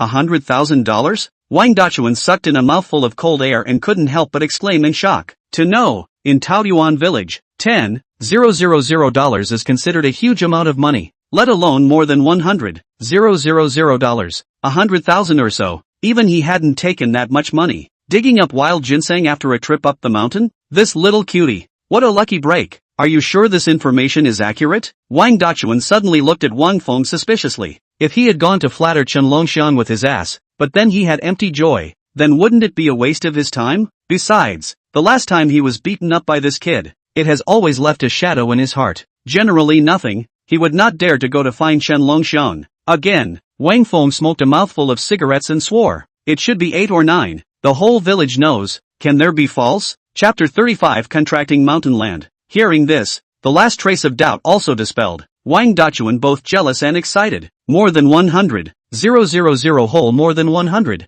000 cannot let this money stink in the little cute. In the hands of the little cutie. In any case, also have to do some contribution to Taoyuan village, right? Thinking of this, Wang Dachuan squinted at him, sneered a few times. Good, after lunch you go to the Chun family to call that boy over. Say there are good things to say to him. Wang Feng responded, just sat back in his chair and continued to get high on melon seeds. He heard footsteps coming, hurriedly sat upright and looked at the door. When he saw clearly who was coming, he was shocked. Chen Longxiang? Wang Feng gave an exaggerated scream, obviously not expecting this little cutie would appear here. Wang Dachuan also stared at Chen Longxiang with wide eyes. Speaking of the devil, just thinking of making up some reason to find him over, but never thought that he would send himself to the door. The two of them looked at each other. Wang Dachuan personally went forward, warmly greeted, Gu, it's Longxiang ah, quickly come and sit down. I happen to have a good thing to tell you. Chen Longxiang was confused by Wang Dachuan's enthusiasm. When did this old thing become so enthusiastic? When he came to Wang Feng's front, Wang Dachuan kicked him violently and made a wink.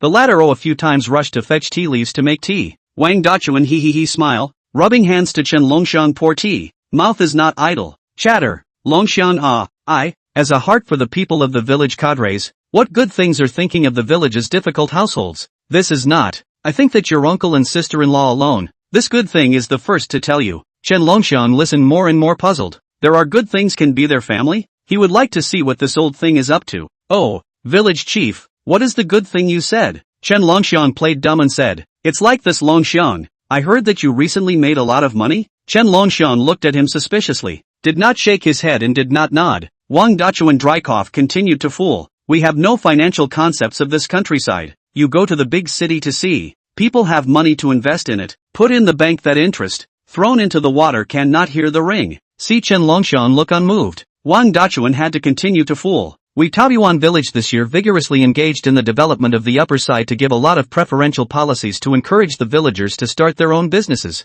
What subsidies for water and electricity, subsidies for the land and so on. These are policies that benefit the people. Wang Feng also heatedly laughed. That's right, Longxiang since you have made a lot of money, put that broken bank is also a waste. Why not money profit, become a real big boss na? Wang Dachuan gave Wang Feng a look of your kid line. Wang Feng dry more vigorously. From Taoyuan village package land development to the international situation. Spittle flying. Chen Longxiang heart secretly laugh. At the same time also understand. It turned out that the two guys stared at his hand at more than 100,000, waiting for him on the set it. Looks like, last night please Yang Xiaochui things have effect, but it is just right. This trip is also precisely for the package mountain and came. Last night was deliberately let Yang Xiaochui pass out. I didn't expect the old thing to take the initiative to mention it. Waiting for the two to dry their mouths, Chen Longxiang pretended to be hesitant and said, but village chief, everyone calls me little cute. I may not be able to do it well, and besides, I have never done such a big project. Wang Dachuan let out an ouch, revealing a pained look, retorted,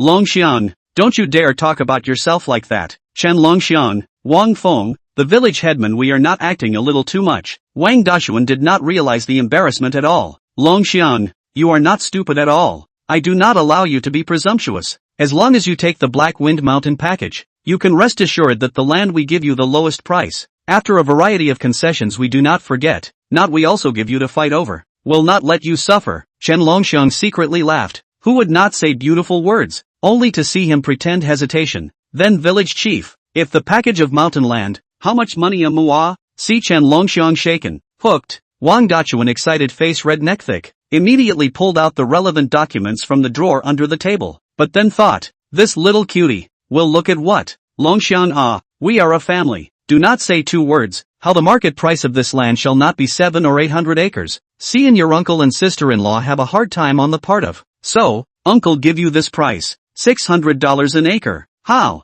Wang Feng doggedly echoed, Mother Lu, there is this good thing? Village chief, your favoritism is also too obvious point. Chen Longxiang before coming to do homework. Unusual land does have 780 price, but then the outskirts of the city, do the factory with, but like Taoyuan mountain this poor mountain backwater, hold up on 300 acres, $600 an acre. The pit is too obvious, $600 an acre. Pit who? The two people sing and act that with vigor, but as a party Chen Longxiang, but the waves are not shocked. Wang Dachuan embarrassed for a moment, inquired, Longxiang what do you think of this price? Chen Longxiang's mouth moved and shook his head. Village chief, I think it's a bit too expensive. Wang Feng glared. This little cutie, actually knows how to bargain? He, Longxiang the package of mountain land is originally a profitable job. Now it seems expensive. When there is a harvest, the money will come by the handful. Chen Longxiang still shook his head. Village chief, my mother said, the city is not the same as the countryside. You said 600 can rent a house in the city. Wang Dachuan stumbled. His grandmother, your mother has been dead for a long time and still remembers it? Ahem, then how much did you say? He didn't believe it. He still couldn't fool a little cutie. Chen Longxiang murmured, stretched out 3 fingers, shook them, and calmly said, 300. Wang Dachuan and Wang Feng both sucked in a mouthful of cold air. 300 an acre. This kid directly cut the waste No, 300 is too little. Wang Dachuan monkey retorted, just wanted to raise the price again. Did not expect. Chen Longxiang got up and left. Wang Feng leaned a sound. Was Wang Dachuan at ear scraping to the side, in a hurry to go forward to stop. Longxiang, there's something to discuss. Why did you leave with a single displeasure? Chen Longxiang gold sentence frequently. My mother said, speak not together to go away. Folks cannot fight, hurt the peace. Wang Dachuan wanna cry. I thank your mother so kind. This way, you see 400 acres. You have more than 100,000. Even if the whole village of our mountain package is no problem Chen Longxiang didn't say anything. Wang Dachuan kind of know this little cutie. How stubborn. But 400 acres is too little. He would like to fish a little oil and water to fill his pockets. And now it seems that it is impossible. To know, the top of the target cannot be completed. This broken hat have to lose. Chen Longxiang see Wang Dachuan still tangled. Once again turned to go. Wang Dachuan shouted, good, 300 on 300. After saying this, he dragged the person back from the door with a hug and pressed him into a chair. Wang Feng, hurry up and bring the pen and contract. Let us Longxiang sign, said also to Chen Longxiang he smile. that blackened incisors, almost put Chen Longxiang overnight meal or disgusted out. Chapter 36 Sleepy. Contract in front of the eyes. Chen Longxiang pretended not to understand, asked this and that, but also took out his cell phone to take a few pictures. And finally Wang Dachuan full of cold sweat will be a variety of policies to understand. Chen Longxiang reluctantly signed. The purpose of doing so is to let the future Wang Dachuan this old fox. There is no chance of remorse in the future. Black Wind Mountain Contracting Agreement Subsidy Policy. 200 acres of mountain land. According to 200 acres of contracting, the village subsidies $50 an acre. The actual count of $150 an acre. 10 years, 1 year a payment. Black and white. This time who want to renege cannot. Looking at Chen Longxiang signed his name, Wang Dachuan heart are happy blossomed, but do not knowing Chen Longxiang under the mind. Nailed the contracted Black Wind Mountain things. Chen Longxiang also do not want to stay more. Then Padass slipped away. In the office, Wang Dachuan picked up the signed agreement, and carefully appreciate once again. But see the end. But the more you think the more wrong. At first with the superiors said that the package of land can contribute to the GDP, but $200 an acre of land does not include subsidies. How he felt fooled it. Damn. It is really cheap this little cutie. It's too much. Wang Dachuan was so angry that he cursed. This time even if he can fulfill the above target, that he is not able to get a bit of oil and water, which is equal to the white toss. Wang Feng poured the rest of the tea into his stomach, rudely wiped his mouth, and patted his ass. Don't be angry, our village chief. That Black Wind Mountain doesn't even have a single hair. That little cutie, contracted down.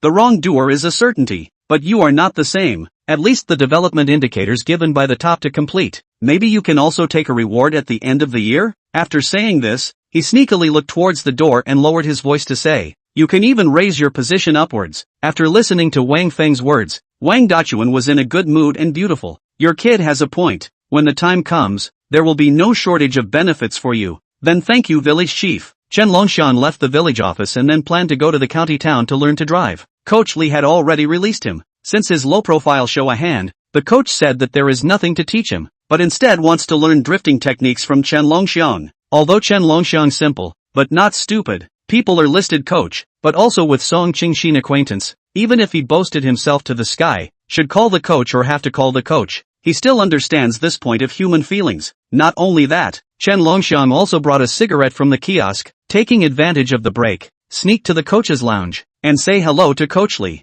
The latter is talking to his wife on the phone. Chen Longxiang hurriedly said this side of something and hung up directly. Chen Longxiang was a little embarrassed that Coach Li had to report to his daughter-in-law, but Coach Li is very happy. In his eyes, Chen Longxiang and those ordinary students' pressure is not a level. Not because of the relationship between this kid and Song Qingxin, but people themselves have the talent to learn to drive. Every time he thought of Chen Longxiang's perfectly exciting reverse drifting maneuver, he couldn't help but call out, Longxiang, come sit down. Chen Longxiang gave a hey, coyly placing his things next to him, then sat down. Coach Li frowned, got up and picked it up to have a look, then complained, what are you doing? Chen Longxiang said, Coach, as for this cigarette, people give me, this person does not smoke. Thinking you like to smoke, it brought. Of course, there is a small request. I want to ask the coach to help arrange a test. Chen Longxiang this speech is both simple, and gave Li coach steps down. The latter immediately changed the expression. Face a hint of relief. Harm, look at you this child. To help you arrange the test is not what I should do, but also have to take something to, line,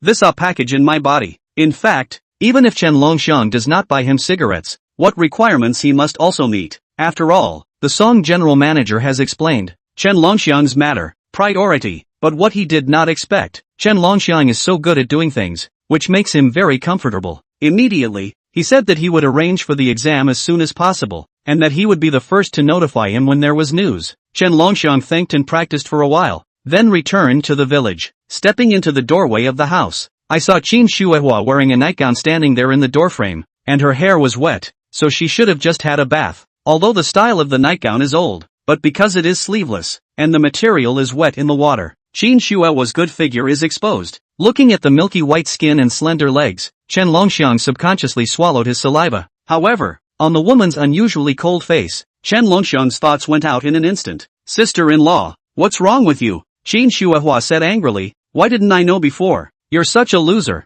Chen Longxiang instantly understood that his sister-in-law knew about the matter of contracting Black Wind Mountain. Of course, Chen Longxiang did not think to hide it from his sister-in-law. Sister-in-law you know? Qin Shuehua snorted coldly, all spread out. I cannot know it. Not sister-in-law, said you. You made a lot of money. Sister-in-law is happier than anyone else. But, we cannot be so unaccountable.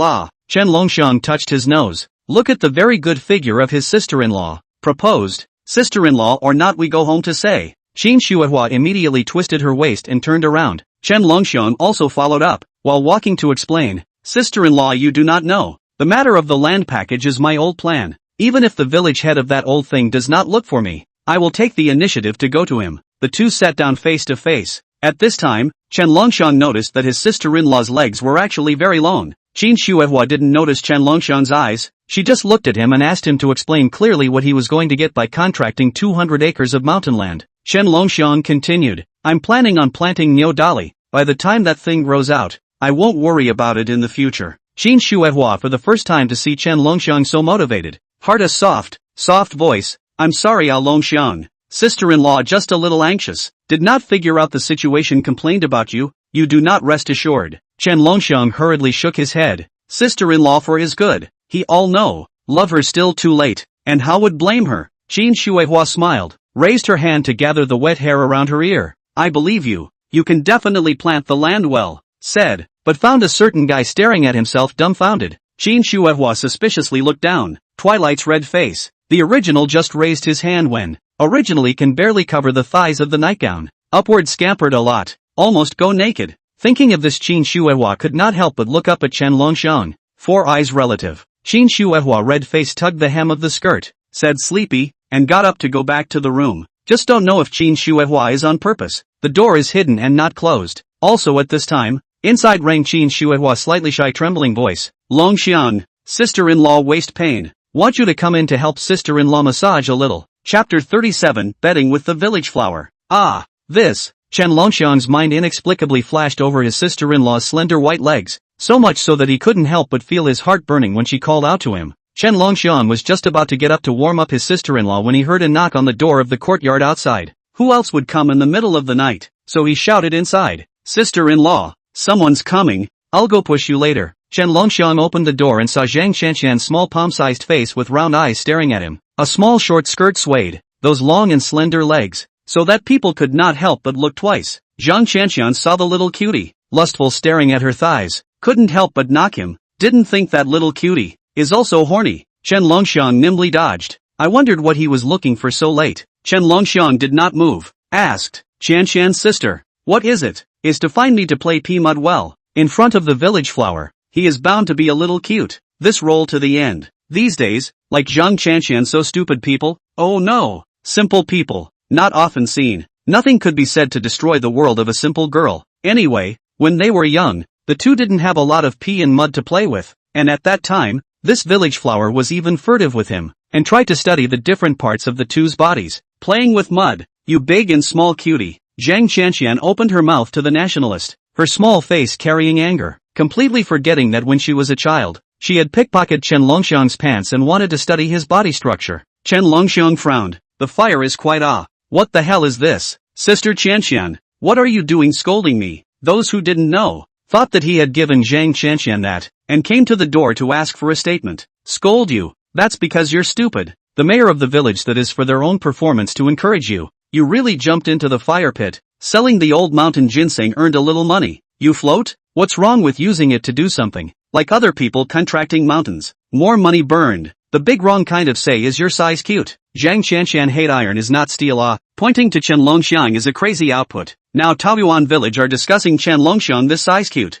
He was lucky to get some money, but he was snubbed by the village head as an ingrate. That little mouth was 1 in 1. Watching Chen Long's mouth dry up. I pack mountains to grow herbs. Herbs can be sold for money. You little cutie. You don't even know how to farm. And you still want to learn how to grow herbs from others. Be careful of losing even your pants. There are many mountains in our village. You go up the mountain every day to pick herbs. If you are lucky, you can pick a lot of herbs and sell them for money. You're listening to the village headman and the others. And you really think you can do it. How many herbs do you know? Ordinary herbs are not worth much even if you plant them. Good herbs are very expensive. You little cutie. What can you know? You believe when people say. Chen Longxiang naturally understand. Zhang Qianqian words outside the meaning. Heart a burst of moving. This village flower, to him is really good. Sister Qianqian, tell you a secret. I know pharmacology and medicine. Planting medicinal herbs is no big deal at all. Those wild herbs in the mountains have too low a yield, And if you farm them, you can multiply them several times over.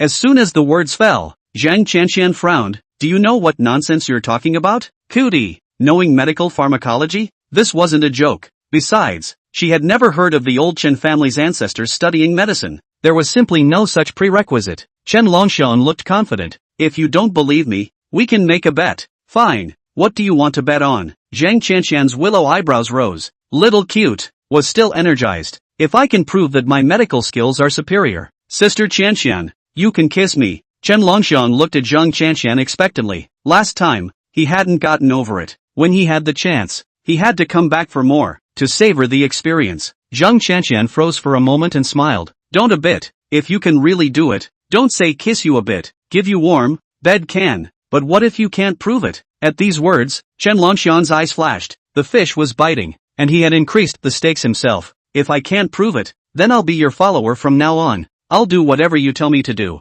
Let me go east. I dare not go west. I'll listen to you. How about it? Zhang Qianxian's heart immediately blossomed. It is not bad to have a little follower in the future. At least when going to town to shop, someone will help carry things. Zhang Qianxian agreed with alacrity. Alright, then it's a deal. Tell me, how do you prove that you know medical skills? And also, don't be slick. Sister, I'm smarter than you. Chen Longxiang looked at Zhang Qianxian. Sister Qianxian, in order to avoid you saying that I'm being slick, then I'll give you a diagnosis. There were more or less minor problems in people's bodies. They could be big or small just. Alright, look. Zhang Qianxian stretched out her slender arm, signaling Chen Longxiang to take her pulse. Chen Longxiang's index and middle fingers were placed at Zhang Qianxian's wrist. The mannerisms were exactly the same as those old Chinese doctors. However, Zhang Qianxian felt that this little cutie, definitely pretending. I don't know where I learned to play house. Just when she was planning to flirt with Chen Longxiang. Unexpectedly, Chen Longxiang finished his diagnosis and looked at Zhang Qianxian and spoke. You're sick. What? I'm sick? Zhang Qianxian was instantly happy. What a joke. Sister, tell you, I just had a physical examination 3 months ago. My body state is all good. No disease or pain. Recently there is also no cold or flu. Something like back pain. Well, willing to bet and lose. Little cutie. You will be my little follower from now on. Zhang Qianxian was overjoyed to hear Chen Longxiang's conclusion. She thought that he would have to shake his head and learn a few lines from those old Chinese doctors anyways, but she didn't think that she would be able to hold back a sentence for half a day. Sure enough, little cutie. It was the little cutie. Why would she want to talk to a little cutie? Bet, isn't that bullying a child? Thinking of this, Zhang Qianxian became disinterested. Forget it, let's call off the bet. You don't have to be a cow for me either. In the future, watch fewer TV dramas that fool people. Originally people are stupid. This is learning to be a magician. Nonsense, beware of going out to be beaten. Think about it, if Chen Longxiang goes around telling people, you are sick, it is estimated that you will really get beaten up. It was also that she was kind-hearted and didn't bother with him.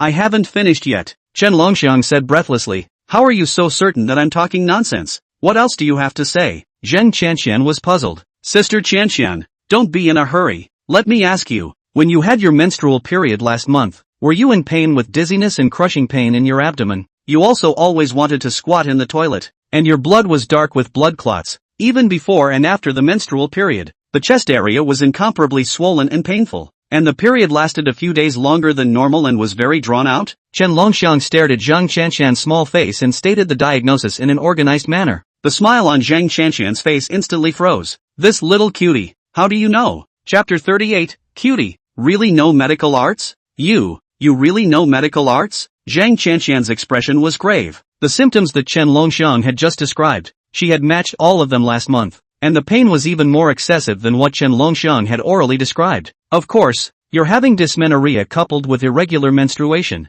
and there's a tendency for it to worsen. So you need to have a good physical therapy session, or else you'll be in even more pain this month. If it's severe, the pain may go into shock. Seeing and hearing, the most basic of Chinese medicine. Chen Longxiang had learned Xin medical arts in the realm of great dream spring and autumn mysteries. Diagnosing a patient was naturally no big deal. Hearing that this month was even more painful, Zhang Qianxian couldn't help but recall last month's pain, and immediately shuddered and frowned. That pain was something she didn't want to feel a second time, but the next second, not knowing if it was a psychological trick, her small abdomen was in severe pain. Zhang Qianxian's small face instantly turned white, covering her belly and bowing. It's over. You crow's mouth. I really came to my period. In a panic, she counted the days. Just a few days of this. You go in and take a look. Chen Longxiang was speechless. Zhang Qianqian didn't have the heart anymore and went straight to the toilet. Only after a long time did she come out with a red face. Fortunately, there was an anti-towel in the toilet that Qin Shuehua had put there, and she borrowed a piece. Seeing Zhang Qianqian's pale face, Chen Longxiang was also distressed by the village flower. You go to my room and lie down for a while. I will give you physical therapy. Chen Longxiang helped Zhang Qianqian to his room. Zhang Qianqian was in pain and did not want to speak. The pain of just having an aunt was still bearable. After a while, it would not be. Since the little cutie said that it can be physical therapy, then let's try it. Anyway, whether it can work or not, it's all the same. Physical therapy works well. She can hurt less. Physical therapy is not good. Then it won't hurt anymore. Chen Longxiang's room is very simple. A hardboard bed, next to a bit of age-old bedside table. The cabinet was stacked with some sundries and a book. You still read books? Zhang Qianqian was curious and asked, reaching out to take it. Chen Longxiang's face changed slightly, wanting to stop, but it was too late. Color books, and still with illustrations. Zhang Qianqian turned a page and looked at Chen Longxiang in shock. Chen Longxiang had a serious face and looked at her. I said that my dead big brother put it here in my place. Do you believe it? This is all study material. What's wrong with him looking at two historical writings? That was all in observing how the ancients lived. But saying it, Zhang Qianqian might not quite believe it. It hurts. Suddenly a sharp cramping pain in the abdomen. Zhang Qianqian threw down the book in her hand and covered her small abdomen, not having the heart to break up these topics with Chen Longxiang. Seeing this, Chen Longxiang helped the person to the bed. You lie down first, I will give you massage. Can't lie down. It hurts too much. Sideways is better. Zhang Qianqian curled up on the bed, just like a pimp. A slight change in position was a burst of torture. Chen Longxiang sighed, grabbed Zhang Qianqian's hand, and ruthlessly pressed down on an inch of her tiger's mouth. What are you doing? Zhang Qianqian's forehead was sweating. Chen Longxiang explained, this is an acupoint that can relieve menstrual cramps. You can usually press it more yourself. Is it better now? Zhang Qianqian only felt a surge of soreness in her tiger's mouth. There was a warm sensation in the place that was pressed, and it was really much better there in her belly. It is a little better. Then lie flat. I'll give you a push. You lift your clothes up a little bit. I'll give you a push on your belly. Chen Longxiang lifted his own clothes up a little in order to demonstrate the height of lifting up his clothes. Climbing mountains and picking herbs all year round. 8-pack abs, that was not a difficult task. Zhang Qianqian's face was red. Good guy. Really material. But she is a girl. Like a little cute. Like a little cutie. Lifting up her clothes. Is that a serious thing to do? Do you really know how? Aha. Chen Longxiang looked solemn. Zhang Qianqian also thought that it was a little cute anyway. The first time I saw her, she was not fully stripped, but also generously ruffled up. Flat belly without a trace of fat. Small belly button like winking with Chen Longxiang. Chen Longxiang, a burst of emotion. This is not much better looking than the illustrations in the book. Don't daze. Hurry up. Zhang Qianqian called out in pain. Chen Longxiang was not ambiguous either. There was no lingering on the charming scenery. A cry rang out while his big hand touched Zhang Qianqian. Bear with it. Chen Longxiang's pushing force gradually increased. Not knowing whether it was pain or shame, Zhang Qianqian had a light tremor and her face flushed. She only felt a warm current traveling through her body, and the pain was gradually easing. Half an hour later, the massage was over. Chen Longxiang clapped his hands. The fragrance of the young girl still remained in his palms, but in front of Zhang Qianqian, he was not that perverted. It doesn't hurt anymore. Zhang Qianqian sat up and looked at Chen Longxiang in shock. This little cutie really knew about medicine? A simple haphazard massage definitely couldn't do anything to make menstrual cramps painless. What is that warm current? Just now I felt something traveling inside me. That's the reaction produced by unblocking the meridians. It's pretty much the same thing as pressing an acupressure point, Chen Longxiang casually explained. In fact, that was the true qi in his body, and using the true qi as a guide was twice as effective. How strange. Zhang Qianqian tried to massage her shoulder and neck in the Chinese medicine hospital to dredge the meridians, but she never had this feeling. Could it be because the dredging place was different? No need to Chen Longxiang explanation. She herself has been brainstorming almost. Good thing Zhang Qianqian did not dwell on it, but instead stared wistfully at Chen Longxiang. She suspected that the little cutie was pretending to be stupid. In fact, this guy wasn't stupid at all anymore. Otherwise, how should all this be explained? Then before she showed Chen Longxiang what she shouldn't have seen on the mountain, wouldn't it be? In an instant, Zhang Qianqian was so ashamed that she wanted to find a crack in the ground to drill in. Staring at her big eyes, looking at Chen Longxiang, gritted her teeth and questioned, are you intentionally pretending to be stupid? Are you lying to me? What pretending to be stupid? Sister Qianqian, Are you still in pain? It can't be. That's how the old village doctor taught me in the past. If you're still in pain, then he's lying to me. That old man is bad. Chen Longxiang grumbled in anger and pushed out the old village doctor in the past to block the gun. Zhang Qianxian was confused. What kind of oxymoronic words was this? His medical skills were taught by the old village doctor? That old village doctor from the village in the past, with his eccentric temper, was able to teach the little cutie. Zhang Qianxian felt outrageous when she heard it, but Chen Longxiang just now this pre-verbal appearance. Like a real fool, Zhang Qianxian was speechless. Although she felt strange, but she couldn't figure out where it was strange. No, I'm better, thank you. I'll go back first. Staying in Chen Longxiang's room in the middle of the night, she was a little uncomfortable, especially when she remembered the scene where Chen Longxiang had treated her. It made her cheeks burn. Chen Longxiang looked at the village flower who was about to leave, and suddenly called out to her, "Good sister, before you leave, don't you have to honor your promise?" Chapter 39, a charming scene in the mountain forest. Just now, I made a bet and said that I would warm the bed for this guy if I lost.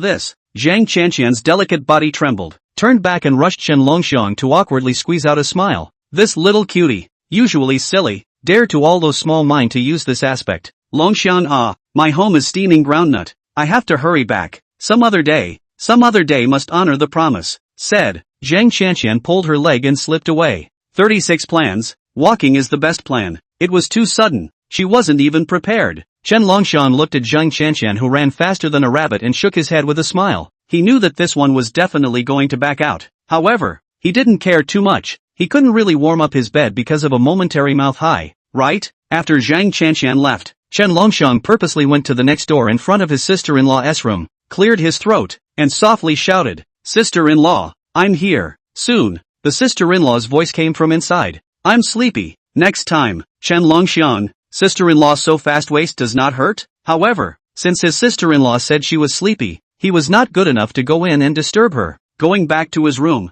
Chen Longxiang entered the Great Dream Spring and Autumn mystical realm to learn the Xian medical arts. The thousands of years of cultural precipitation of Daxiao Chinese medicine is not something that can be fully comprehended overnight. The next morning, Chen Longxiang woke up from the realm of mysteries, discovering that in addition to benefiting greatly from the Great Dream Spring and Autumn, he himself had also undergone a huge change. The originally tiny true qi in his dantian was now gradually growing. Although Chen Longxiang was not stepping into cultivation for the time being, this true qi was of great use to him in treating patients. It can be used as a tiny tool to enter the body to unclog the blocked blood vessels, and also has a magical repair function. Packing up, Chen Longxiang took the big kettle with him and went up Black Wind Mountain. He intends to go to Tianzhi Cave, get some spiritual springs out. On this trip, he was not only patrolling the mountain, but also wanted to get some spiritual springs. Spirit springs could improve the barren land. Black Wind Mountain was barren, and in the past, nothing planted could produce good things. If the soil was improved with a spirit spring, it would definitely be able to grow good medicinal herbs.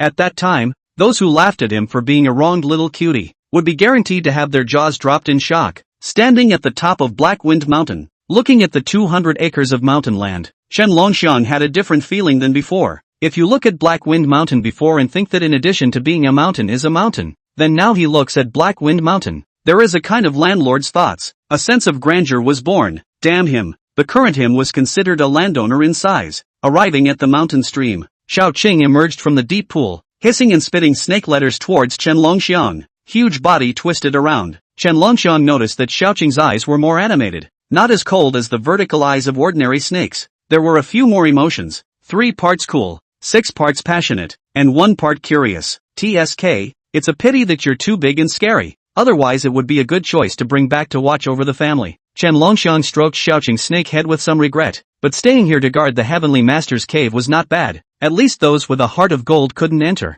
After obtaining the inheritance, Chen Longxiang regarded the Heavenly Master cave as his forbidden land. Little Green rubbed against Chen Longxiang and looked at the Bodhi tree unwillingly. It was not going to leave this place. Cultivating here, its cultivation was growing by leaps and bounds. Don't worry, I won't take you out. Don't cling on here unless you can shrink yourself sometime. Chen Longxiang entered the Celestial Master cave. Having come more often, naturally he is much more spontaneous. Last time, he didn't scrutinize the spiritual spring, and hurriedly glanced at it before going out. This time, Chen Longxiang scrutinized it. The spiritual spring was about 2 meters in diameter, and the water was clear and bright. In the center was a spring. Bubbling out of the spring, the water column was not high. The source was unknown. Chen Longxiang used a kettle to fill a pot. and incidentally took a sip. The cold spring water went down. Soon, he felt a wisp of gas swimming through his limbs and bones. Where the gas passed through, the meridians became more and more stabilized. The change was small, but it wasn't unprecedented. It was only because of his cultivation that these spirit springs did not transform his body much. If an ordinary person drank it,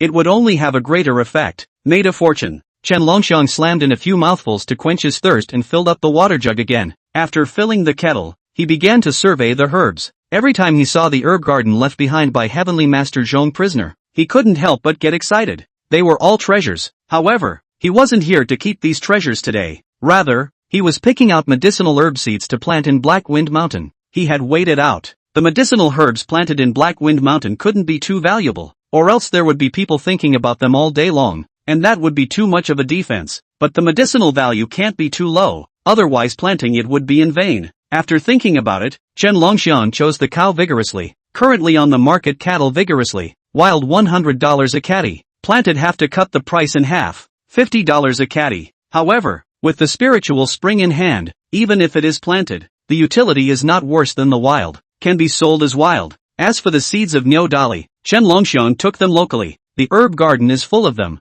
and they are all of excellent varieties. So why bother to go outside to buy some inferior ones and come back to plant them? Mainly, the ox power seeds here themselves contain the spiritual chi of the spirit spring. When the time comes to irrigate them with the spirit spring, it is estimated that the growth process can be twice as fast. The seeds were collected and the spiritual spring water was received. Chen Longxiang returned to the Bodhi tree. Little Green was still waiting blearily outside the cave. After a few experiences, it had learned one thing. Only when Chen Longxiang was done with his busy schedule would it be able to receive a commendation. Hiss! Little Green surrounded Chen Longxiang with its body in a pleasing manner. Chen Longxiang laughed and pulled out a Bodhi fruit and threw it into its bloodied disc mouth. This time the little green did not dive into the water in a hurry, instead sending Chen Longxiang up before slowly going back. Chen Longxiang had just returned to Black Wind Mountain. From afar, he saw Qin Shuehua figure. That marvelous figure. In the mountains and forests, it was really a charming scenery. Sister-in-law, why have you come? Be careful. Chen Longxiang hurriedly went over to greet him. Look at what you said. You want to plant medicinal herbs. Of course sister-in-law has to be the first to come and help. Who made us a family? Qin Shuehua wiped the sweat from her forehead and was puzzled when she saw the large kettle on Chen Longxiang's back. What are you carrying this for? For watering the land. The water in here is not the same. There is my exclusive secret recipe in it, guaranteed to make the herbs grow well. Chen Longxiang was not good at explaining the existence of the spiritual spring, so he casually blurted out that he had added something. Saying that, Chen Longxiang lifted his pants at this time. When he rushed over just now, he let the bushes next to him hang for a bit, and his loose pants fell off a bit. Qin Shuehua saw that he would lift his pants at this time, and heard him say exclusive secret recipe. Then a touch of odd expression appeared on her small face. This guy said the exclusive secret recipe should not be to pee inside it. Chapter 40, Planting Together. Chen Longxiang did not notice his sister-in-law's strange expression, but greeted his sister-in-law and began to work. He was responsible for hoeing the seeds, and his sister-in-law was responsible for watering. One afternoon down, probably planted a few acres of land. Chen Longxiang was born with the strength of a dragon and elephant. His strength is boundless, and he did it all morning without taking a breath. Take out the spirit spring is limited. Chen Longxiang lets sister-in-law watering. Just pour to the seed there. Pinch up the watered soil. Chen Longxiang found a hint of difference. Looked slightly bright. The original loose, yellowish-brown soil actually had a hint of reddish-black color. It was a fertile soil. This indicates that after the spirit spring watering, the original barren and barren wasteland turned into a fertile and good land. The soil texture has changed. Chen Longxiang was slightly happy. A little bit of spirit spring could have such an effect. It was a bit surprising. Qin Shuehua didn't see any difference and sat on the side dripping with sweat. After being busy all morning, she could finally take a break. Sweat soaked through her thin shirt. The inner contours were visible. Today's sister-in-law was the lace girl. Chen Longxiang glanced at it, and the beautiful scenery that looked like a mountain stream firmly locked his eyes. The ancients honestly did not deceive him. Look sideways into a ridge. Look sideways into a peak, and the distance is different from the height. Can't look anymore. Chen Longxiang moved his eyes away.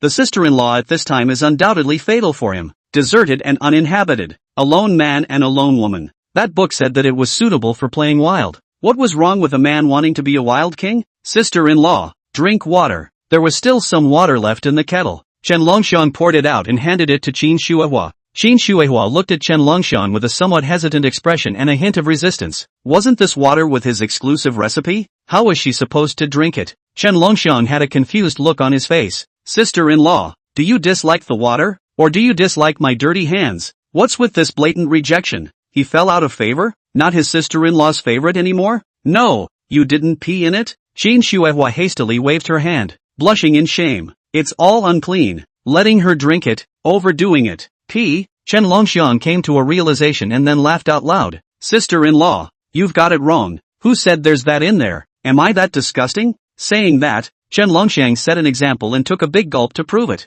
The spring water was sweet and tasty, and the mouth were full of flavor. A small mouthful could quench his thirst. Not to mention such a large mouthful, it was simply soothing to the core. Looking at the knot in Chen Longxiang's throat that slid up and down, Qin Shuehua unconsciously swallowed. Give it to me. Dare I say it was her own misunderstanding. This guy, nothing to mention what pants. Still think. Chen Longxiang handed the rest to his sister-in-law. Qin Shuehua took a shallow taste, and as the cold spring water entered her throat, she immediately couldn't help herself and followed Chen Longxiang's example, drinking it in a big gulp. The spring water overflowed from the corners of her mouth, glistening in the sunlight. It flowed all the way down her neck and under the open neckline. Chen Longxiang stayed where he was. Those illustrations replayed 180 times in his head. It was just that those female protagonists had all turned into sister-in-laws. Longxiang, what are you looking at? Qin Shuehua finished drinking water, her face flushed. Chen Longxiang looked up at the sky. It's noon. Sister-in-law, let's eat some dry food before we continue. Good. Qin Shuehua felt strange, but didn't realize what was wrong. The two sat next to each other and ate the biscuits. Chen Longxiang felt as hot as a steamed bun. It was by no means from the sun. In order to not ruminate, Chen Longxiang immediately started working. When Qin Shuehua saw this, she was too embarrassed to rest anymore. When men and women match, they don't get tired of working. One person sowed the seeds, one person watered. The two of them worked well together, until the sun went down. The afterglow hit the two men's bodies. Chen Longxiang and Qin Shuehua smiled at each other. Sister-in-law, let's go back. Okay, let's go. Halfway to the road, Qin Shuehua had a sudden thought and stopped. Longxiang, can you carry me on your back? Without the slightest hesitation, Chen Longxiang half squatted and propped his hands on his own knees, turning back to signal Qin Shuehua, come up. Qin Shuehua smiled and jumped onto the broad back. Two streams of heat attacked. Chen Longxiang stifled a grunt and slightly arched his body. Fortunately Qin Shuehua couldn't see anything. Am I too heavy? Why are you bending your body? No, this is more comfortable. Sister-in-law, don't move. Around. Chen Longxiang wasn't joking. God damn it. After getting the inheritance of the heavenly master, all aspects of perception are more sensitive than ordinary people. Blood and vigor where to stand this kind of soft attack? Qin Shuehua really didn't move anymore and tightly stuck to Chen Longxiang's back. Both were sweating and sticking to one piece. Back home, Qin Shuehua's tired back ached. Even though going down the mountain was letting Chen Longxiang carry her down, there was a big difference between the physique of men and women, and she still couldn't carry it. Planting medicinal herbs can be much more tiring than working on the ground. This waist has to bend 180 times a day. Good thing we are young. If we were old, it would be unbearable. Hungry. I'll go cook for you. Qin Shuehua very sweetly went into the kitchen. Chen Longxiang looked at his sister-in-law, who was dragging her tired body and still wanted to cook for him, and felt a pang of heartache. Sister-in-law, let me cook. You take a break. The water spoon in Qin Shuehua's hand was snatched by Chen Longxiang.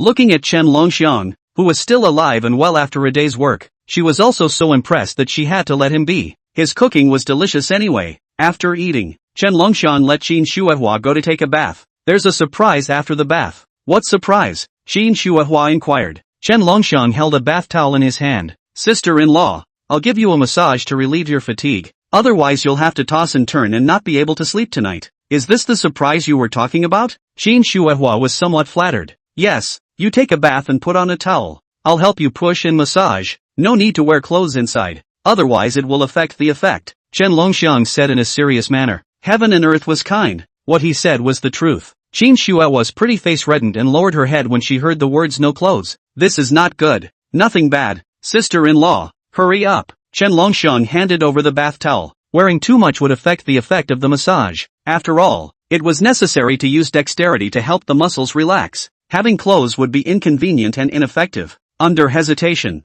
Qin Shuehua still gritted her teeth and went to take a bath, mainly because she had to continue planting tomorrow. Given her current condition, I'm afraid she won't be able to get off the ground tomorrow without a little push, let alone help. Besides, when the 100 days passed, she would be Chen Longxiang's person. Under the same roof, What was she shy about? Even if she wants to, she is not incapable of. Half an hour later, Chen Longxiang came out with only a towel on her body. Her hair was wet and had a different kind of flavor. 2 slender milky white long legs, just like this, appeared in front of Chen Longxiang in a dignified manner. Chapter 41, Skillful Sleight of Hand. A hint of amazement flashed under Chen Longxiang's eyes. Chen Longxiang was draped in a bath towel, not as enchanting as imagined, but every step was like stepping on his heart. Chen Longxiang's face was scarlet, her hair fell above her snow-white collarbone, and her slender legs were exposed outside the bath towel. Not show bone but have a different flavor. Chen Longxiang smelled the aroma of shower gel and was swayed for a moment, then signaled Chen Longxiang lying on the bed. Chen Longxiang obeyed and got down, inwardly apprehensive. How to help her massage next? Chen Longxiang didn't know what Chen Longxiang was thinking. Without looking at him, he was rubbing his palms together to prepare for the massage. Truchi wrapped his hands. Relax, I'm going to start. Chen Longxiang gave a soothing cry and moved slowly. It's very comfortable. Longxiang, your technique is very good. Chen Longxiang felt something carefully. A professional technique that relieved the pain was very comfortable. Then I'll be a little heavier in force. You endure a little. This massage hand, which he had practiced for a day in the Great Dream Spring, was equivalent to 3 months. The hand was quite skillful. With a set of nudging, unblocking the meridians and reducing fatigue was not a matter of concern, especially for those who had done hard labor for a day. It was very effective. True Qi entered Chen Longxiang's limbs and bones along the meridians. Unlike those subtle spiritual Qi from the spiritual spring, the true Qi cultivated by Chen Longxiang, it was a tangible existence. As long as one looked inward, one could see that his true Qi was like a dragon, impacting the bruised blood within Chen Longxiang's body. It then attached itself to the meridians and strengthened the toughness of the meridians. This was overwork, causing the body's meridians to be fragile. Normally, if one was slightly inattentive, it would be easy to strain and cause some minor ailments. It was just right that Chen Longxiang took this opportunity to improve Chen Longxiang's meridians. This nudging feeling made Chen Longxiang open up a new world. Not only was her body soothed, there was also a different feeling. The massage went on for 2 whole hours. Originally an hour can be finished. Chen Longxiang see Chen Longxiang so enjoy, and then add the clock. This was a poor woman. Of course one had to treat her as well as possible. Sister-in-law, comfortable yet? Very comfortable. Chen Longxiang took a long breath. Her whole body was relaxed. The day's labor was gone. Never before had she tried this feeling. Even if she was allowed to rest for 3 days without working, then she wouldn't be able to reach this state. If she were to use one word to describe it, it could be said that she was transformed. Unconsciously, Chen Longxiang stretched out her curves. Chen Longxiang's brows lowered as he told his sister-in-law to take an early rest and left. Chen Longxiang wanted to ask Chen Longxiang why he ran away like a burning ass, felt a coldness on her body, looked down, and understood everything at once. Shame so much that she hurriedly organized. Some guy must have seen it. Chen Longxiang what else do not understand. All of a sudden small face red. This, blames her. Chen Longxiang's eyebrows flowed. And Chen Longxiang seemed to understand a lot of things after he was awake. At this time, Chen Longxiang returned to his room. The illustration book on the table did a lot of harm. He was a pure male. Look, what has it become now? At this time Chen Longxiang seems to forget. When Zhang Qianqian found this book, he pushed to his dead brother's head with a clear conscience. Chen Longxiang intended to bring the book to pad the foot of the bed, and before putting it on the ground, he couldn't help but look at it a few more times. After taking care of it, in order to calm his mind, Chen Longxiang entered the Great Dream Spring and Autumn Xuan Mu realm. The Xian medical art calmed him down. Medical arts, acupuncture arts, he had to strengthen his learning. Failure to learn the art would not only fail the inheritance of the heavenly master, but would also make the gradually declining Chinese medicine more and more stigmatized. Chen Longxiang did not want this scene to appear. He wanted to write the name of Chinese medicine and carry it forward. However, he didn't know that the Xian medical technique had already been engraved in his mind like a brand. When he needed to use it, he only needed to search for it. This was something that Chen Longxiang realized after studying for an hour, and the corners of his mouth couldn't stop twitching. Luckily, he was still here rote memorizing. Dare I say, his brain was like a CD-ROM that had been burned down. However, skillfulness could make him more confident, and give people a better idea in his heart. Without realizing it, the sky had already brightened. Chen Longxiang opened his eyes and exhaled a mouthful of turbid air. After washing up, Chen Longxiang had already made breakfast. Seeing him come out, she was the first to greet him for breakfast. The two sat face to face. Chen Longxiang peeled an egg for Chen Longxiang and carefully handed it to him. The appearance of wanting to speak made Chen Longxiang puzzled for a while. Sister-in-law, what do you want to say? Just say it, we are all family. What can't we say? Chen Longxiang took the egg and took a bite, always feeling that his sister-in-law had something to say. He told her to speak straight. Qin Shuehua froze for a moment and inexplicably said, "Didn't sleep well last night, did you?" As soon as the words left her mouth, Qin Shuehua was chagrined. What the hell is this? How could she ask such a question? Longxiang, just now. Just pretend that I'm talking nonsense. Qin Shuehua was a bit flustered. Her chopsticks fell on the floor and she bent down to pick them up. When he got up, Chen Longxiang had an odd expression and glanced at Qin Shuehua. His gaze then moved down. The buckle opened. A flash of light caught his eyes. Qin Shuehua noticed his eyes, and soon she also realized her problem. Subconsciously looking towards Chen Longxiang, the four eyes met. Qin Shuehua blushed and scrambled to pull her clothes back on. Facing Chen Longxiang's probing gaze, Qin Shuehua was flustered. She simply wanted to tease and liven up the atmosphere. Nothing else. But Chen Longxiang's gaze made her feel ashamed. She hurriedly found an excuse to leave. I'm full. You take your time. Chapter 42, Zhou Lizi. After breakfast, the uncle and sister-in-law once again went up the mountain. Qin Shuehua's plain floral shirt with jeans had a different flavor, and Chen Longxiang slightly side-eyed him. However, he quickly moved his eyes away. Yesterday's process was not slow. Chen Longxiang, who was born with the power of a dragon elephant and had infinite strength, hardened himself and planted 10 acres of land. That was why Qin Shuehua, even if she was just responsible for watering and planting the seeds, was still tired and sore. Fortunately, after 2 hours of Chen Longxiang's nudging, this morning's Qin Shuehua was alive and well. Just arrived at Black Wind Mountain. The scene in front of her eyes made Qin Shuehua shriek. The ground that was planted only last night, how come it's all sprouted? She rubbed her eyes, somewhat incredulous. Even bean sprouts didn't sprout this fast. The sprouts were still very small, belonging to the state of just breaking through the ground, but the speed was already very fast. For herbs to germinate, it would at least take more than a week. Is this still the ox power we planted? Qin Shuehua couldn't believe it, staring blankly at the calm-faced Chen Longxiang. Chen Longxiang shook his head and laughed. Sister-in-law, who do you think is so bored to change the seeds of 10 acres of land in one night? That doesn't still cost money for seedlings. Tricking us wouldn't do this kind of money-losing business. Qin Shuehua thought it made sense, but still couldn't figure it out. Then this germination is also too fast. Right, cattle vigorously have such a style? Sister-in-law,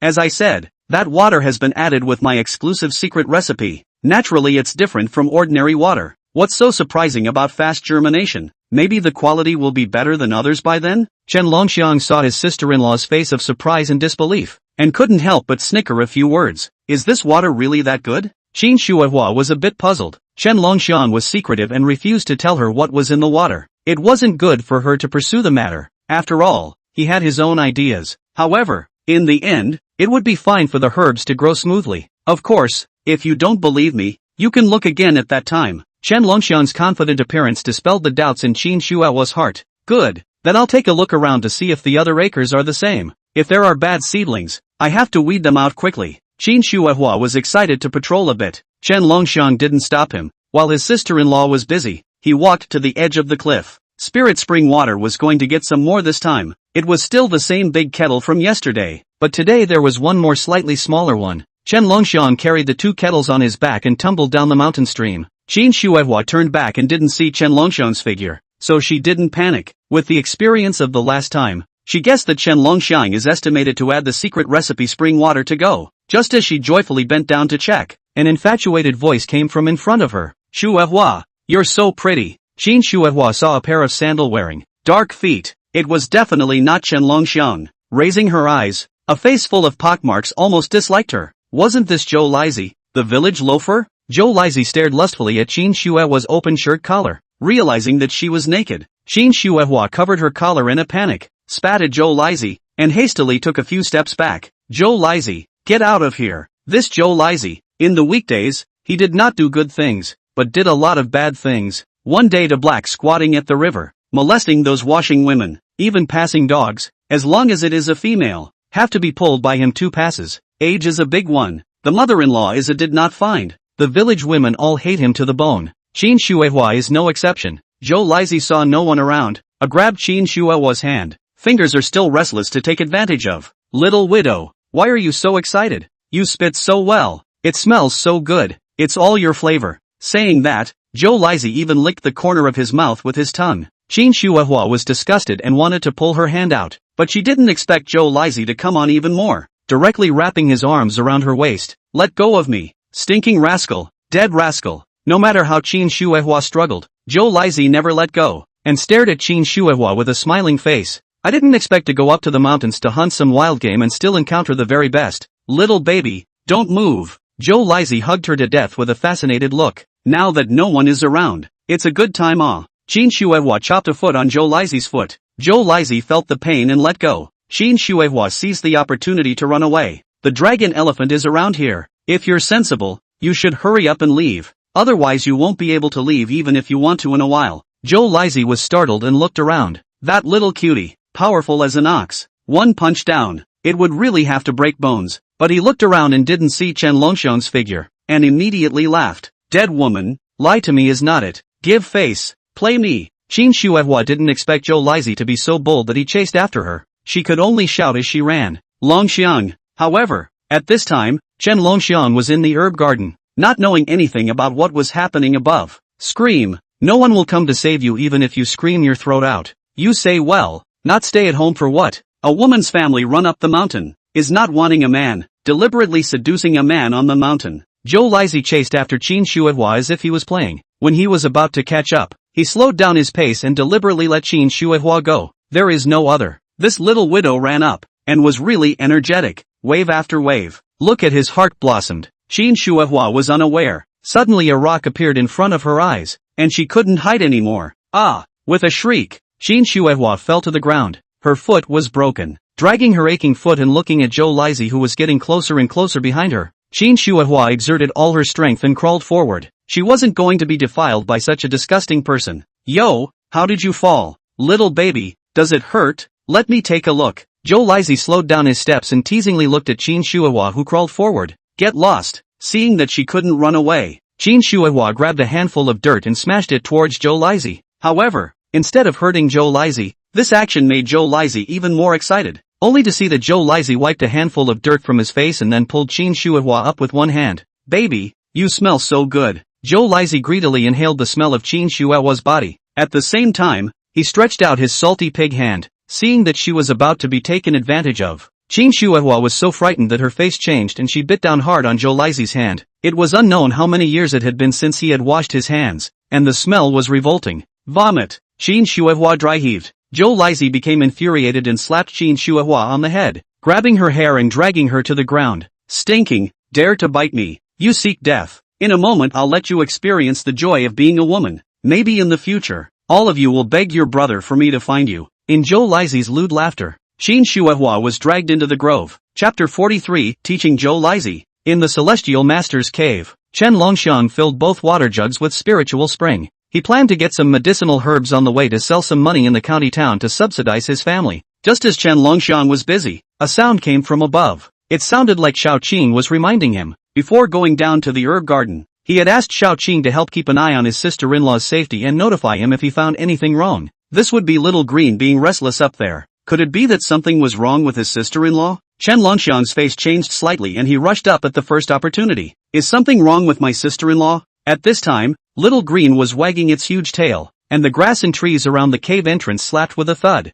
After hearing Chen Longxiang's question, Little Cheng unexpectedly nodded. This anthropomorphic action caused Chen Longxiang to be slightly surprised. Spiritual intelligence grew so quickly. After his surprise, Chen Longxiang plucked a bodhi fruit and fed it to Little Green. You send me up. Little Green understood and lowered its smooth snake head, signaling Chen Longxiang to stand up. Chen Longxiang's size was already considered tall among ordinary people, but compared to Shao Chang, he was like a hobbit. The snake's head was like an anti-shake head, sparing Shao Qing's swift movements. Chen Longxiang did not move like a mountain. In the blink of an eye, he reached the top of the mountain stream. Go back. Chen Longxiang glanced down at Little Green and waved his hand to signal it to leave. Even if it was a spiritually intelligent snake, it was still a snake, and there was no guarantee that it wouldn't go on an animalistic rampage after seeing the villagers. The moment he landed, Chen Longxiang went straight to the woods. He clenched his fists. No matter who dares to hurt his sister-in-law, let him regret being born in this world. As for his sister-in-law, Chen Longxiang doted on her and would never allow anyone to hurt her.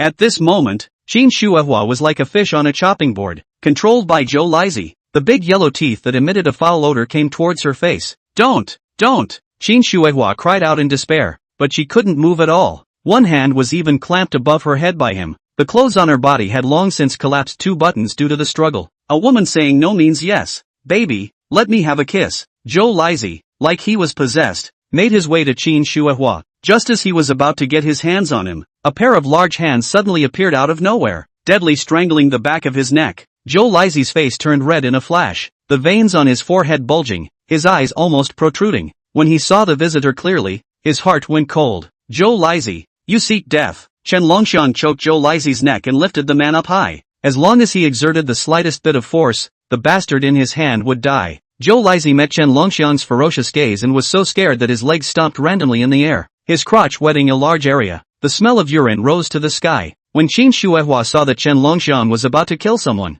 she hurriedly shouted, "Longxiang, don't kill anyone." If this was because she killed someone and went to jail, then how could she stand up to the old Chen family? Chen Longxiang listened to Qin Shuehua's words, looked at Zhou Lizi who was about to hiccup, and casually dropped him. Zhou Lizi fell to the ground, covering his neck and coughing violently, kneeling in front of Chen Longxiang. "Don't kill me, please, beg me." Chen Longxiang's eyes were fierce as he kicked over the asshole in front of him. If he hadn't rushed back in time, would his sister-in-law have to be spoiled by this kind of scum? Yes, yes, yes, I beg you, spare me. Zhou Lizi grabbed the ground with his head and wagged his tail at Chen Longxiang like a dog. "Little cutie, really dared to kill him. When my sister-in-law begged you, did you spare her?" Chen Longxiang approached Zhou Lizi and stomped his head in the dirt. This kind of person was not even worthy of being a dog. Although his sister-in-law was not allowed to kill, it was still fine to teach him a lesson so that he would not dare to spy on his sister-in-law for the rest of his life. 2 whip kicks fell. Zhou Lizi rolled to the dirt slope there. Zhou Lizi's whole body was in severe pain,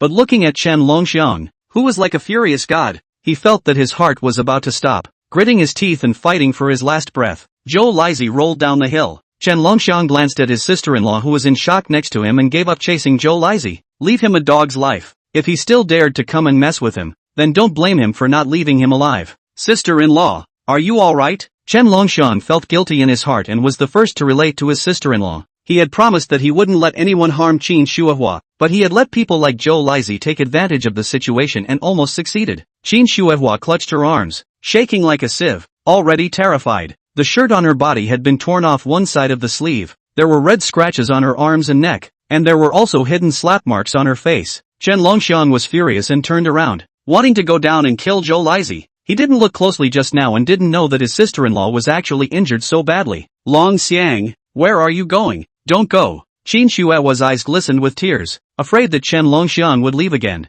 "Don't be afraid, I'm not leaving." Looking at his sister-in-law's appearance, Chen Longxiang's heart softened. The anger in his eyes gradually dissipated and he stayed. As if she had found her backbone, Qin Shuehua cried in a small voice, "Longxiang, just now I was really scared. Luckily you came back just in time. Otherwise, I could only die to protect my innocence." Qin Shuehua's aggravation steeply erupted. Chen Longxiang was at a loss for words, and could only gently pat his sister-in-law's back and offer a few words of relief. After all, he had indeed returned late. Coming back earlier again would not have given Zhou Lizi the chance to strike at all. "Sister-in-law, it's all my fault, it's my fault, don't cry." The clumsy words made Qin Shuehua break into tears and pushed Chen Longxiang away. "How do you comfort people? You only know how to say these words. It's alright, it's not your fault, you don't have to blame yourself." Seeing Qin Shuehua smile, the stone in Chen Longxiang's heart fell to the ground. If he continued to cry, there was nothing he could do. Women were hard to coax. "Sister-in-law, wear my clothes." Chen Longxiang slightly lowered his head and saw something he shouldn't have seen. In this situation, where did he have any other thoughts? He took off his own clothes and put them on his sister-in-law. Qin Shuehua also realized where she was embarrassed at the moment, but did not make any pretense, and put Chen Longxiang's short sleeves over herself. The original shirt is already rotten. A moment down the mountain how to see people. Organize the clothes. Qin Shuehua see Chen Longxiang face guilty look at her. The corner of the mouth slightly hooked up, pinched his face. I'm really fine. Just now is a momentary shock. You do not think too much. We haven't worked yet. Let's do something first, or we won't be able to finish today's goal." Qin Shuehua changed the topic. Chen Longxiang was heartbroken. "Let's go home first. Don't get busy. You go back and rest." "No, we have to hurry. The sooner this herb is planted, then the sooner we can earn money." Qin Shuehua had already begun to fantasize about the scene where Niu Dali planted it out and sold it for big money. Chapter 44, Cutie, Can Heal? The next half of the month, Chen Longxiang and Qin Shuehua went out early and came back late, and finally finished planting the 200 acres of mountain land that had been contracted. It was simply appalling. 2 people, and one was a woman. This was a miracle of farming and planting, and many people in the village used this matter as an after-dinner talk. "Chen family cutie, is a brain problem is good. But people stupid for stupid, is a work of a good hand body strength and the calf is also fierce. The family's cows aren't as capable as he is, and if they work at this rate, my family's cows will die of exhaustion. The head of the village gathered a group of people gossiping and chatting. The person who spoke is usually more gossip of the woman sitting next to this woman. There are several villagers who like to speak with a big tongue. A group of long-tongued women like to sit at the entrance of the village to say things about other people's homes. Recently, there is nothing new in the village. Seems a bit boring, but Chen Longxiang and Qin Shuehua did a big thing. This is not the lively up. When someone opens his mouth, the rest of the people will naturally not want to be left out. Auntie Six skimmed her mouth, her eyes full of disdain. No wonder that little widow is unwilling to leave the old Chen family. It is because she is thinking about the little cute. I wonder if they sleep together at night. I wonder if they sleep together at night. When the surrounding people heard this, their words turned to the side of children's mischief. Auntie Six, aren't you also confused? Chen Longxiang is a little cutie. Can he understand that stuff? Hey, little cutie, are you not a man? All men are the same. Besides, isn't the little widow a normal person? Maybe the little widow teaches the little cutie every day. It's possible that the little widow is teaching little cutie pie every day. Auntie Six laughed with an unknown meaning. Several of the old aunts turned red in the ears. This sixth aunt was too talkative. Chen Dongsheng has only been dead for a short while, and Qin Shuehua doesn't look like that person, and is usually quite capable of working in the fields. As for being in such a hurry, someone helped Qin Shuehua speak. Qin Shuehua married over. Although not much communication with the village women, but there is no bad reputation. It was just that the men liked to look at her. Who let Qin Shuehua be younger and more beautiful than them? Auntie Six was jealous of this and looked down on Qin Shuehua like this from the bottom of her heart. In the end, it's a young lass. How do you know that people don't do those things at night? Hearing Auntie Six's words, many people laughed. There were those who agreed with Auntie Six, and there were also those who teased Auntie Six. Auntie Six, you're not talking about yourself. Everyone knows that the old man in your family is useless, but I think it's because you can't get enough, so you look at everyone as if they're as dissatisfied as you are? Auntie Six's old face reddened and spat. Nonsense, when did I become dissatisfied? Okay, Auntie Six loves her face. Don't talk about her. She's going to find a young guy to have a good time in a while. The crowd laughed and Auntie Six cursed. Just at this time, Oldly Head holding a bottle of wine walked over, looked at them, no good cold snort, a bunch of long-winded women. The 3 nuns and 6 women sat uncertainly on the spot, and Auntie Six's mouth opened to scold Oldly Two. Dead drunkard, what are you saying? Be careful to drink you to death. As soon as the words fell, Oldly Two didn't know what he tripped over and fell to the ground. The bottle of wine also rolled to the side, and the whole person began to convulse. This scene frightened Auntie Six and the others. Auntie Six covered her mouth and looked around in bewilderment. What's going on? My mouth isn't open. The group looked at Oldly Two's ghastly appearance.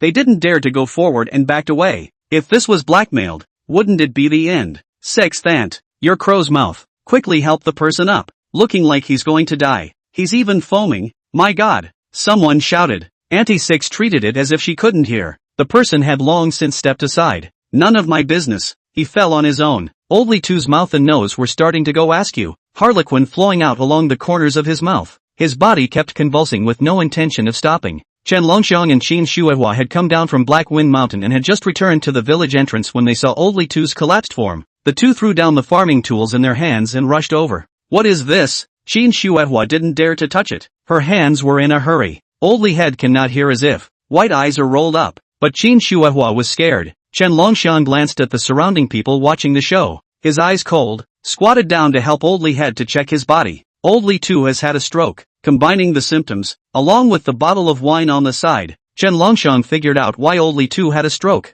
Then what should we do? It's so scary. Qin Shuehua's hands were shaking. Treatment? It's too late to send to the hospital. If we don't proceed with treatment, it's likely that we'll aggravate the cerebral hemorrhage and die outright. Even if you are lucky enough to survive, then the rest of your life is over. Sitting in a wheelchair is worse than death. Chen Longxiang's voice was not loud. The people around him, however, heard it clearly. Mostly dying then. How did a good person have a stroke? That's just Auntie Six talking nonsense. It's none of my business. Don't blame me. The group was bickering. No one noticed how Chen Longxiang could suddenly see a doctor. Qin Shuehua ignored what those people said, pulled Chen Longxiang's arm and spoke. Longxiang, can you save no? Chen Longxiang didn't say anything, nodded his head and held Oldly's body upright, tilting his head to the left to avoid him choking and suffocating on his own saliva. This old man usually talked a lot, but never talked nonsense, even to him, a little cutie. never sneered at him either. Instead, when he bumped into him while passing by, he would even stuff a candy and shush him like a child. Old Li Tu could be said to be one of the few neighbors besides his sister-in-law who treated him well.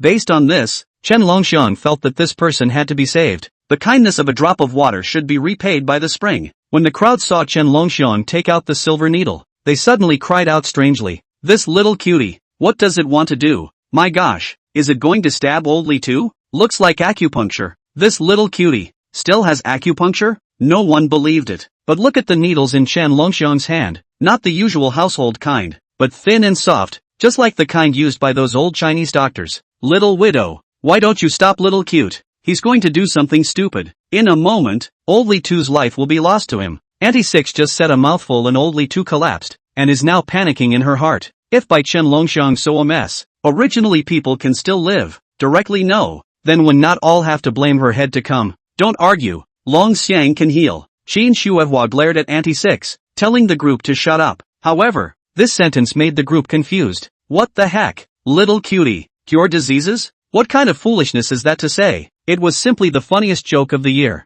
In the crowd's cynicism, Chen Longxiang a needle down, silver needle trembling. Immediately after, a miraculous scene occurred. The originally twitching Old Li Tu actually stopped twitching. Chapter 45, Is the room hot? Old Li Tu is dead? The scene was quiet for a while. How come Old Li Tu isn't twitching anymore? Chen Longxiang withdrew the silver needle and glanced at the crowd. Not dead. The situation is stabilized. Just one needle. People get well? Who believes that? This is still coming from a little cutie. Mouth. A bold ant went forward and reached out to probe Old Li's breathing. Yeah, he's really not dead. His breathing is still even and strong. The moment these words came out, the crowd was once again petrified. Many people didn't believe it and went forward to test it. And after realizing that Old Li Tu was really no different from sleeping, they all looked at Chen Longxiang oddly. Where is this a little cutie? This is simply a divine doctor. When did little cutie will heal the sick? Everyone's heart had one more thought. Auntie Six even almost bit off her tongue, looking at Chen Longxiang with eyes that looked as if they would glow. Auntie Five on the side poked Auntie Six. Ahem, don't look. Can you restrain yourself? Are you lusting and begging again? Auntie Six, who was thinking about things, didn't notice Auntie Five's words. The corner of her mouth still had a smile on it. Little cutie, with this kind of medical skill, a needle can save a person from the ghost gate back. Then is it also possible to help their own dead ghost cure that can't? The crowd was about to die of laughter as they looked at Auntie Six's appearance. Auntie Six is planning to eat young grass with an old cow. Hey, who let her family's old man not work? Chen Longxiang was too lazy to pay attention to those 3 ants and 6 ants, and turned around to order Qin Shuehua, sister-in-law, you take the things home first, and I'll send Old Li Tu back. Now that Old Li Tu won't wake up for a while, it's not appropriate to let him lie on the ground. As for letting these long-winded women help, that was not even a thought. I'm afraid that as soon as Chen Longxiang opened his mouth, the group said that they had to leave beforehand. After all, every one of them was a human being. How could they cause trouble? Qin Shuehua nodded and went home with her farming tools. Old Li Tu's house wasn't far anyway. Chen Longxiang picked up Old Li Tu on his back and headed for Li's house. If I remember correctly, Old Li Head also has a daughter. Father and daughter depend on each other. Is also a poor man. The door is not closed. Chen Longxiang carried people directly into the house. When he wanted to put the person down, he bumped into the old Li's daughter, Li Irma. Li Irma was only wearing a towel. Her hair was still wet. The bath towel was so short that Chen Longxiang didn't even want to describe it. Anyway, just by lifting a leg, one could probably see some meandering scenery. You, Li Irma pointed at Chen Longxiang in surprise, deftly protecting her bath towel, obviously frightened. She usually wore her clothes before coming out. Today she just forgot to take her clothes, and her father went out to sneak around, so she thought that no one would find out. As a result, the Chen family cutie suddenly came out. Chen Longxiang withdrew his sight. Your father had a stroke. Just now collapsed there at the village entrance. I sent him back. Without explaining it clearly, facing the mortified Li Irma, I guess he would have to receive a slap. How did my dad have a stroke? Li Irma opened her mouth wide and her eyes reddened when she saw Old Li Tu behind Chen Longxiang.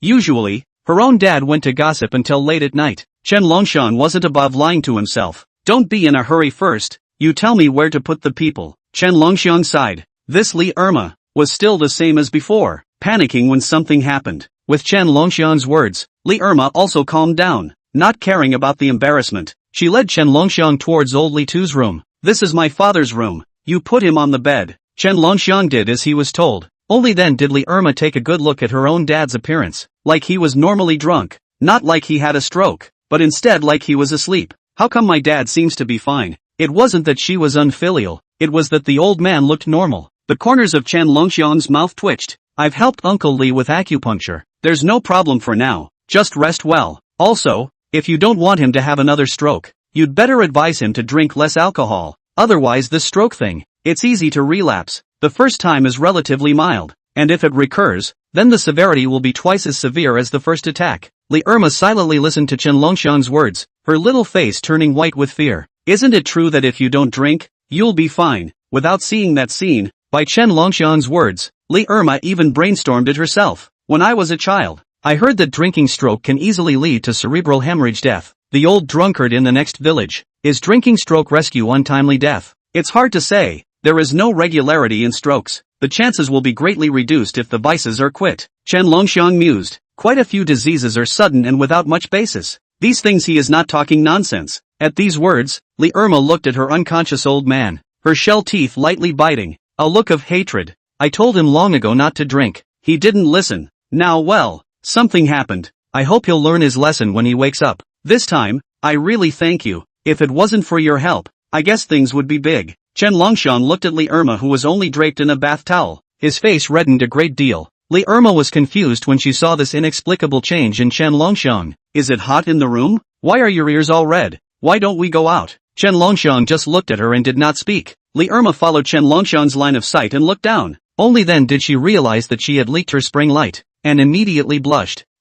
She was so embarrassed that she couldn't speak anymore, and hurriedly rushed back to her room to change clothes with a pout. Chen Longxiang looked at Li Irma's walking posture before noticing Li Irma's leg problems. If she walked slowly, it wasn't easy to see. As soon as she walked faster, her leg problems became obvious. Chen Longxiang sat in the hall for a while before Li Irma changed her clothes and came out. Her red face had returned to normal. I'm really sorry to make you laugh. Li Irma grabbed her hand. Her toes were fastening out a set of 3 rooms. It's fine. I'll leave first. Chen Longxiang glanced at her limp leg. He wanted to say that he could help with the treatment, but it was dark and it was a bit inconvenient to stay here, easily leading to misunderstandings. So he didn't say anything. It wasn't that his sympathy emanated, but Li Irma hadn't taken care of him much when he was a child, and although he didn't have a deep impression, he had quite a few intermittent memories. Okay, you go back first. I will take care of my dad. Thank you so much. Li Irma sent Chen Longxiang to the door. Looking at Chen Longxiang's back, she couldn't help but be a little surprised.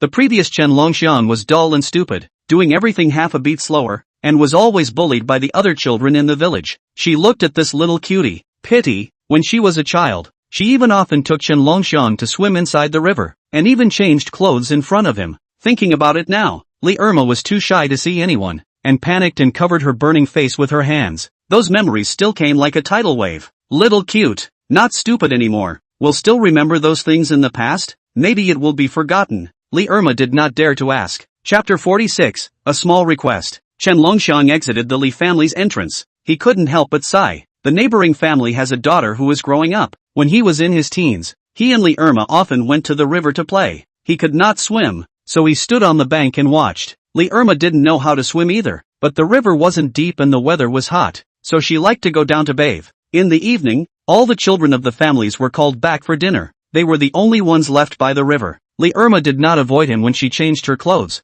thinking that he was stupid and spoke little, so she did not take it seriously. Chen Longxiang vaguely remembered that he would stupidly point at Li Irma and ask her what that bulge was. Why he did not. Li Irma immediately red-faced ridicule him, scolded him as a little cute. Thinking of these things, Chen Longxiang couldn't help but laugh out loud. At that time, he was indeed a little cutie. But if it wasn't a little cutie, words, he wouldn't have been able to see so many good things. Li Irma's leg, he had to find time to help cure it, not to mention the stall of gratitude. At least looked at the body of the other girl, how to return the favor. Back home, Chen Longxiang found 2 more people at home. Aunt Lu Zhanghua and her family stood in the living room with a basket of eggs. Qin Shuihua looked at them and smiled awkwardly. Seeing Chen Longxiang return, Qin Shuihua hurriedly welcomed them. Longxiang, you're back. Have you settled old Li too? Well, settled down. Chen Longxiang nodded, then looked at Auntie Six's couple. Yo, Longxiang sorry, we came uninvited. Just thinking that you 2 uncles and sisters-in-law are pitiful, and fearing that there is nothing to eat at home,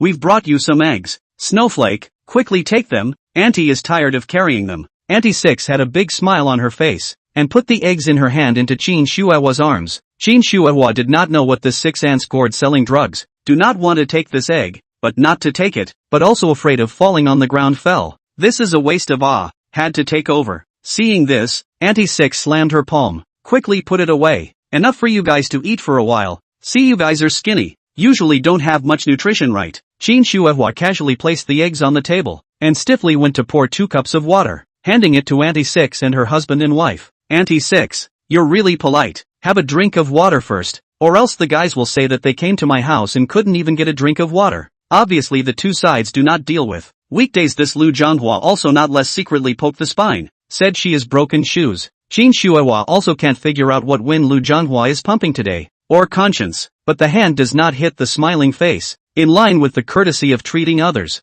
Qin Shuehua still talked to Auntie Six without a word. Sixth uncle sat on the side like a wooden man, and from time to time, he also looked at the expression of the 6th aunt. When he saw Auntie Six glaring at him, he immediately lowered his head. A wife's husband. Chen Longxiang silently watched and sneered. Sister-in-law is willing to be the good guy. He is not willing. How did he treat his sister-in-law on weekdays? Now come to the door to smile and laugh. What is the meaning? 6th auntie, let's not talk about family matters. Tell us, what is the purpose of your visit? Chen Longxiang spoke. Qin Shuehua looked at him. The door is a guest. Longxiang, don't talk nonsense. Sister-in-law, I know. I'm just asking Auntie Six. You guys have been chatting for so long. Auntie Six didn't say anything. What's the point of hiding? Chen Longxiang stared at Auntie Six. Auntie Six's face was a little unnatural, and she laughed dryly. This little cutie, not stupid anymore, not really easy to fool. Just now, I was also thinking of cutting into the topic a little naturally, but I didn't expect the little cutie opened her mouth.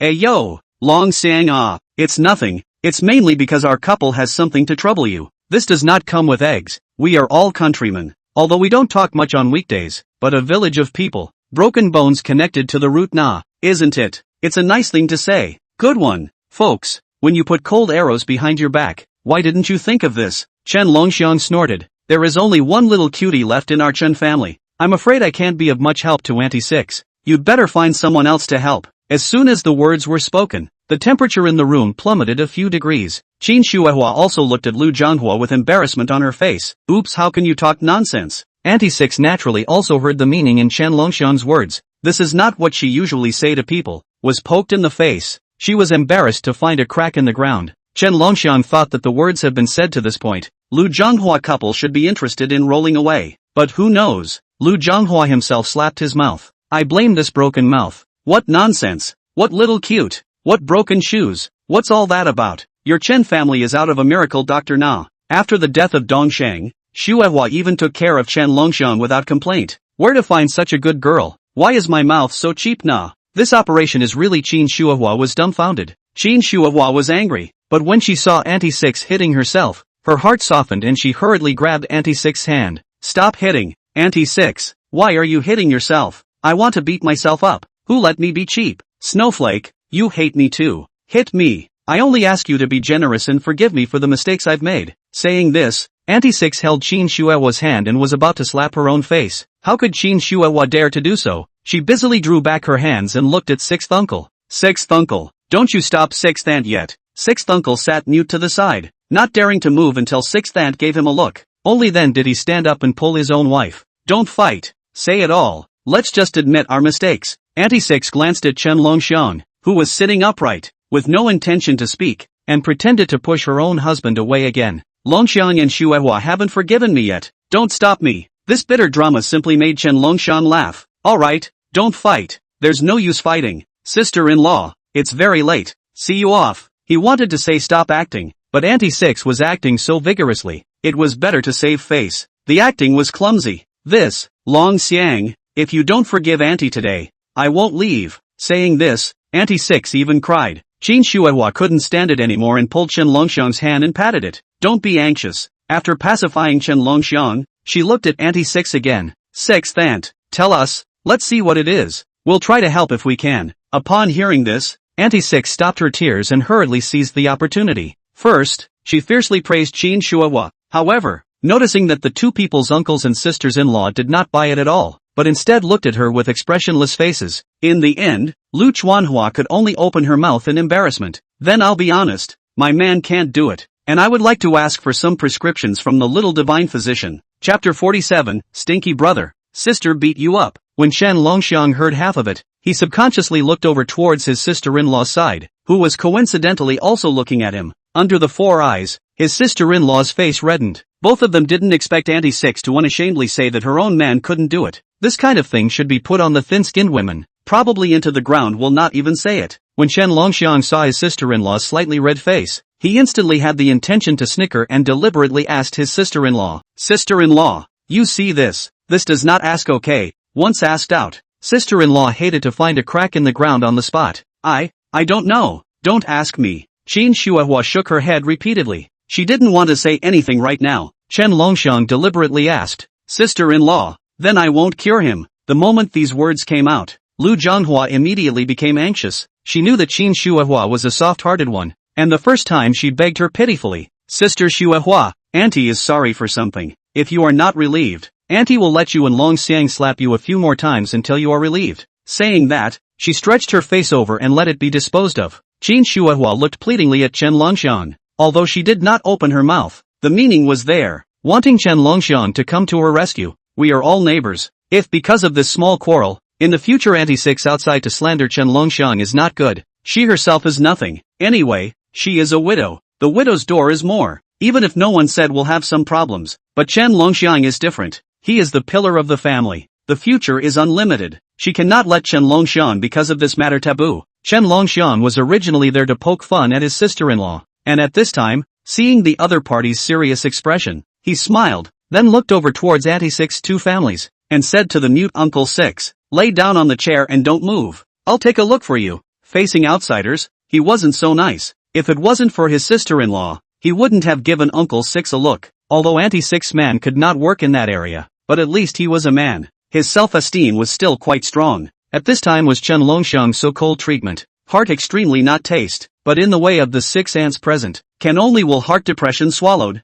according to Chen Longxiang's command lying in the chair. This thought Chen Longxiang need to take pulse diagnosis, in order to come to a conclusion. But Chen Longxiang also don't know if it is intentionally to straighten him out. Wait for him to lie down, just casually look at the eyes, then took a piece of paper, brush, wrote down a list. Here, grab the medicine according to this. Take it for a month and you're almost done. Uncle Six was half reclining on the chair, a black line on his face. This kid was 80% deliberately screwing him over, but even though his heart was no longer savory, he could only endure. Auntie Six didn't care about her own man's mood change. When she saw Chen Longxiang handing over the prescription, she joyfully ran over to take the prescription, pulled up the man lying on the chair and ran. Quickly go, let's go get the medicine now. After the 2 left, Qin Shuahua looked at Chen Longxiang in embarrassment. She knew that Chen Longxiang did not want to treat Auntie Six's 2 families, but after all, they were from the same village, so it was not good to make a scene. Longxiang, what do you want to eat? Sister-in-law will make it for you tonight. Chen Longxiang sighed lightly as he listened to his sister-in-law's careful voice. In the end, it was still sister-in-law who was too kind. In terms of Auntie Six kind of people, to still give them a cure. It was only sister-in-law who could do it. Anyone else would have picked up a broom and blown Auntie Six's family out of the house the moment they walked in, not caring about the neighbors' comments. Against that kind of rascal, the more good face, the more likely to lose out and be fooled. The only way to do that was to do unto others what they did unto him. Still, he was willing to respect his sister-in-law and listen to her for a reason. Sister-in-law is kind and treats people well. Ever since his brother's death, it had been his sister-in-law who had been taking care of him. Thinking of this, Chen Longxiang smiled. This half-month, it's been hard on sister-in-law. Why don't I give you a massage to relax? Qin Shuahua's small face instantly reddened again at the same time Chen Longxiang's words landed. Nudging was not impossible, but she wasn't ready yet. After a busy day today, she was covered in sweat. If she just directly pushed and took it like this, she was afraid that it would affect her image. In reality, Chen Longxiang would not care about this at all. It was Qin Shuahua who thought more. Chen Longxiang saw that she did not reply for half a day, and asked with a puzzled face, Sister-in-law, is it inconvenient for you? Qin Shuahua hastily shook her head and quickly explained. No, it's convenient. It's just that I haven't taken a shower yet. How about this? You wait for me for a bit. I'll let you help me push and massage after I take a shower. Of course, Chen Longxiang said with a smile. Qin Shuahua reddened her little face and took her clothes and went to the bathroom to take a shower. Chen Longxiang, on the other hand, sat in the living room, the direction of the bathroom. There was a small, slightly yellowish light on inside. and the sound of sparse dripping water came out from inside, sounding into the ears. Even though he couldn't see the situation inside, Chen Longxiang's brain somehow couldn't help but conjure up two long legs, white, delicate and lustrous. Just by looking at them, one's heart would yearn for them. There weren't many such absolute beauties in their village. No. What am I thinking about?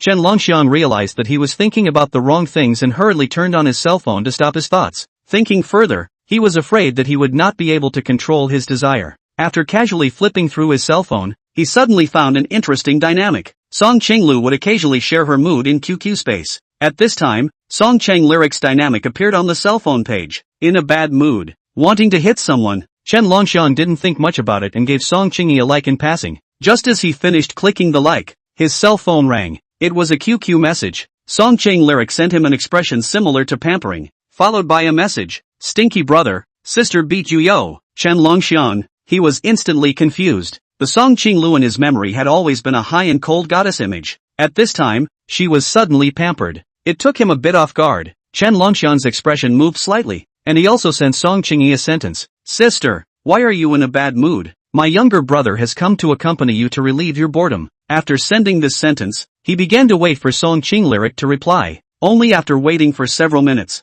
he didn't wait for Song Qinglyric to move. It was as if Song Qingyi's side had forgotten about him. What was the situation? He inexplicably scratched his head, depressed, and was about to send a message to ask, when the door to the room not far away lightly rang. He looked up and directly froze. His sister-in-law walked out with wet hair, wearing pajamas that she had just bought not long ago. Under the pajamas, two long white legs walked towards him. Droplets of water slid down. His throat couldn't help but dry up and start to catch fire. It was too beautiful. Chapter 48. What are you standing there for? Come in. This scene made Chen Longxiang's heart thump, as if it would jump out of his throat in the next second. If it wasn't for his good stamina, he probably wouldn't be able to hold it in at the moment. He sat in his seat, his eyes staring straight at Qin Shuihua, forgetting to speak for a moment. Qin Shuihua didn't understand what was wrong with him and bent down to reach in front of him and shake his hand. What's wrong with you? What are you staring at? Chen Longxiang, who was frozen in place, only felt that a flowery white flashed in front of him, which not only did not extinguish his dry fire, but instead added a firewood to it. No,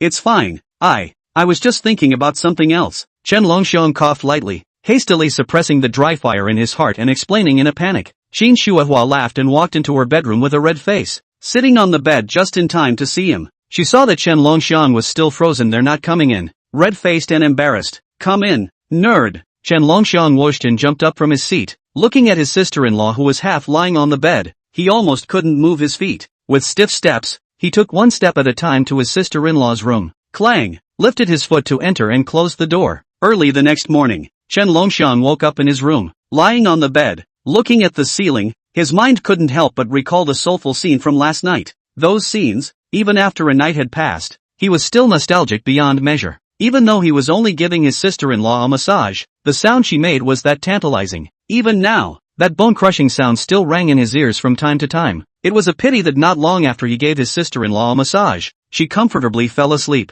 so much so that he wanted to listen to that sound again, but there was no chance, so he could only help his sister-in-law cover the sheet and leave first. Chen Longxiang vigorously shook his head, shaking last night's scene out of his head, before he barely got refreshed. Today, he had to get 2 old mountain ginsengs and make a trip to the county town to give them to Song Qingyin. The 2 old mountain ginsengs that he had previously given to Song Qingyin had both been given to others by her, once for a birthday celebration and once for a dinner party. This time, Song Qingyin wanted 2 more old mountain ginsengs to give away. Old mountain ginseng might not be easy to come by for others, but for him, it was basically something that was readily available. He could have as many as he wanted. If Song Qingyin wanted it, then he would find 2 more plants and send them to her. 1 plant was $100,000. 2 plants would be $200,000. In addition to the compensation to the Lei brothers and the money to buy a cell phone, plus some other expenses, the 2 previous sales of Old Mountain Ginseng still left $360,000. Packing up properly, Chen Longxiang loaded the 2 Old Mountain Ginseng plants and left without forgetting to give his sister-in-law a greeting.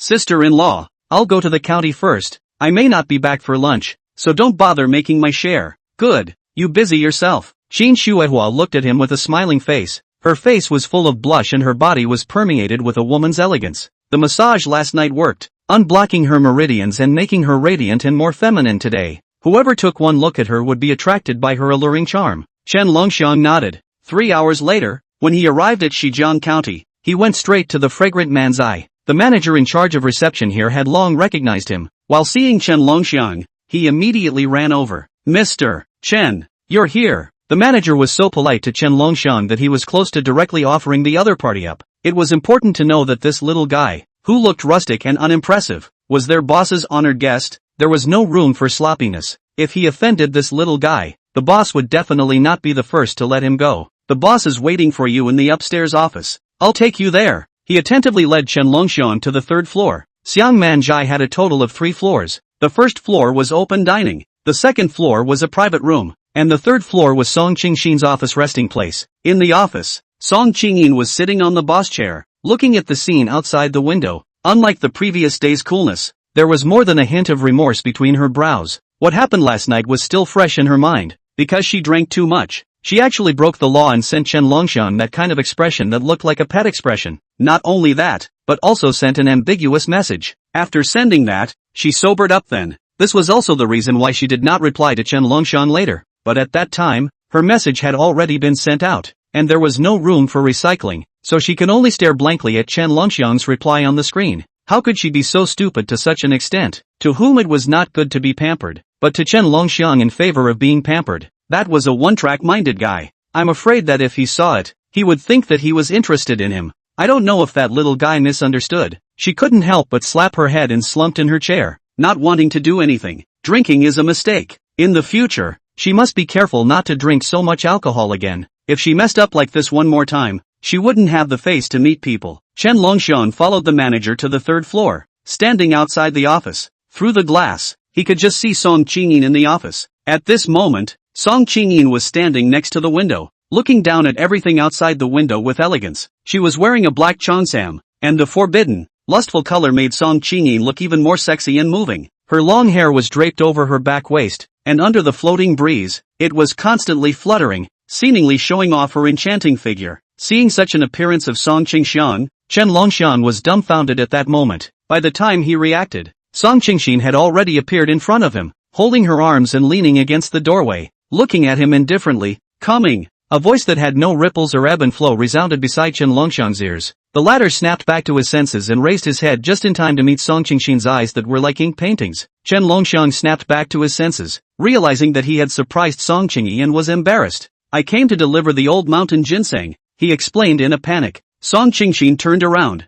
walked into the office, and when she turned her head, she realized that Chen Longxiang was still standing at the door, and indifferently said, "What are you doing standing there foolishly? Come in." Chen Longxiang entered the office, sat down and was a bit rattled. Song Qingyin glanced at him and personally brought a teacup and poured water for him. It would be fine if she just stood there not moving. This movement immediately allowed Chen Longxiang to see a silky landscape. The cheongsam she wore today had a very high split, almost to the waist. As soon as she took a step, Chen Longxiang felt that he would most likely see something he shouldn't see in the next second. In the depths of the cheongsam, there was something hidden that made him fantasize. Chen Longxiang's old face flushed and he hurriedly turned his head away, not daring to look any further. Song Qingxiang was dressed so sexily, yet she was swaying around in front of him. A normal man wouldn't be able to stand it. Not to mention, he was still a young lad, at the age of high energy. Chapter 49, Cutie. That's so nice. The two sat opposite each other. Song Qingxiang noticed Chen Longxiang's slightly red face, and a touch of flirtation could not help but rise in her heart. She deliberately pressed her hands on the coffee table, leaned forward, and came close to Chen Longxiang, laughing and teasing. "What's wrong with you? Blushing like this? It can't be that you're thinking about something you shouldn't be thinking about." Chen Longxiang was poked in her mind, whooshed and jumped up, honestly explained. "The main thing is that you are too beautiful. General Manager Song." I didn't hold back for a moment, so I just, women are all in love with beauty. Song Qingxin was no exception. Being complimented would certainly make her heart happy, especially when it was still being complimented by the straightforward and naive Chen Longxiang. Song Qingxiang's willow brows slightly frowned. "I'll take your compliment." Chen Longxiang scratched the back of his head and looked at her in embarrassment. Although he wasn't a womanizer, he still had trouble controlling himself in the face of Song Qingzheng's 10,000 flavors. This was something that could not be helped. Who asked Song Qingzheng to look so bewitching? As long as one was a normal man, one would not be able to ignore Song Qingyi's existence. "I'm not praising, but stating the truth. You are indeed exceptionally beautiful," Chen Longxiang said with a sincere face. Song Qingji did not say anything, but instead stretched out a hand towards Chen Longxiang. Chen Longxiang froze, not understanding what the other party meant. Song Qingyin explained. Bring the stuff. Didn't you come over today to send me the old mountain ginseng? Chen Longxiang slapped his head and almost forgot. This was also because Song Qingyi was so beautiful that it momentarily made him lose focus and forget the purpose of coming over today. After coming back to his senses, he immediately started to pull out his pants pockets in front of Song Qingyi. Song Changlyric sat on the sofa, looking at the man who stood in front of her and pulled out things. His expression became a little unnatural. Every time this little guy pulled out his pants pockets in front of her, it would give her a different feeling. Her eyes even glanced inadvertently to places she shouldn't pay attention to. Song Qingyi cleared her throat and tried to change the topic by saying, "How is the quality of the old mountain ginseng this time? I won't accept it if it's not good." No problem guaranteed. Chen Longxiang swore to guarantee. Pulling out the wild ginseng and placing it in front of Song Qingzheng, he continued, "Mr. Song, take a look. These 2 old ginsengs are specially picked by me for you." Song Qingyin casually glanced at them and casually put the 2 old mountain ginsengs into the drawer. She trusted Chen Longxiang and knew that the other party would not cheat her. After all, this little guy was fake and honest, not that kind of sharp and slippery guy. Chen Longxiang watched her accept the wild ginseng, inadvertently look at the curvy body. Song total, things I have delivered, money into my account on it. I will go back first. Song Qingyin stood up and asked in surprise, "You should not have eaten yet. Should you stay and have a meal before you go?" Chen Longxiang shook his head. Time was rather rushed. The bus to go back was only the last one. Another hour later he would only be able to go back tomorrow. I bought a ticket for half an hour later. I have to rush back or the bus will depart. Song Qingyin also knew that he was in a hurry and didn't continue to stay, but did suggest that he buy a car. You should have saved some money in your hand now. It's better to buy a car, so that it's also convenient to go back and forth. You can't always take the bus. Chen Longxiang did have this idea. Sitting on a bus was not a long-term solution. It was fine in normal times, but in case there was some emergency, you wouldn't be able to catch the last bus. You're right, I really should buy a car, but I haven't taken subject 4 yet, so I'll go buy a car immediately after I finish subject 4. Chen Longxiang and Song Qingyi said their goodbyes and quickly headed back. Not long after getting off the bus, a heavenly thunderclap rang out on the north slope, illuminating half the sky. The first heavenly thunder came down, followed by a second one, the sound louder than one. Rolling dark clouds pressed down. 5 thunderbolts came down, and the sky grew darker and darker. Bean-sized rain fell from the sky, and in less than a moment, the ground was filled with water. Looking at this situation, it wouldn't stop for a short period of time. Bad. Sister-in-law went up to Black Wind Mountain to work today, and with such heavy rain, she definitely won't be able to make it back. Chen Longxiang frowned and quickly ran home to see if his sister-in-law had returned. If she didn't come back, he had to go to Black Wind Mountain to look for his sister-in-law. Can't let sister-in-law stay there alone. It's raining. It's unlikely that some large beasts will take this opportunity to come out to forage for food. In case your sister-in-law meets them,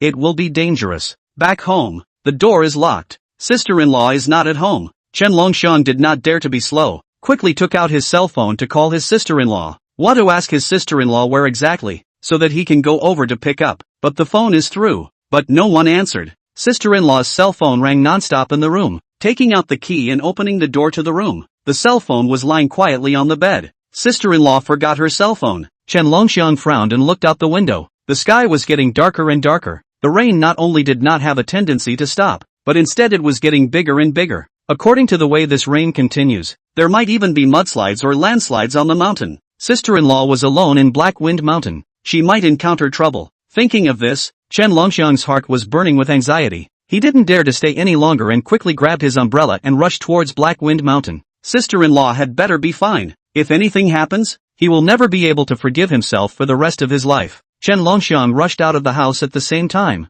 Next door Yang Xiaochui happened to see this scene. Lying on the window, she looked at Chen Longxiang's fading back, with a strong envy in her eyes. This little cutie, he is really good to his sister-in-law. If it was placed in a normal home, no one would even run to the mountains to send an umbrella. That Qin Shuahua doesn't know what kind of luck she's had, to have met such a considerate and capable man, she muttered in a low voice, a sour feeling bubbling up in her heart. At this time, Zhang Erden walked towards her, wrapped his arms around her waist, and said with a heated smile, "Daughter-in-law, let's work harder while it's raining." Yang Xiaochui shuddered and glared at him without any good humor, not forgetting to poke the other party on his forehead. "Deadbeat, it's broad daylight. What do you want to do?" "What else can I do? Of course it's to try to have a baby. I feel as if I have inexhaustible strength." Zhang Erden picked up Yang Xiaochui and walked towards the room. Yang Xiaochui's small face was red as hell. Of course it was the effect of Chen Longxiang's treatment. Chen Longxiang had said that after acupuncture, Zhang Erden would become very different. Moreover, she had recently discovered that Zhang Erden was getting fiercer and fiercer.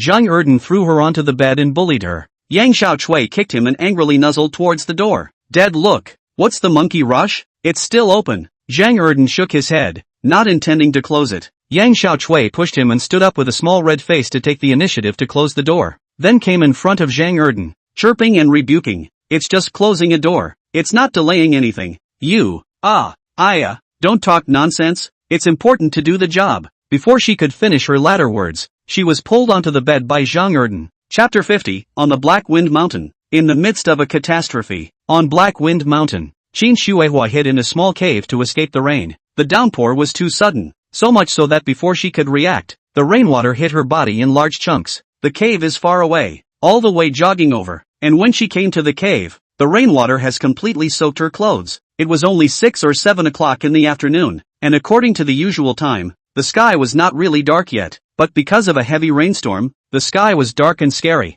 and the cave was even darker, almost to the point of not being able to see out of the corner of her hand. She hurriedly searched for the dry firewood piled up in the cave and lit it, preparing to roast the fire and dry her clothes along the way. Only when she had just taken off her jacket and was about to roast it dry, a series of footsteps came from outside. Someone else had come in to hide from the rain. When Qin Shuihua heard the commotion, she was so frightened that she hurriedly wrapped her wet jacket around her body and organized her clothes. Not long after, a man walked in from outside. This man had an honest look and was not from the village. Qin Shuihua looked at the honest man in front of her warily and subconsciously tensed up. In the wild mountains, if this man did something to her, she wouldn't have the slightest chance to resist. She didn't dare to say anything and stepped back a little, trying to get a little farther away from the man. The man also saw her small movements and said bluntly, I'm from the next village over. My name is Zhang Damao. You should be from Taoyuan village. Qin Shuihua nodded and said, I am indeed from Taoyuan village. Zhang Damao was self-congratulatory and sat across from Qin Shuihua to roast the fire together.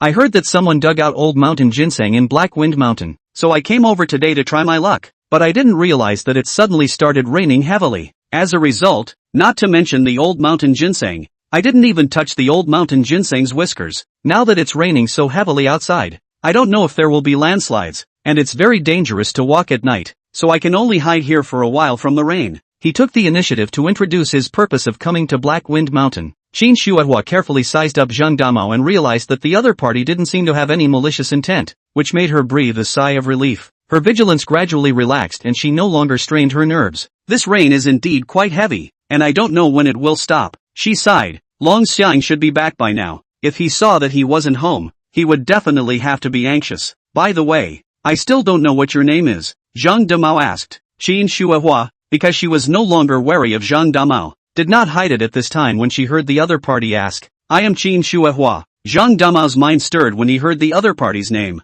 It seemed like he had heard this name somewhere. He remembered that there was a notorious widow in Taoyuan village named Qin Shuihua. He heard that Qin Shuifei had just died her husband and was carrying a little cutie, living a life. It couldn't be this woman in front of him. He thought for a moment and asked tentatively, are you the daughter-in-law of the old Chen family? Qin Shuihua didn't expect him to know about the old Chen family, so she assumed that this person knew the Chen family. That's right, I am indeed the daughter-in-law of the old Chen family. As soon as she nodded her head, Zhang Damao immediately got it right. Before, he had always heard that there was a young widow in Taoyuan village who was notoriously young and handsome, but I have never seen it. Today, when I saw it, it was indeed true to its name. Such a woman, not to mention in the village, is placed in the county is also a top one of the big beauty. He looked at Qin Shuihua's line of sight, gradually became bizarre. Unfortunately, at this time, Qin Shuihua was looking down at the fire, and didn't even notice Zhang Damao's expression change. If she had raised her head, she would have definitely been able to notice the difference in Zhang Damao. Zhang Damao's hot eyes fell on Qin Shuihua. Looking at that delicate little body, his heart itched. If it wasn't for the fear of scaring people away, he would definitely turn into a wolf on the spot and pounce on Qin Shuihua. Shuihua's sister, I see that your clothes are soaked through. Do you want to take off your jacket first and put it on the side to bake? If you keep draping wet clothes like this, you will definitely catch a cold. He tried to make himself as approachable as possible, moving a little closer towards Qin Shuihua, admonishing the other party with a caring face. Qin Shuihua originally didn't feel anything, but at this moment, when she saw Zhang Damao approaching her, her heart tightened for no reason. She subconsciously moved a little to the side. away from Zhang Damo. For some reason, she always felt that Zhang Damo was not right. It's fine, I think the heavy rain should pass soon, and I'll be going home soon as well. Qin Shuihua politely refused. Zhang Damo did not expect Qin Shuihua to refuse. A lone man and a widow were sharing the same place. Qin Shuihua was also a widow. He didn't believe that this woman could endure it. Sister Shuihua, this is where you are wrong. This heavy rain looks like it will soon pass, but I think it will only get bigger later. If you're always draped in wet clothes, you'll definitely catch a cold tonight. Brother is afraid that you'll feel uncomfortable. That's why I'm proposing that you take them off and bake them dry. Zhang Damo was unwilling to stop there and continued to test Qin Shuihua. Qin Shuihua at first did not understand what he meant. At this time by the other side one after another entanglement. Is a little cute. Also knew what Zhang Damo was playing at. Just now she is the only one. Zhang Damo is another big man. If the two of them tore their faces apart, it would be impossible for her to escape from Zhang Damo's hands. Afraid of angering the other party, Qin Shuihua didn't dare to say anything heavy. I'm in good health. I'm fine. I won't catch a cold. Zhang Damo stared straight at Qin Shuihua, seeing that she didn't obviously refuse, which gave him more courage. In his opinion, Qin Shuihua was simply refusing to return the favor. Besides, even if it wasn't a desire to refuse, his words had gotten to this point and Qin Shuihua still didn't dare to make a sound, so it was conceivable that even if he played Qin Shuihua off, there wouldn't be any problems. Just don't squirm. It's better for me to help you take off your clothes and roast them. He walked towards Qin Shuihua and pounced over in one go, directly holding Qin Shuihua down on the ground. Qin Shuihua was terrified. Help! Help ah! Help ah! Although her voice was loud, the heavy rain outside covered his voice and could not be transmitted at all. Zhang Damo held down Qin Shuihua and threatened in a cold voice. Shut the hell up. If you dare to scream again, I'll take your picture and let everyone in your Taoyuan village see how you seduce men. Qin Shuihua's expression froze. Grief and anger kind of tinged with despair, thinking that this guy might actually be able to do it. Instantly despairing beyond measure, tears began to flow down from Qin Shuihua's eyes in large chunks, but even though she was unwilling in her heart, she didn't dare to continue resisting. If Zhang Damo really sent out her photos, her life would be ruined. Zhang Damo looked down at Qin Shuihua who didn't dare to resist on the ground. Smugly, wouldn't it be better if you were so obedient earlier, and made me go through so much trouble? Qin Shuihua looked at the man in front of her and slowly closed her eyes. She knew she was in trouble tonight. Zhang Damo held down Qin Shuihua and smiled as he undid his belt. Chapter 51, You sleep on the bed. I'll hit the floor. Shuihua sister, don't worry, I'm very gentle. Definitely won't get hurt you. Zhang Damo looked at Qin Shuihua. The more he looked at her, the hotter his eyes became. However, just as he was about to gallop and taste the little widow's flavor, a big hand suddenly appeared and grabbed his arm. No one would be happy to have a good thing interrupted, especially a guy like Zhang Damo who couldn't find a decent woman in the village. It was not easy to meet a small widow that could be eaten, so of course he did not want to be interrupted. Who is it? Get lost. He flung his arm, trying to shake the hand on his arm away, but he flung it for a moment without shaking it off, and instead, a grim growl sounded in his ears. Seek death. Without waiting for him to return to his senses, he felt that his entire person was suddenly ripped away by a strong force. Then with his head down and feet facing the sky, he was thrown out directly. Bang! With a loud bang, Zhang Damo's head smashed hard on the ground, immediately knocking his head and bleeding. Zhang Damo rubbed his dizzy head and violently scrambled up from the ground, angrily staring at the person who suddenly appeared in front of him. Seeing that the other party is only a young man, the fire immediately from the heart up. What's the situation with this kid? Saving a beauty from a hero, saving it in front of him, didn't see that he was doing his job? Who the hell are you? Get lost. If you don't, believe it or not, I'll kill you now. Zhang Damo glared at the vicious young man in front of him with a vicious expression. Looking for death. Dare to make a move on my sister-in-law. Believe it or not, I'll waste you now. Chen Longxiang stood in front of Zhang Damo, standing proudly and glaring angrily at the other party, the murderous aura in the bottom of his eyes rising miserably. Zhang Damo heard Chen Longxiang call Qin Shuihua as his sister-in-law and immediately realized. It turned out that this brat was this little widow's stupid brother-in-law. If that was the case, then it would be a good thing. Dealing with a little cutie. Only, it was just too simple. So you're this little widow's silly little uncle. Seeing as you're a cutie, Sake, I won't bother with you. I'll begrudgingly spare your life and let you watch from the sidelines how I play with your sister-in-law. The more he spoke, the more excited he became. His eyes once again fell on Qin Shuihua, and that burning gaze scared Qin Shuihua to the point of trembling. Chen Longxiang was burning with rage, and at the same time Zhang Damo's words landed, he suddenly stepped forward and kicked Zhang Damo between his legs. Ah! In an instant, The ear-piercing sound of killing a pig echoed in the not-so-big cave. Zhang Demao covered his vitals and shivered on the ground in pain. Chen Longxiang, however, did not stop there and walked over to give him another supplementary kick. At once, cold sweat swished down from Zhang Damao's forehead. His mind went blank, his eyes gleamed with blackness, and he was almost about to faint. Chen Longxiang indifferently looked at the twitching Zhang Demao on the ground, his icy voice resounding in the air. This time is just to give you a lesson. If I see you doing wrong again, I will definitely take your life. Just as he finished speaking, Zhang Demao's eyes rolled over and he completely fainted to death. Of course, those 2 kicks from Chen Longxiang just now were enough to prevent him from doing anything bad in his life. Chen Longxiang disgustedly swept his eyes at Zhang Demao on the ground, quickly went to his sister-in-law and helped her up from the ground. Sister-in-law, how are you? Are there any injuries?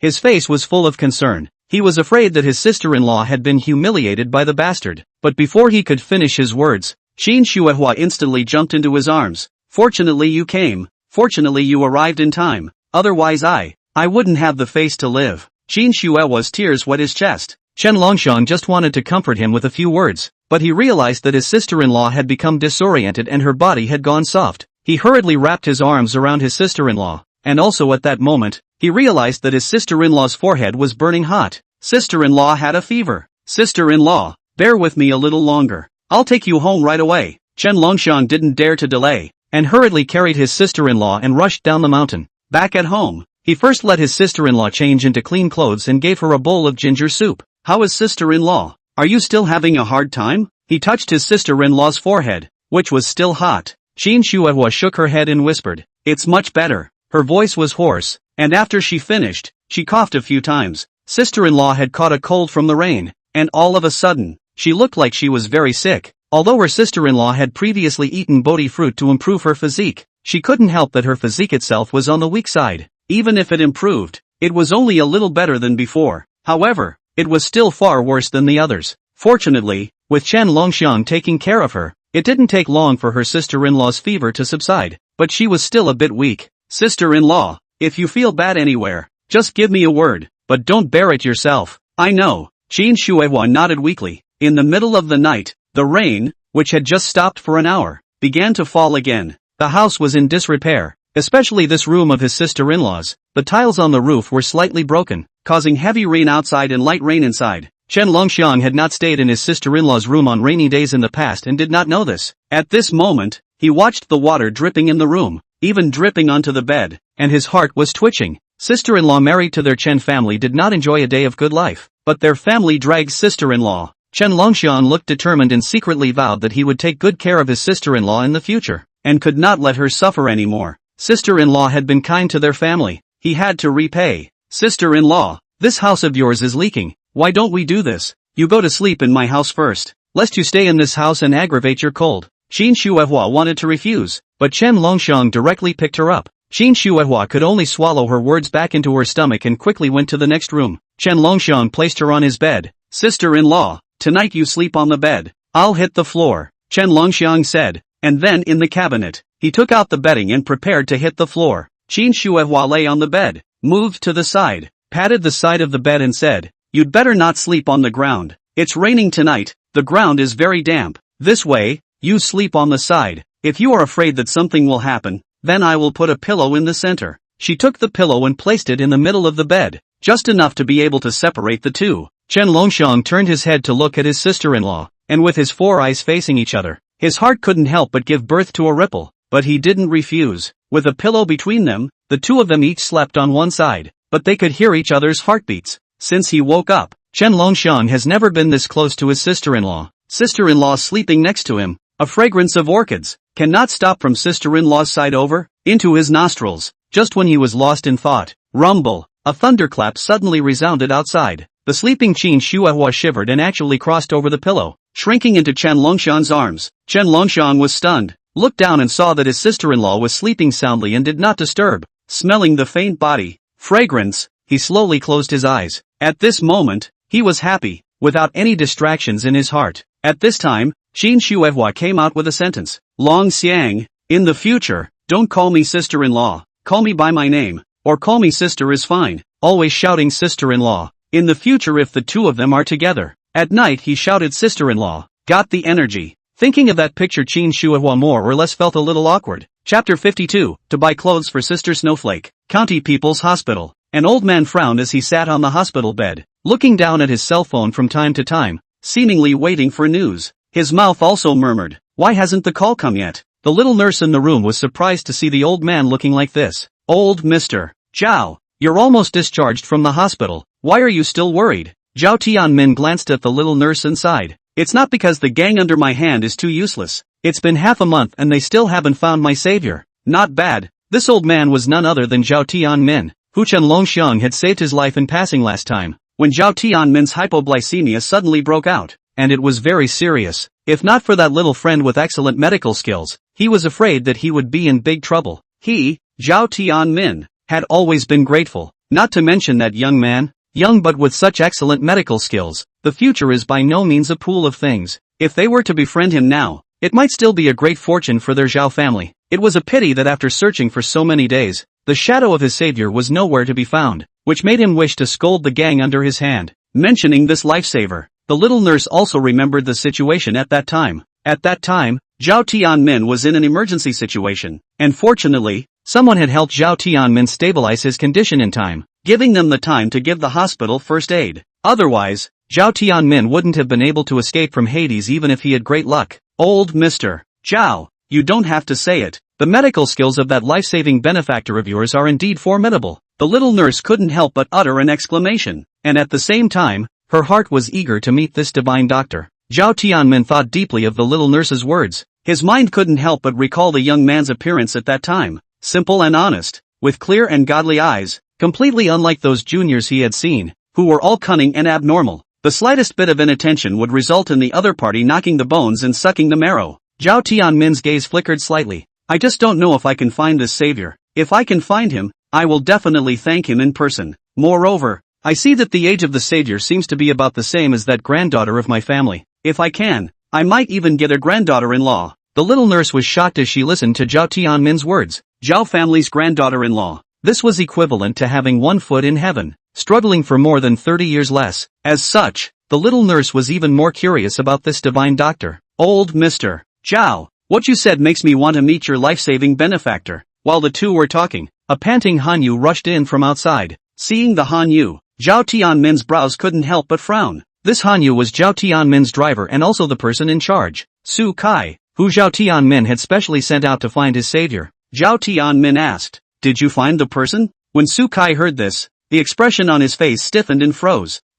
Su Kai gritted his teeth. His face was so embarrassed that even his voice was tinged with a stutter. "I'm sorry, I didn't find him. Please chastise me." Speaking of the matter of finding someone, Su Kai also had an incomparable headache. In the past half a month, he had almost utilized all of his contacts and searched the entire Shijiang county. However, not to mention finding his savior, he didn't even see a single hair on the other side. It was as if this person had disappeared into thin air. Su Kai collapsed. A living person. He can run to where? How is it that he just can't be found? Su Kai felt guilty and lowered his head, not daring to look at Zhao Tianmin's expression. Waste. Zhao Tianmin slapped the bedside table, his eyes glaring, and he couldn't stop the anger from churning in his chest. High blood pressure was coming up. The nurse hurriedly calmed old Mr. Zhao not to get angry. Zhao Tianmin pinched his brow, and it took him half a day to stabilize his blood pressure and not die of anger on the spot. All along, he had held Su Kai in very high regard, and had even wanted to cultivate him into his inner circle. But Su Kai couldn't even do this little thing. It was too disappointing to him.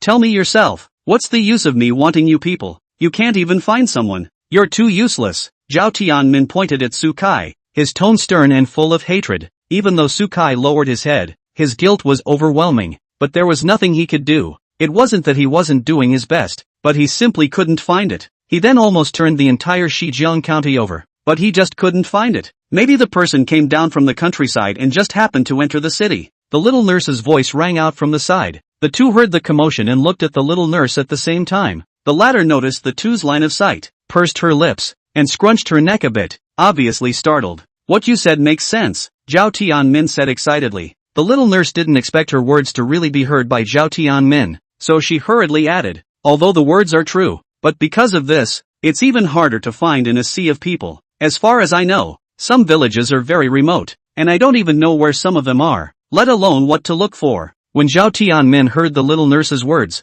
He was like being thrown a pot of cold water, and all of a sudden sat back down on the hospital bed with regret. It seemed that if he wanted to see this life-saving benefactor again, he could only leave it to fate. He also didn't know if he and his benefactor had such a destiny. Zhao Tianmin took a deep breath and solemnly said, "If I can let me meet my life-saving benefactor again, I, Zhao Tianmin, will definitely thank him heavily." At this time, Chen Longxiang had just gotten up and was preparing to go to the county town later to take subject 4 to get his driver's license. He didn't know yet that someone was suffering because they were looking for him. As for Sister Snowflake, she got up early. Chen Longxiang's arms retained a lingering fragrance, but there were no evil thoughts. Qin Shuehua was busy in the kitchen at this time. When she saw Chen Longxiang waking up, her small face inexplicably reddened. Her eyes averted and she said, "Longxiang, you got up. Hurry up and brush your teeth and wash your face for breakfast." After saying that, Qin Shuehua went to the courtyard to wash clothes. The courtyard has its own well water. Just Chen Longxiang some doubts. What is the blush of Sister Shuehua in the morning? "Sister Shuehua, you have a fever again?" No. Qin Shuehua face even more red. The bottom of the heart gave birth to a touch of shyness. Let him hurry to eat, to be missed into the county bus. Chen Longxiang eat and clean up some, and Shuehua's sister said hello and went out to the county town after the test subject 4. Only in the examination room waited for more than half an hour, then got a driver's license. Leaving the examination room, looking at the handsome men and women in the county town, especially these beautiful women, one by one, extremely well dressed, especially appealing to the eyeballs. Thinking about what Sister Snowflake is wearing nowadays, it is completely disproportionate to Sister Snowflake's current age. Over the years, Sister Snowflake had run the household, taken care of him, and acted as both father and mother to him. For the sake of the Chen family to save money every day, not even a decent change of clothes. In the past, he was a little cute. Not knowing this, made Sister Snowflake suffer so much. Now that he had come to his senses, plus he had earned money, naturally he could not let Sister Shuehua suffer along with him. It was time to buy Sister Snowflake a few decent clothes to change into. Chapter 53, You Don't Understand Women. Ladies' Clothing Store. Chen Longxiang looked around and quickly took a fancy to the styles. 2 shirts and 1 skirt. Holding it in his hand, Chen Longxiang took a closer look and compared it to Sister Snowflake's figure. The corner of his mouth hooked up a smile. Just these few pieces of clothing worn on Sister Snowflake would certainly outline Sister Snowflake's perfect figure to the fullest. He had lived with Sister Snowflake for so long that he was well aware of how Sister Snowflake's figure was. It was a pity that such a good figure had been wearing hemp clothes and coarse cloth, not giving it the advantage it deserved. Thinking like this, his afterglow suddenly landed on the small clothes next to him. Looking at the row of small clothes hanging next to him, and then looking at the 3 clothes in his hand, his mind turned. How about getting a whole set? Sister Snowflake's small clothes should also be changed. When those little clothes of Sister Snowflake were hung in the yard to dry every day, he was a little unable to bear to look at them. Obviously very conservative small clothes, but raw by the Snow Sister wear into sexy small clothes. A few small holes occasionally appeared on it. It seemed that with a little force, these small clothes would be crumbled by Sister Snowflake. He quickly walked to the small clothes specialty shop. There was a wide array of all kinds of small clothes, extremely eye-catching. He subconsciously shifted his eyes away. As long as he thought of these small clothes being worn on Sister Snowflake, his heart couldn't stop thumping. Put! His nose soured and something flowed out of it. Reaching out to touch it, he looked down and it was red. He had a nosebleed just by imagining it. It couldn't be helped. Who asked Sister Snowflake to be so seductive and attractive? This gentleman. What's wrong with you? Do you need help? The saleswoman saw Chen Longxiang's sudden nosebleed and hurriedly ran over to hand over toilet paper. Chen Longxiang's dark face instantly turned red. No, it's fine. I want to buy. He pointed to the small clothes in front of him, flustered and ready to say that he would buy the more conservative-looking small set of clothes in front of him. But before he finished speaking, he suddenly realized that he didn't seem to know Sister Snowflake's size. This is bad. He looked at the concerned saleswoman in front of him. His mouth opened and froze, unable to say a single word. How could he say this kind of thing? Ding dong! Right at this moment, his cell phone suddenly rang, and when he opened it, it was Zhao Baijing sending him a QQ message. Seeing the QQ message on his cell phone, Chen Longxiang's eyes lit up. Zhao Baijing sent the message too timely. He was worried that he didn't know who to ask. Just as Zhao Baijing sent a message, "Help! Come over and give me a hand." He immediately sent a message back to Zhao Baijing. Not long after the message went back, Zhao Baijing asked Chen Longxiang for the address, and in less than 10 minutes, she killed over. Buzzing. A roaring sound rang out from the main entrance. A dashing voice rang out from the sports car. "What is it that you're looking for this young lady?" Zhao Baijing immediately drew the attention of countless people as soon as she appeared. She was dressed in a leather jacket and pants, sexy with a wild edge. In her 20s, leaning against the car and striking an extremely cool pose. This look couldn't help but stir up the conquest desires of all the men present. Such a woman must be extremely energizing to play with. Zhao Baijing scanned the crowd and naturally noticed the men present thinking about her,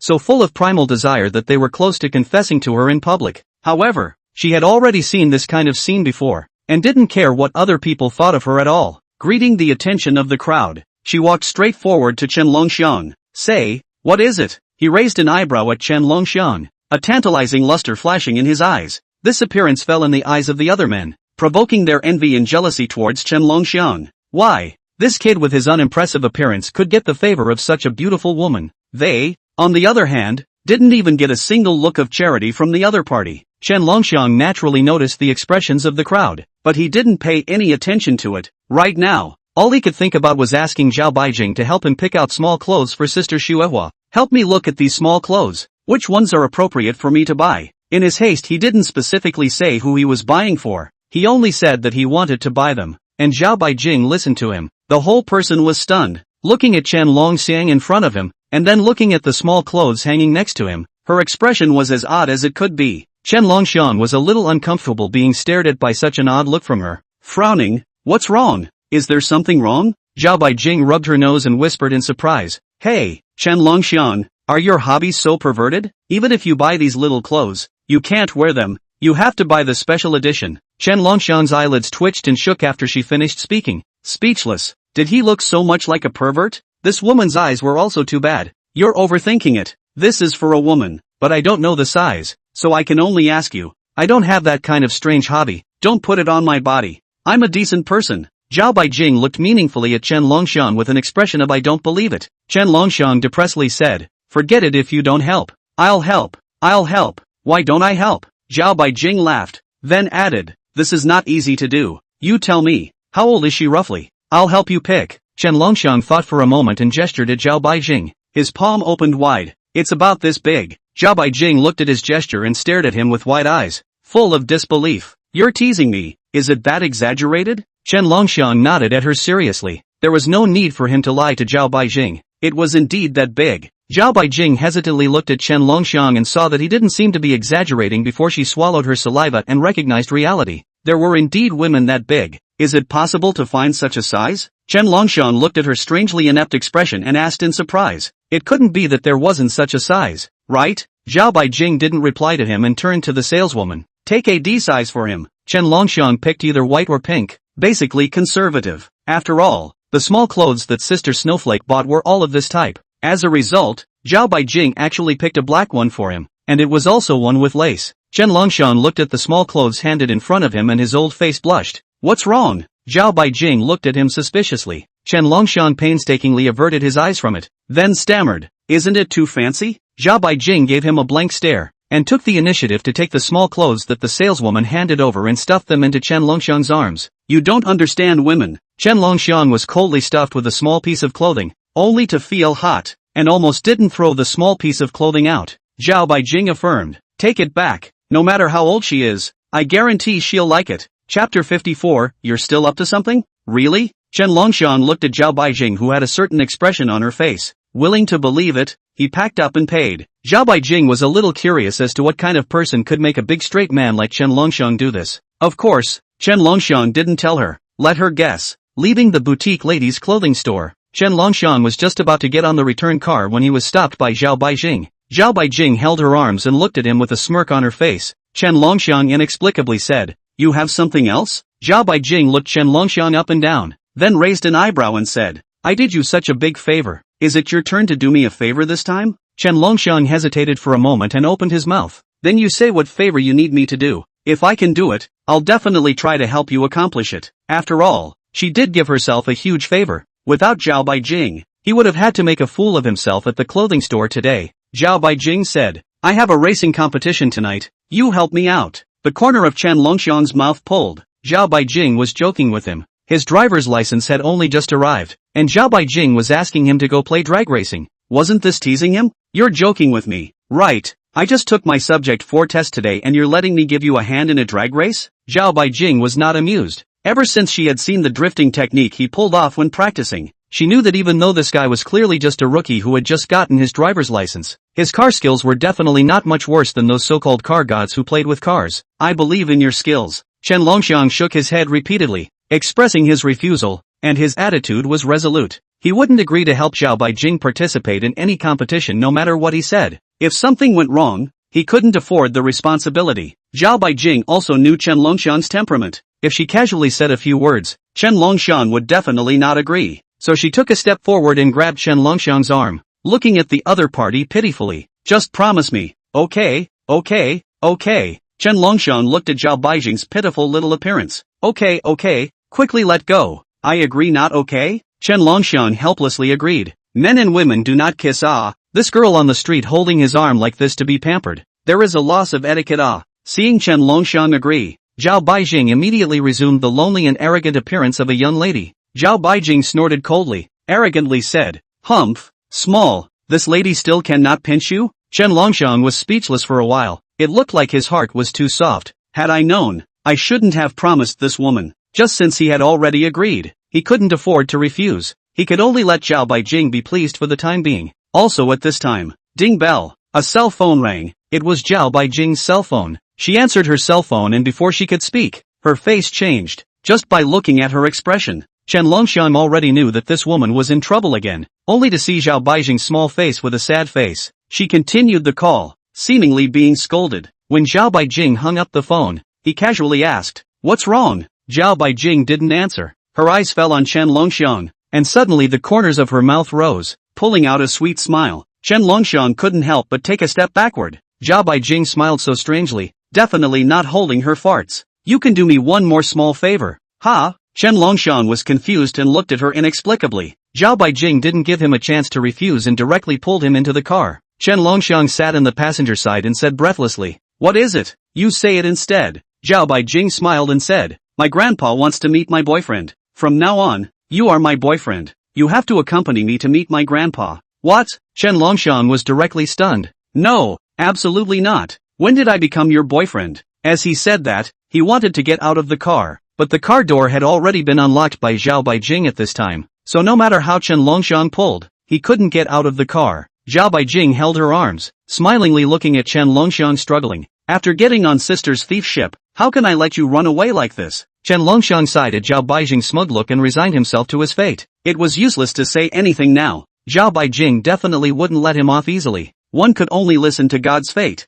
Zhao Baijing drove the car and glanced at Chen Longxiang with her afterglow. Seeing that this guy was no longer struggling, she smiled with satisfaction. Zhao family villa. Chen Longxiang followed Zhao Baijing to Zhao family. Just stepped into the door, was shocked by the luxurious villa in front of him. The Zhao family's villa was well decorated and very opulent. Not only that, the surrounding environment was also exceptionally beautiful, like a heaven on earth. This should be considered the top residential building in Shijiang County. There weren't many people in the entire Shijiang County who could live in such a top-tier residential building. One could see how powerful Zhao Baijing's grandfather was. The two of them walked through the courtyard and arrived at the back of the house. Zhao Baijing suddenly stopped and reminded, "Don't talk for a while. Although my grandfather loves me, he has an odd temper. Lest you say the wrong thing and have your grandfather break your legs. At that time I can't save you. At most I can only send you to the hospital." Chen Longxiang listened to her warning, his face filled with black lines. What kind of thing was this? Zhao Baijing had asked him to risk so much to help. He had forgotten to ask for some favors at that time.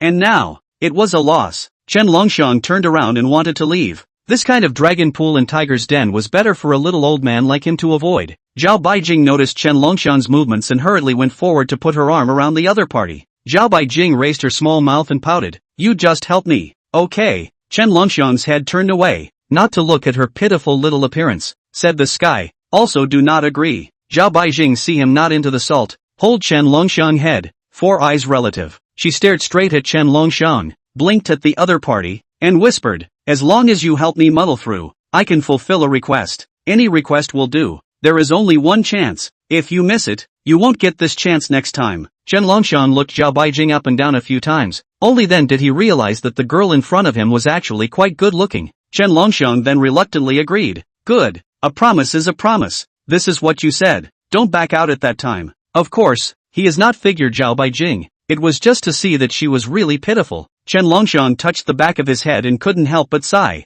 There aren't many good young men like him who are willing to help others. Chapter 55, Hate to see each other. Zhao Baijing led Chen Longxiang inside. An old man was sitting in the center of the living room drinking tea. Grandpa, this is my boyfriend. Zhao Baijing was the first to rush to the old master's side, holding his grandfather's arm and pampering him. Chen Longxiang looked over towards the old master. When he saw the old master's appearance clearly, his entire body was directly stunned. This old master, wasn't it the old man he saved half a month ago? What a coincidence! Not only did he freeze, even Zhao Tianmin, who raised his head and prepared to look at his granddaughter's boyfriend, was stunned. A life-saving benefactor. The lifesaver that he had asked Sukai to look for more than half a month had actually appeared. You. Zhao Tianmin pointed at Chen Longxiang with an agitated face. Zhao Baijing looked at her grandfather who was so agitated, and immediately thought to herself that it was bad. It looked as if Grandpa was very dissatisfied with Chen Longxiang, so angry that he couldn't even speak anymore. Zhao Baijing's heart drummed and said in a hurry, Grandpa, didn't you say that as long as I like it, even if I bring back a beggar, I can do it? Although Chen Longxiang's family is a little poor, but better than he is good to me. Grandpa, please fulfill us. Zhao Baijing was afraid that her grandfather would find trouble with Chen Longxiang the first time she stepped forward to plead for mercy. At the same time, her heart was extremely regretful. If she had known that Grandpa would be angry, she wouldn't have let Chen Longxiang come over to help. Now it was good. Having angered Grandpa, Chen Longxiang was probably going to be in bad shape. I'm not. Zhao Tianmin covered his heart, wanting to say that he didn't mean it, but because he was too agitated, he couldn't even get the whole sentence out for a moment. However, Zhao Baijing misunderstood. She knew her grandfather's temperament well. No matter what he did, he was very serious. Now that he could not look at Chen Longxiang, he was bound to not let the other party off easily. She was afraid that Chen Longxiang would be hurt, so she immediately begged, Grandpa, this is none of Chen Longxiang's business. It's all my decision. Please don't make things difficult for him. As she spoke, she also made a wink towards Chen Longxiang. You hurry up and leave. When Grandpa has slowed down, he really dares to break your dog's legs. Chen Longxiang was a bit baffled, not understanding why Zhao Baijing was so nervous. He was the old man's savior, and seeing as Zhao Tianmin was also reasonable, how could he possibly be beneficent and seek trouble from him? Chen Longxiang wanted to explain, but without waiting for him to open his mouth, he was pushed and shoved out by Zhao Baijing. At this moment, Zhao Tianmin deeply exhaled a mouthful of turbid air, finally easing his strength. Just now, because he was too agitated, he almost buckled before taking a breath. Seeing that his granddaughter was about to leave with her savior, he immediately shouted, Stop! Zhao Baijing trembled, and seeing her grandfather rushing towards the two of them, she was so frightened that she hurriedly blocked in front of Chen Longxiang. Grandpa, please, don't make things difficult for Chen Longxiang. He was forced by me to come over to see you. This matter has nothing to do with him. Although Zhao Baijing was usually a bit brash, her heart wasn't bad, and she took all the blame on herself in the first place. It was a pity that Zhao Tianmin didn't even listen to her and said in a deep voice, Get out of the way. No. Zhao Baijing shook her head, saying that she was not willing to get out of the way. I can't get out of the way. I can't watch Chen Longxiang get killed by you. Zhao Tianmin didn't wait for her to finish. Stepping forward and skirting her, Zhao Baijing was in a daze. Seeing this scene, she was terrified and wanted to continue pleading for mercy, but the scene that immediately followed made her freeze in place. Oh benefactor, I've finally met you again. Only to see Zhao Tianmin grasping Chen Longxiang's hand, excited beyond measure. That appearance, where did it look like he was trying to find trouble with Chen Longxiang? Moreover, Grandpa even addressed Chen Longxiang as a benefactor. What is this situation? Zhao Baijing foolishly looked at the scene in front of her, and for a moment did not understand what was going on. Grandpa, what benefactor ah? Zhao Tianmin didn't hide it and said with a smile, half a month ago, I didn't have an accident and almost lost my life on the street. Later, a young man stepped in to stabilize my condition and bought the hospital absolute time to rescue me. Now I can live until now thanks to this young man. Zhao Baijing listened to her grandfather talk about that day's attack and then associated it with her grandfather's attitude towards Chen Longxiang, and immediately realized, the young man Grandpa was talking about was Chen Longxiang. Grandpa, do you mean that the person who saved you on the street back then was Chen Longxiang? Zhao Baijing was shocked and filled with disbelief. Turning her head to stare at Chen Longxiang, her eyes flashed with streams of color. Dare I say that this guy was still a divine doctor, but this guy was hiding too deeply. Hey, the two of us have at least known each other for so long. How dare you never tell me that you're still a divine doctor? It's too inadequate for a friend. She glared at Chen Longxiang without any good humor, and the latter was somewhat speechless. Chen Longxiang wanted to say that it wasn't that he wasn't willing to tell her, but that Zhao Baijing had never asked him, which left him with no place to start. It's not too late to know. Chen Longxiang said with a smile. Zhao Baijing blankly glanced at him breathlessly. Chen Longxiang shrugged his shoulders. He couldn't be blamed for this. Zhao Baijing was just about to say a few words when Zhao Tianmin stood out and waved his hand at her. Go go go. Step aside. Little divine doctor and I have something to say. Zhao Tianmin pulled Chen Longxiang back to the living room and personally brought him tea and water. That attentive appearance made Zhao Baijing freeze as she watched. Was this still her unsmiling grandfather? Zhao Tianmin and Chen Longxiang sat face to face, talking and laughing, completely ignoring Zhao Baijing's presence. After some small talk, Chen Longxiang was still able to remain unassuming in the face of a bigwig of Zhao Tianmin's caliber. This made Zhao Tianmin appreciate Chen Longxiang even more, and even felt that he hated to meet him, and couldn't wait to leave Chen Longxiang here to spend the night, and then have an all-night chat. Next to Zhao Baijing, looking at her grandfather's attitude, she was speechless. If she had known that Chen Longxiang was her grandfather's savior, she wouldn't have to be scared. The scene just now caused her to think that Chen Longxiang was going to be finished, so scared that her fragile little heart almost jumped out. Zhao Tianmin chatted with Chen Longxiang for an hour or two before he finally remembered that his granddaughter was still beside him. Baijing, since he's your boyfriend, then you should get along well with little divine doctor in the future. Don't play the big mistemper. Zhao Tianmin admonished Zhao Baijing for a few moments while turning his head to look at Chen Longxiang. Little divine doctor. Although this child Baijing is a bit brash in nature, her heart is actually quite good. She was just spoiled by our family. I hope that little divine doctor will have more tolerance. Zhao Baijing subconsciously rolled her eyes as she listened to her grandfather's words. In the end, who is the real one? Chapter 56, Kirin Mountain. Evening. Zhao Baijing brought Chen Longxiang to the Kirin Mountain in Shijiang County town. The Kirin Mountain in Shijiang County City had another nickname, named Little Qiuming Mountain. All the way to the mountain. Winding mountain road. Thrilling and exciting. There is no guardrail on the side, so if you are not careful, you will fall into the abyss. This kind of mountain road is a great test of the driver's driving ability. Zhao Baijing driving a Lamborghini, all the way to the wind and lightning, but the face as usual, just like an old driver look. Chen Longxiang sat in the co-pilot, looked at the operation of skilled Zhao Baijing. Do not feel to give a thumbs up to it, no thanks to play the car. Technology is good. The two went to the top of Qilin Mountain together. Just as they got off the car, a group of people surrounded towards them. Miss Xiao, you're here, just waiting for you. Yes, yes, yes, you are the female car god of Kirin Mountain in our Shijiang County City. We don't find it interesting if you don't come. While the crowd was talking, they couldn't help but turn their eyes towards Chen Longxiang. In their memories, Zhao Baijing would never bring outsiders over, let alone bring a male companion.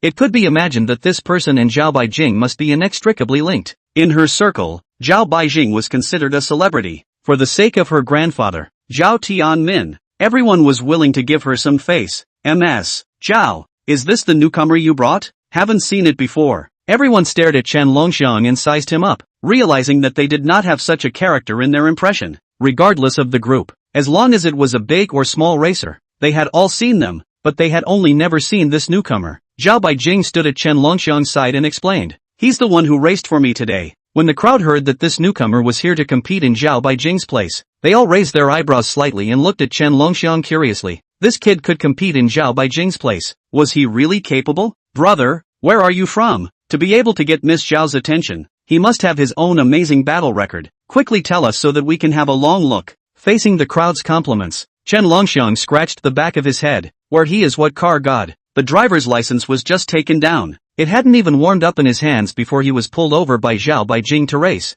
I just took subject 4 today. Chen Longxiang didn't hide it from everyone and exposed his bottom line. In a flash, the air fell into a silence. The crowd looked at Chen Longxiang oddly, seriously suspecting that this guy was joking with himself. He did just take subject 4 today, Zhao Baijing said indifferently. Put. Someone in the arena couldn't keep his back and suddenly let out a giggle. With the first person, there was a second person, and not too long after, the scene was filled with laughter. The crowd pointed at Chen Longxiang, completely losing the admiration they had earlier. Ms. Zhao couldn't have known that she would lose, so she was sick and desperate. Who says it's not? Even if you want to find outside help to deal with Xiao, you can't find one who just got a driver's license. If I didn't know that Ms. Zhao and Xiao don't see eye to eye with each other, I would have to think that Ms. Zhao is intentionally giving way to Xiao. It should be known that in today's match between Zhao Baijing and Ming, in addition to the participation prizes, both sides had added $2 million in personal chips. Whoever got the championship would win the other party's $2 million. Not only that, there was something even more exciting. In addition to the $2 million in chips, if Ming lost, He would have to take off his clothes in public and run around naked on Qilin Mountain. If Zhao Baijing lost, she would have to accompany He Ming for the night. And now, she had brought a guy who had just gotten his driver's license over to participate in the competition. This made the crowd wonder if Zhao Baijing's approach had other deeper meanings. Zhao Baijing wanted to intentionally lose to He Ming, thus becoming the other party's woman. Meanwhile, not far away, on the hood of a sports car, a young man sat cross-legged on it, staring straight at Zhao Baijing with a shadowy look in his eyes. Tonight, this woman was bound to lose. Half of the 20 participants tonight were his people. Even if the god of MT, Akira came, he would have to fold here. Not to mention that Zhao Baijing had hired a rookie who had just gotten her license. Thinking about this, the more revealing his eyes became as he looked at Zhao Baijing, almost as if he was sticking it to the other party's body. His mind couldn't help but conjure up images that made his nose bleed. The scene where Zhao Baijing lost to him and voluntarily submitted to him. He had thought about such a scene for not even a day or two. However, he had never had the chance to do so. After all, Zhao Baijing was the granddaughter of the No. One big brother in Western River. When dealing with such a woman, one could only be outwitted, not hardened. Otherwise, the big brother of the Western River will definitely find him in trouble. But now he had a chance. Zhao Baijing herself sent herself to his mouth. So don't blame him for not being polite. The big brother's granddaughter. Screwing it up must be very fulfilling. Just thinking about an image like that made his heart pound. Zhao Baijing, you're mine. His voice wasn't loud, but Zhao Baijing in the distance seemed to feel something and turned her head towards He Ming. Seeing He Ming, Zhao Baijing's face was gloomy, and her previous calmness naturally turned into anger. If she could, she really wanted to gouge this guy's eyes out. As the four eyes met, a thick smell of gunpowder filled the air. Zhao Baijing pointed at He Ming and yelled, "Just wait until you take your clothes off and run around naked." Naked on Qilin Mountain. When the surrounding crowd heard Zhao Baijing's yell, their expressions were all weirder than one another. Was Zhao Baijing joking? On what basis could she win against He Ming? Just by inviting this so-called car god? She had only just gotten her driver's license when she dared to run a race car. Not to mention being bold, but also stupid. With this kind of person, beating them to death wouldn't make them believe that Chen Longxiang could get the championship. Unless the sun rose in the west, there was absolutely no chance of victory. Do you guys think Young-hee will win? I don't know if Young-hee will win, but I know that Ms. Zhao absolutely cannot win. You don't even look at what kind of person Miss Zhao brought. Just a novice, or someone who just got his driver's license. What kind of ability does he have to compete for Miss Zhao? I've heard that Miss Zhao made a bet with He Ming. If Miss Zhao loses, she'll have to accompany He Ming for a night. Doesn't Miss Zhao hate He Ming? Who says it isn't? Now I can't understand Miss Zhao more and more. The crowd suspiciously looked at Zhao Baijing, as if they wanted to see something on her face. But what they didn't know was that Zhao Baijing didn't have anything on the surface. But in her heart, she had already begun to turn over. She was so disgusted by He Ming that she developed a physical aversion. Seeing He Ming made her want to vomit. On the contrary, He Ming, half concerned that he was already disgusted by Zhao Baijing. Instead, he sat on the front hood of the car and looked at Zhao Baijing with a smile on his face. Ms. Zhao, I'm waiting for you to take the initiative to throw your arms around me. Don't worry, when the time comes, I'll be gentle with you. A great beauty like you. I can't afford to be too rude. Chapter 57, the rookie doesn't stand a chance. Damn you, playing so big? Not listening to these people. He didn't even realize that looking at the gentle Zhao Baijing was playing so wild, even daring to bet herself on it. Is this thinking she has a big chance of winning? Big? I think it's okay. My happiness is in your hands. I will go with He Ming if I lose. If I win, I will accompany you. How? You don't want to give me away. Zhao Baijing exhaled her breath like orchids, and her entire body was stuck on Chen Longxiang at some point. A pair of big watery eyes were staring at his face, and her red lips seemed to have a fatal attraction. Chen Longxiang almost wanted to reach out and wrap his arms around Zhao Baijing's small waist and bite on it, but fortunately his sanity was still intact, and after calming his impulses, he felt a great deal of pressure. I'm just a novice. This bet of yours is too risky. He really didn't know if Zhao Baijing looked up to him or was blindly confident. No, it's not risky at all. Newbies have a newbie buff. Arcane. Besides, you're not bad. What? I have confidence. You don't have confidence in yourself? Zhao Baijing folded her hands in front of her chest and raised her eyebrows at Chen Longxiang. Chen Longxiang, before he came, he had planned to casually play even, but now he had to get serious. Chen Longxiang was not ambiguous, and began to observe the track. Kirin Mountain has been known as the Little Autumn Famous Mountain. The altitude is not high, at most a few hundred meters above sea level, but the mountain road is winding and narrow. The left side of the mountainside, the right side of the cliff. There is no fork in the road. Up the mountain is a road. If you go downhill, it's another road, and there are mountainside tunnels. which are unlit and occasionally have debris falling through them. The starting point is a wide highway, 500 meters away from the entrance to Kirin Mountain. These 500 meters were the key to grabbing the lead. Since it was Chen Longxiang's first time running the mountain,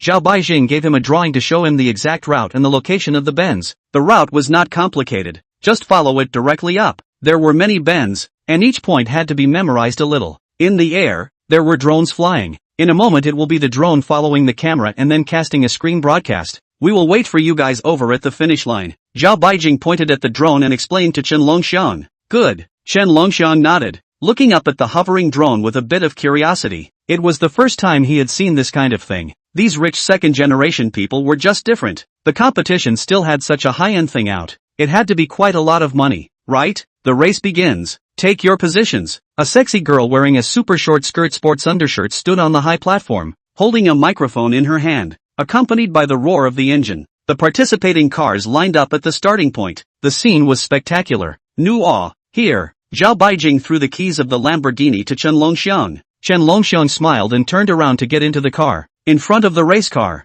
a group of beautiful women suddenly appeared. All of them were dressed in hot outfits and held electric light sticks in their hands in support. Bass heavy metal music rang out, and the beauties danced vigorously. The adrenaline of the crowd was surging. Chen Longxiang also felt an unprecedented shock at this moment. As a sharp whistle sounded, Chen Longxiang's complexion was aghast, and he stepped on the gas pedal to the end. A violent sense of pushback hit. The gusts of wind whistled past, impacting the windshield and making a deafening sound. 20 racing cars, like a bolt of lightning, rushed towards the narrow entrance. At this moment, cheers echoed in the valley. Whoosh! In just 3 seconds, there was a car that rode away, pulling away from the crowd by hundreds of meters. Look, that's He Xiao. He's definitely in first place this time. That's right, how could He Xiao lose to a rookie? It's a good start. I'm betting on He Xiao. Hey, where's that rookie? I don't see him. Where did he go? It can't be that he flipped his car. Someone on the big screen did not see Chen Longxiang. Surprised voice. The crowd heard this and subconsciously looked at Zhao Baijing with different expressions. Zhao Baijing ignored these guys' eyes,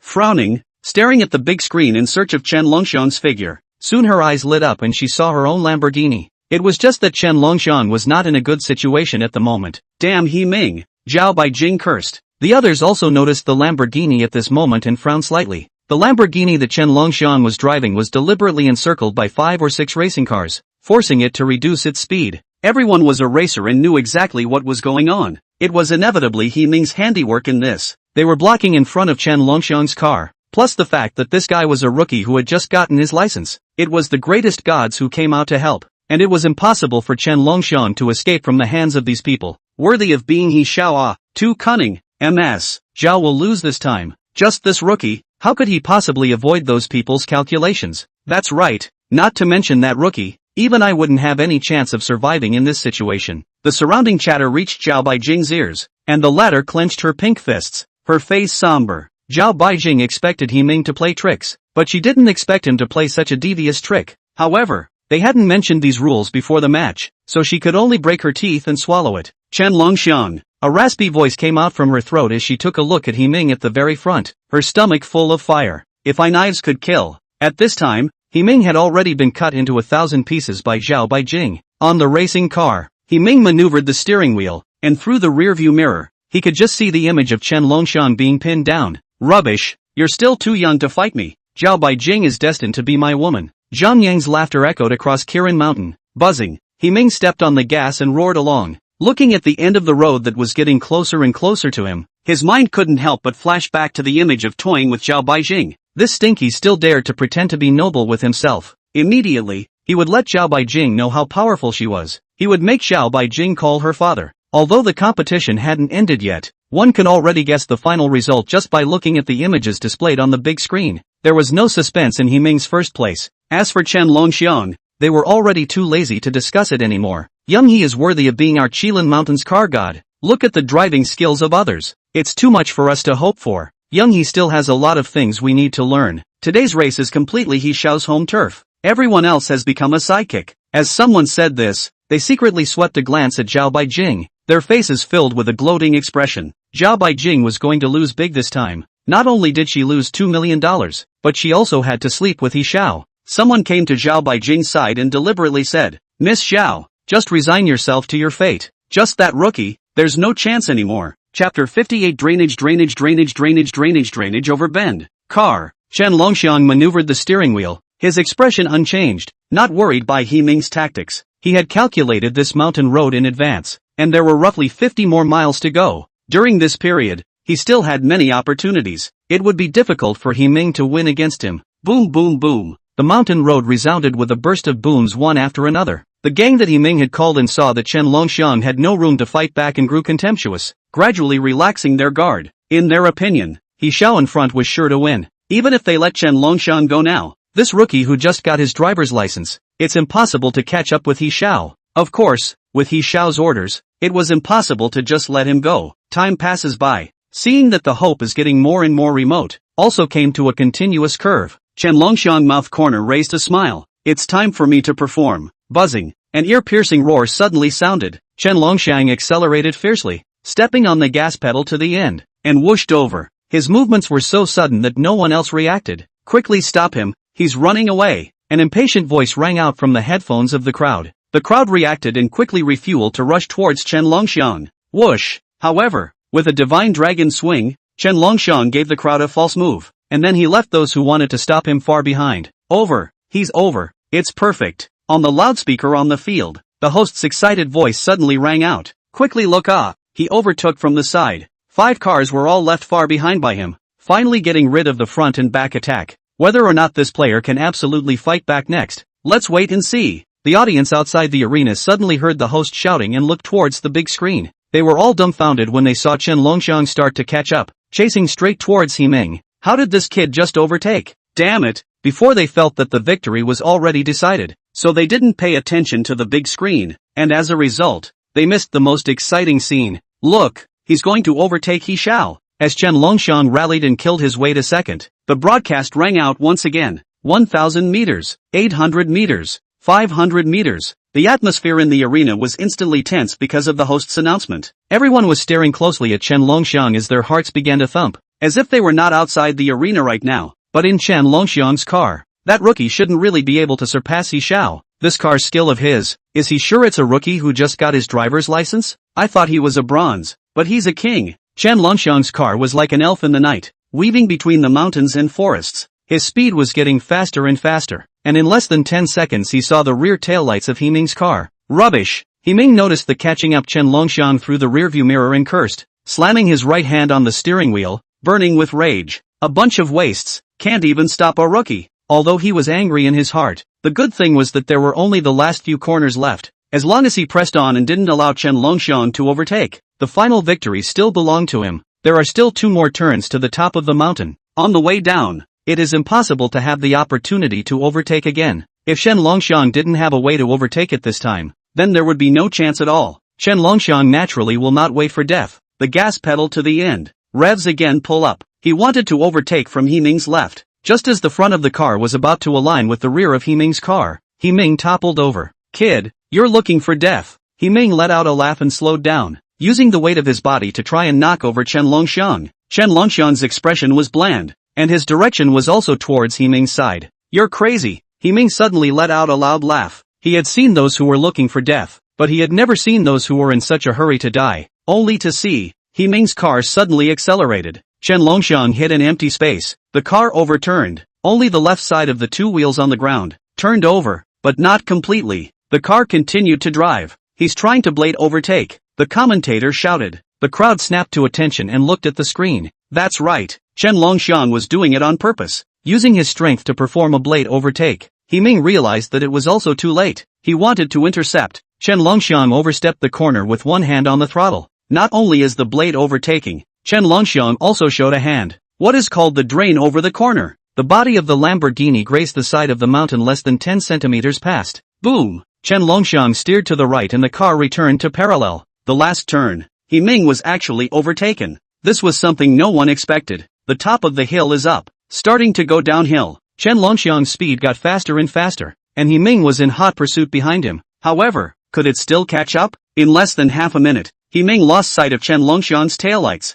The crowd was still immersed in the tense atmosphere, when the commentator suddenly shouted, Lamborghini has realized the drainage channel cornering, blade overtaking, and has left He Ming half a hilltop away. The finish line. He's here. A Lamborghini crossed the finish line in a beautiful tail-swinging position and stopped 10 meters in front of Zhao Baijing and the others. At the same time, the time was displayed on the screen. 29 minutes and 30 seconds. The fastest record was 30 minutes, and Chen Longxiang even broke the record. The crowd cheered. Bullseye. Absolute broke the record. Most of the people who played with cars revered the strong. And at this moment, Chen Longxiang was the strongman, the champion. Those who were unconvinced before were now convinced. Suddenly, the ear-piercing sound of brakes interrupted the revelry of the crowd. He Ming got down from the car and grabbed Chen Longxiang, who had just gotten down from his Lamborghini. You tricked me. If you're not as skilled as a man, you're not as skilled as a man. What else do you want to say? Chen Longxiang sneered. He Ming's face was unsightly, and he swung his fist up to slam it into Chen Longxiang's face. Chen Longxiang lifted He Ming's collar with one hand and gave him an over-the-shoulder slam. He Ming was ruthlessly smashed on the ground, face with dust, climbed up and hit Chen Longxiang. Seeing that a big battle was about to break out, Zhao Baijing rushed over and blocked Chen Longxiang in the first place. He Ming, you can't afford to lose. So many people are watching. What do you want to do? He Ming glanced at the crowd, his face turning green. I didn't say that I won't admit defeat. I just don't accept that this kid tricked me. Chen Longxiang snorted with laughter. What did I trick you for? Since you admit defeat, then honor the bet. Don't you want to run around naked? Hurry up and start. You. He Ming glared angrily at Chen Longxiang, and when he saw that the group was looking at him, he was speechless. In their circle, keeping one's word was the most basic. Otherwise, no one would take you for a ride next time. He shall. Willing to gamble. Come on, a loss is a loss. You made the bet yourself. Everyone heard it. Yes, we can't let an outsider look down on us. The crowd's mouths were filled with words. He Ming's eyes were full of unwillingness, but there was nothing he could do about it. Taking his shirt off and smashing it hard on the ground, like he was taking offense, Chen Longxiang passed a wink towards Zhao Baijing, signaling her to get into the car. By the time He Ming finished stripping, the two had already left Qilin Mountain. Who cared to look at a greasy body? Chapter 59, Is there surveillance? That hand just now was awesome, and it also allowed me to preserve my innocence. I'll treat you to a midnight snack, a sort of celebratory feast. Feel free to say what you want to eat. Zhao Bai sat quietly in the passenger seat, staring radiantly at Chen Longxiang's side face. Inexplicably, she felt handsome. In particular, her performance at Qilin Mountain just now took her breath away. Suddenly, a sharp brake was applied. Chen Longxiang stopped the car at the side of the road. Sorry, I have to go home. It's not good to stay out at night. Sister Snowflake was still waiting at home. Zhao Baijing gave Chen Longxiang a strange look. I don't think it's anything when this comes out of a girl's mouth. But you're a big man. Isn't staying out at night exactly what you men are looking forward to? These days, are there still men who are so innocent? Am I not that kind of prodigal? Chen Longxiang already had a decent demeanor. Zhao Baijing instantly rolled her eyes. Those who didn't know thought that inviting him for a midnight snack was inviting him to a room. Forget it, since you want to go back, then go back. But I'll transfer the money to you first. How about a $2 million bet? Half for one person? Zhao Baijing took out her cell phone and signaled Chen Longxiang. Of course, next time there's this kind of good thing, remember to call me. I love making this kind of cute size of money. It's not faster than a gale. Chen Longxiang entered his bank card number on Zhao Baijing's cell phone. But just by helping to drive a car once, he earned $1 million. This job was much better than going to a funeral parlor for $1,800 a night. Zhao Baijing was amused by Chen Longxiang, but also felt that this person was real enough. At least he didn't hypocritically say a lot of things. Come on, $1 million in the bank. Do not get a luxury car to drive back? The big BMW is quite in line with your temperament. Do you want to take you to pick up the car? Chen Longxiang's mouth twitched, thinking about the scene of driving a BMW back to the village. Shall not be surrounded by a group of nuns. It was too ostentatious, not in line with his low-key temperament. No, I'm a youngster. What BMW to drive? Take a Civic, cost-effective. As early as when he took the driving license test, Chen Longxiang studied the car. The thing for transportation, economic and durable on the line. This is not to tell people that they are rich. Come and rob them. He himself was not afraid. He was mainly worried that certain people with bad intentions were staring at Sister Snowflake. That's fine. As you wish. Want to modify it or not? I have a friend who owns a modification store. When you bring up a new car you can go directly to his place to change it. Zhao Baijing lifted her chin, signaling Chen Longxiang to get on the car, ready to go to pick up the car. No, let's talk about it when it's too refined. Chen Longxiang shook his head and rejected Zhao Baijing's good intentions. The two arrived at the Force store, which was about to close. The sales supervisor saw that it was Zhao Baijing and immediately lit up all the lights, enthusiastically introducing the new Civic for Chen Longxiang. Chen Longxiang felt for a second. What is called the ugly face of capitalists? That's right, Zhao Baijing is this kind of evil rich person. Money makes the devil turn the wheels, but it feels so good. Chen Longxiang enjoyed the one-on-one service of the sales supervisor. Alright, just this one. Swipe the card. Okay, you don't need to worry about the rest of the formalities. I'll take care of it for you. The sales supervisor respectfully received Chen Longxiang's card. This was the person that Miss Zhao had brought here. He didn't dare to put up a fight. Congratulations, honorable civic owner. Zhao Baijing snickered as she held the key. Chen Longxiang shrugged his shoulders. This is nothing. He wants to let Sister Snowflake live a good life. To be able to go from looking up to rich people like Song Qingxin and Zhao Baijing to being equal and then beyond. The car arrived. Chen Longxiang test drove it. Owning a car and driving it just felt different. Right, those clothes of mine. Remembering that the clothes he bought for Sister Snowflake were still in Zhao Baijing's car, Chen Longxiang was a little embarrassed. Here you go, bye. Be safe on the road. Zhao Baijing threw the clothes to Chen Longxiang, and with a wave of her hand, she turned around and left, leaving behind only a puff of car exhaust. Live and let live a slag woman who ate her dry. Chen Longxiang shook his head and started the car. At night, there are not many cars on the street. Chen Longxiang unconsciously speed up, but immediately after, he found something wrong. Behind and in front of him, he didn't know when to start. There were a few more cars, a clear color of modified cars. Chen Longxiang slightly hooked up the corner of his mouth and glanced at the left and right sides. Kid, where are you rushing to? For fun? The window of the car on the left rolled down. It was He Ming. He Ming chewed betel nut and teasingly looked at the surrounded Chen Longxiang. And blade overtaking? Drainage canal overtaking? I'll see how you get out now. Chen Longxiang laughed. If you can't afford to lose, don't play.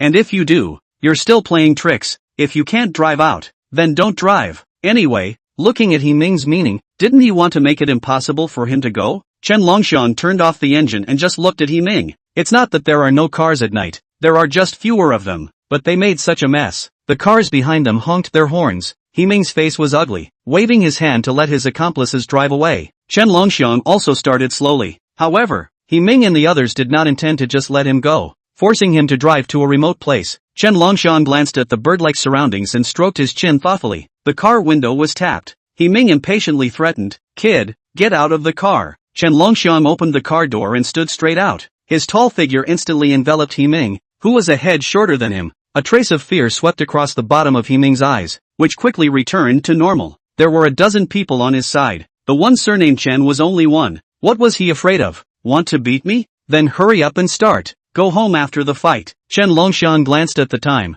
somewhat speechless. Yo, resigned to your fate. Come on, everyone be numb. The child has not been weaned yet and needs to go home to drink milk. Unload one of his arms first. He Ming chewed betel nut and pointed at Chen Longxiang's left arm with a smile on his face. It was the first time he had seen someone who was so proactive in getting beaten. One must not fulfill people. Is there surveillance here? Before the group was about to make a move, Chen Longxiang coldly asked. He Ming froze for a moment and laughed. Don't worry, there's no surveillance. Still thinking of calling the police? No, I'm afraid you guys will call the police. Chen Longxiang sighed. It was good that there was none. He couldn't leave a handle and make Sister Snowflake worry. What the hell? He Ming and his men glanced at each other, afraid that they would call the police? Without waiting for them to figure it out, Chen Longxiang had already knocked one down with a punch, then grabbed the man's leg and swept down a large swath. There was no skill. It was all emotion. Chen Longxiang glanced sympathetically at the frozen He Ming. Your turn. He Ming's smile froze. What had just happened? The wailing people on the ground told him that what was in front of him was not fake. In an instant, He Ming wanted to run. Chen Longxiang grabbed his collar and locked eyes with him. I'm a reasonable person. If you want to remove one of my arms, then I'll remove one of yours as well. Click. Ah! He Ming's wail resounded through the night. Chapter 60 Gifts. Late at night, Chen Longxiang returned home. The house was brightly lit. Sister Xuehua, why are you still up? Entering the door, Chen Longxiang saw Sister Xuehua sitting on a stool with her brows furrowed. However, it slightly stretched the moment she saw him. Seeing this, Chen Longxiang's heart could not help but be flooded with warmth. Xin Xuehua got up and poured water for him. But you're finally back. It's midnight and you're still not back. Where can I sleep? Call your cell phone and cannot get through. I think you are not in trouble. Want to go to the county to find you, but there is no car to go out at night, so I'm worried to death. Just come back. Xin Xuehua poured water for Chen Longxiang, his mouth rambling. Chen Longxiang does not feel annoyed at all. On the contrary, some guilt. Sister Xuehua, I'm sorry, let you worry. The cell phone could not be reached because it was out of battery. This was also something he only realized when he just got off the car. That's good. Chen Shuehua spread a smile. Only then did Chen Longxiang remember what he had specially bought for Sister Snowflake and hurriedly handed it over. Sister Shuehua, this is the clothes I bought for you in the county town. See if you like it. Spending money indiscriminately again. Sister Shuehua has clothes. Chen Shuehua was heartbroken for money. Chen Longxiang, however, did not think, money is gone can earn again. Sister Shuehua cannot be aggrieved. What others have, Sister Snowflake must have. Today I ran my legs in the county town to buy these clothes. Sister Snowflake, if you dislike it, then I will be sad. Without moral kidnapping a bit, Sister Snowflake could never afford to spend money. With that said, Chen Shuehua could only take the bag, pouting and admonishing, don't do this next time. Outside, Yang Xiaochui quietly probed. Seeing Chen Longxiang in the living room, she immediately entered. Longxiang, still up so late, do you want to come to my house for a drink? Chen Longxiang glanced at Yang Xiaochui. It's the middle of the night, just don't go. I haven't taken a bath yet. Upon hearing Chen Longxiang's refusal, Yang Xiaochui was not happy and reached out to grab his arm. No bath on no bath. A moment to drink body odor. Drink and then wash. Midnight afraid of what? I'll give you a whole night snack. A few cups of wine under the belly. Happy over the gods. Chen Longxiang remembered Yang Xiaochui do those barbecue skewers. Flavor is really a great. And those fried peanuts. Can't help but swallow his saliva. No, next time. Yang Xiaochui were willing, but the one in her family has not been cured, and she must invite Tiny Cute again, to go over and cure it. Longxiang, just take it as Sister Xiaochui begging you. Just go. Erden is still waiting for you at home. Chen Longxiang couldn't help but follow Yang Xiaochui to her home. Just entered the door. Zhang Erden warmly greeted. Good brother, you can finally come. I thought you should not sleep. Specially let my wife to take a look. I didn't expect to really invite you over. I'll tell you. You must blow 6 bottles of erguotu with me tonight. There were already 2 bottles of erguotu on the table, and there was a cardboard box underneath, with more inside the box. It's no fun not to drink the white ones. Chen Longxiang kind of wanted to leave. Cure a disease still have to accompany the drink. Really miserable. Unexpectedly, Yang Xiaochui has already served a grill out. Some of the skewers on the top half of the grill. The meat skewers were moist with oil, very fragrant and gluttonous, drooling straight away. Brother Erden, why do you suddenly want to drink with me? Saying that, Chen Longxiang reached out and took a heel of meat skewer. With a righteous look, one bite jerked it to the end. Cool. Zhang Erden poured wine for Chen Longxiang and laughed. I don't know why. I just want to drink with you. There were some things that were not good to say outright. Chen Longxiang smiled. He knew why Zhang Erden wanted to buy him a drink. Chapter 61, Miraculous Fruit. Chen Longxiang unhurriedly helped Zhang Erden onto the bed and prepared to administer the needle to him. Seeing Yang Xiaochui blearily also watching from the sidelines, Chen Longxiang looked at her with a helpless face, and the latter, realizing that she had been discovered, smiled sarcastically and consciously withdrew. The mouth also muttered, what's wrong with his own man looking at it? Chen Longxiang, Yang Xiaochui is not shy, but at least there is one more big living person in front of her. She is not embarrassed, but her own treatment for Zhang Erden is embarrassing. Yang Xiaochui waited outside. Half an hour later, the treatment was over. Opening the door, Chen Longxiang saw Yang Xiaochui nervously grabbing her hand. How is it? He didn't wake up. No, drunk, how could he wake up? Besides, acupuncture is not torture, not painful. Think what? Chen Longxiang rubbed his face. People are sleepy. Immediately said goodbye. Leaving Yang Xiaochui's house, Chen Longxiang's heart stagnated. Suddenly felt something. The Imperial Beast technique was similar to signing a contract with Xiaoqing. There would be a sense of each other, but only when there was an emotional fluctuation or when they encountered any danger would there be this state of sensation. It was very strong. Little Green was calling him. What happened? Chen Longxiang's face sank as he ran furiously all the way up Black Wine Mountain while it was night. After practicing, his night vision had improved quite a bit, and his eyes were like eagle's eyes. He could see any obstacle clearly. Arriving at the edge of the cliff, Chen Longxiang leapt down. Instead, he hit Xiaoqing's huge head-on. Chen Longxiang landed smoothly.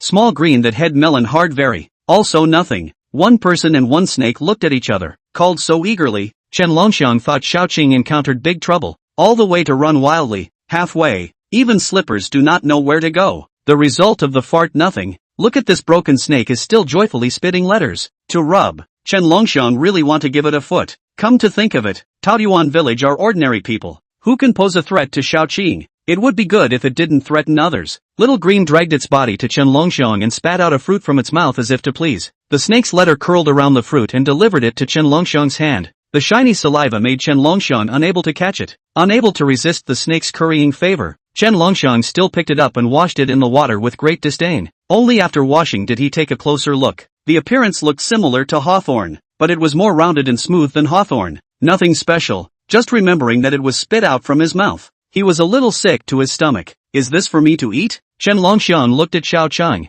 Xiao Chang unexpectedly nodded, and even pushed Chen Longxiang's hand with his head, signaling him to eat it quickly. It was just like how Chen Longxiang usually fed him Bodhi fruit. Chen Longxiang politely refused Xiao Qing's good intentions. I'll eat it when I go back. He still didn't know what kind of fruit it was. How could he dare to eat it? What if it was Xiao Qing trying to poison him? Although the possibility was relatively small. Seeing Chen Longxiang put the fruit into his pocket, Xiao Qing dived back into the water with satisfaction. He wondered, Xiao Qing summoned him so eagerly in the middle of the night just to give him this fruit to eat? There was no need to be so polite. However, after waiting for a while, Chen Longxiang didn't see Xiao Qing come up again, but was sure that it was really just to send a fruit. Chen Longxiang looked at the shape of the hawthorn fruit. His heart was puzzled. Could it be something good? After hurriedly going down the mountain, Chen Longxiang sat on the bed. His mind searched through the medicinal herbs recorded inside the Xian medical art. Surprisingly, he didn't find any information about this fruit. There was a similar one, but with a different color. Or was this fruit actually an ordinary wild fruit,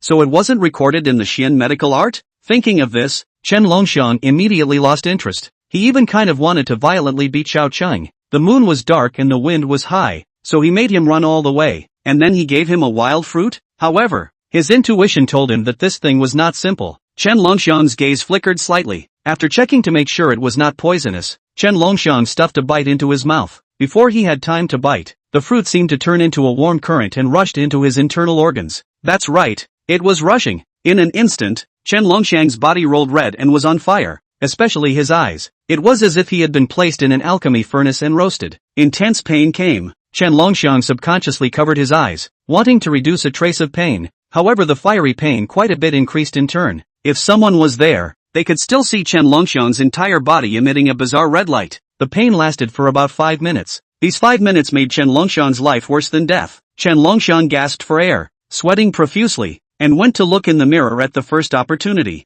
Not blind, only the dark eyes seemed a little different from usual, and the capillaries on the eyelids that had sprung up due to the pain were gradually fading. Grandma, make such a big show. Just eyes look a little better? Chen Longxiang was a little skeptical. From the moment he ate the fruit and it turned into a warm current rushing into his body, he could conclude that this was not an ordinary fruit. It had also endured 5 minutes of inhuman torture. There should be some reward anyways. Chen Longxiang looked at the closet in front of him, somewhat lost in thought, and suddenly realized that he could see the clothes inside. The closet was obviously closed, yet he could see the interior. In the blink of an eye, he couldn't see it again and could only see the thick closet door. But when Chen Longxiang concentrated, or in a state of emptiness, he could see the interior again. This is perspective? Chen Longxiang was a little surprised. That fruit can still open perspective eyes after eating it? Good stuff. Out of concern for Sister Snowflake's health, Chen Longxiang focused on Qin Shuewa's room. Sister Snowflake surprisingly hasn't slept yet. What's she doing? Chapter 62, Pulling Water Pipes Up the Mountain. Qin Shuehua, who was in the process of changing her clothes, suddenly had a bead on her hands and suspiciously looked in the direction of the next door. For some reason, she always felt as if someone was peeping at her next door, but there is only one wall in front of her. There is no window at all. How can someone peep at herself through the wall? Unless that person had the ability to see through. Qin Shuehua rubbed her brow. It must be that she was too busy these days to the point of being paranoid. In the end, it's still me being too paranoid. Qin Shuehua looked over fiercely, but frightened Chen Longxiang. Chen Longxiang violently took several steps back and covered his chest, where it was still beating non-stop. Why did it feel as if he had been discovered? In the end it was because he was a thief, looking at something he shouldn't have looked at. Despite withdrawing his attention, the image of what he had just seen still floated in his mind. That little outfit fit perfectly, showing off Sister Shuewa's figure to the fullest. Next door, Qin Shuewa probably didn't even know herself that she would be so attractive in that little outfit.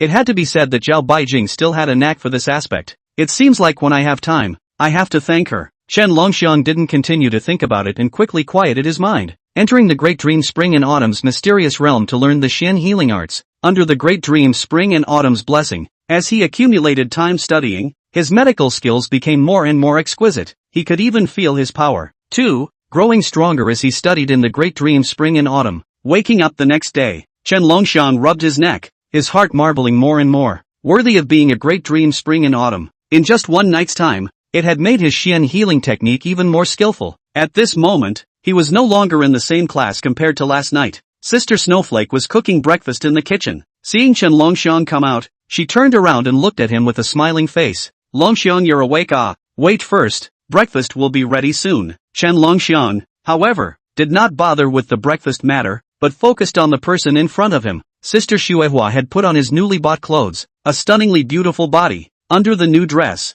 looked mature and charming, especially that surplus willow waist. Looking at it from a distance, one couldn't help but gulp hard. What an absolutely beautiful and pretty woman. Seeing this, he couldn't help but exclaim, Sister Xuehua, you're so pretty. When Qin Xuehua heard Chen Longxiang's compliment, her small face was slightly red and embarrassed. It's mainly because you can pick out clothes. She actually wanted to say that the intimate clothes she was wearing at the moment were also bought by Chen Longxiang. Of course, this kind of words, she was embarrassed to say, much less bad to show to Chen Longxiang, and could only redden her little face. What she didn't know was that Chen Longxiang had actually seen it last night. Chen Longxiang noticed that Sister Snowflake seemed to be a little embarrassed, so he opened up. Sister Snowflake, don't be modest. It's your own foundation that is good and good-looking. Otherwise, it's impossible for me to set off your beauty even if I buy more clothes. The main thing is that you have a better figure. A typical clothes rack, wearing anything looks good. In the past, our family was poor and we didn't have the money to buy you clothes, but now that our family is rich, you can wear whatever you want to wear, so you don't have to purposely save anymore. Qin Xue was heartwarmed as she listened to Chen Longxiang's heartwarming words. With these words from Chen Longxiang, she was satisfied, and she had nothing more to ask for in this life. Hurry up and stop talking. Let's eat breakfast. Qin Xuehua reddened her little face, brought breakfast and put it on the table, and specially fried 2 sugar-centered eggs for Chen Longxiang. Both of them had survived the bitter days. At this moment, eating breakfast, their hearts were sweet. After eating breakfast, the two of them were going to Black Wind Mountain to pull water pipes to supply water to Nyodali, who had gone up the mountain to plant. They were going to use the water pipes to cover the 200 acres of cattle vigorously to ensure sufficient water supply. This was a physical labor. Sister Xuehua, why don't you stop going and rest at home? I'll be fine on my own. Chen Longxiang was not willing to let Sister Xuehua follow him to suffer. These days, Sister Snowflake had been helping out at Black Wind Mountain, and it was time to take a break. It was better for him to do this kind of strength work. Unfortunately, Sister Snowflake was an idle one. How could she be willing to listen to Chen Longxiang asking her to rest? No, how can I let you go to work alone and rest at home by yourself? The two of us will go over there together, and we can also do it fast. This sunny day, if you are working alone in the mountains and get heat stroke, you don't even have someone to take care of you. Chen Longxiang wanted to continue to persuade, but Sister Xuehua's mind was made up, picked up the hoe, and headed out by herself. In desperation, he could only allow Sister Snowflake to follow her to Black Wind Mountain to work. The big deal is that when the time comes, let her do some easy work. The water pipe was bought by Chen Longxiang from the town. The boss drove to send up Black Wind Mountain. To say, nowadays, engaged in planting, Chen Longxiang spent tens of thousands of dollars, looking for excavators to the original narrow mountain road, widened to 3 meters, with a tractor can also be sent up. This time in order not to let the Snow Sister too tired, he proposed to carry her up the mountain. Of course, Qin Xuehua at the foot of the mountain, see a lot of village people working in the field, feel embarrassed to start and did not let Chen Longxiang back. Rather, halfway to the bottom of the mountain, those people cannot see the time. Small hand towards Chen Longxiang beckoned, signaling Chen Longxiang back her. Chen Longxiang, of course, happy to be extremely, signaled to hurry up. Qin Xuehua joyfully jumped up. Charge up the mountain. Chen Longxiang felt the difference. A swirl in the bottom of his heart, shook his head to throw out the evil thoughts. Continue to rush, to the top of the mountain. Chen Longxiang only slightly sweating. Qin Xuehua thoughtfully wiped his sweat. Chen Longxiang picked up the water hose, greeted, Sister Xuehua, take advantage of the cool weather in the morning. Let's seize the time to dry. Qin Xuehua nodded her head vigorously, full of energy. Okay. The two were busy from morning until the sun came out at noon. In the morning is not bad, especially at noon. Qin Xuehua was so hot that sweat flowed down from her head. The entire back was almost soaked in sweat. It was also because of this that some scenery stood out. With just a glance, Chen Longxiang was dumbfounded. Qin Xuehua, who was squatting on the ground and laying the water pipe with her head down, noticed a fiery eye staring at her behind her. Her heart and mind trembled slightly, and an unspeakable feeling lingered in her heart. She ghostly turned her head, and her line of sight happened to meet Chen Longxiang's eyes. That fiery line of sight scorched her heart. As if for a moment, her entire heart was going to melt along with it. Her small face swooned with a fiery cloud, and her heart almost jumped out of her throat. She knew what Chen Longxiang was looking at. This was because the moment the sweat soaked her shirt, she had already noticed that the small clothes inside could not cover it. She lowered her head and explained with a blushing face, "I washed all my intimate clothes last night, so I'll just have to make do with." Chen Long had a sincere face and complimented, "It's fine. It's very pretty." Chapter 63, Lu Zhonghua's Little Mind. You. Qin Shuihua was so ashamed because of Chen Longxiang's compliments that she just about dug a hole on the spot. Wearing it was one thing, but being discovered was another. What's more, Chen Longxiang said it outright. "Oops, shame on you. What I said is indeed the truth." Sister Shuihua wearing this outfit shows off her figure and is able to reveal Sister Shuihua's beauty completely. If I had known that Sister Snowflake was so beautiful in such a dress, I should have bought it the first time I earned the money, instead of waiting until now. Chen Longxiang said sincerely as if he didn't see Qin Shuihua's shame, without a trace of evil thoughts in his eyes. It was also because of this honest and serious look of his that Qin Shuihua was even more ashamed. "Alright, just stop talking." Qin Shuihua rubbed her burning face. She lowered her head, already not daring to look at Chen Longxiang again. Even if she lowered her head, she could still feel Chen Longxiang's line of sight falling on her. Just when she was so shy that she didn't know what to do, a middle-aged woman's voice suddenly sounded not far away. "Sister Snowflake, we're here." The moment they heard the voice, both of them turned their heads to look at the same time. They saw a middle-aged couple walking towards them. It was none other than 6th Aunt Lu Zhonghua and her man Su Dapeng. When they saw them, a hint of amazement flashed through the eyes of the Chen Longxiang duo. For some reason, they always felt that today's Lu Qianhua was particularly alluring. Obviously is the age of early 40s. In the countryside of the woman, according to reason, has already been people old and yellow. But at this time Lu Zhonghua not only did not let a person feel old, but the charm remains. Walking, willow waist twisting amplitude is very big. Let a person cannot help but feel some. Chen Longxiang rubbed his eyebrows. It must be his own illusion. How else would one feel that Auntie Six was very alluring? 6th Aunt, what are you doing here? Qin Shuihua asked. In the past days, this couple hadn't given them much trouble. Although not long ago Lu Zhonghua brought eggs to their home to apologize for their mistake. Qin Shuihua was afraid that some people's dogs couldn't change their ways. Qin Shuihua saw them. Do not feel vigilant, just afraid to get into the way of these two people. But Lu Zhonghua is particularly generous today. Not only did not get angry because of Qin Shuihua's indifferent attitude, but instead enthusiastically took the water pipe in Qin Shuihua's hand. "It's nothing. We both heard that you are pulling water pipes in Black Wind Mountain, and it just so happens that our own work is also finished, so we thought to come over to give you a hand." Qin Shuihua froze for a moment. She thought she had heard wrong. Auntie Six, who was always fond of chewing the cud, was this a change of temper, to give them a favor? Despite the suspicions in her heart, she didn't show these on her face and just didn't agree to let Auntie Six and her husband and wife help. 6th Aunt, it's better for us to do it ourselves. How can we let you guys give us a hand? You just let us help. 200 acres of mountain land in Black Wind Mountain pulling water pipes. The two of you won't be able to keep yourselves busy. Qin Shuihua wanted to refuse, but Auntie Six insisted on helping. This left her with no way out at once. She could only look at Chen Longxiang for help. Just let them help. Don't stop them. Chen Longxiang shook his head at Sister Snowflake, and the latter could only give in. He asked Sister Snowflake not to stop them, mainly because he wanted to see what kind of medicine these two couples were selling in their gourds. To come all the way from the village to Black Wind Mountain just to give the two of them a favor. Honestly, he would never believe that these two would be so kind. There was bound to be something to ask for. The few people had been busy from noon until the afternoon, and they were all exhausted. Qin Shuihua and Chen Longxiang are not so bad, because more Lu Zhonghua couple is also a lot easier. And Lu Zhonghua couple in the work has been grabbing dry. Until the end of the evening work, these two tired paralyzed on the ground straight gasping. Chen Longxiang walked over holding his arms and stood in front of the two men. "Say, what is it that you have?" The two men were asked about the main event, and immediately became embarrassed. Su Dapeng stammered for half a day, unable to speak. Chen Longxiang took a look at the man and was speechless, and could only land his eyes on Lu Zhonghua. "Auntie Six, you say it, I can only give one chance. If I miss it, I won't ask again." Once Lu Zhonghua heard this, she quickly jumped up from the ground, no longer caring about embarrassment. "This dead ghost in my house drank the medicine you prescribed. It's quite effective, but not very obvious. I came over just to ask if I could increase the potion to make him a bit more violent." Finishing in one breath, even a thick-skinned one like Lu Zhonghua started to get embarrassed. She stared blearily at Chen Longxiang, fearing that the other party would not be happy to agree. Chen Longxiang mouth corner twitching and twitching.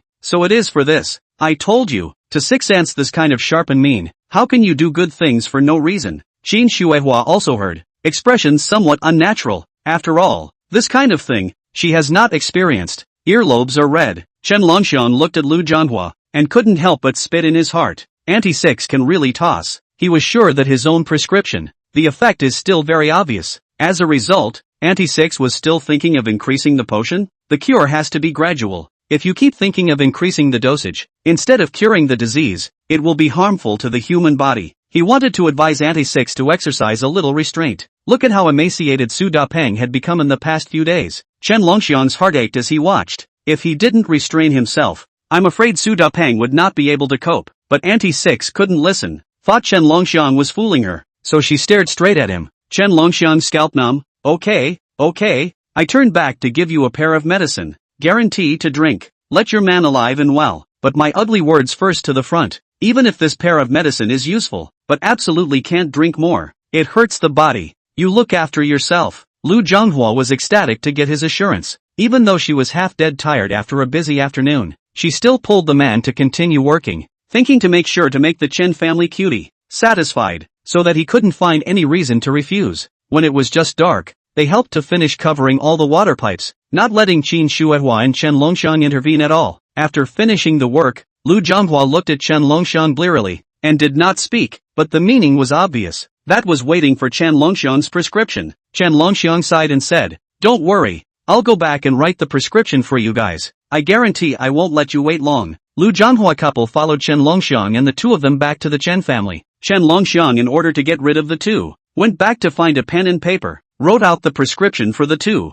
Lu Rahua got the prescription and smiled like a flower. Thank you. She held the prescription like a treasure. Looking at Chen Longxiang, she wanted to hug up and kiss twice. Why didn't she find out before? The Chen family cutie was quite handsome looking. Chen Longxiang sensed her intentions and hastily stepped back. The prescription is in hand. You two also hurry back. Damn. Auntie Six still wants to eat young grass. Chapter 64. The old Chen family's ancestral tomb is smoky. Lu Jianhua and her husband and wife left, and Chen Longxiang and his wife were finally able to take a breather. Qin Shuihua washed a few pears and gave them to him. You eat the pears first to quench your thirst. I'll cook tonight. Then I'll trouble Sister Snowflake. Chen Longxiang took the pears handed over by Sister Shuihua, but his eyes kept falling on Qin Shuihua. Even though the sweat had dried up by now, the black lace that Qin Shuihua wore was still vaguely visible through her shirt. Chen Longxiang's eyes grew hotter and hotter. How could Qin Shuihua not notice his sight? And immediately made a big red face. I'm going to cook. Qin Shuihua stabilized her thumping heart and hurriedly fled into the kitchen, but the line of sight that stuck to her body was slow to move away. Fortunately, Chen Longxiang sensed that Sister Shuihua was shy, so he moved away. Sister Shuihua, I'm covered in stinky sweat, so I'll go outside to take a shower first. Go. Qin Shuihua let out a sigh of relief when she heard his words. Chen Longxiang smiled, took a towel, and went to the well to wipe his body. Who would have thought that he had just brought up the water from the well when a scream suddenly came from the front door? Ah! Chen Longxiang was startled by the sound, and when he turned his head to look, he saw a girl, red-faced, standing at the door, neither entering nor not entering. Li Irma stood stupidly in the doorway, staring straight at Chen Longxiang. She knew that Chen Longxiang was lanky and must have a great body, but she did not expect it to be so great. Standard inverted triangle, thin muscles, six-pack abs, dressed thin, undressed meat. Letting people just look at it, they can't help but want to go up and feel it. Thinking about this, the more her little face reddened. She even began to fantasize that it would be great if she was Chen Longxiang's girlfriend. It was a pity that she had bad legs and feet, and was not worthy of Chen Longxiang at all. This made her unable to help but be a little gloomy again. Chen Longxiang didn't know what this girl was thinking, but just seeing that the other party kept staring at him, he hurriedly took the clothes next to him and put them on. Irma, what is it that you came over to find me? Hearing Chen Longxiang's inquiry, Li Irma hurriedly returned to her senses. Thinking that she had just been staring at Chen Longxiang's body, her heart couldn't help but feel a little bashful. What is wrong with herself? How could one stare at a man? My father would like to invite you to my home for a meal to thank you for saving my life. Last time, if it wasn't for your timely rescue, my father might have. Mentioning her father, Li Irma had some palpitations, although she hadn't witnessed Chen Longxiang's rescue. From the latter's description, she could tell how dangerous it was for her father to have a drinking stroke. If it wasn't for the timely treatment, she and her father would have said goodbye forever. It's okay, it's just a little thing. Don't take it to heart. We are all from the same village. I can help and definitely can't sit back and do nothing. Chen Longxiang waved his hand. not feeling that he had done much. It was also Chen Longxiang's modesty that made Li Irma admire him even more. If anyone else had saved old Li Irma would inevitably carry the favor. He couldn't wait for everyone to know. Chen Longxiang did not. From here, one could see just how good Chen Longxiang's character was. Actually, besides thanking you, I also want to ask you to go and help show my dad, Li Irma said. It was just that her voice behind her was getting smaller and smaller. After all, this kind of thing would definitely have to be charged at the village doctor's place. But in her family's situation, there was no money to ask a doctor for help, so she could only beg Chen Longxiang. Okay, I happen to have time. I can go over and take a look. Chen Longxiang also saw Li Irma's dilemma and quickly understood, so he directly agreed. Without looking at old Li Tu's face, he also had to look at the fact that as a child, Li Irma had taken him for a swim, and went to review old Li Tu's diagnosis. Li Irma raised her head violently, looking at Chen Longxiang in disbelief. She didn't expect this guy to agree so dryly. After the shock, there was more gratitude. Thank you. Li Irma solemnly bent over in gratitude. Chen Longxiang subconsciously glanced at it and withdrew his eyes. The little girl from before has grown up. Chen Longxiang shouted at the people in the house. Sister Xuehua, I'm going to Irma's house to show Irma's father's illness. Don't wait for me at night. Go to bed early after eating by yourself. After explaining a few sentences, he left with Irma Li and headed to the Li family to see old Li's head. Walking out of the courtyard, Li Irma noticed a brand new car parked in the corner and was curious. She noticed it when she came over, but didn't know whose family this car belonged to. Do you know who this car belongs to? A hint of envy flickered in Li Irma's eyes. In the village, it was only Li Fugui's family that had a small car, and it was said to be second-hand as well. Chen Longxiang raised an eyebrow and said, This is my car. In the future, if you want to go to the city you can come over and find me. I'll take you there. This is your car? Li Irma was shocked, her face full of disbelief. All said that this size cute, renegade lucky, picking up a few old mountain ginsengs on Black Wind Mountain and getting rich. I didn't think it was true. Just Chen Longxiang said that as long as she wants to go to the county, find him, this guy is a few meanings? Thinking of this, Li Irma's small face slightly red. It will not look at her, right?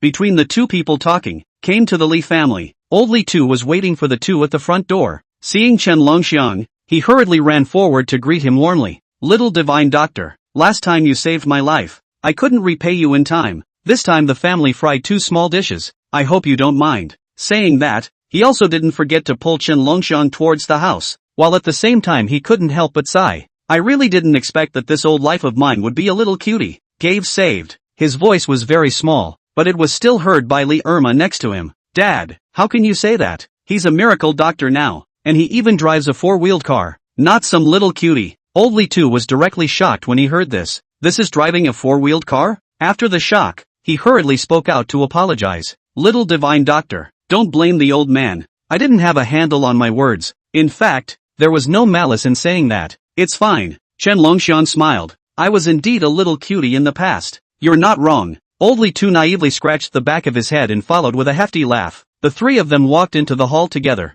in which a few small home-cooked dishes had already been set up. Li Irma started to busy herself after the two sat down, but because of her bad legs, she walked with a limp. Because of her leg problem, her daughter has not been able to find a good family, and she is about to miss the age to get married, which has also become the old Li's heart disease. His remaining light swept to the side of Chen Longxiang, suddenly brightened up. Isn't there a miracle doctor here? There might be a way. Old Li Tu suppressed his inner excitement and carefully asked, Little divine doctor, my daughter's leg problem, do you have a way to cure it? Chapter 65, Treating Li Irma. When Li Irma heard her father say this, she also looked at Chen Longxiang expectantly. Perhaps the little divine doctor had a solution? In fact, what she was worried about was not that she couldn't marry because of her leg problems, but that she couldn't find a good job and couldn't let her father live a good life. Because of her leg problems, even if she graduated from university, she could only return to the village to develop. The father and daughter looked at each other with a worried expression. Their family was poor like this because of Li Irma's leg problems,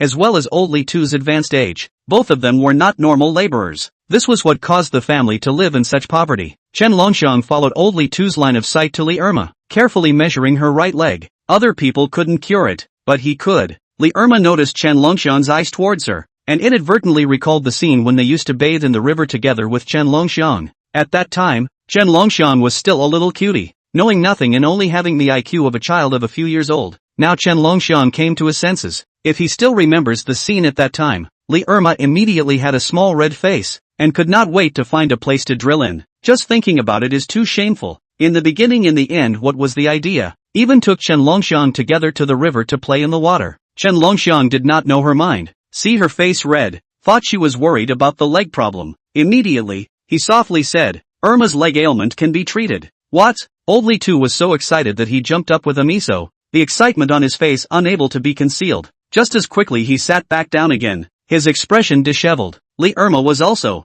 looking dismal. Chen Longxiang looked at the expressions of the two and was puzzled. What's wrong? It's not good enough to be cured? Old Li Tu sighed, revealing an extremely pained expression. It's useless even if it can be cured. Nowadays my family has no one. Where can I get the money to pay for the medical expenses? It's all because I'm useless, letting Arya follow me and suffer. We are all from the same village. Chen Longxiang naturally knows the situation of this father-daughter duo. Old Li Tu's family really didn't have much spare money, let alone to pay for medical expenses. Treat Arya, I cannot charge for the treatment. Chen Longxiang said. No. How can this work? Old Li Tu shook his head repeatedly. Last time you came to my rescue, you didn't even pay for it. You've already done us a great favor. What's it like if we ask you to treat Arya for free again? Although they were poor, they couldn't ask for free treatment for no reason. Old Li Tu hesitated for a moment and said in embarrassment, we definitely have to pay for this treatment, but we have to wait until Irma earns money from her job before we give it to you. Chen Longxiang wanted to refuse again, but the attitude of the father and daughter had already been laid out here. If he refused again,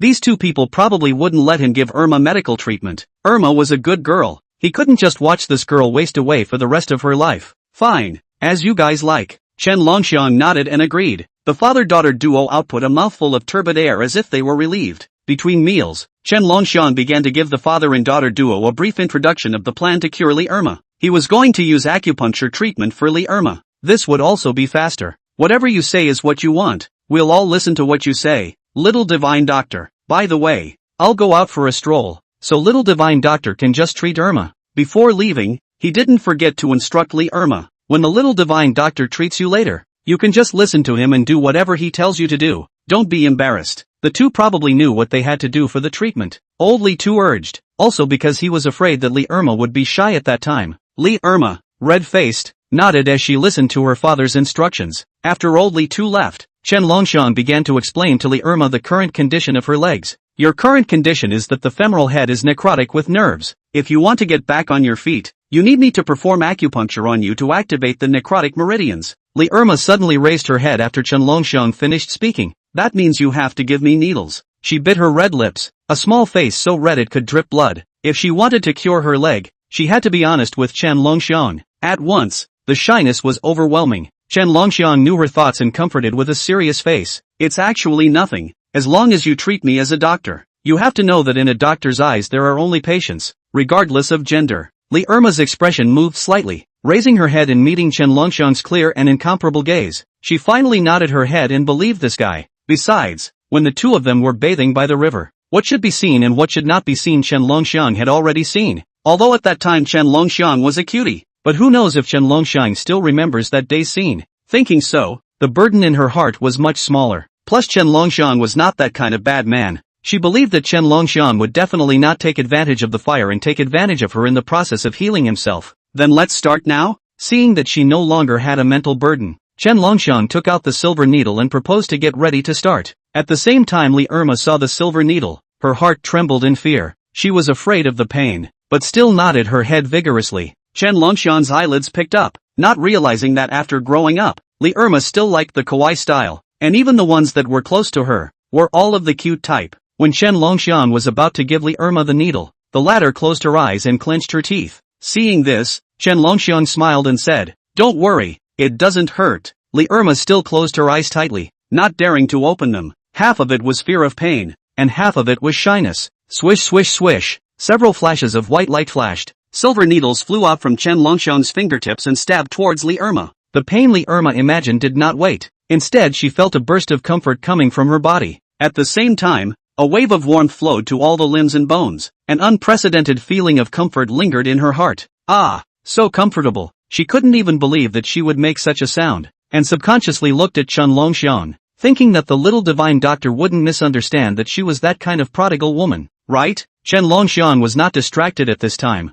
inputting true qi to Li Irma through the silver needle, which was used to activate and nourish Li Irma's necrotic meridians, helping her to regain her vitality. Not long after, her eyes suddenly lit up. The right leg, which was originally insensible, suddenly transmitted a rolling heat. Chapter 66, Healing Effects. 2 hours later, the treatment finally ended. Chen Longxiang was fine, while Li Irma was relieved. The shameful and unbearable feeling of the 2-hour-long treatment, Li Irma felt that she could hardly control it. If it continued, she would definitely make a fool of herself in front of Chen Longxiang. She rubbed her face. She was too spineless herself. It was just treating a leg ailment. She unexpectedly couldn't help but make those shameful noises. You can try getting off the ground first, Chen Longxiang said softly. Li Irma quickly returned to her senses. Alright, I'll try it now. She nodded her head repeatedly, stood up, and took a step forward. Just after taking a step, she realized that something was wrong. The right leg that was originally stiff and unable to walk freely seemed to have become obedient.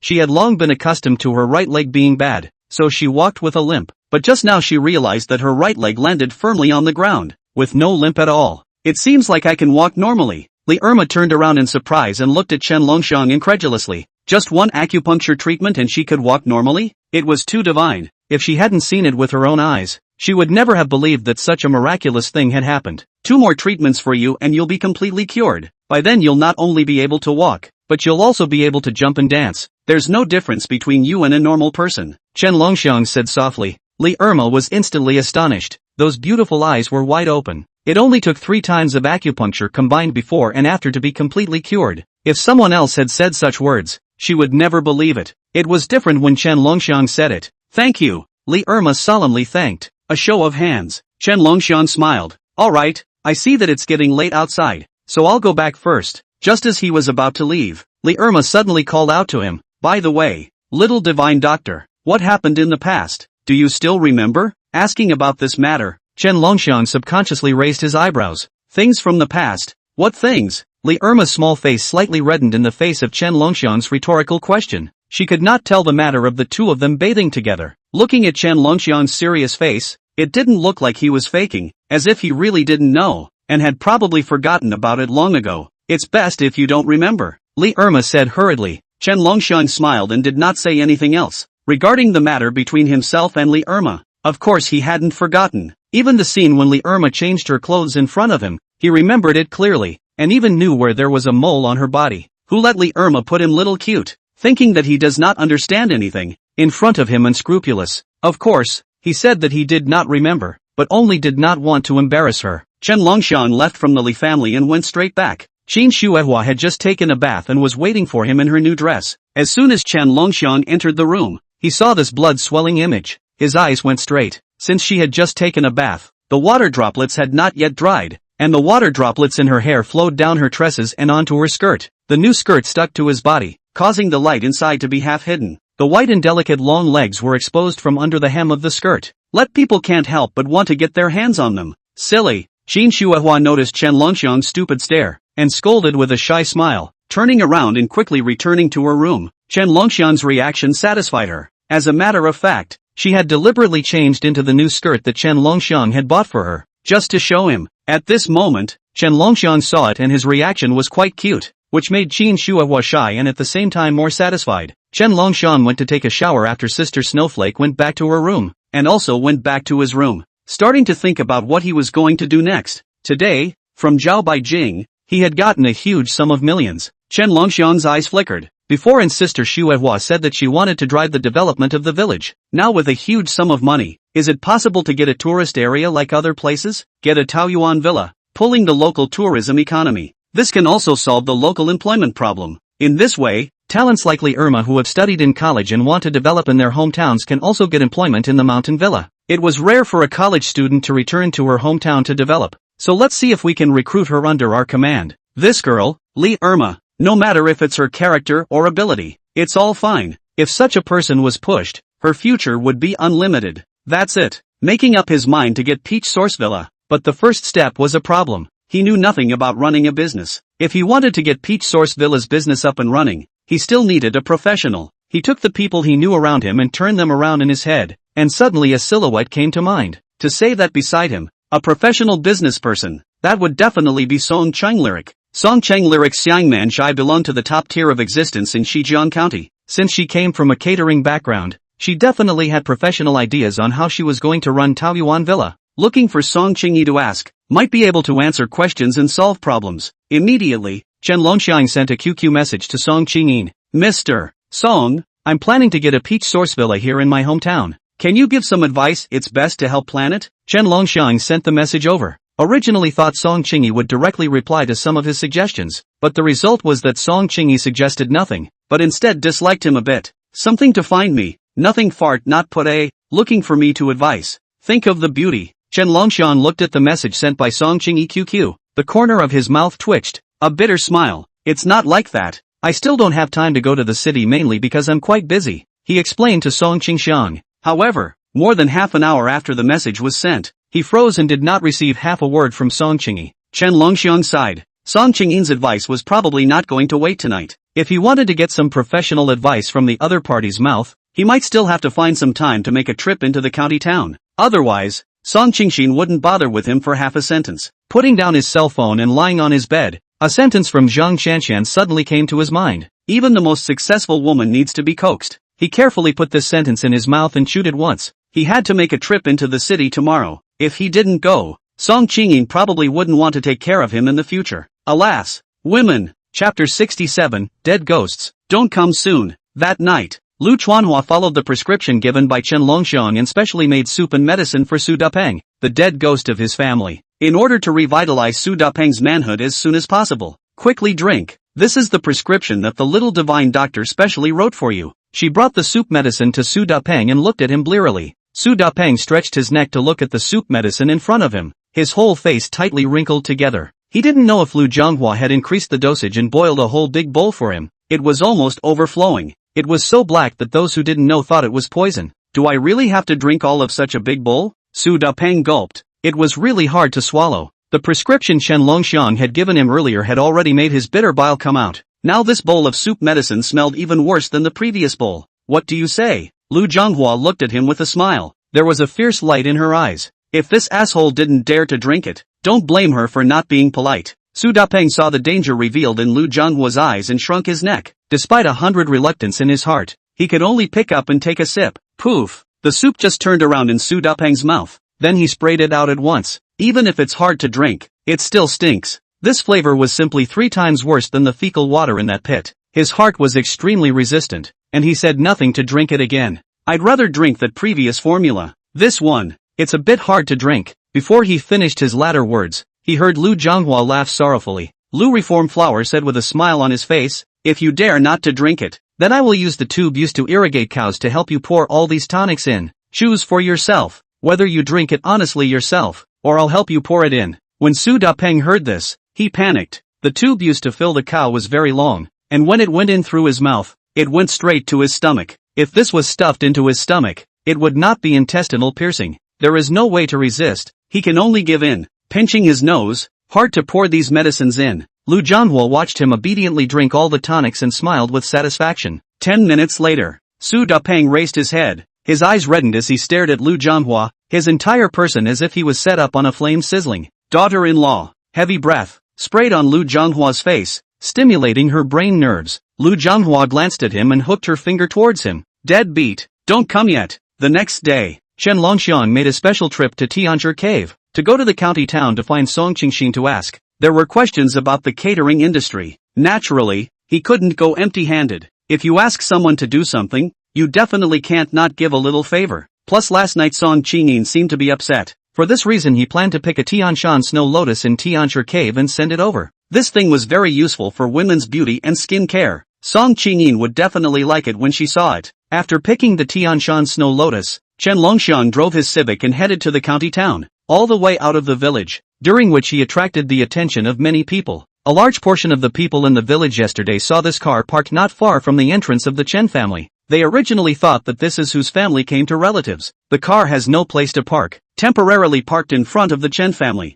After all, this car looks particularly luxurious. Have to spend a lot of money. The old Chen family is a little cutie and widow. How could they have the money to buy a car with 4 wheels? When they saw Chen Longxiang inside, they realized they thought wrong. The car was not that of any relative in the village, but Chen Longxiang's car. The tawdry car whizzed past, leaving only a trail of exhaust for everyone. The crowd looked toward the village entrance and pointed. It's often said that a fool has a fool's luck. It's really not wrong. They're all driving small cars. Who says it isn't? Got lucky and picked up a few old mountain ginsengs and sold them for so much money, making him a fortune. How come I don't have such good luck to also pick up old mountain ginseng and make a fortune? The Chen family, since this little cutie picked up a few old mountain ginsengs and started to get rich. Right, but this is also too able to toss it. How long has it taken to buy a car? Maybe the money is built gone. The people in the village were envious and jealous of Chen Longxiang's wealth. Sourly. Some people even hated to take the property in Chen Longxiang's hands for themselves. Of course, no one dared to casually mess with Chen Longxiang, because although this Chen Longxiang was a cutie, but born with the power of the dragon and elephant, strength is boundless, a messed up unhappy, I'm afraid that cannot eat and walk. People getting rich is their business. What does it have to do with us? If you guys are envious, you should go to the mountains and dig a few old ginsengs yourselves. Auntie Six changed her usual acrimony, and for the first time, she did not help these guys to say bad things about Chen Longxiang. Chen Longxiang had helped her man solve a big problem and made her happy for life. As long as she wasn't stupid, she knew she couldn't go against Chen Longxiang. In terms of Chen Longxiang's ghostly medical skills, his future was unlimited in the future. When the surrounding crowd heard Auntie Six's words, they were astonished, their eyes filled with oddness as they looked at her. Has Auntie Six changed her mind? Suddenly starting to not speak ill of Chen Longxiang made them somewhat uncomfortable. One must know that in the past, if one were to talk about the Chen family's little cutie and little widow, it was Auntie Six who jumped the most aggressively, and they were at most accomplices. What? You guys are still not happy to listen when I speak? Lu Jianhua noticed the way the crowd was looking at her and glared at the other side in dissatisfaction. Everyone also knew that she had a bad temper, and when she launched her temper, all of them present combined were no match for Lu Jianhua alone. For this reason, everyone was also resentful and changed the topic at the first opportunity, focusing on other aspects. Reform flower sister, why do I find that you seem to be looking good lately? Someone mentioned. The others heard this and also curiously looked at Auntie Six's face. Without looking, it was a shock. Not only did Auntie Six's complexion look better, her skin had also become delicate and smooth. It's true, your complexion does seem to have gotten a lot better recently. Change flower sister. It can't be that your man is good again. Don't even have to think about it. It must be her man's credit. Lu Jianhua looked at the crowd with a proud face. Ever since her own man took Chen Longxiang's tonic, he had become very manly. Of course this matter she would not tell the crowd. If she said it, wouldn't it be a disguised admission that her own man couldn't do it? Humph, my family man has always been fine. Okay. After Chen Longxiang arrived at the county town, he went straight to Ziyang Mansai. In the office, Song Qingyi was in a sexy cheongsam, fragrant and attractive. Simply sitting there could also attract the attention of countless men. Her bumpy figure and angelic face were always exuding a tantalizing flavor outward. Just by looking at her, she could make people unable to resist having different thoughts. Chapter 68 How to Conquer Song Qingyi. Chen Longxiang knocked on the office door. Song Qingyi just glanced at him and didn't pay attention to him. Just like a high-cooled look, Chen Longxiang let out a bitter smile. It looked like he was really angry, and immediately pulled out the Tianshan Snow Lotus and rested it on the table. This Tianshan Snow Lotus, very useful for women to beautify and nourish the skin. There is a price without a market. Others want to buy cannot buy a good thing. Song Qingyin glanced at the blooming Tianshan Snow Lotus, her willow eyebrows slightly raised. The little guy was so generous. This kind of thing wasn't something that anyone could get. Many big shots just exhausted their lives and spent a lot of money to not get a single Tianshan Snow Lotus.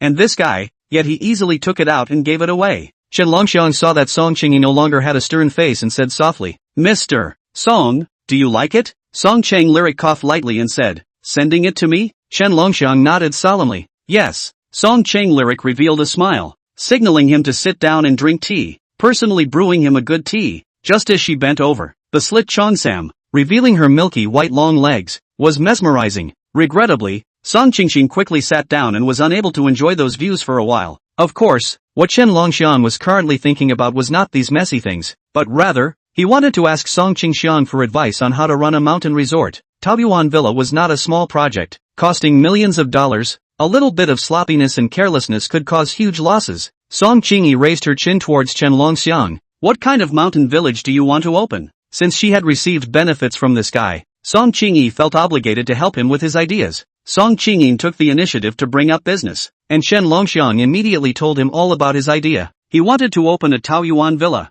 focusing on local specialties and food culture, attracting people, and at the same time boosting the local tourism economy. Peach Source Villa is rich in produce, but suffers from no foot traffic, has been unknown, which makes the local people's standard of living is very low. But if the tourism economy was developed and the local goods were promoted, their local people could also profit from it, which would achieve the purpose of becoming rich. Mr. Song, what do you think of my idea? Chen Longxiang roughly told Song Qingyin about his idea. Song Qingyin pondered for a moment, nodded and said, the idea is good, but I can remind to tell you that it's not that easy to engage in tourism economy. Whether it's the manpower or financial resources consumed during this period should not be underestimated. You have to think about it before doing it. I've already thought about it. Don't worry about that. Chen Longxiang said seriously. Seeing that he wasn't joking, Song Qingyi didn't ask any more questions. At this time, he remembered that there was a fair in the evening. That is Shijiang County's annual antique exhibition. Although the scale of the not very big,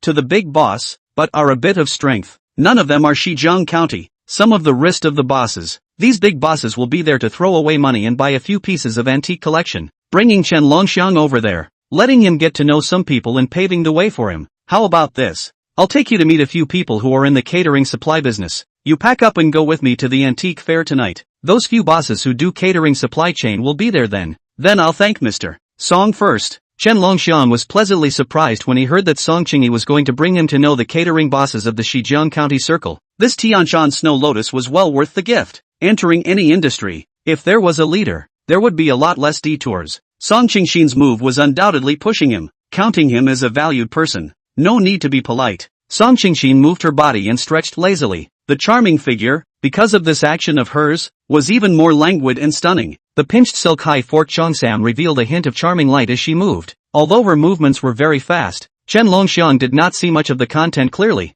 but it was also because of this that made her even more mysterious, making people want to pull the threads out of the cocoon and look at the stunning colors underneath the cheongsam. Chen Longxiang averted his gaze. Nonchalant. Only, his small action drew Song Qingyi's attention. Song Qingyi said with a smile, you don't look at me. Are you embarrassed? Or do you think I'm not charming enough? Chen Longxiang was slightly stunned, not expecting Song Qingyi to say such a thing. He knew that the other party's words were intentionally flirting, but for some reason, he still couldn't help but speak. Ms. Song is so beautiful and charismatic. I turned my head away from looking precisely because Ms. Song is too beautiful. If I look any further, I'm afraid I won't be able to hold myself. Chen Longxiang explained in a serious manner. Song Qingshin sat there, propping up her chin, revealing a flavorful smile because of his words. Then I'll take that as you complimenting me. This smile directly made Chen Longxiang lose his soul. It was too beautiful. That night, the two of them went together to the antique fair in Shijiang County town. Shijiang County City is a small place, and the antiques here won't be too valuable, but there will still be one or two good things in the township. The big bosses who came here were also basically here for these few treasures of the township. Chen Longxiang followed Song Qingshin's side. Looking at the high-class and extravagant scene, he couldn't help but sigh. The world of the rich was indeed extravagant. He subconsciously clenched his fists, thinking that in the future, he must also let Sister Xuehua live this kind of good life and wear sexy little dresses. My God, look, is that Song Qingyi? It's Mr. Song, it's really Mr. Song. I saw her from afar at a banquet once. I didn't think I'd be able to see Mr. Song at the antique fair this year. Song Qingshin had just appeared on the stage and attracted the attention of countless people. The scene was in a commotion. Although many people were excited beyond belief when they saw Song Qingyi appear, very few people went over to strike up a conversation. This was because most people knew that they were not worthy of standing with Song Qingyi due to their status. As the crowd bemoaned Song Qinglyric's appearance, they were even more curious about the male companion besides Song Qinglyric. In the circle, Song Qingyi was known as an ice-cold beauty. Everyone knew that she never brought a male companion to any occasion. Today, she had a young man by her side. This made everyone speculate. What was this young man's origin? To be able to obtain the favor of Song Qingshin, a well-known cold and arrogant beauty, his identity and background must be extraordinary. In the face of the crowd's comments, Song Qingyin was unimpressed. She ignored it all. I'm going to go say hello to my friends, so you go ahead and stroll around by yourself. She gave Chen Longxiang a few words of advice to go and let a few friends know. Chen Longxiang nodded his head and said, okay, Ms. Song will be busy first. I'll just stroll around by myself. Song Qingshin walked towards a few bigwigs not far away, and then mingled with the crowd, kai and talk, between the light payoffs, showing the queen's demeanor. Chen Longxiang looked at Song Qingyi, who was comfortable with the crowd, and couldn't help but feel a trace of dissimilarity in his heart. If he could conquer such a woman, it would be a great sense of accomplishment. Chapter 69. You know about antiques? Chen Longxiang just looked at Song Qingshan for a few moments before he stopped paying attention. Today, he was not yet able to walk alongside it. If he wanted to truly conquer Song Qingyi,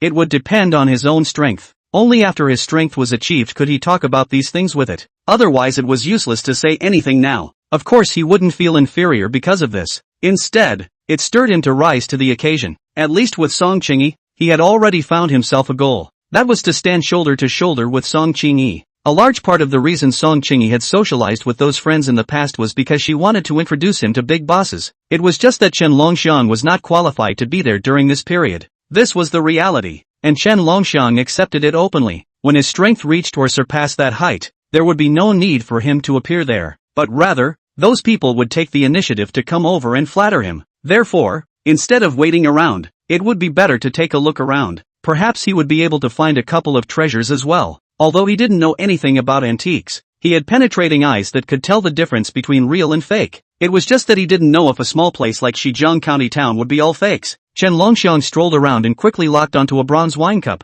The moment he saw the bronze wine cup, a white light flashed under his eyes. The penetrating eye opened. He could clearly see the inner structure of the bronze wine cup. In turn, he could analyze whether the bronze wine cup was genuine or a fake. As long as it was a fake, even if it looked authentic on the outside, there would still be flaws. Contemporary technology can make things, no matter how old the surface is, the inner part is still very regular. This was something that could not be compared to the handiwork of the ancients. It was also this point that could allow Chen Longxiang to easily analyze the fakes and authenticity of the antiques. He took a closer look at the bronze wine cup in front of him, and it didn't take him 2 seconds to analyze the authenticity of this wine cup. It was a thoroughly modern artifact that had been deliberately made old and brought here to be exhibited as an antique. But seriously, the workmanship of this bronze wine cup was still quite exquisite. If he didn't have a penetrating eye, he probably wouldn't have been able to tell that this bronze wine cup was a fake. If an ordinary person saw this bronze wine cup, they would be 100% fooled. After looking at the bronze wine cup,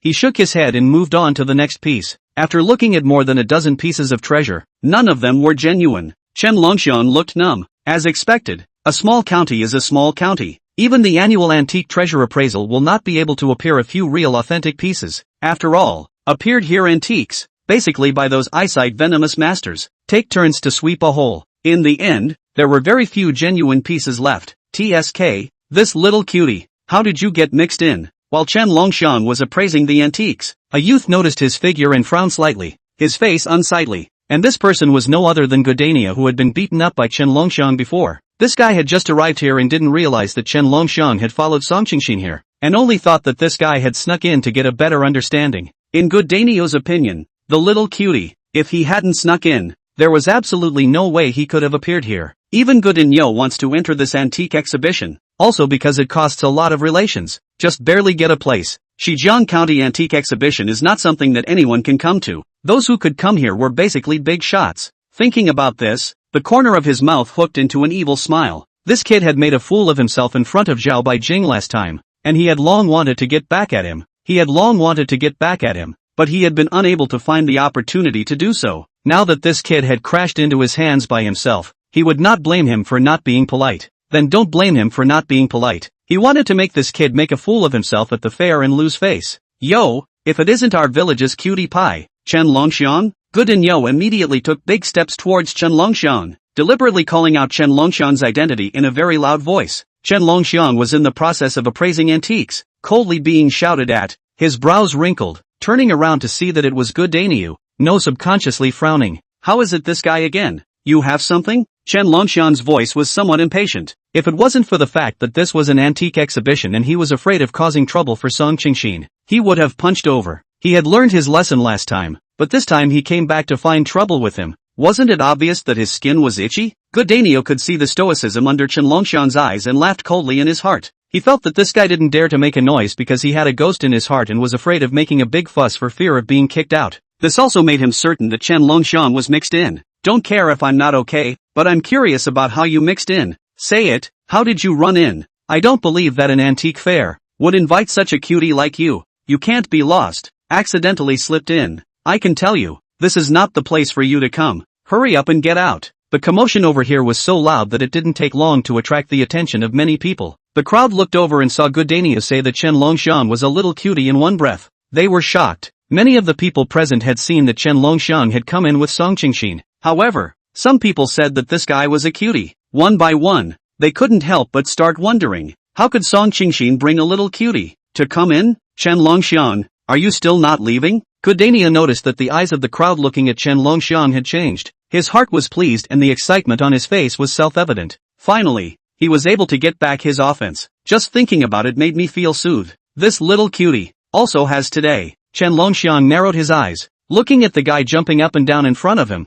His teeth clenched, his fists clenched, wanting to give this brat a punch to make him remember. But he thought that he had come here with Song Qingxin. If he caused trouble here, he was afraid that he would be brought into trouble by Song Qingji. Thinking of this, forcing back his anger, that evil breath pressed down. Staring indifferently at Gudinyo, he said in a deep voice, "Can I come to appreciate antiques? You understand antiques? Do not dare to claim to be a master, but at least then you know." Gudinyo almost didn't laugh out loud when he heard this. We were all from the same village. What kind of virtue Chen Longxiang was, he knew too well. This guy was a notorious cutie in the village. He estimated that he didn't even know how to write the word antique appreciation. If it is not Qin Shuihua that widow took care of this kid, it is estimated that it would have starved to death. He is such a still appreciate antiques. Then he understands. What international joke. Gudania sneered. Since this guy said to appreciate antiques, then he will try. This guy has a few kilograms. He smoothly took out a carefully packaged blue and white bowl from his bag and waved it in front of Chen Longxiang,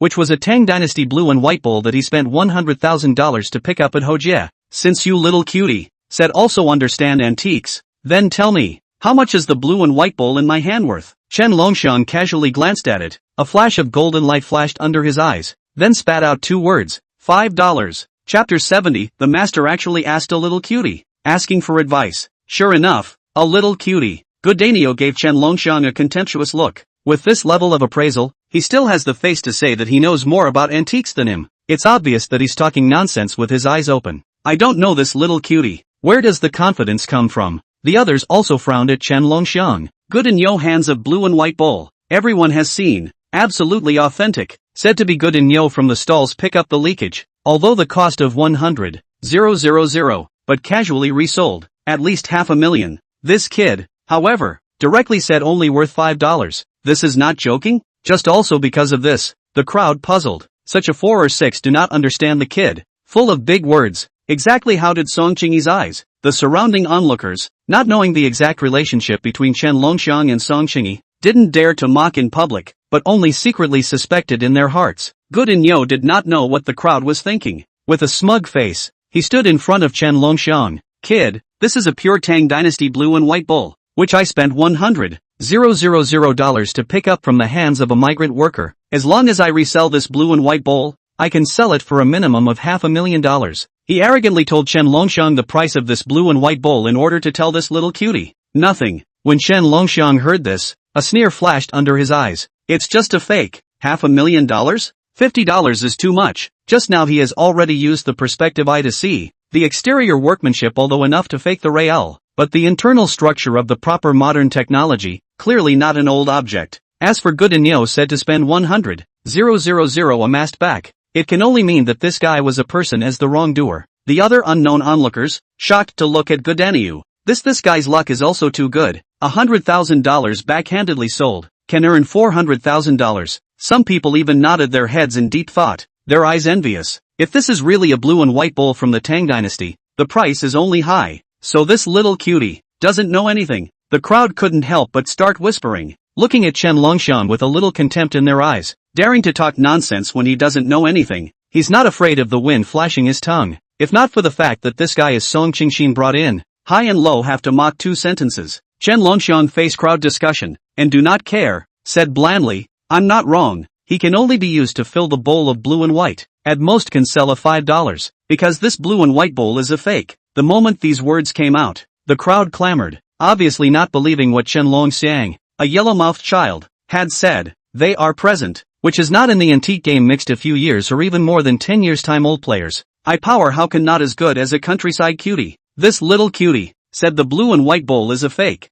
That is not to say that they look away from the eye hit the eye. All of a sudden, each one of them showed their displeasure, and they had the posture of looking for Chen Longxiang to ask for a statement. A little cutie. How dare he question their profession? If you guys don't believe me, you can find a professional appraisal expert to come and appraise. Chen Longxiang looked at the crowd. Gudinyo was not willing to have his things described as forgeries. Immediately, he looked angrily at Chen Longxiang. Don't pretend to know. What do you think you are? You are just a countryside cutie. If it wasn't for your widowed sister Snowflake taking care of you, you would have starved to death long ago. And you're still blabbering here. Chen Longxiang frowned. It was fine for this guy to talk about himself, but he could not talk about Sister Snowflake. Sister Snowflake had given so much for their Chen family. If he didn't do something after being insulted for no reason, then he would be too much of a man. Seek death. Chen Longxiang let out a low roar, and just as he couldn't help but give Goodaniu a lesson, a soft eek suddenly rang out. Ha, strange. This voice instantly broke the stalemate between the two.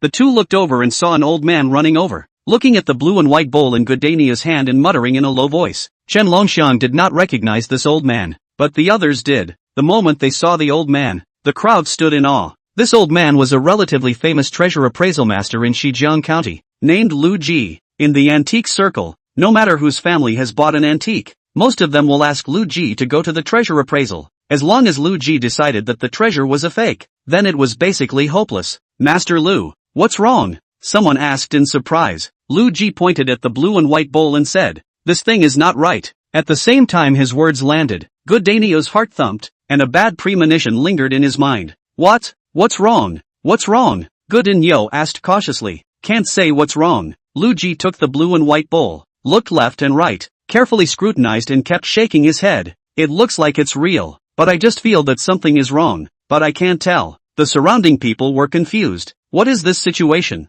They have known Lu Ji for so many years, and have never seen a master in a daze. Was there any treasure that Lu Ji couldn't identify? The crowd was puzzled and wanted to ask out loud what was wrong when they were shocked by Lu Ji's next move, only to see this Lu master holding the blue and white bowl. Actually sheepishly looked a good in yo mouth little cute. This little friend. I don't know how you are sure that the antique is fake. When these words came out, for a while the expressions of the crowd became odd, wanting to remind Lu Ji that this person is a cutie, knew about a curio, but was in the way of Song Qingyi's face and couldn't say anything. Goodaniu did not know about Song Qingyi's existence and said bluntly, Master, you asked this little cutie, to do what? He doesn't understand anything. Saying that, Goodaniu looked at Chen Longxiang with contempt. Lu Ji ignored Goodaniu, still staring blearily at Chen Longxiang, hoping that the other party could mention a word to himself. Chen Longxiang looked at Lu Ji who was vainly asking for advice and casually said two words. Do the work. In a flash, Lu Ji came to his senses. That's right, it was workmanship.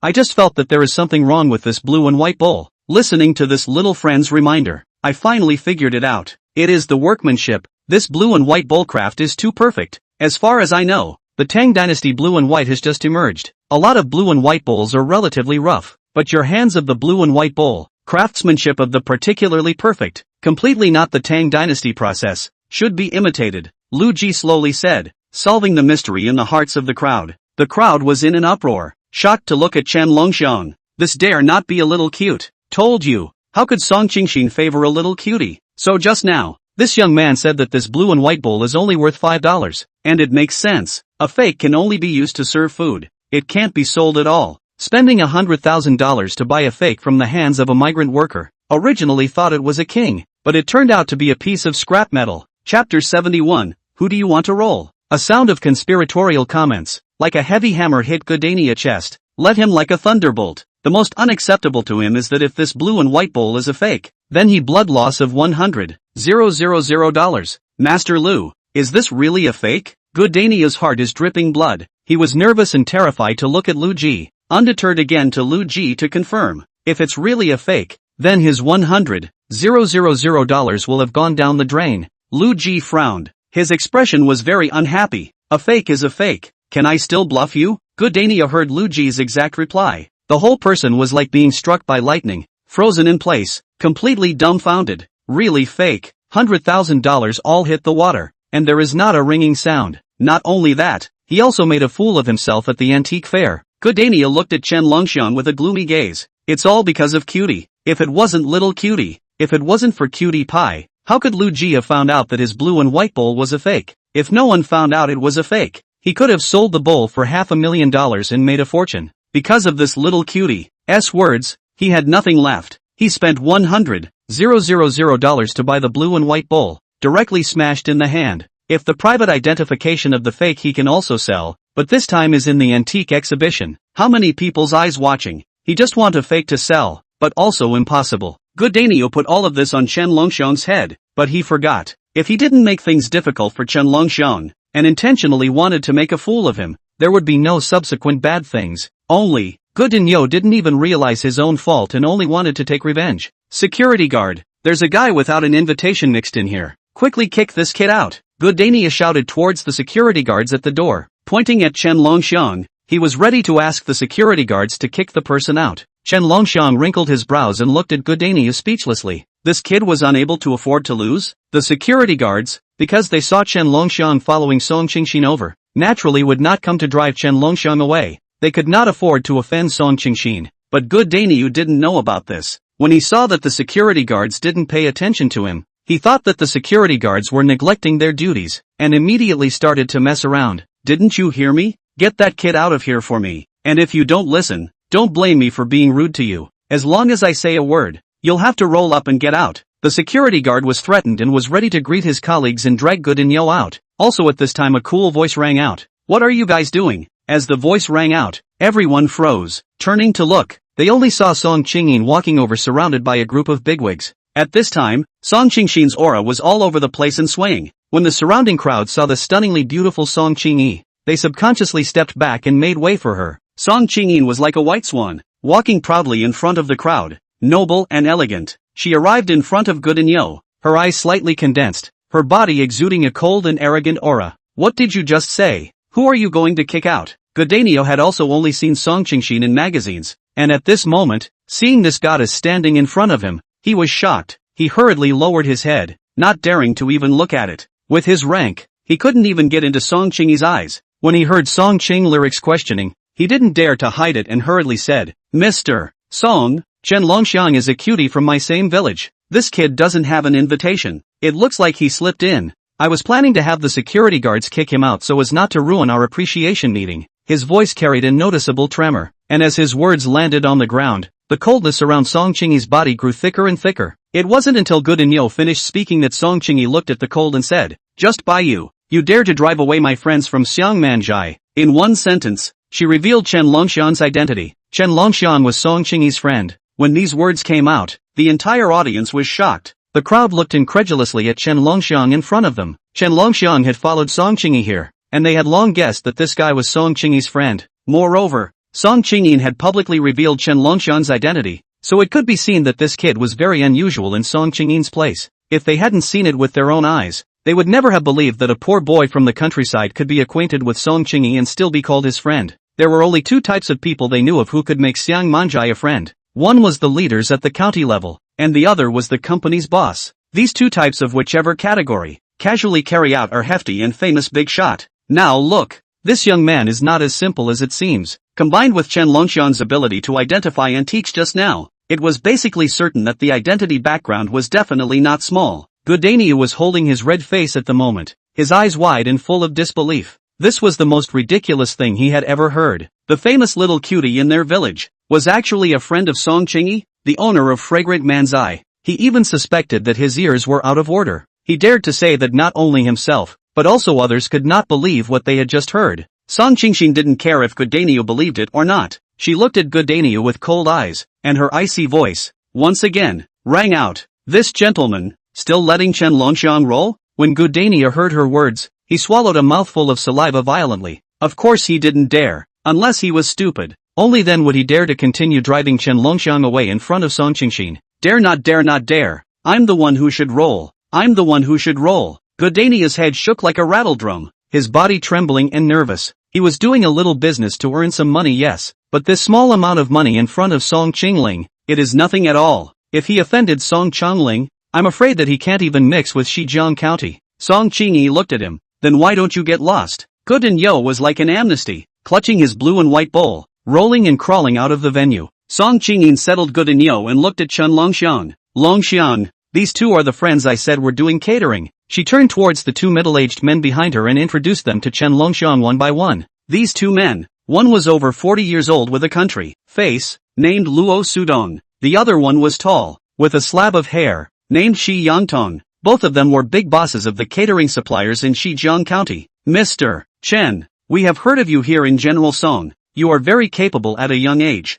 Luo Sudong said. Chen Longxiang said modestly, where? These two big bosses gave Song Qingxin face, talked with Chen Longxiang and even left contact information with each other. Chen Longxiang thanked Song Qingyi for this. He had planned to treat Song Qingyi to a meal to thank her, but also at that moment, a surprised voice rang out right behind them. Cheng Lyric, a slim, svelte young man wearing glasses called out to her. Song Cheng Lyric turned her head to look and her brows subconsciously furrowed. It was him. Chapter 72, Let Me Try. Something's wrong? Song Cheng Lyric's tone was icy cold, and her words were thick with the implication of repulsion. This person was no other than Song Qingyi's suitor, Fu Zimo. He had become the director of the County People's Hospital at a young age. The main point is that the family is very good, and there are people in the city. Unfortunately, this guy is not Song Qingling's dish. Too smooth-talking, full of talk. Song Qingling scoffed at this kind of people. On the contrary, Chen Longxiang's kind of down-to-earth, kind-hearted and simple, made her look the other way. Of course I came here for you. Fu Zimo's eyes hadn't moved away from the other party's body since Song Chengcheng turned around. Today Song Qingyin was wearing a black gown. A few jewels dotted her lithe willow waist, making her figure glitter and shine. Combined with her own high and cool temperament, it made people sigh. What a stunningly beautiful woman. With just one glance, she could suck everyone's soul away and willingly fall under Song Qingyi's pomegranate skirt. Even though Fu Zimo had seen Song Qingyi more than once, he was still stunned to see her again. It was worthy of being the woman he had his eye on. No matter how many times he saw it, it would never make him feel bored. However, at this time, he noticed an additional strange man beside Song Qingyi. As far as he knew, Song Qingyi had never brought the opposite sex to any occasion, but this time, when she attended the appreciation meeting, she brought a man with her. What kind of situation was this? Fu Zimo's brows furrowed, but they quickly stretched out again, and he immediately went forward to greet him. Hello, I'm Fu Zimo, the director of the Internal Medicine Department of the County People's Hospital. I don't know where your excellency is high up. He took the initiative to announce himself in order to draw out this kid's identity. If this kid had some head, then he would have to pay attention to it. But if this kid had no head, then don't blame him for being impolite. Besides Song Qingxin, even he had never stood. Why should he give it to this kid? Chen Longxiang sensed that this guy was full of hostility and wondered in his heart. It seemed like he hadn't provoked this guy, right? Hello, I am Chen Longxiang, from Taoyuan village. Farming. He was strange in his heart, but still took the initiative to introduce himself. Didn't even deliberately hide the fact that he was a farmer. Farming to fill his stomach by fighting with his own hands. It wasn't something unseemly. Fu Zimo learned that this guy is the countryside out of the mudleg, suddenly born of contempt. He thought that even if this kid is not good, at least he should be a city person. In the end, it was a mudleg from the mountains. Immediately, the sense of crisis in his heart dissipated. A mud-legged man from the mountains. How could he be his opponent? Just his identity would be able to crush this kid to death. So you're from Taoyuan village. I've heard that your Taoyuan mountain is rich in products. I don't know if it's true or not. As for me, I'm just a director of the County People's Hospital. I'm glad to know you. He deliberately brought out Chen Longxiang and his own identity as a comparison, saying things that seemed to be modest, but revealing bragging rights between the lines. He wanted to tell this kid that Chen Longxiang was nothing more than a mudblood and was not worthy of Song Qingyin at all. He and Song Qingyi were a match made in heaven. How could Chen Longxiang not hear this guy's meaning? The corner of his mouth pulled. He didn't take this guy's words, also because he was too lazy to pay attention to this kind of childish stuff. But it was just a director of the County People's Hospital, and he was tugging like this. And those who didn't know thought that he had become some kind of marvelous official. Fu Zimo saw that he didn't say anything, so he thought that Chen Longxiang had been overwhelmed by his blow. Thinking like this, he was in a much better mood. Cheng Lyric, which treasure do you see? I'll help you get it as a gift from me to you. Song Qingxin was extremely tired of these doggy pimps. She wanted to tell this guy to get lost, but when she thought of this guy's background, she could only give up. Nowadays, it wasn't a time when she could tear her face off with Fu Zimo. She just indifferently coped. No need to trouble Director Fu. Let's look elsewhere. Director Fu, be my guest. With that, he signaled Chen Longxiang to avoid this guy. Facing Song Qingxin's indifference, Fu Zimo didn't care. He felt that sooner or later this woman would be conquered by him. Letting this woman continue to act aloof, there would be plenty of opportunities to cure her in the future. As long as he took Song Qingyin, she would still be at his mercy. Not only that, he would also be able to get the assets in this woman's hands. He knew that Song Qingxin was very talented in business. The business she did was very big. Taking down Song Qingxin was equivalent to getting a huge fortune. Right at this moment, a fierce argument suddenly rang out not far away. This thing of yours is fake. Don't try to cheat me. Quickly return it to me. An old man and the seller, because of the matter of the authenticity of the antique, had a serious conflict. things got so big that even the security guards came out. It was just that the security guards couldn't do anything well because they couldn't determine the responsibility of both sides. You guys, are you going to return it or not? The old man was very old. Even his speech was a bit shaky. At this time, being provoked by the seller, he was already so angry that his entire face had turned a saucy purple color. At first everyone thought he was like this because he was angry. Soon everyone realized that something was wrong. The old man covered his chest, his face grimacing as he squatted on the ground, as if he was enduring great pain. Bang! The whole process was only 3 seconds, and the old man suddenly fell to the ground and fainted. This scene scared the crowd. Some people rushed forward to probe the old man's nostrils, followed by sitting on their asses on the ground, out of breath. As soon as this person's words fell, the entire crowd erupted. Quickly call the police. Hurry to call the police. This is finished. Something big has happened. Is this old man still saved? Is there a doctor on the scene? Hurry up and give first aid. The manager in charge of the scene saw that things were not right, and hurriedly took out his cell phone to call the police, and at the same time dialed 120. The scene became chaotic for a while. Everyone was at a loss for words, not knowing how to respond. I'm the head of the internal medicine department of the county people's hospital. All of you get out of the way. Let me take a look at this old gentleman. Fu Zimo, in order to show himself in front of Song Qingyin, immediately stepped forward and rushed to the forefront to see the old gentleman. When the crowd heard that the doctor, and also the director of the county people's hospital, they hurriedly got out of the way to let Fu Zimmer in, then looked at him with an expectant face. Fu Zimo met the crowd's expectant gaze, squatted down beside the old man, first looked at the old man's eyes, then took out his stethoscope and carefully diagnosed him. A few moments later, Fu Zimmer stood up and said in a deep voice, "It's a sudden heart attack. The heartbeat has stopped. There is no way to return to heaven." The crowd sighed as they heard this. Even the chief of internal medicine of the people's hospital was unable to do anything. It seemed that this old man deserved his fate. However, at this time, Chen Longxiang resolutely stepped forward. Let me try. Chapter 73, Acupuncture and Moxibustion. Everyone looked at Chen Longxiang. Even the director of the county people's hospital was at his wit's end. He had this ability? Medical skills were better than even the director of the other hospital? Just by you? Fu Zimmer snorted lightly, squinting at Chen Longxiang as if he was looking at a cutie. Who does this kid think he is? Just say try. It was he who wasn't sure. Where did this kid get the confidence to dare to say that he could cure this old man? Kid, I can understand you wanting to make a name for yourself in front of Mr. Song, but right now, human lives are at stake. Even I don't have a solution. So what do you have? You also don't look at what kind of virtue you are. Just a mudblood from the countryside. I guess you don't even know the most basic pharmacology. What are you going to save people with? Fu Zimo was like a master teacher, unceremoniously counting down Chen Longxiang, not giving any face at all. Of course he was also deliberately not giving Chen Longxiang face, wanting to make this guy lose face and make a fool of himself in front of everyone. Chen Longxiang frowned. He chose to step in to save him. Not because he wanted to make a fool of himself in front of Song Qingxin. He just couldn't bear to see a fresh life die because of Fu Zimo, the quack doctor. After obtaining the Longhu Mountain Heavenly Master's inheritance, he also had the responsibility of practicing medicine to help the world. So he could not stand by and watch a fresh life die in front of him.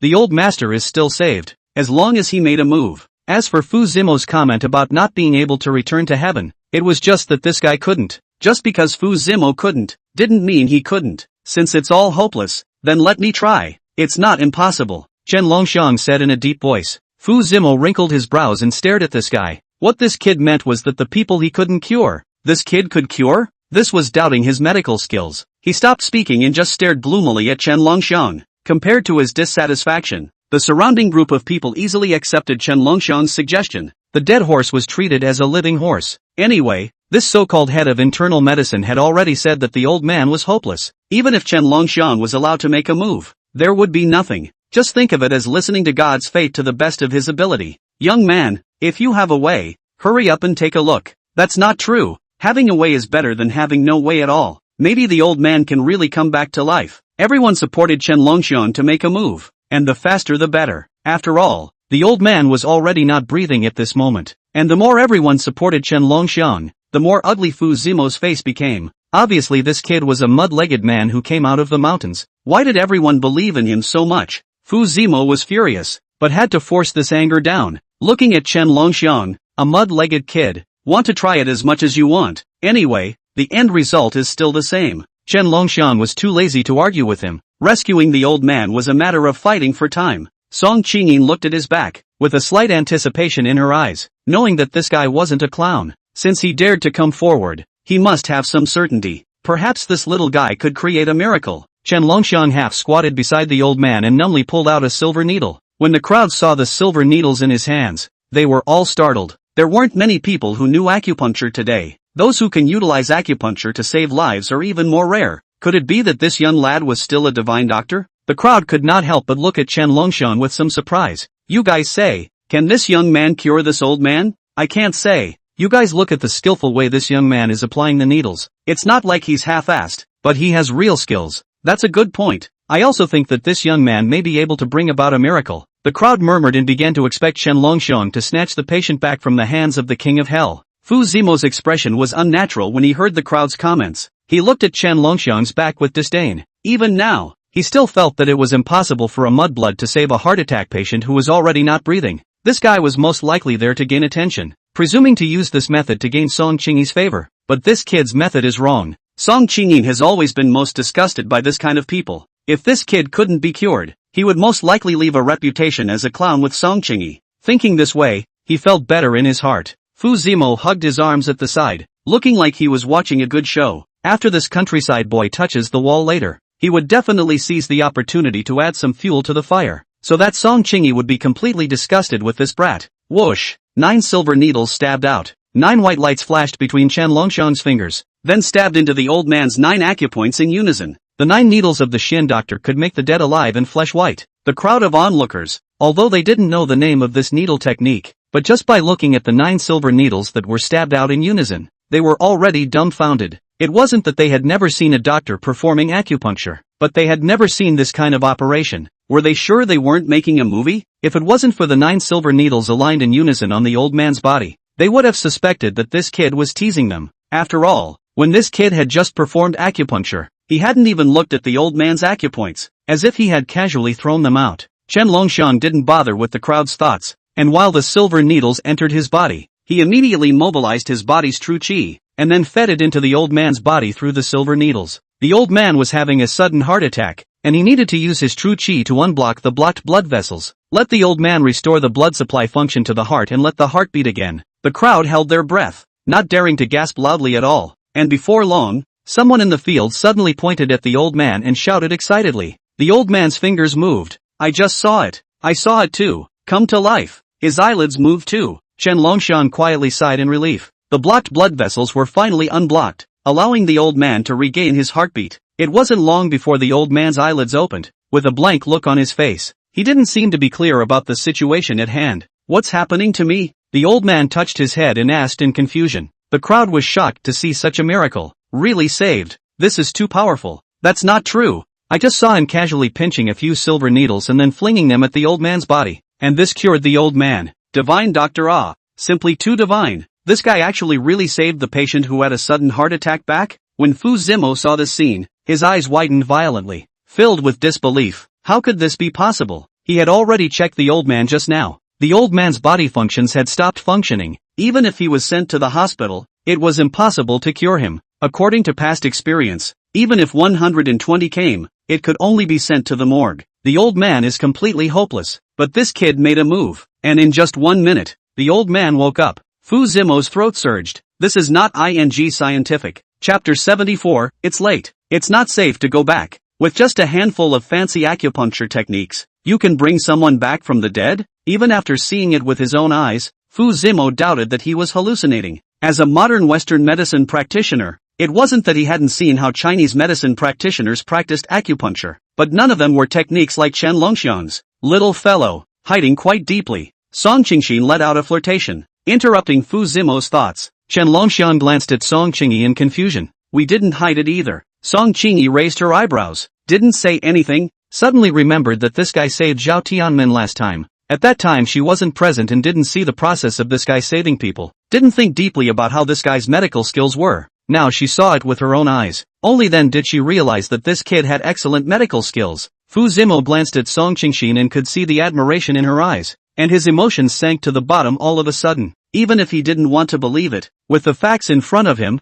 there was no way for him to disbelieve it. The mud blood in front of him, who claimed to be from his own countryside, had medical skills that were countless times far superior to his. Also said what the People's Hospital Internal Medicine Directorate, IC is fake it. Also said that people are dying. But it's not. But it's still not as good as a mud-legged man, who directly saved the person's life. Great. Okay, everyone to say a few words. How to say that he is also a doctor of internal medicine.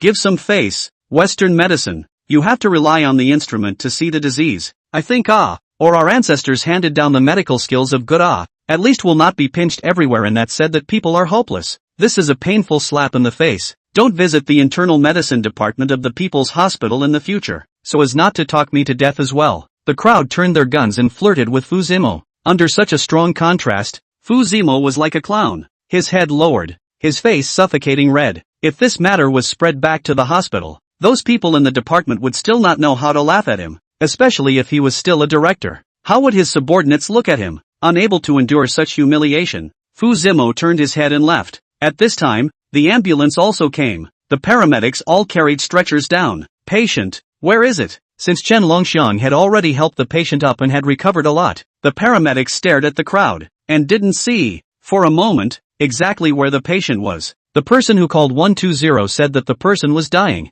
Now where was this patient? Do you guys think it's funny to call 120? Where's the patient? Is there one or not? Or is someone wasting public resources here? The masked paramedic glanced at the large group of people who didn't speak and angrily rebuked a few times. Chen Longxiang spoke quietly. The patient is here. The situation is temporarily stabilized. It's better to take him for a checkup. The ambulance came all the way here. Can't let people make a trip for nothing. The guys didn't say anything also because they didn't know how to explain. The paramedics took a look at the patient that Chen Longxiang was talking about. His lips were not said to be rosy, but they were not pale either. And his breathing did not seem to be rapid. The eyes also did not lose focus. This was called a dying person? Doubtful as they were, the paramedics still pressed the person onto the stretcher. It's not like they can't use it after all the lifting. Wait, young man, give me a contact. You saved me today. I'll be thankful in the future. The patient beckoned, signaling Chen Longxiang to come over. No need. A show of hands. Chen Longxiang waved his hand. Saving a life was better than building a 7-level pagoda.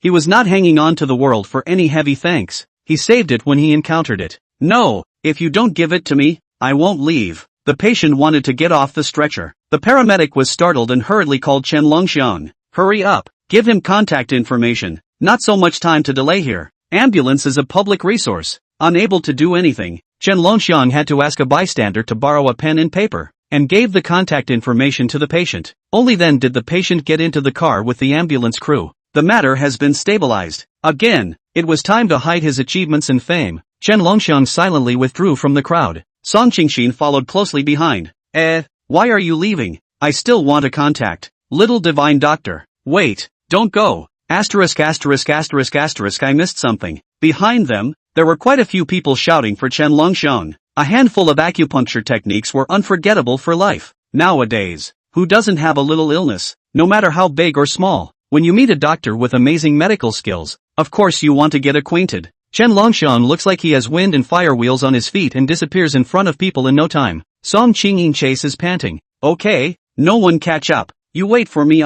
This guy was chased by a dog? Thinking about it, Song Qingyin froze for a moment. No, to put it this way, she is a dog? She had been following behind Chen Longxiang. Sorry, forgot. Chen Longxiang rubbed his nose and stopped. Looking at the non-stop undulating Song Chung lyric, his heart and mind swirled. He had to say that this woman's body was really wow. Song Qingxiang slowed down for a while. Her breathing calmed down. Looking at Chen Longxiang with her eyebrows flowing. Medical skill is not bad. Well, to what level? It is not good to say the level. The general difficulties and miscellaneous diseases are not in a position to say. Chen Longxiang indifferently said. Inside Chinese medicine, there is no Western medical division. What intern? Physician, chief physician this level. There is treatment without class. Shen medical skills include millions of cases. He is not so heartless to all will. Can only say what disease encountered. To learn. Song Qingyin's heart thumped. Then couldn't her illness be cured as well? But it was more private, causing her to never go to the hospital. Was it okay to let Chen Longxiang take a look? Glancing at Chen Longxiang,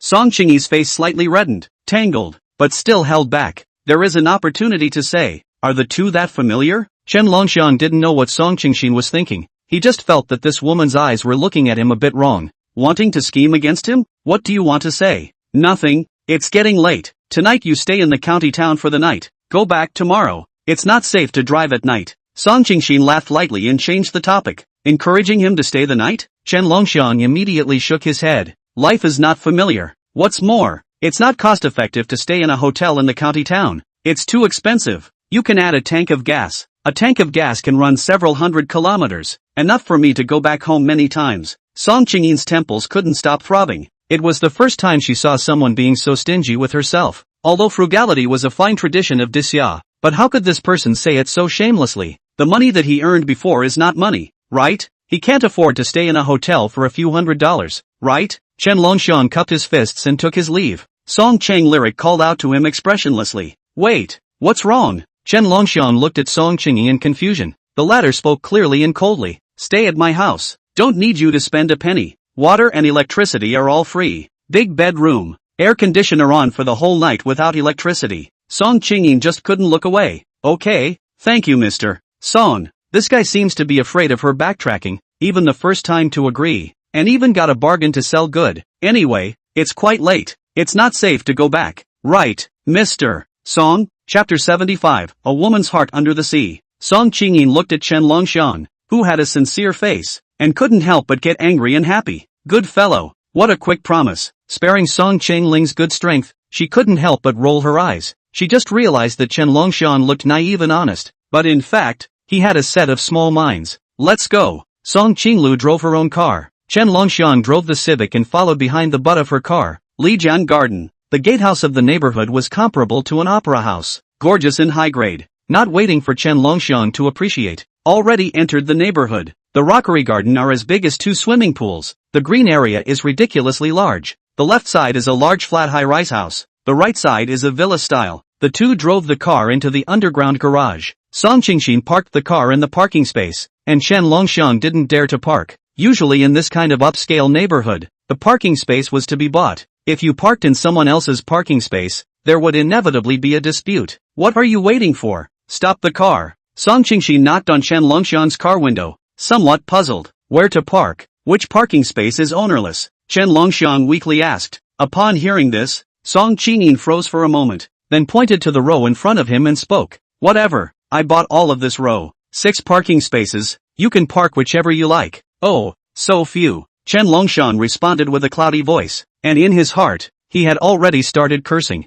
Wannabe capitalist. Is it marvelous to buy 6? Have you ever considered the feelings of those who can't buy a parking space? Well, if he had the money, he would buy 10. Park horizontally, vertically, and diagonally. Song Qingxin saw Chen Longxiang place his car horizontally, taking up 3 parking spaces at once, and just raised his eyebrows slightly. You're really boring. Self-contained stuff. Come and go as you please. Song Qingyin just shook her head. Buying so much was for putting other cars in the future, not for him to mess around. But Song Qingyin was too lazy to correct him, so she let him be. She bought a large flat, 3 bedrooms, 2 halls and 2 bathrooms, with an area of 150 square feet. It was already considered large for someone living alone, and was even a bit of a waste of space. The whole house had smart homes, and the decoration style was on the cold side of the wind, just like Song Qingxin's own nature, clear and cold, without any fireworks. In addition to the master bedroom, the other 2 rooms, you pick one yourself. They're all pretty much the same,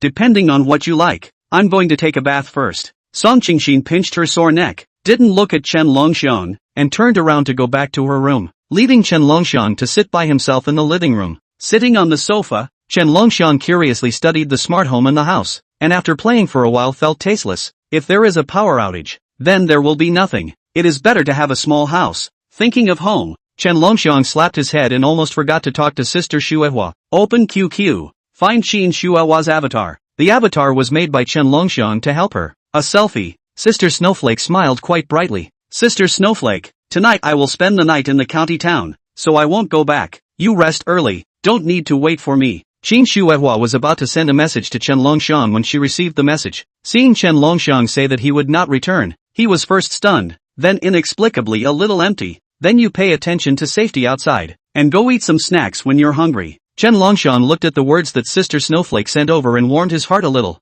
Good, Sister Snowflake, don't worry, I will take care of myself. You lock the doors and windows, and be careful yourself. The lights of the 10,000 families. Of course there was one that belonged to him. Sister Snowflake was the light behind him. Worry about what I do. The village is not as chaotic as the county town. The county town has many people and many bad people. You've only been out of society for a short while. You must be more careful. Don't trust others outside. Understand? If you have something to say to Sister Snowflake, don't be cheated. Qin Shuehua typed a large paragraph and sent it to Chen Longxiang, just worrying about her own Chen Longxiang. She had heard people in the village say that there were many waste cutters out there. If they were targeted by those organizations, the waste would be gone. I know, Sister Shuehua, don't forget. I'm as strong as an ox. Come one to beat two. Who dares to mess with me? You rest early. Chen Longxiang knew that Sister Snowflake was worried and deliberately joked to tease Qin Shuehua. Qin Shuehua admonished a few more times before calling it quits. She wanted to ask Chen Longxiang why he didn't go home, but on second thought,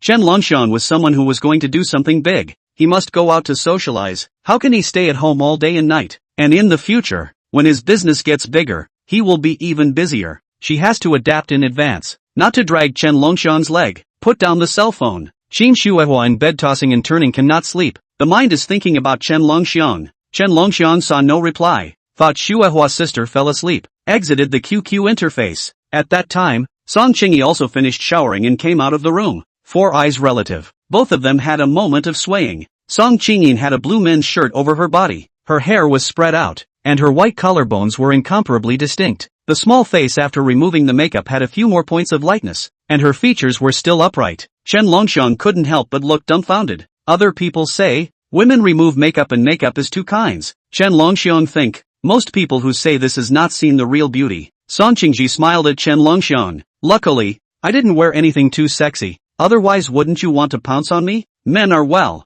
What is the crime of liking to look? Just don't make a move. Since she invited Chen Longxiang to her home, she had this kind of mental construction. That won't happen. I'm not that kind of person. You have to trust me. Chen Longxiang straightened his color and averted his gaze. Song Qingyin poured a cup of boiling water, as if on purpose, and sat next to Chen Longxiang, the fresh scent from the shower coming out. The long flowing hair was pushed behind her ears, and her seductive side face was stimulating Chen Longxiang in every way. Luckily, he had good stamina. Lu Xiaohui he was determined to be. Still not sleeping? Recognize the bed? Or do you want to drink some wine? Song Qingyin tilted her head slightly, revealing her exquisite collarbone, and nudged towards the red wine cabinet on one side. No, I was just thinking, if others find out that I'm living in Mr. Song's house, and I'm also watching Mr. Song's beauty up close, I wonder how envious and jealous those people will be. Just thinking about this makes me so excited that I can't sleep. Chen Longxiang looked at Song Qingzheng and joked. Song Qingyi, who had just taken a bath, had a bath fragrance on her body that smelled good. With a goddess like this, there were many suitors, but looking at the furnishings of Song Qingyi's home, it seemed that there was not a single thing about men. It could be concluded that he was the first man she brought home. Before his status had been matched with Song Qingyi, Chen Longxiang only felt immensely honored. Song Qingyin glanced at Chen Longxiang indifferently. You're getting more and more oily, so don't think about all that nonsense. After saying that, Song Qingyin got up and walked straight to the master bedroom. Chen Longxiang touched his nose, looked at the slender back of the room, could not help but smile bitterly. This woman's heart, under the sea needle ah. Chapter 76, she'll cry for a long time after one punch, right? Knock, knock. Just after 6:30, Chen Longxiang was woken up by a knock on the door. Opening the door he saw a high ponytailed headband with a blue and white forehead protector, white sports undershirt, black tight sweatpants, unrecognizable brand name sneakers, and a vibrant and infinite big beauty. Who are you? Chen Longxiang was still a little confused. Song Qingxin clasped her hands and smiled faintly at him.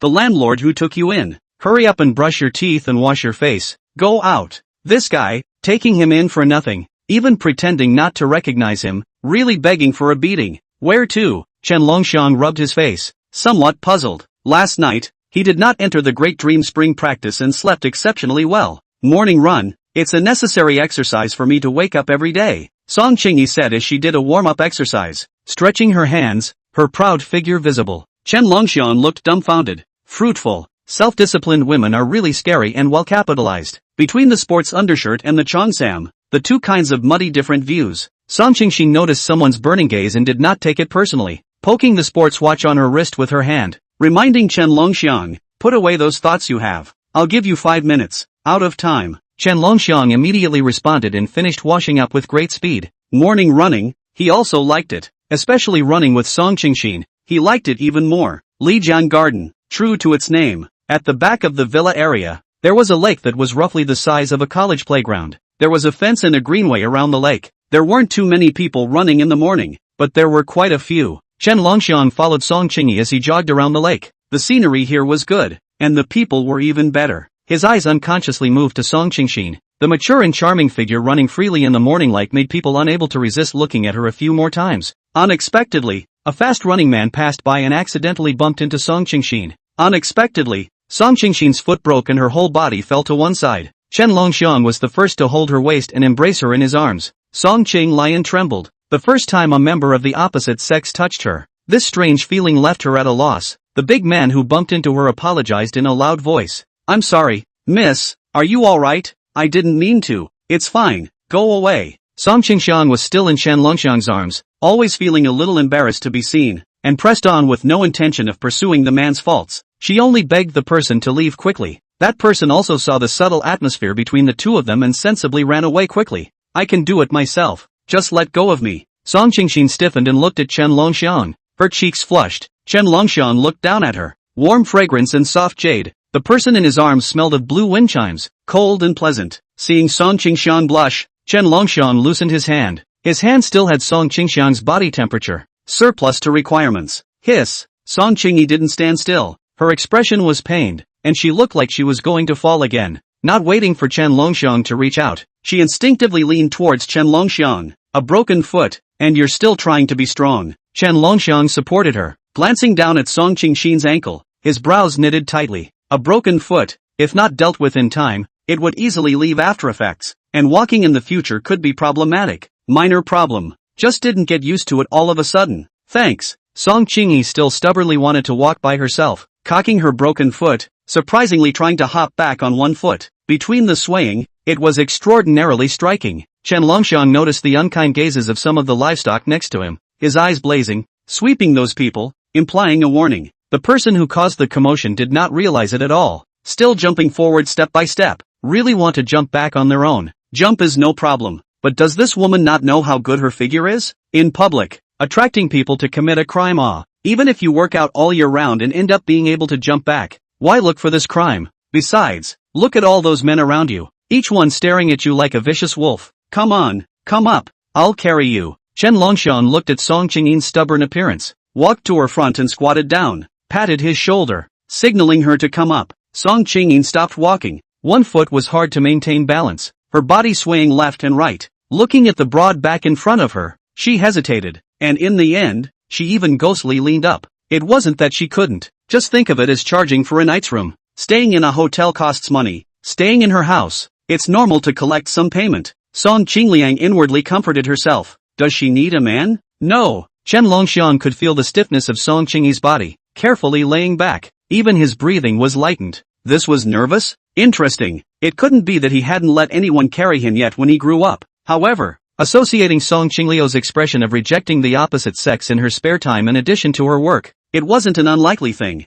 If Chen Longxiang looked back at this moment, he would have been able to see Song Qingliu's earlobes were red, and the whole person was holding his breath, almost out of breath. She had always been calm and collected in the business world, but at this moment, she was actually nervous. The short journey was incomparably long. After arriving home, Chen Longxiang placed Song Qingyin on the sofa. Song Qingyin secretly breathed a sigh of relief. Her expression returned to normal. Thank you, it's fine. Let me help you see how your feet are injured. Without waiting for Song Qingyin to stop, Chen Longxiang had already helped her take off her shoes, and then took off her socks in a sharp manner. The slender and delicate foot looked unusually fragile in his hands. The snow-white ankles were already swollen. Song Qingji resisted the urge to draw it back. The first time she was touched by a member of the opposite sex on her foot, how it was as crispy as if ants had crawled over it. Just rub some medicinal wine on it. No need. I'll help you rub it. It'll be fine soon. It's not very serious. Chen Longxiang held the arch of Song Qingji's foot with one hand. The palm of the other hand rubbed and pushed at the ankle.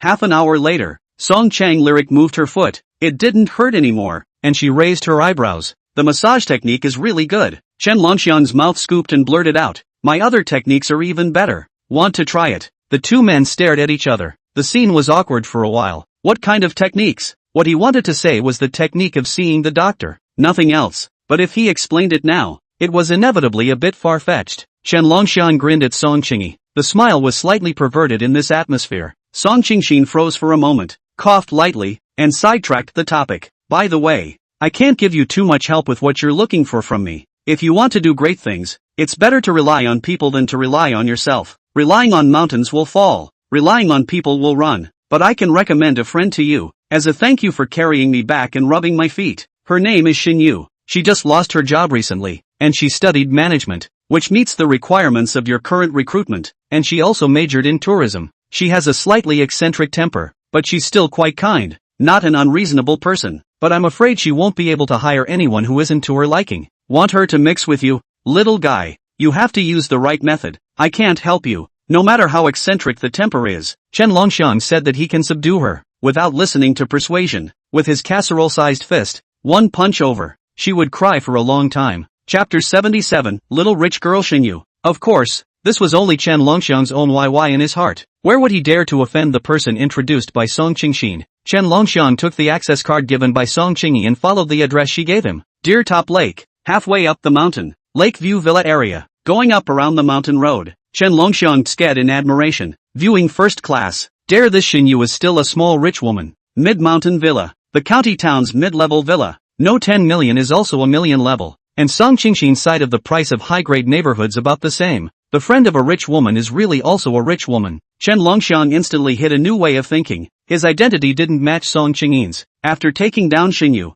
wouldn't he be able to talk to Song Qingyi on an equal footing? If Song Qingyi knew about this idea of Chen Longxiang, she would probably have to praise him. You are a ing genius. The access card directly swiped open the villa's big hot gold iron door. First, there was a large garden for entry, followed by the entrance gate. Song Qingxin had already told him the password, betraying the sisters this hand. Mr. Song was still great. Let him not need to ring the doorbell. Directly enter by entering the password. A little more direct. Chen Longxiang thought of a good greeting line. Who knew that there was not a single silhouette in the hanging 6-meter living room? Outside the wide floor-to-ceiling windows, there is a borderless swimming pool. Under the sunlight, the water glistened. There was actually a woman snorkeling under the clear water. Chen Longxiang was instantly attracted. Her exquisite figure was visible. Her slender legs waved deftly, and her long wavy hair was spread out underwater. The whole person was like a legendary mermaid. Chen Longxiang was mesmerized. Underwater, Xinyu switched from snorkeling to backstroke,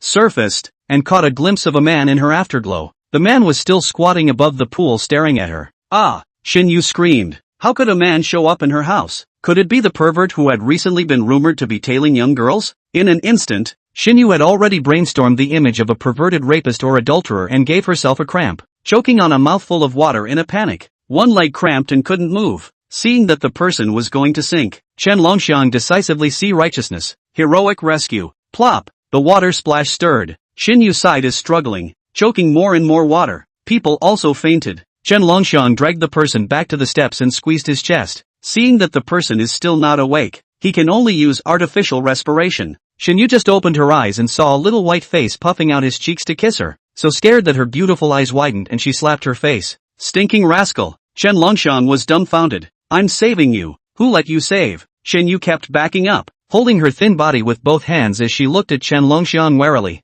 This guy didn't look like a good person. Fine. It's me who's being nosy. I should have let you drown. Then I fished your body up and waited for someone to find it right. Chen Longxiang was speechless to the core. These days, was it so hard to be a good person? To be slandered for being a hooligan? What's more, he hadn't even started artificial respiration yet. Just now was in order to save the talent to do the extrusion above the abdominal cavity. Not intentionally take advantage of her. How is it hooliganism? The moth is still quite capable of talking. Sneaking in to spy on my swimming, not to mention, but also taking advantage of me. Stinking hooligan, little thief. Xinyu's pretty features were about to twist into a ball, staring viciously at Chen Longxiang. Chen Longxiang rubbed his temples and stood up. The former thought that he was going to make a move and screamed in fear. I have a disease, or that infectious disease. Don't touch me, otherwise we'll all die together. Don't say I didn't warn you. The only way out was behind Chen Longxiang, the floor-to-ceiling window. Xinyu was about to shrink to the corner. She thought that by saying this, Chen Longxiang would be afraid. After all, contagious disease was not a trivial matter. What was not expected was, Chen Longxiang took a big step towards Xinyu. Diseased? I like people with diseases. As a Chinese medicine inheritor,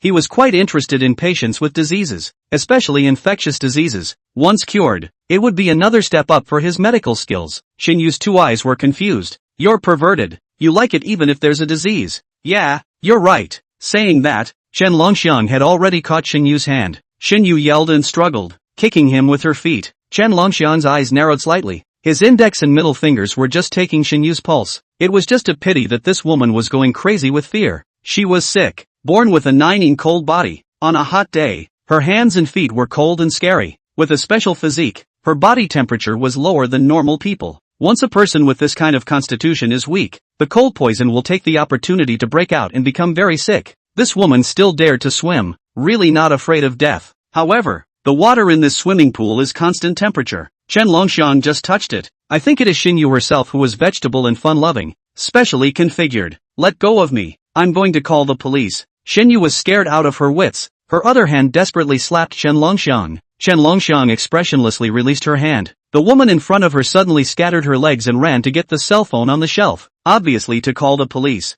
I wanted to tell this woman that she was very sick, but now was not a good time. I had to prove that I was not a petty thief first. Don't call the police. Waste of public resources. I'm not a thief, much less a pervert. Chen Longxiang just spoke out to persuade her, did not reach out to grab the phone, just worried about letting Xinyu misunderstand deeper. Xinyu had already unlocked the screen and sneered. If you say it's not, don't want to go. If you dare to touch me, I'm going to pull you even if I die. Before the alarm call was pressed, her cell phone showed an incoming call, interrupted her to call the police. Xinyu saw that it was that woman Song Qingxin and hurriedly picked it up. Come save me. My house was burglarized. It's a dead pervert. I said I'm sick and he said he likes sick ones. You quickly bring someone to save me. Song Qingyin on the other end of the phone was also startled and asked in a panic. You slowly say. He is now next door to you. Well, has he done anything excessive to you? Xinyu glanced at Chen Longxiang, who was standing still, and nervously said, No. He stood stupidly and watched me ask for help.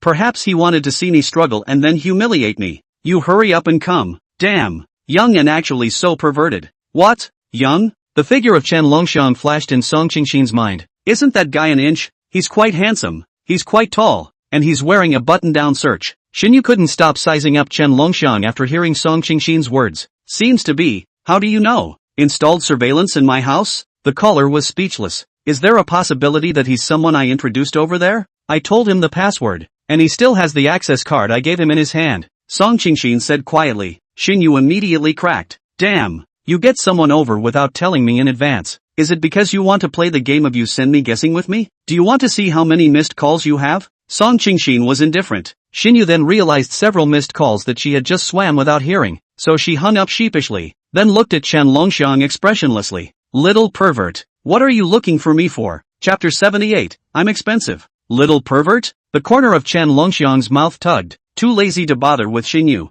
There is a job. I want to find you to do it. Job? Definitely Song Qingyin told this girl. Xinyu muttered inwardly. Her expression was still haughty. I'm very expensive. Can you afford the price? How much do you want? Set a price. Chen Longxiang was also a straight man and blurted out. An image flashed through both of their minds at the same time. A scene from the comedy that Cecilia Chung and Master Star acted in. The scene where Master Star asked Cecilia Chung was so similar to their current situation. The atmosphere was awkward for a while. Xinyu clenched her teeth and opened her mouth to explain. I'm talking about wages. Do you understand? I'm also talking about wages. Chen Longxiang stated blandly. He didn't think crookedly. The only one who thought crookedly was Xinyu. Xinyu resisted the urge to hit someone and sneered as she stretched out two slender fingers. Seeing as you were introduced to me by my sister, I'll give you a cheaper deal. Count it as a friendship price. Annual salary of 200,000, but 3 years salary in advance. A total of 600,000, how about it? Worthy of being a student of tourism, although it is tourism management, but the small mouth is also too able to say, a breath to say so long. Chen Longxiang are some admiration. 200,000 annual salary. Every month is about 10,000. To hire a management level talent, the salary is considered low. This woman said it was a friendly price, but it was not ambiguous. Yes, but I can't advance you $600,000 of salary at once. The salary can be sent to you on time every month. In addition, I can do something for you for free. It can definitely top $600,000. With only $1 million or so liquidity on hand, wanting to revitalize a mountain village naturally required money. Managers would have to be hired. The rest of the staff would have to be hired. And there would be spending on construction. He even had to go sell herbs to save money recently. If he gave Xinyu $600,000, it would be the equivalent of hiring someone to come back and stare at him. And the foundation of the mountain villa would not even be built. Putting aside here to give me a pie. You the hell. Get lost. Xin Yu's brows wrinkled, full of disgust. There were plenty of people who painted cakes for her. Did she look like the kind of stupid white sweet who was unapologetic about the world? So eager to refuse? Don't think about it anymore? It's a pity to miss it. Chen Longxiang smiled mysteriously. This made Xin Yu not confident. For the first time, she had seen a pie painting like a pyramid scheme, but also with a hook for talking. But she was curious. You said you can help me do something. I want to see what medicine you are selling in your gourd. If you can't say anything that satisfies me, you'll see if I kick you or not. You're done. Xin Yu tilted her head and folded her hands in front of her chest, hiding the curiosity in her heart and pretending not to care. Chen Longxiang captured it long ago. You want $600,000 just for the cure, right? Although you live in a mid-level villa, you are unemployed and have no financial resources. Or perhaps you don't want to use your family's money and want to be self-reliant. Just thought of advancing $600,000 to treat yourself, right? Xin Yu's eyes flickered for a moment, not showing it on her face, but in her heart, she was already shocked beyond words. After reacting, she felt that she had been tricked by Chen Longxiang. It must have been that woman Song Qingji who told this guy. Song Qingxin is really an octogenarian, telling you everything, even giving you my house's access card and password. You're really good at this, aren't you? What's the point of talking about this? Trying to swindle me? What do you mean by doing something for me? So what if you know my purpose? You can't give me what I want. That's not negotiable. Xin Yu's expression was indifferent. No more than 3 people knew about her being sick. Just now, saying that she had a disease was also true. That is, it would be contagious was just to scare Chen Longxiang. Chen Longxiang said in a deep voice, I'll help you cure. Cure? You naturally don't need to take 600,000 to see a doctor. I said that I can offset the 600,000 thing, and then the salary is still sent to you every month as usual. Help me cure. What are you kidding? My disease? Do you know what kind of disease it is? It is difficult to cure. Not to mention Shijiang County, the downtown hospitals don't have the means to look at it, and just prescribe some medicine to give me some relief. Something that treats the symptoms but not the root cause. To say that Western medicine is useless. Those folk Chinese medicine I have also seen. Also all helpless?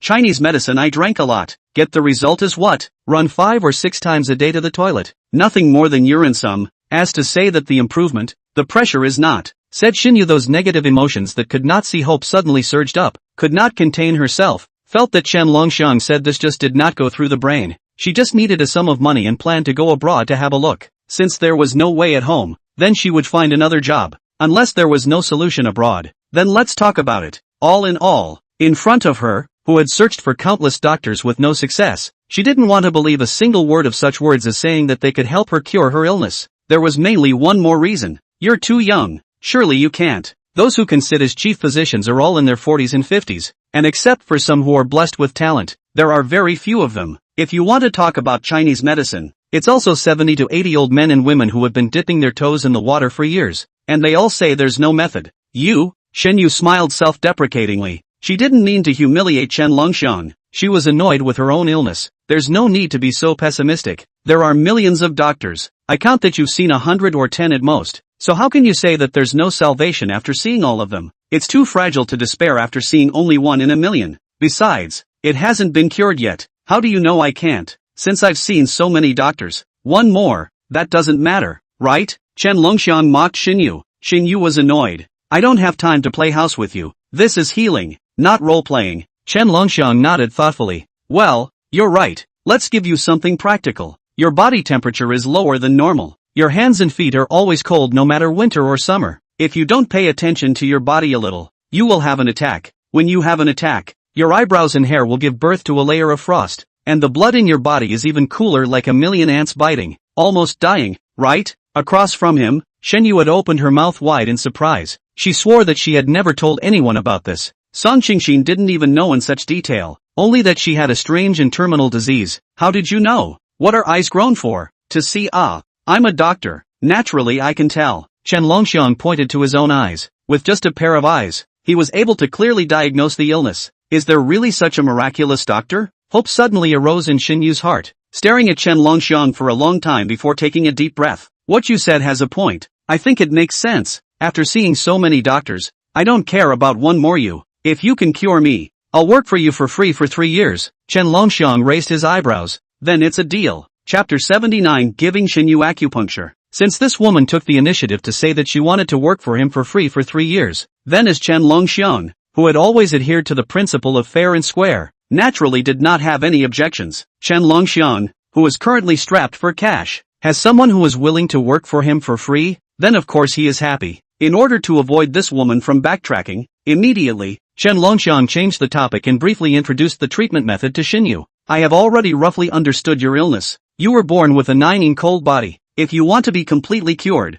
you need to expel all the cold toxins from your body. That's why I intend to utilize acupuncture to apply needles to you to heal the meridians in your body that have been eroded by the cold toxin, and then eliminate the cold toxin. Xinyu listened silently. Any more questions? Chen Longxiang looked at her strange expression and asked out loud. Acupuncture improved Xinyu's 9-in cold body. This was because during the acupuncture, he needed to go through the silver needles and input true qi in her body to treat it. Of course, it's up to you if you want to be treated or not. I'm not the one who's sick anyway. Chen Longxiang spoke easily, but Xinyu was angry and ashamed when she heard it in her ears. She stared at Chen Longxiang, the suspicion under her eyes growing thicker. If knives could kill, Chen Longxiang would definitely be poked into a hornet's nest by her eyes. Chen Longxiang looked at her appearance and knew that this fellow must have misunderstood himself. He just wanted to simply heal her. Don't think too much when I perform acupuncture on you. In our doctor's eyes, there is no distinction between male and female. If you really mind a male treating you, then wouldn't it be fine for you to think of me as a female? Xinyu was directly speechless. Is this guy reliable or not? Still treating him as a female.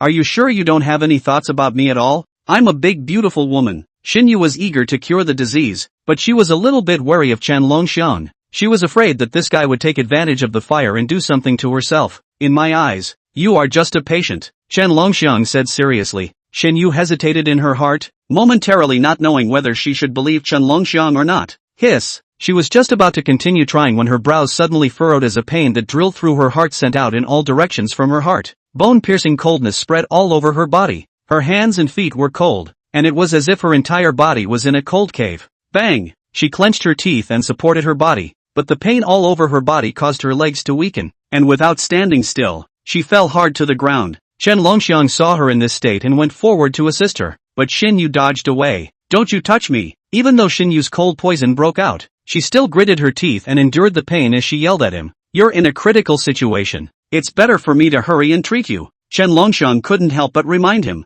worried that something might happen to this woman if she delayed. But Xinyu appeared to be wary of him. Wait, let me make a call first. Xinyu wanted to make a phone call even though she was in pain and cold sweat was coming out, which made Chen Longxiang puzzled. Making a call would solve the problem? Xinyu called to give Song Qingxin a call. Chen Longxiang had thought that Xinyu was trying to find Song Qingxi to ask for help, but the result was that the woman had just uttered her first words, which brought him to his knees. Can Chen Longxiang be trusted? Xinyu's tone was anxious. In the office, Song Qingxin was busy reviewing documents, suddenly received a call from Xinyu, but asked such an inexplicable question. Froze. Xinyu loudly urged, speak up. Song Qingxin didn't know what she meant, but seeing that this woman was so anxious, she didn't continue to sell her story. He's very reliable. Just halfway through her words, she heard a burst of busy sounds coming from her cell phone. Xinyu phone hung up. Song Qingxin looked at the cell phone that had gone black and was confused. What kind of nerve was this woman having? When Xinyu got the answer she wanted, she let Chen Longxiang treat her. Little divine doctor, please begin, Xinyu gently said. Okay, start. You lie down. Chen Longxiang took out a silver needle and began to perform the 9 needles of Xian doctor. Whoosh! The silver needles flew out. 9 flashes of silver light piercing into Xinyu's 9 acupoints. Learning in the great dream spring and autumn mysterious realm, he had long memorized the various acupoints of the human body, and the technique of executing the silver needles was even more skillful. Immediately afterward, Chen Longxiang quickly operated the true qi within his dantian and inputted into Xinyu's body through the silver needle. It was not known how Chen Longxiang diagnosed and treated her in the process of treatment. The unknown qi flowed through her limbs and bones. Every minute was a torment for Xinyu. Chen Longxiang noticed Xinyu's dissimilarity and spoke out to comfort her. It's almost done. It's going to be done soon. It may be hard now, but you have to endure. Xinyu opened her mouth and thought to herself, since you know it will be hard, why are you still standing around talking? Chapter 80, Xinyu joins. 2 hours later, the treatment finally ended. With these 2 small hours of treatment, the cold poison that always caused her pain in the past stabilized. One should know that in the past, every time the cold poison erupted,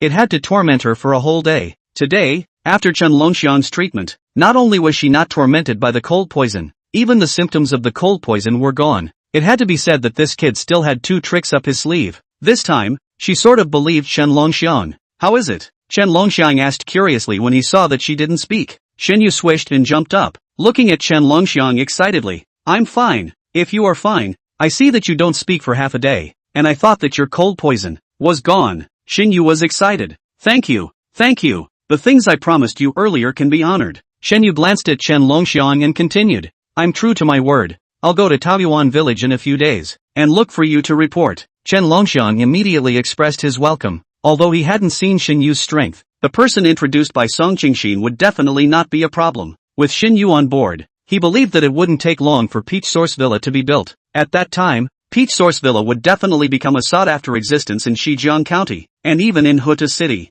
Peach Source Villa welcomes you to join, Chen Longxiang said with a smile. Shin Yu pursed her red lips, and her tone was hesitant. Also, this disease of mine, your disease is rather complicated, so if you want to cure it at its root, you need to do it gradually, and you have to have acupuncture many times before you can do it. Chen Longxiang had a good idea about her disease. It could be cured, but it was more troublesome. It could not be cured by acupuncture once or twice. However, Shin Yu looked at him and didn't say anything. Is there a problem? Chen Longxiang looked at her strange expression and was surprised in his heart. Or is it inconvenient for you?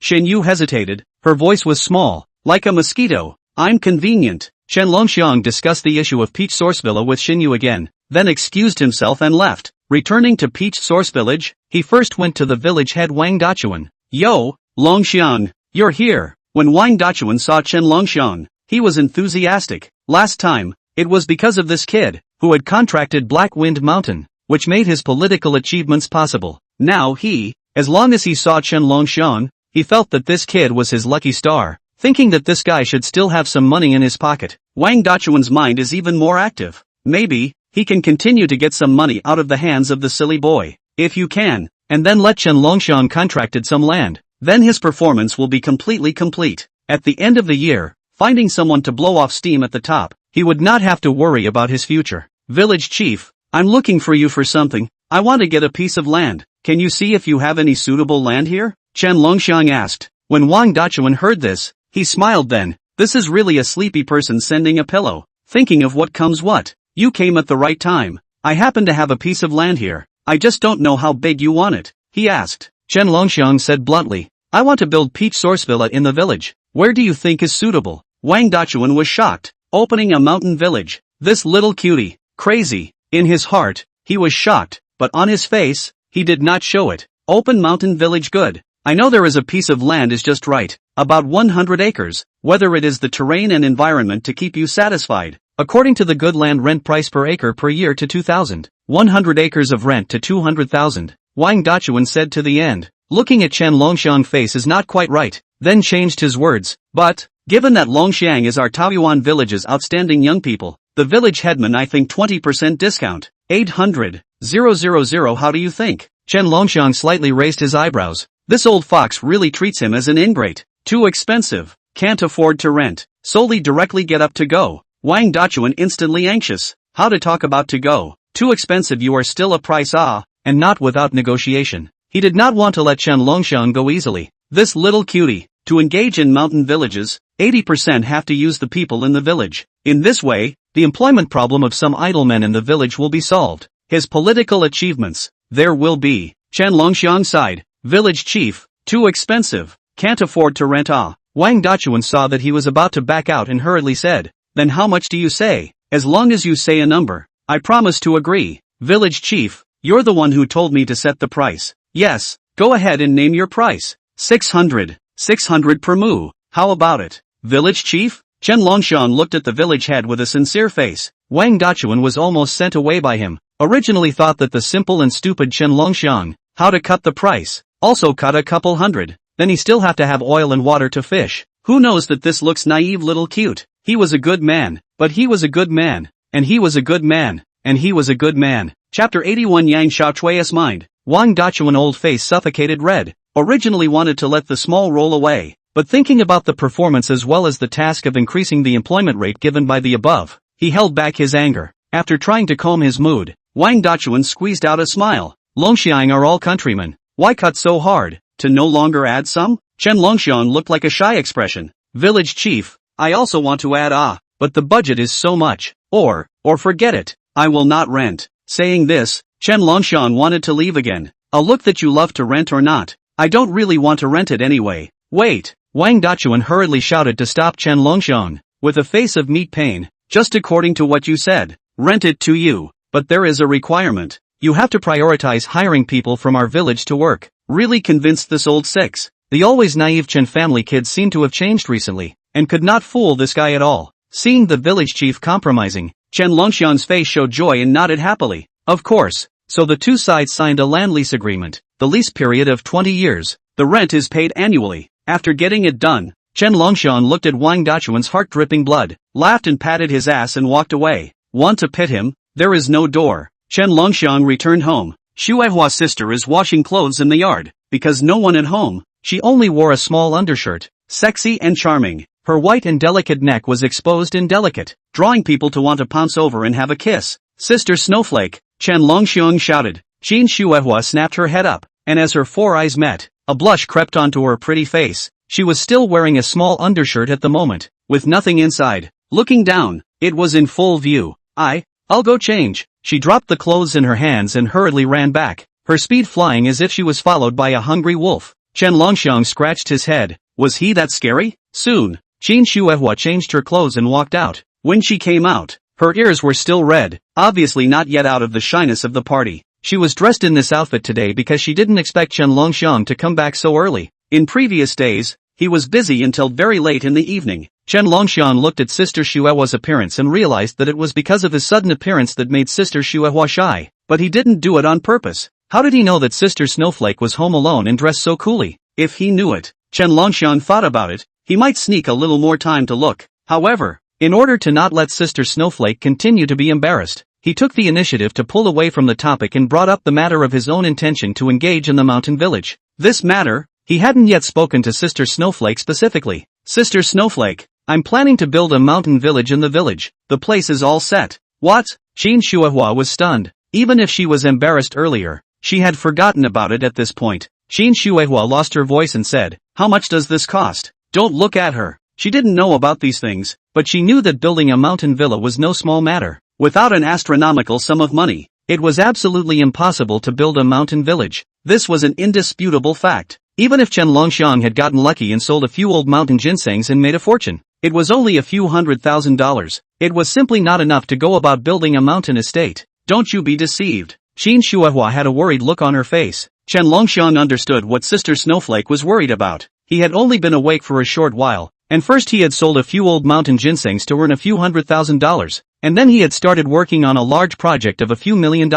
Most people wouldn't believe this kind of thing if it was told. It was normal for Sister Snowflake to be worried. Sister Snowflake, don't worry. This project is not mine alone. There is a boss investing in it. In fact, even if he didn't have the money in hand to invest right now, he could still sell the medicinal herbs in the Celestial Master's cave for money, and didn't need any so-called investors. Saying that there was a boss was just to appease Sister Snowflake. Qin Xuehua didn't know his small mind, and only heard Chen Longxiang say that there were investors to invest in it, so she was relieved. That's good. Saying that, Qin Xuehua seriously sized up Chen Longxiang. You're getting better and better. Sister Xuehua is happy for you. While the two were talking, someone knocked on the courtyard door. Turning her head to look, she saw a familiar woman appearing at the door. It was Yang Xiaochui. When Qin Xuehua saw her, she knew that she was looking for Chen Longxiang for something, so she didn't bother to delay Chen Longxiang, letting them chat while she attached herself to continue washing clothes. When Chen Longxiang saw Yang Xiaochui, he was a bit surprised. Sister Xiaochui, what are you looking for me for? Yang Xiaochui signaled him to the side to make sure Qin Xuehua couldn't hear, then approached Chen Longxiang and asked in a low voice, Longxiang, the prescription you gave to Erden. He has also been drinking it for so long. During this period, there was no shortage of work. Why my stomach? There is still no movement at all. Chen Longxiang thought it was something. It turned out to be such a small matter. He cried and laughed, and gave her a look. This kind of thing, there has to be a process. Don't be anxious. It's useless to be anxious. Yang Xiaochui gave him a blank look, thinking that you are not in a hurry. That's because it's not his turn. I'm 30. Can I not be anxious? Yang Xiaochui sighed. If I can't conceive again, those long-winded women in the village will gossip about me again. Speaking here, her eyes fell on Chen Longxiang. Looking up and down, the more she looked, the more satisfied she was. Chen Longxiang was stared at by her eyes uncomfortable. What is your expression? Yang Xiaochui lowered her voice and said, If you can't, you can help me get a child. Chen Longxiang immediately shivered, backed up several steps, away from Yang Xiaochui, looking at her as if she was looking at a flood beast. Wouldn't dare to mess around. Yang Xiaochui didn't care if he was willing or not. Seeing him retreating, she took a few steps forward, directly forcing Chen Longxiang to no way back. Chen Longxiang's head was full of black lines. Yang Xiaochui, this was also too daring. Sister Xiaochui, don't get excited. Although your stomach is not moving for the time being, but I guarantee that as long as you couple work hard, you will definitely get pregnant within 3 months. Yang Xiaochui looked at him suspiciously, seemingly pondering whether Chen Longxiang's words were perfunctory or not. Are you sure? She stared straight at Chen Longxiang, who rolled his throat and gulped. Sure, 100% sure, Chen Longxiang assured. Yang Xiaochui's hook-like eyes locked onto Chen Longxiang with deadly precision, the latter's scalp tingling. Just when Chen Longxiang could not stand being stared at by her, Yang Xiaochui took a step back and let out a light hum. Let's believe you for now. Seeing that she let herself go, Chen Longxiang couldn't help but let out a sigh of relief and silently wiped off the cold sweat on his forehead. Almost, he had been captured by this woman. Only, just as he breathed a sigh of relief, he heard Yang Xiaochui say, then let's make a deal. In 3 months, if I can't get pregnant, I'll arrest you to fill up the bill. Chen Longxiang? He only promised to get Yang Xiaochui pregnant within 3 months. He didn't promise that this woman would help as a strong man. Chapter 82, Little Cute. I'll be shy too. Yang Xiaochui didn't care about that much. After putting down her words, she greeted Qin Shuihua and left, that waist twisting charmingly. Chen Longxiang looked at the back of Yang Xiaochui's departure and silently prayed. Zhang Erden, you give a little force. Hurry up and let Yang Xiaochui get pregnant. He was going to be in bad shape if this brat Zhang Erden didn't give it a go. He knew that a woman like Yang Xiaochui could do what she said she would do. However, honestly speaking, Yang Xiaochui's early 30s age, the person looks good. In the evening, the Chen family ushered in an unexpected guest. Is the Chen family's neighbor Zhang Yanhong. Zhang Yanhong has just returned from working in the county town. Her family lives next door to Chen Longxiang, and she can walk back and forth in a few steps. When she came home and put down her luggage, she went to the Chen family first, looking for Chen Longxiang, and in the meantime talking to Qin Shuihua. In the village, the only friend she could talk to was Qin Shuihua. None of the other women were safe. As long as she dared to tell those long-winded women what was in her heart, the next day it would spread throughout the village. In Chen Longxiang's memory, Zhang Yanhong had gone out to work for several years, and usually only came back to stay for a few days during the new year. In the village, she is also a famous old girl. At the age of 30, she is not married. Because of this, there were a lot of people in the village who gossiped about her. Some people said that she was working as a mistress outside, and others said that she was working as a lady outside. In short, there are all sorts of things to say, but no one to give her a fair word. Even though the people in the village had not seen Zhang Yanhong's work, they said that there was something to be said. So much so that the people in the village, every time they saw her, they would reveal a look of disdain. There are even people who take her as a negative example. Girls grow up, never, and Zhang Yanhong learn. Zhang Yanhong to do that kind of unsavory hook, sooner or later will have to suffer retribution. Interestingly, for these, Zhang Yanhong also lazy to explain. In her opinion, explaining more, those long-winded women in the village will not believe, or rather, even if they believe, will continue to talk nonsense. After all, these people who had nothing better to do, loved to make up about others for fun. It was their form of entertainment. Probably because there was too much gossip in the village, Zhang Yanhong rarely went out to hang out even when she came back, and at most, she went to the Chen family to take a turn, and then left after New Year's Eve. However, Chen Longxiang had a good impression of Zhang Yanhong, who was covered in mud spots, when he is not sober. In addition to the snowflake sister really good to him, it is Zhang Yanhong. Zhang Yanhong had not seen Chen Longxiang for a long time, and when she saw it again, her eyes lit up. Tiny cute, did you listen to Sister Snowflake when Sister was away? She grabbed a handful of candy and stuffed it into Chen Longxiang's hand like she was teasing a small child.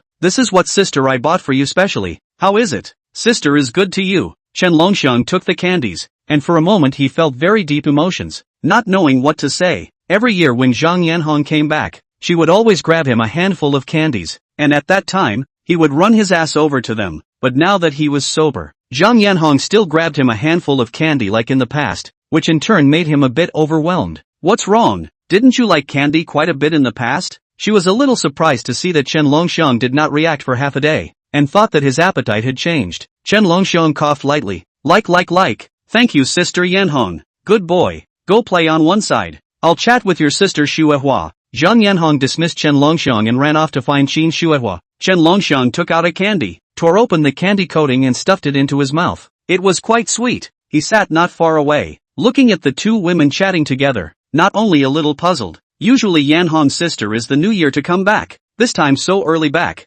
will not be encountered what happened, back to ask. If encountered difficult things, they can also give her ideas. After all, he is not stupid now. Yanhong's sister is one of the few good to him. Zhang Hongyan and the Chen family chatted for a few sentences, lazy stretching limbs, and then said goodbye to leave, saying that today rushed all day, have to go back to take a bath. Also at this time, Sister Snowflake called Chen Longxiang to her side and asked him to follow Zhang Yanhong to the next door to help. Yanhong just came back. The family must not have prepared anything. You go over and give her a hand. Don't let her be blind at home alone. Chen Longxiang nodded in understanding. When he wasn't sober in the past, he would often be assigned to give Zhang Hongyan a hand. Of course, every New Year's Eve, Zhang Hongyan would also give them a hand. The two families had always had a relationship of helping each other. Chen Longxiang was familiar with this, and after promising Sister Snowflake, he went straight next door to give Sister Yanhong a hand. When he went over, Zhang Yanhong didn't know what was wrong, and was sitting on the steps, head down,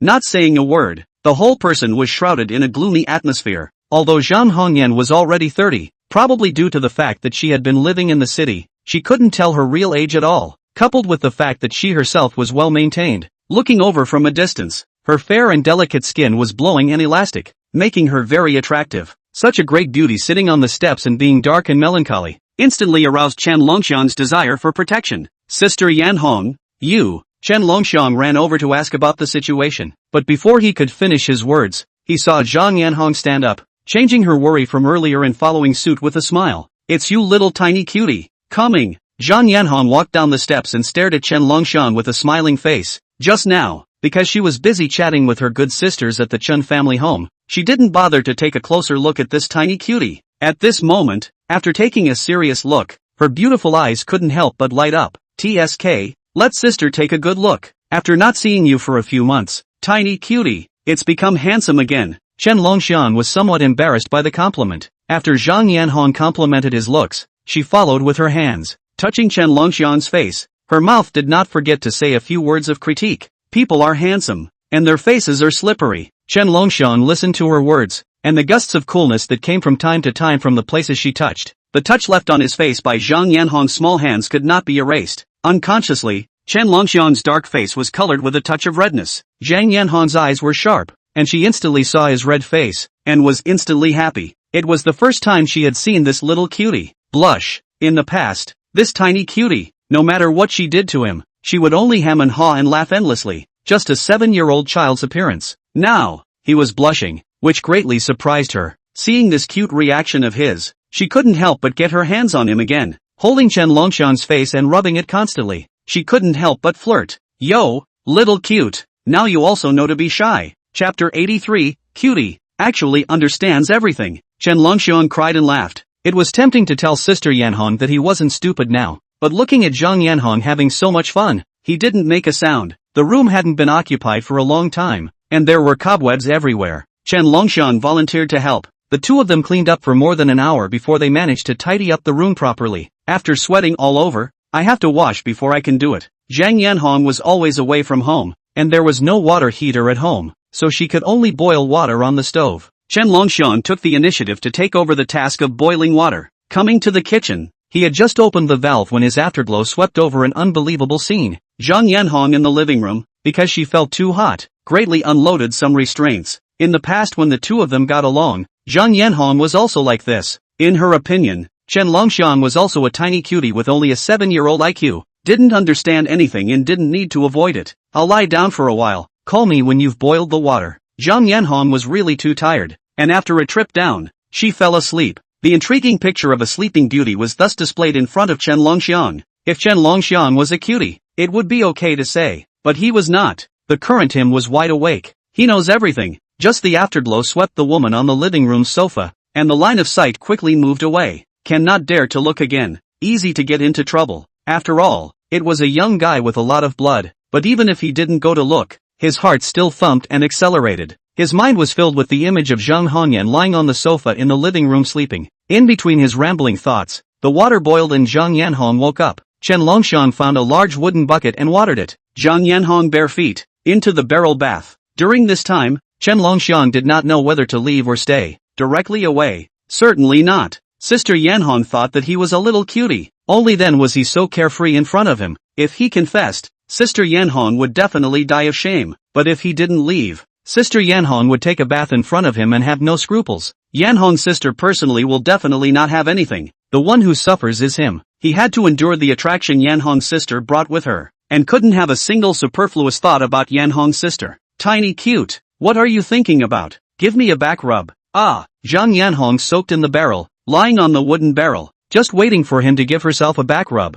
But as a result, this guy didn't respond, and couldn't help but urge him on. In the past, it was Chen Longxiang who helped her rub her back, and she didn't even need to remind him. Chen Longxiang would come over with a scrubbing towel by himself. What was wrong this time? She couldn't help but feel a little strange. This little cutie, there was something strange today, and she didn't know what was going on. Chen Longxiang looked back at Zhang Hongjianji in the water. This is not good, he stammered. Zhang Yanhong turned around in feigned anger. Hurry up and do it. If you don't listen, I won't give you candy in the future. Chen Longxiang cried and laughed. He also wanted to say that he didn't crave candies now. The current him only craved for Zhang Yanhong. Of course, such words could definitely not be said. If they were said, there would be no such good benefits to look at in the future. Good, Chen Longxiang finally agreed. Since Zhang Yanhong strongly demanded it, he couldn't continue to refuse and could only comply. Going against a woman's wishes, that wouldn't do. That's good. Zhang Yanhong looked at him obediently, smiled with satisfaction, then added, in a couple days,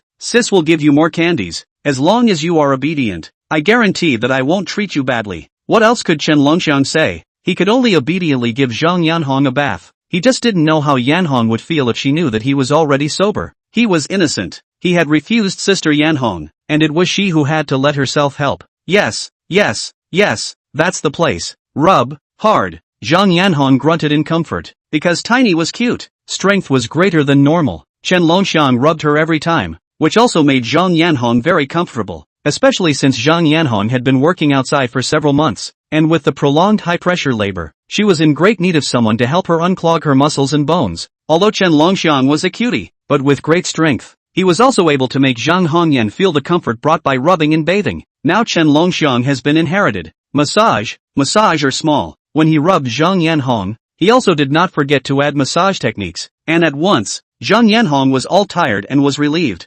Little cute. This technique of yours has grown quite a bit. You usually don't practice much, Zhang Yanhong said smilingly. Chen Longxiang's face reddened. Could he say that he practiced at Qin Shuehua? Well, comfortable. Zhang Yanhong kept making blush-inducing sounds. At first, Chen Longxiang was able to endure it, but after this long period of time, his fixation was just as good as it was, but he could not stand it a bit. He was after all not the cutie pie of the past. In the past, even if he watched those small foreign movies, he didn't understand what was going on inside. Nowadays, he is a normal man. Not to mention the presence of witnessing Zhang Yanhong bubble bath, is to rely on the brain to think about it, but also difficult to hold. He gave Zhang Yanhong a total of half an hour of rubbing. Bath rubbing. In the past, this was just a piece of cake, but today, for him, it was longer than a century. Chen Longxiang had thought that his task was over and he could also breathe a sigh of relief. After the tiny cuteness, scrub, she felt comfortable that all the back pain she had been experiencing for a while was gone. Tiny cute. Thank you sister me. Zhang Yanhong wanted to say that she would reward Chen Longxiang with candy canes later, but before she finished her words, she saw Tiny cute, eyes crimson staring at her. You, Zhang Yanhong froze for a moment, then her beautiful eyes flowed. Tiny cute, also knew about those things? Tiny cute, what's wrong with you? Zhang Yanhong's beautiful eyes flickered slightly, deliberately poking fun at Chen Longxiang.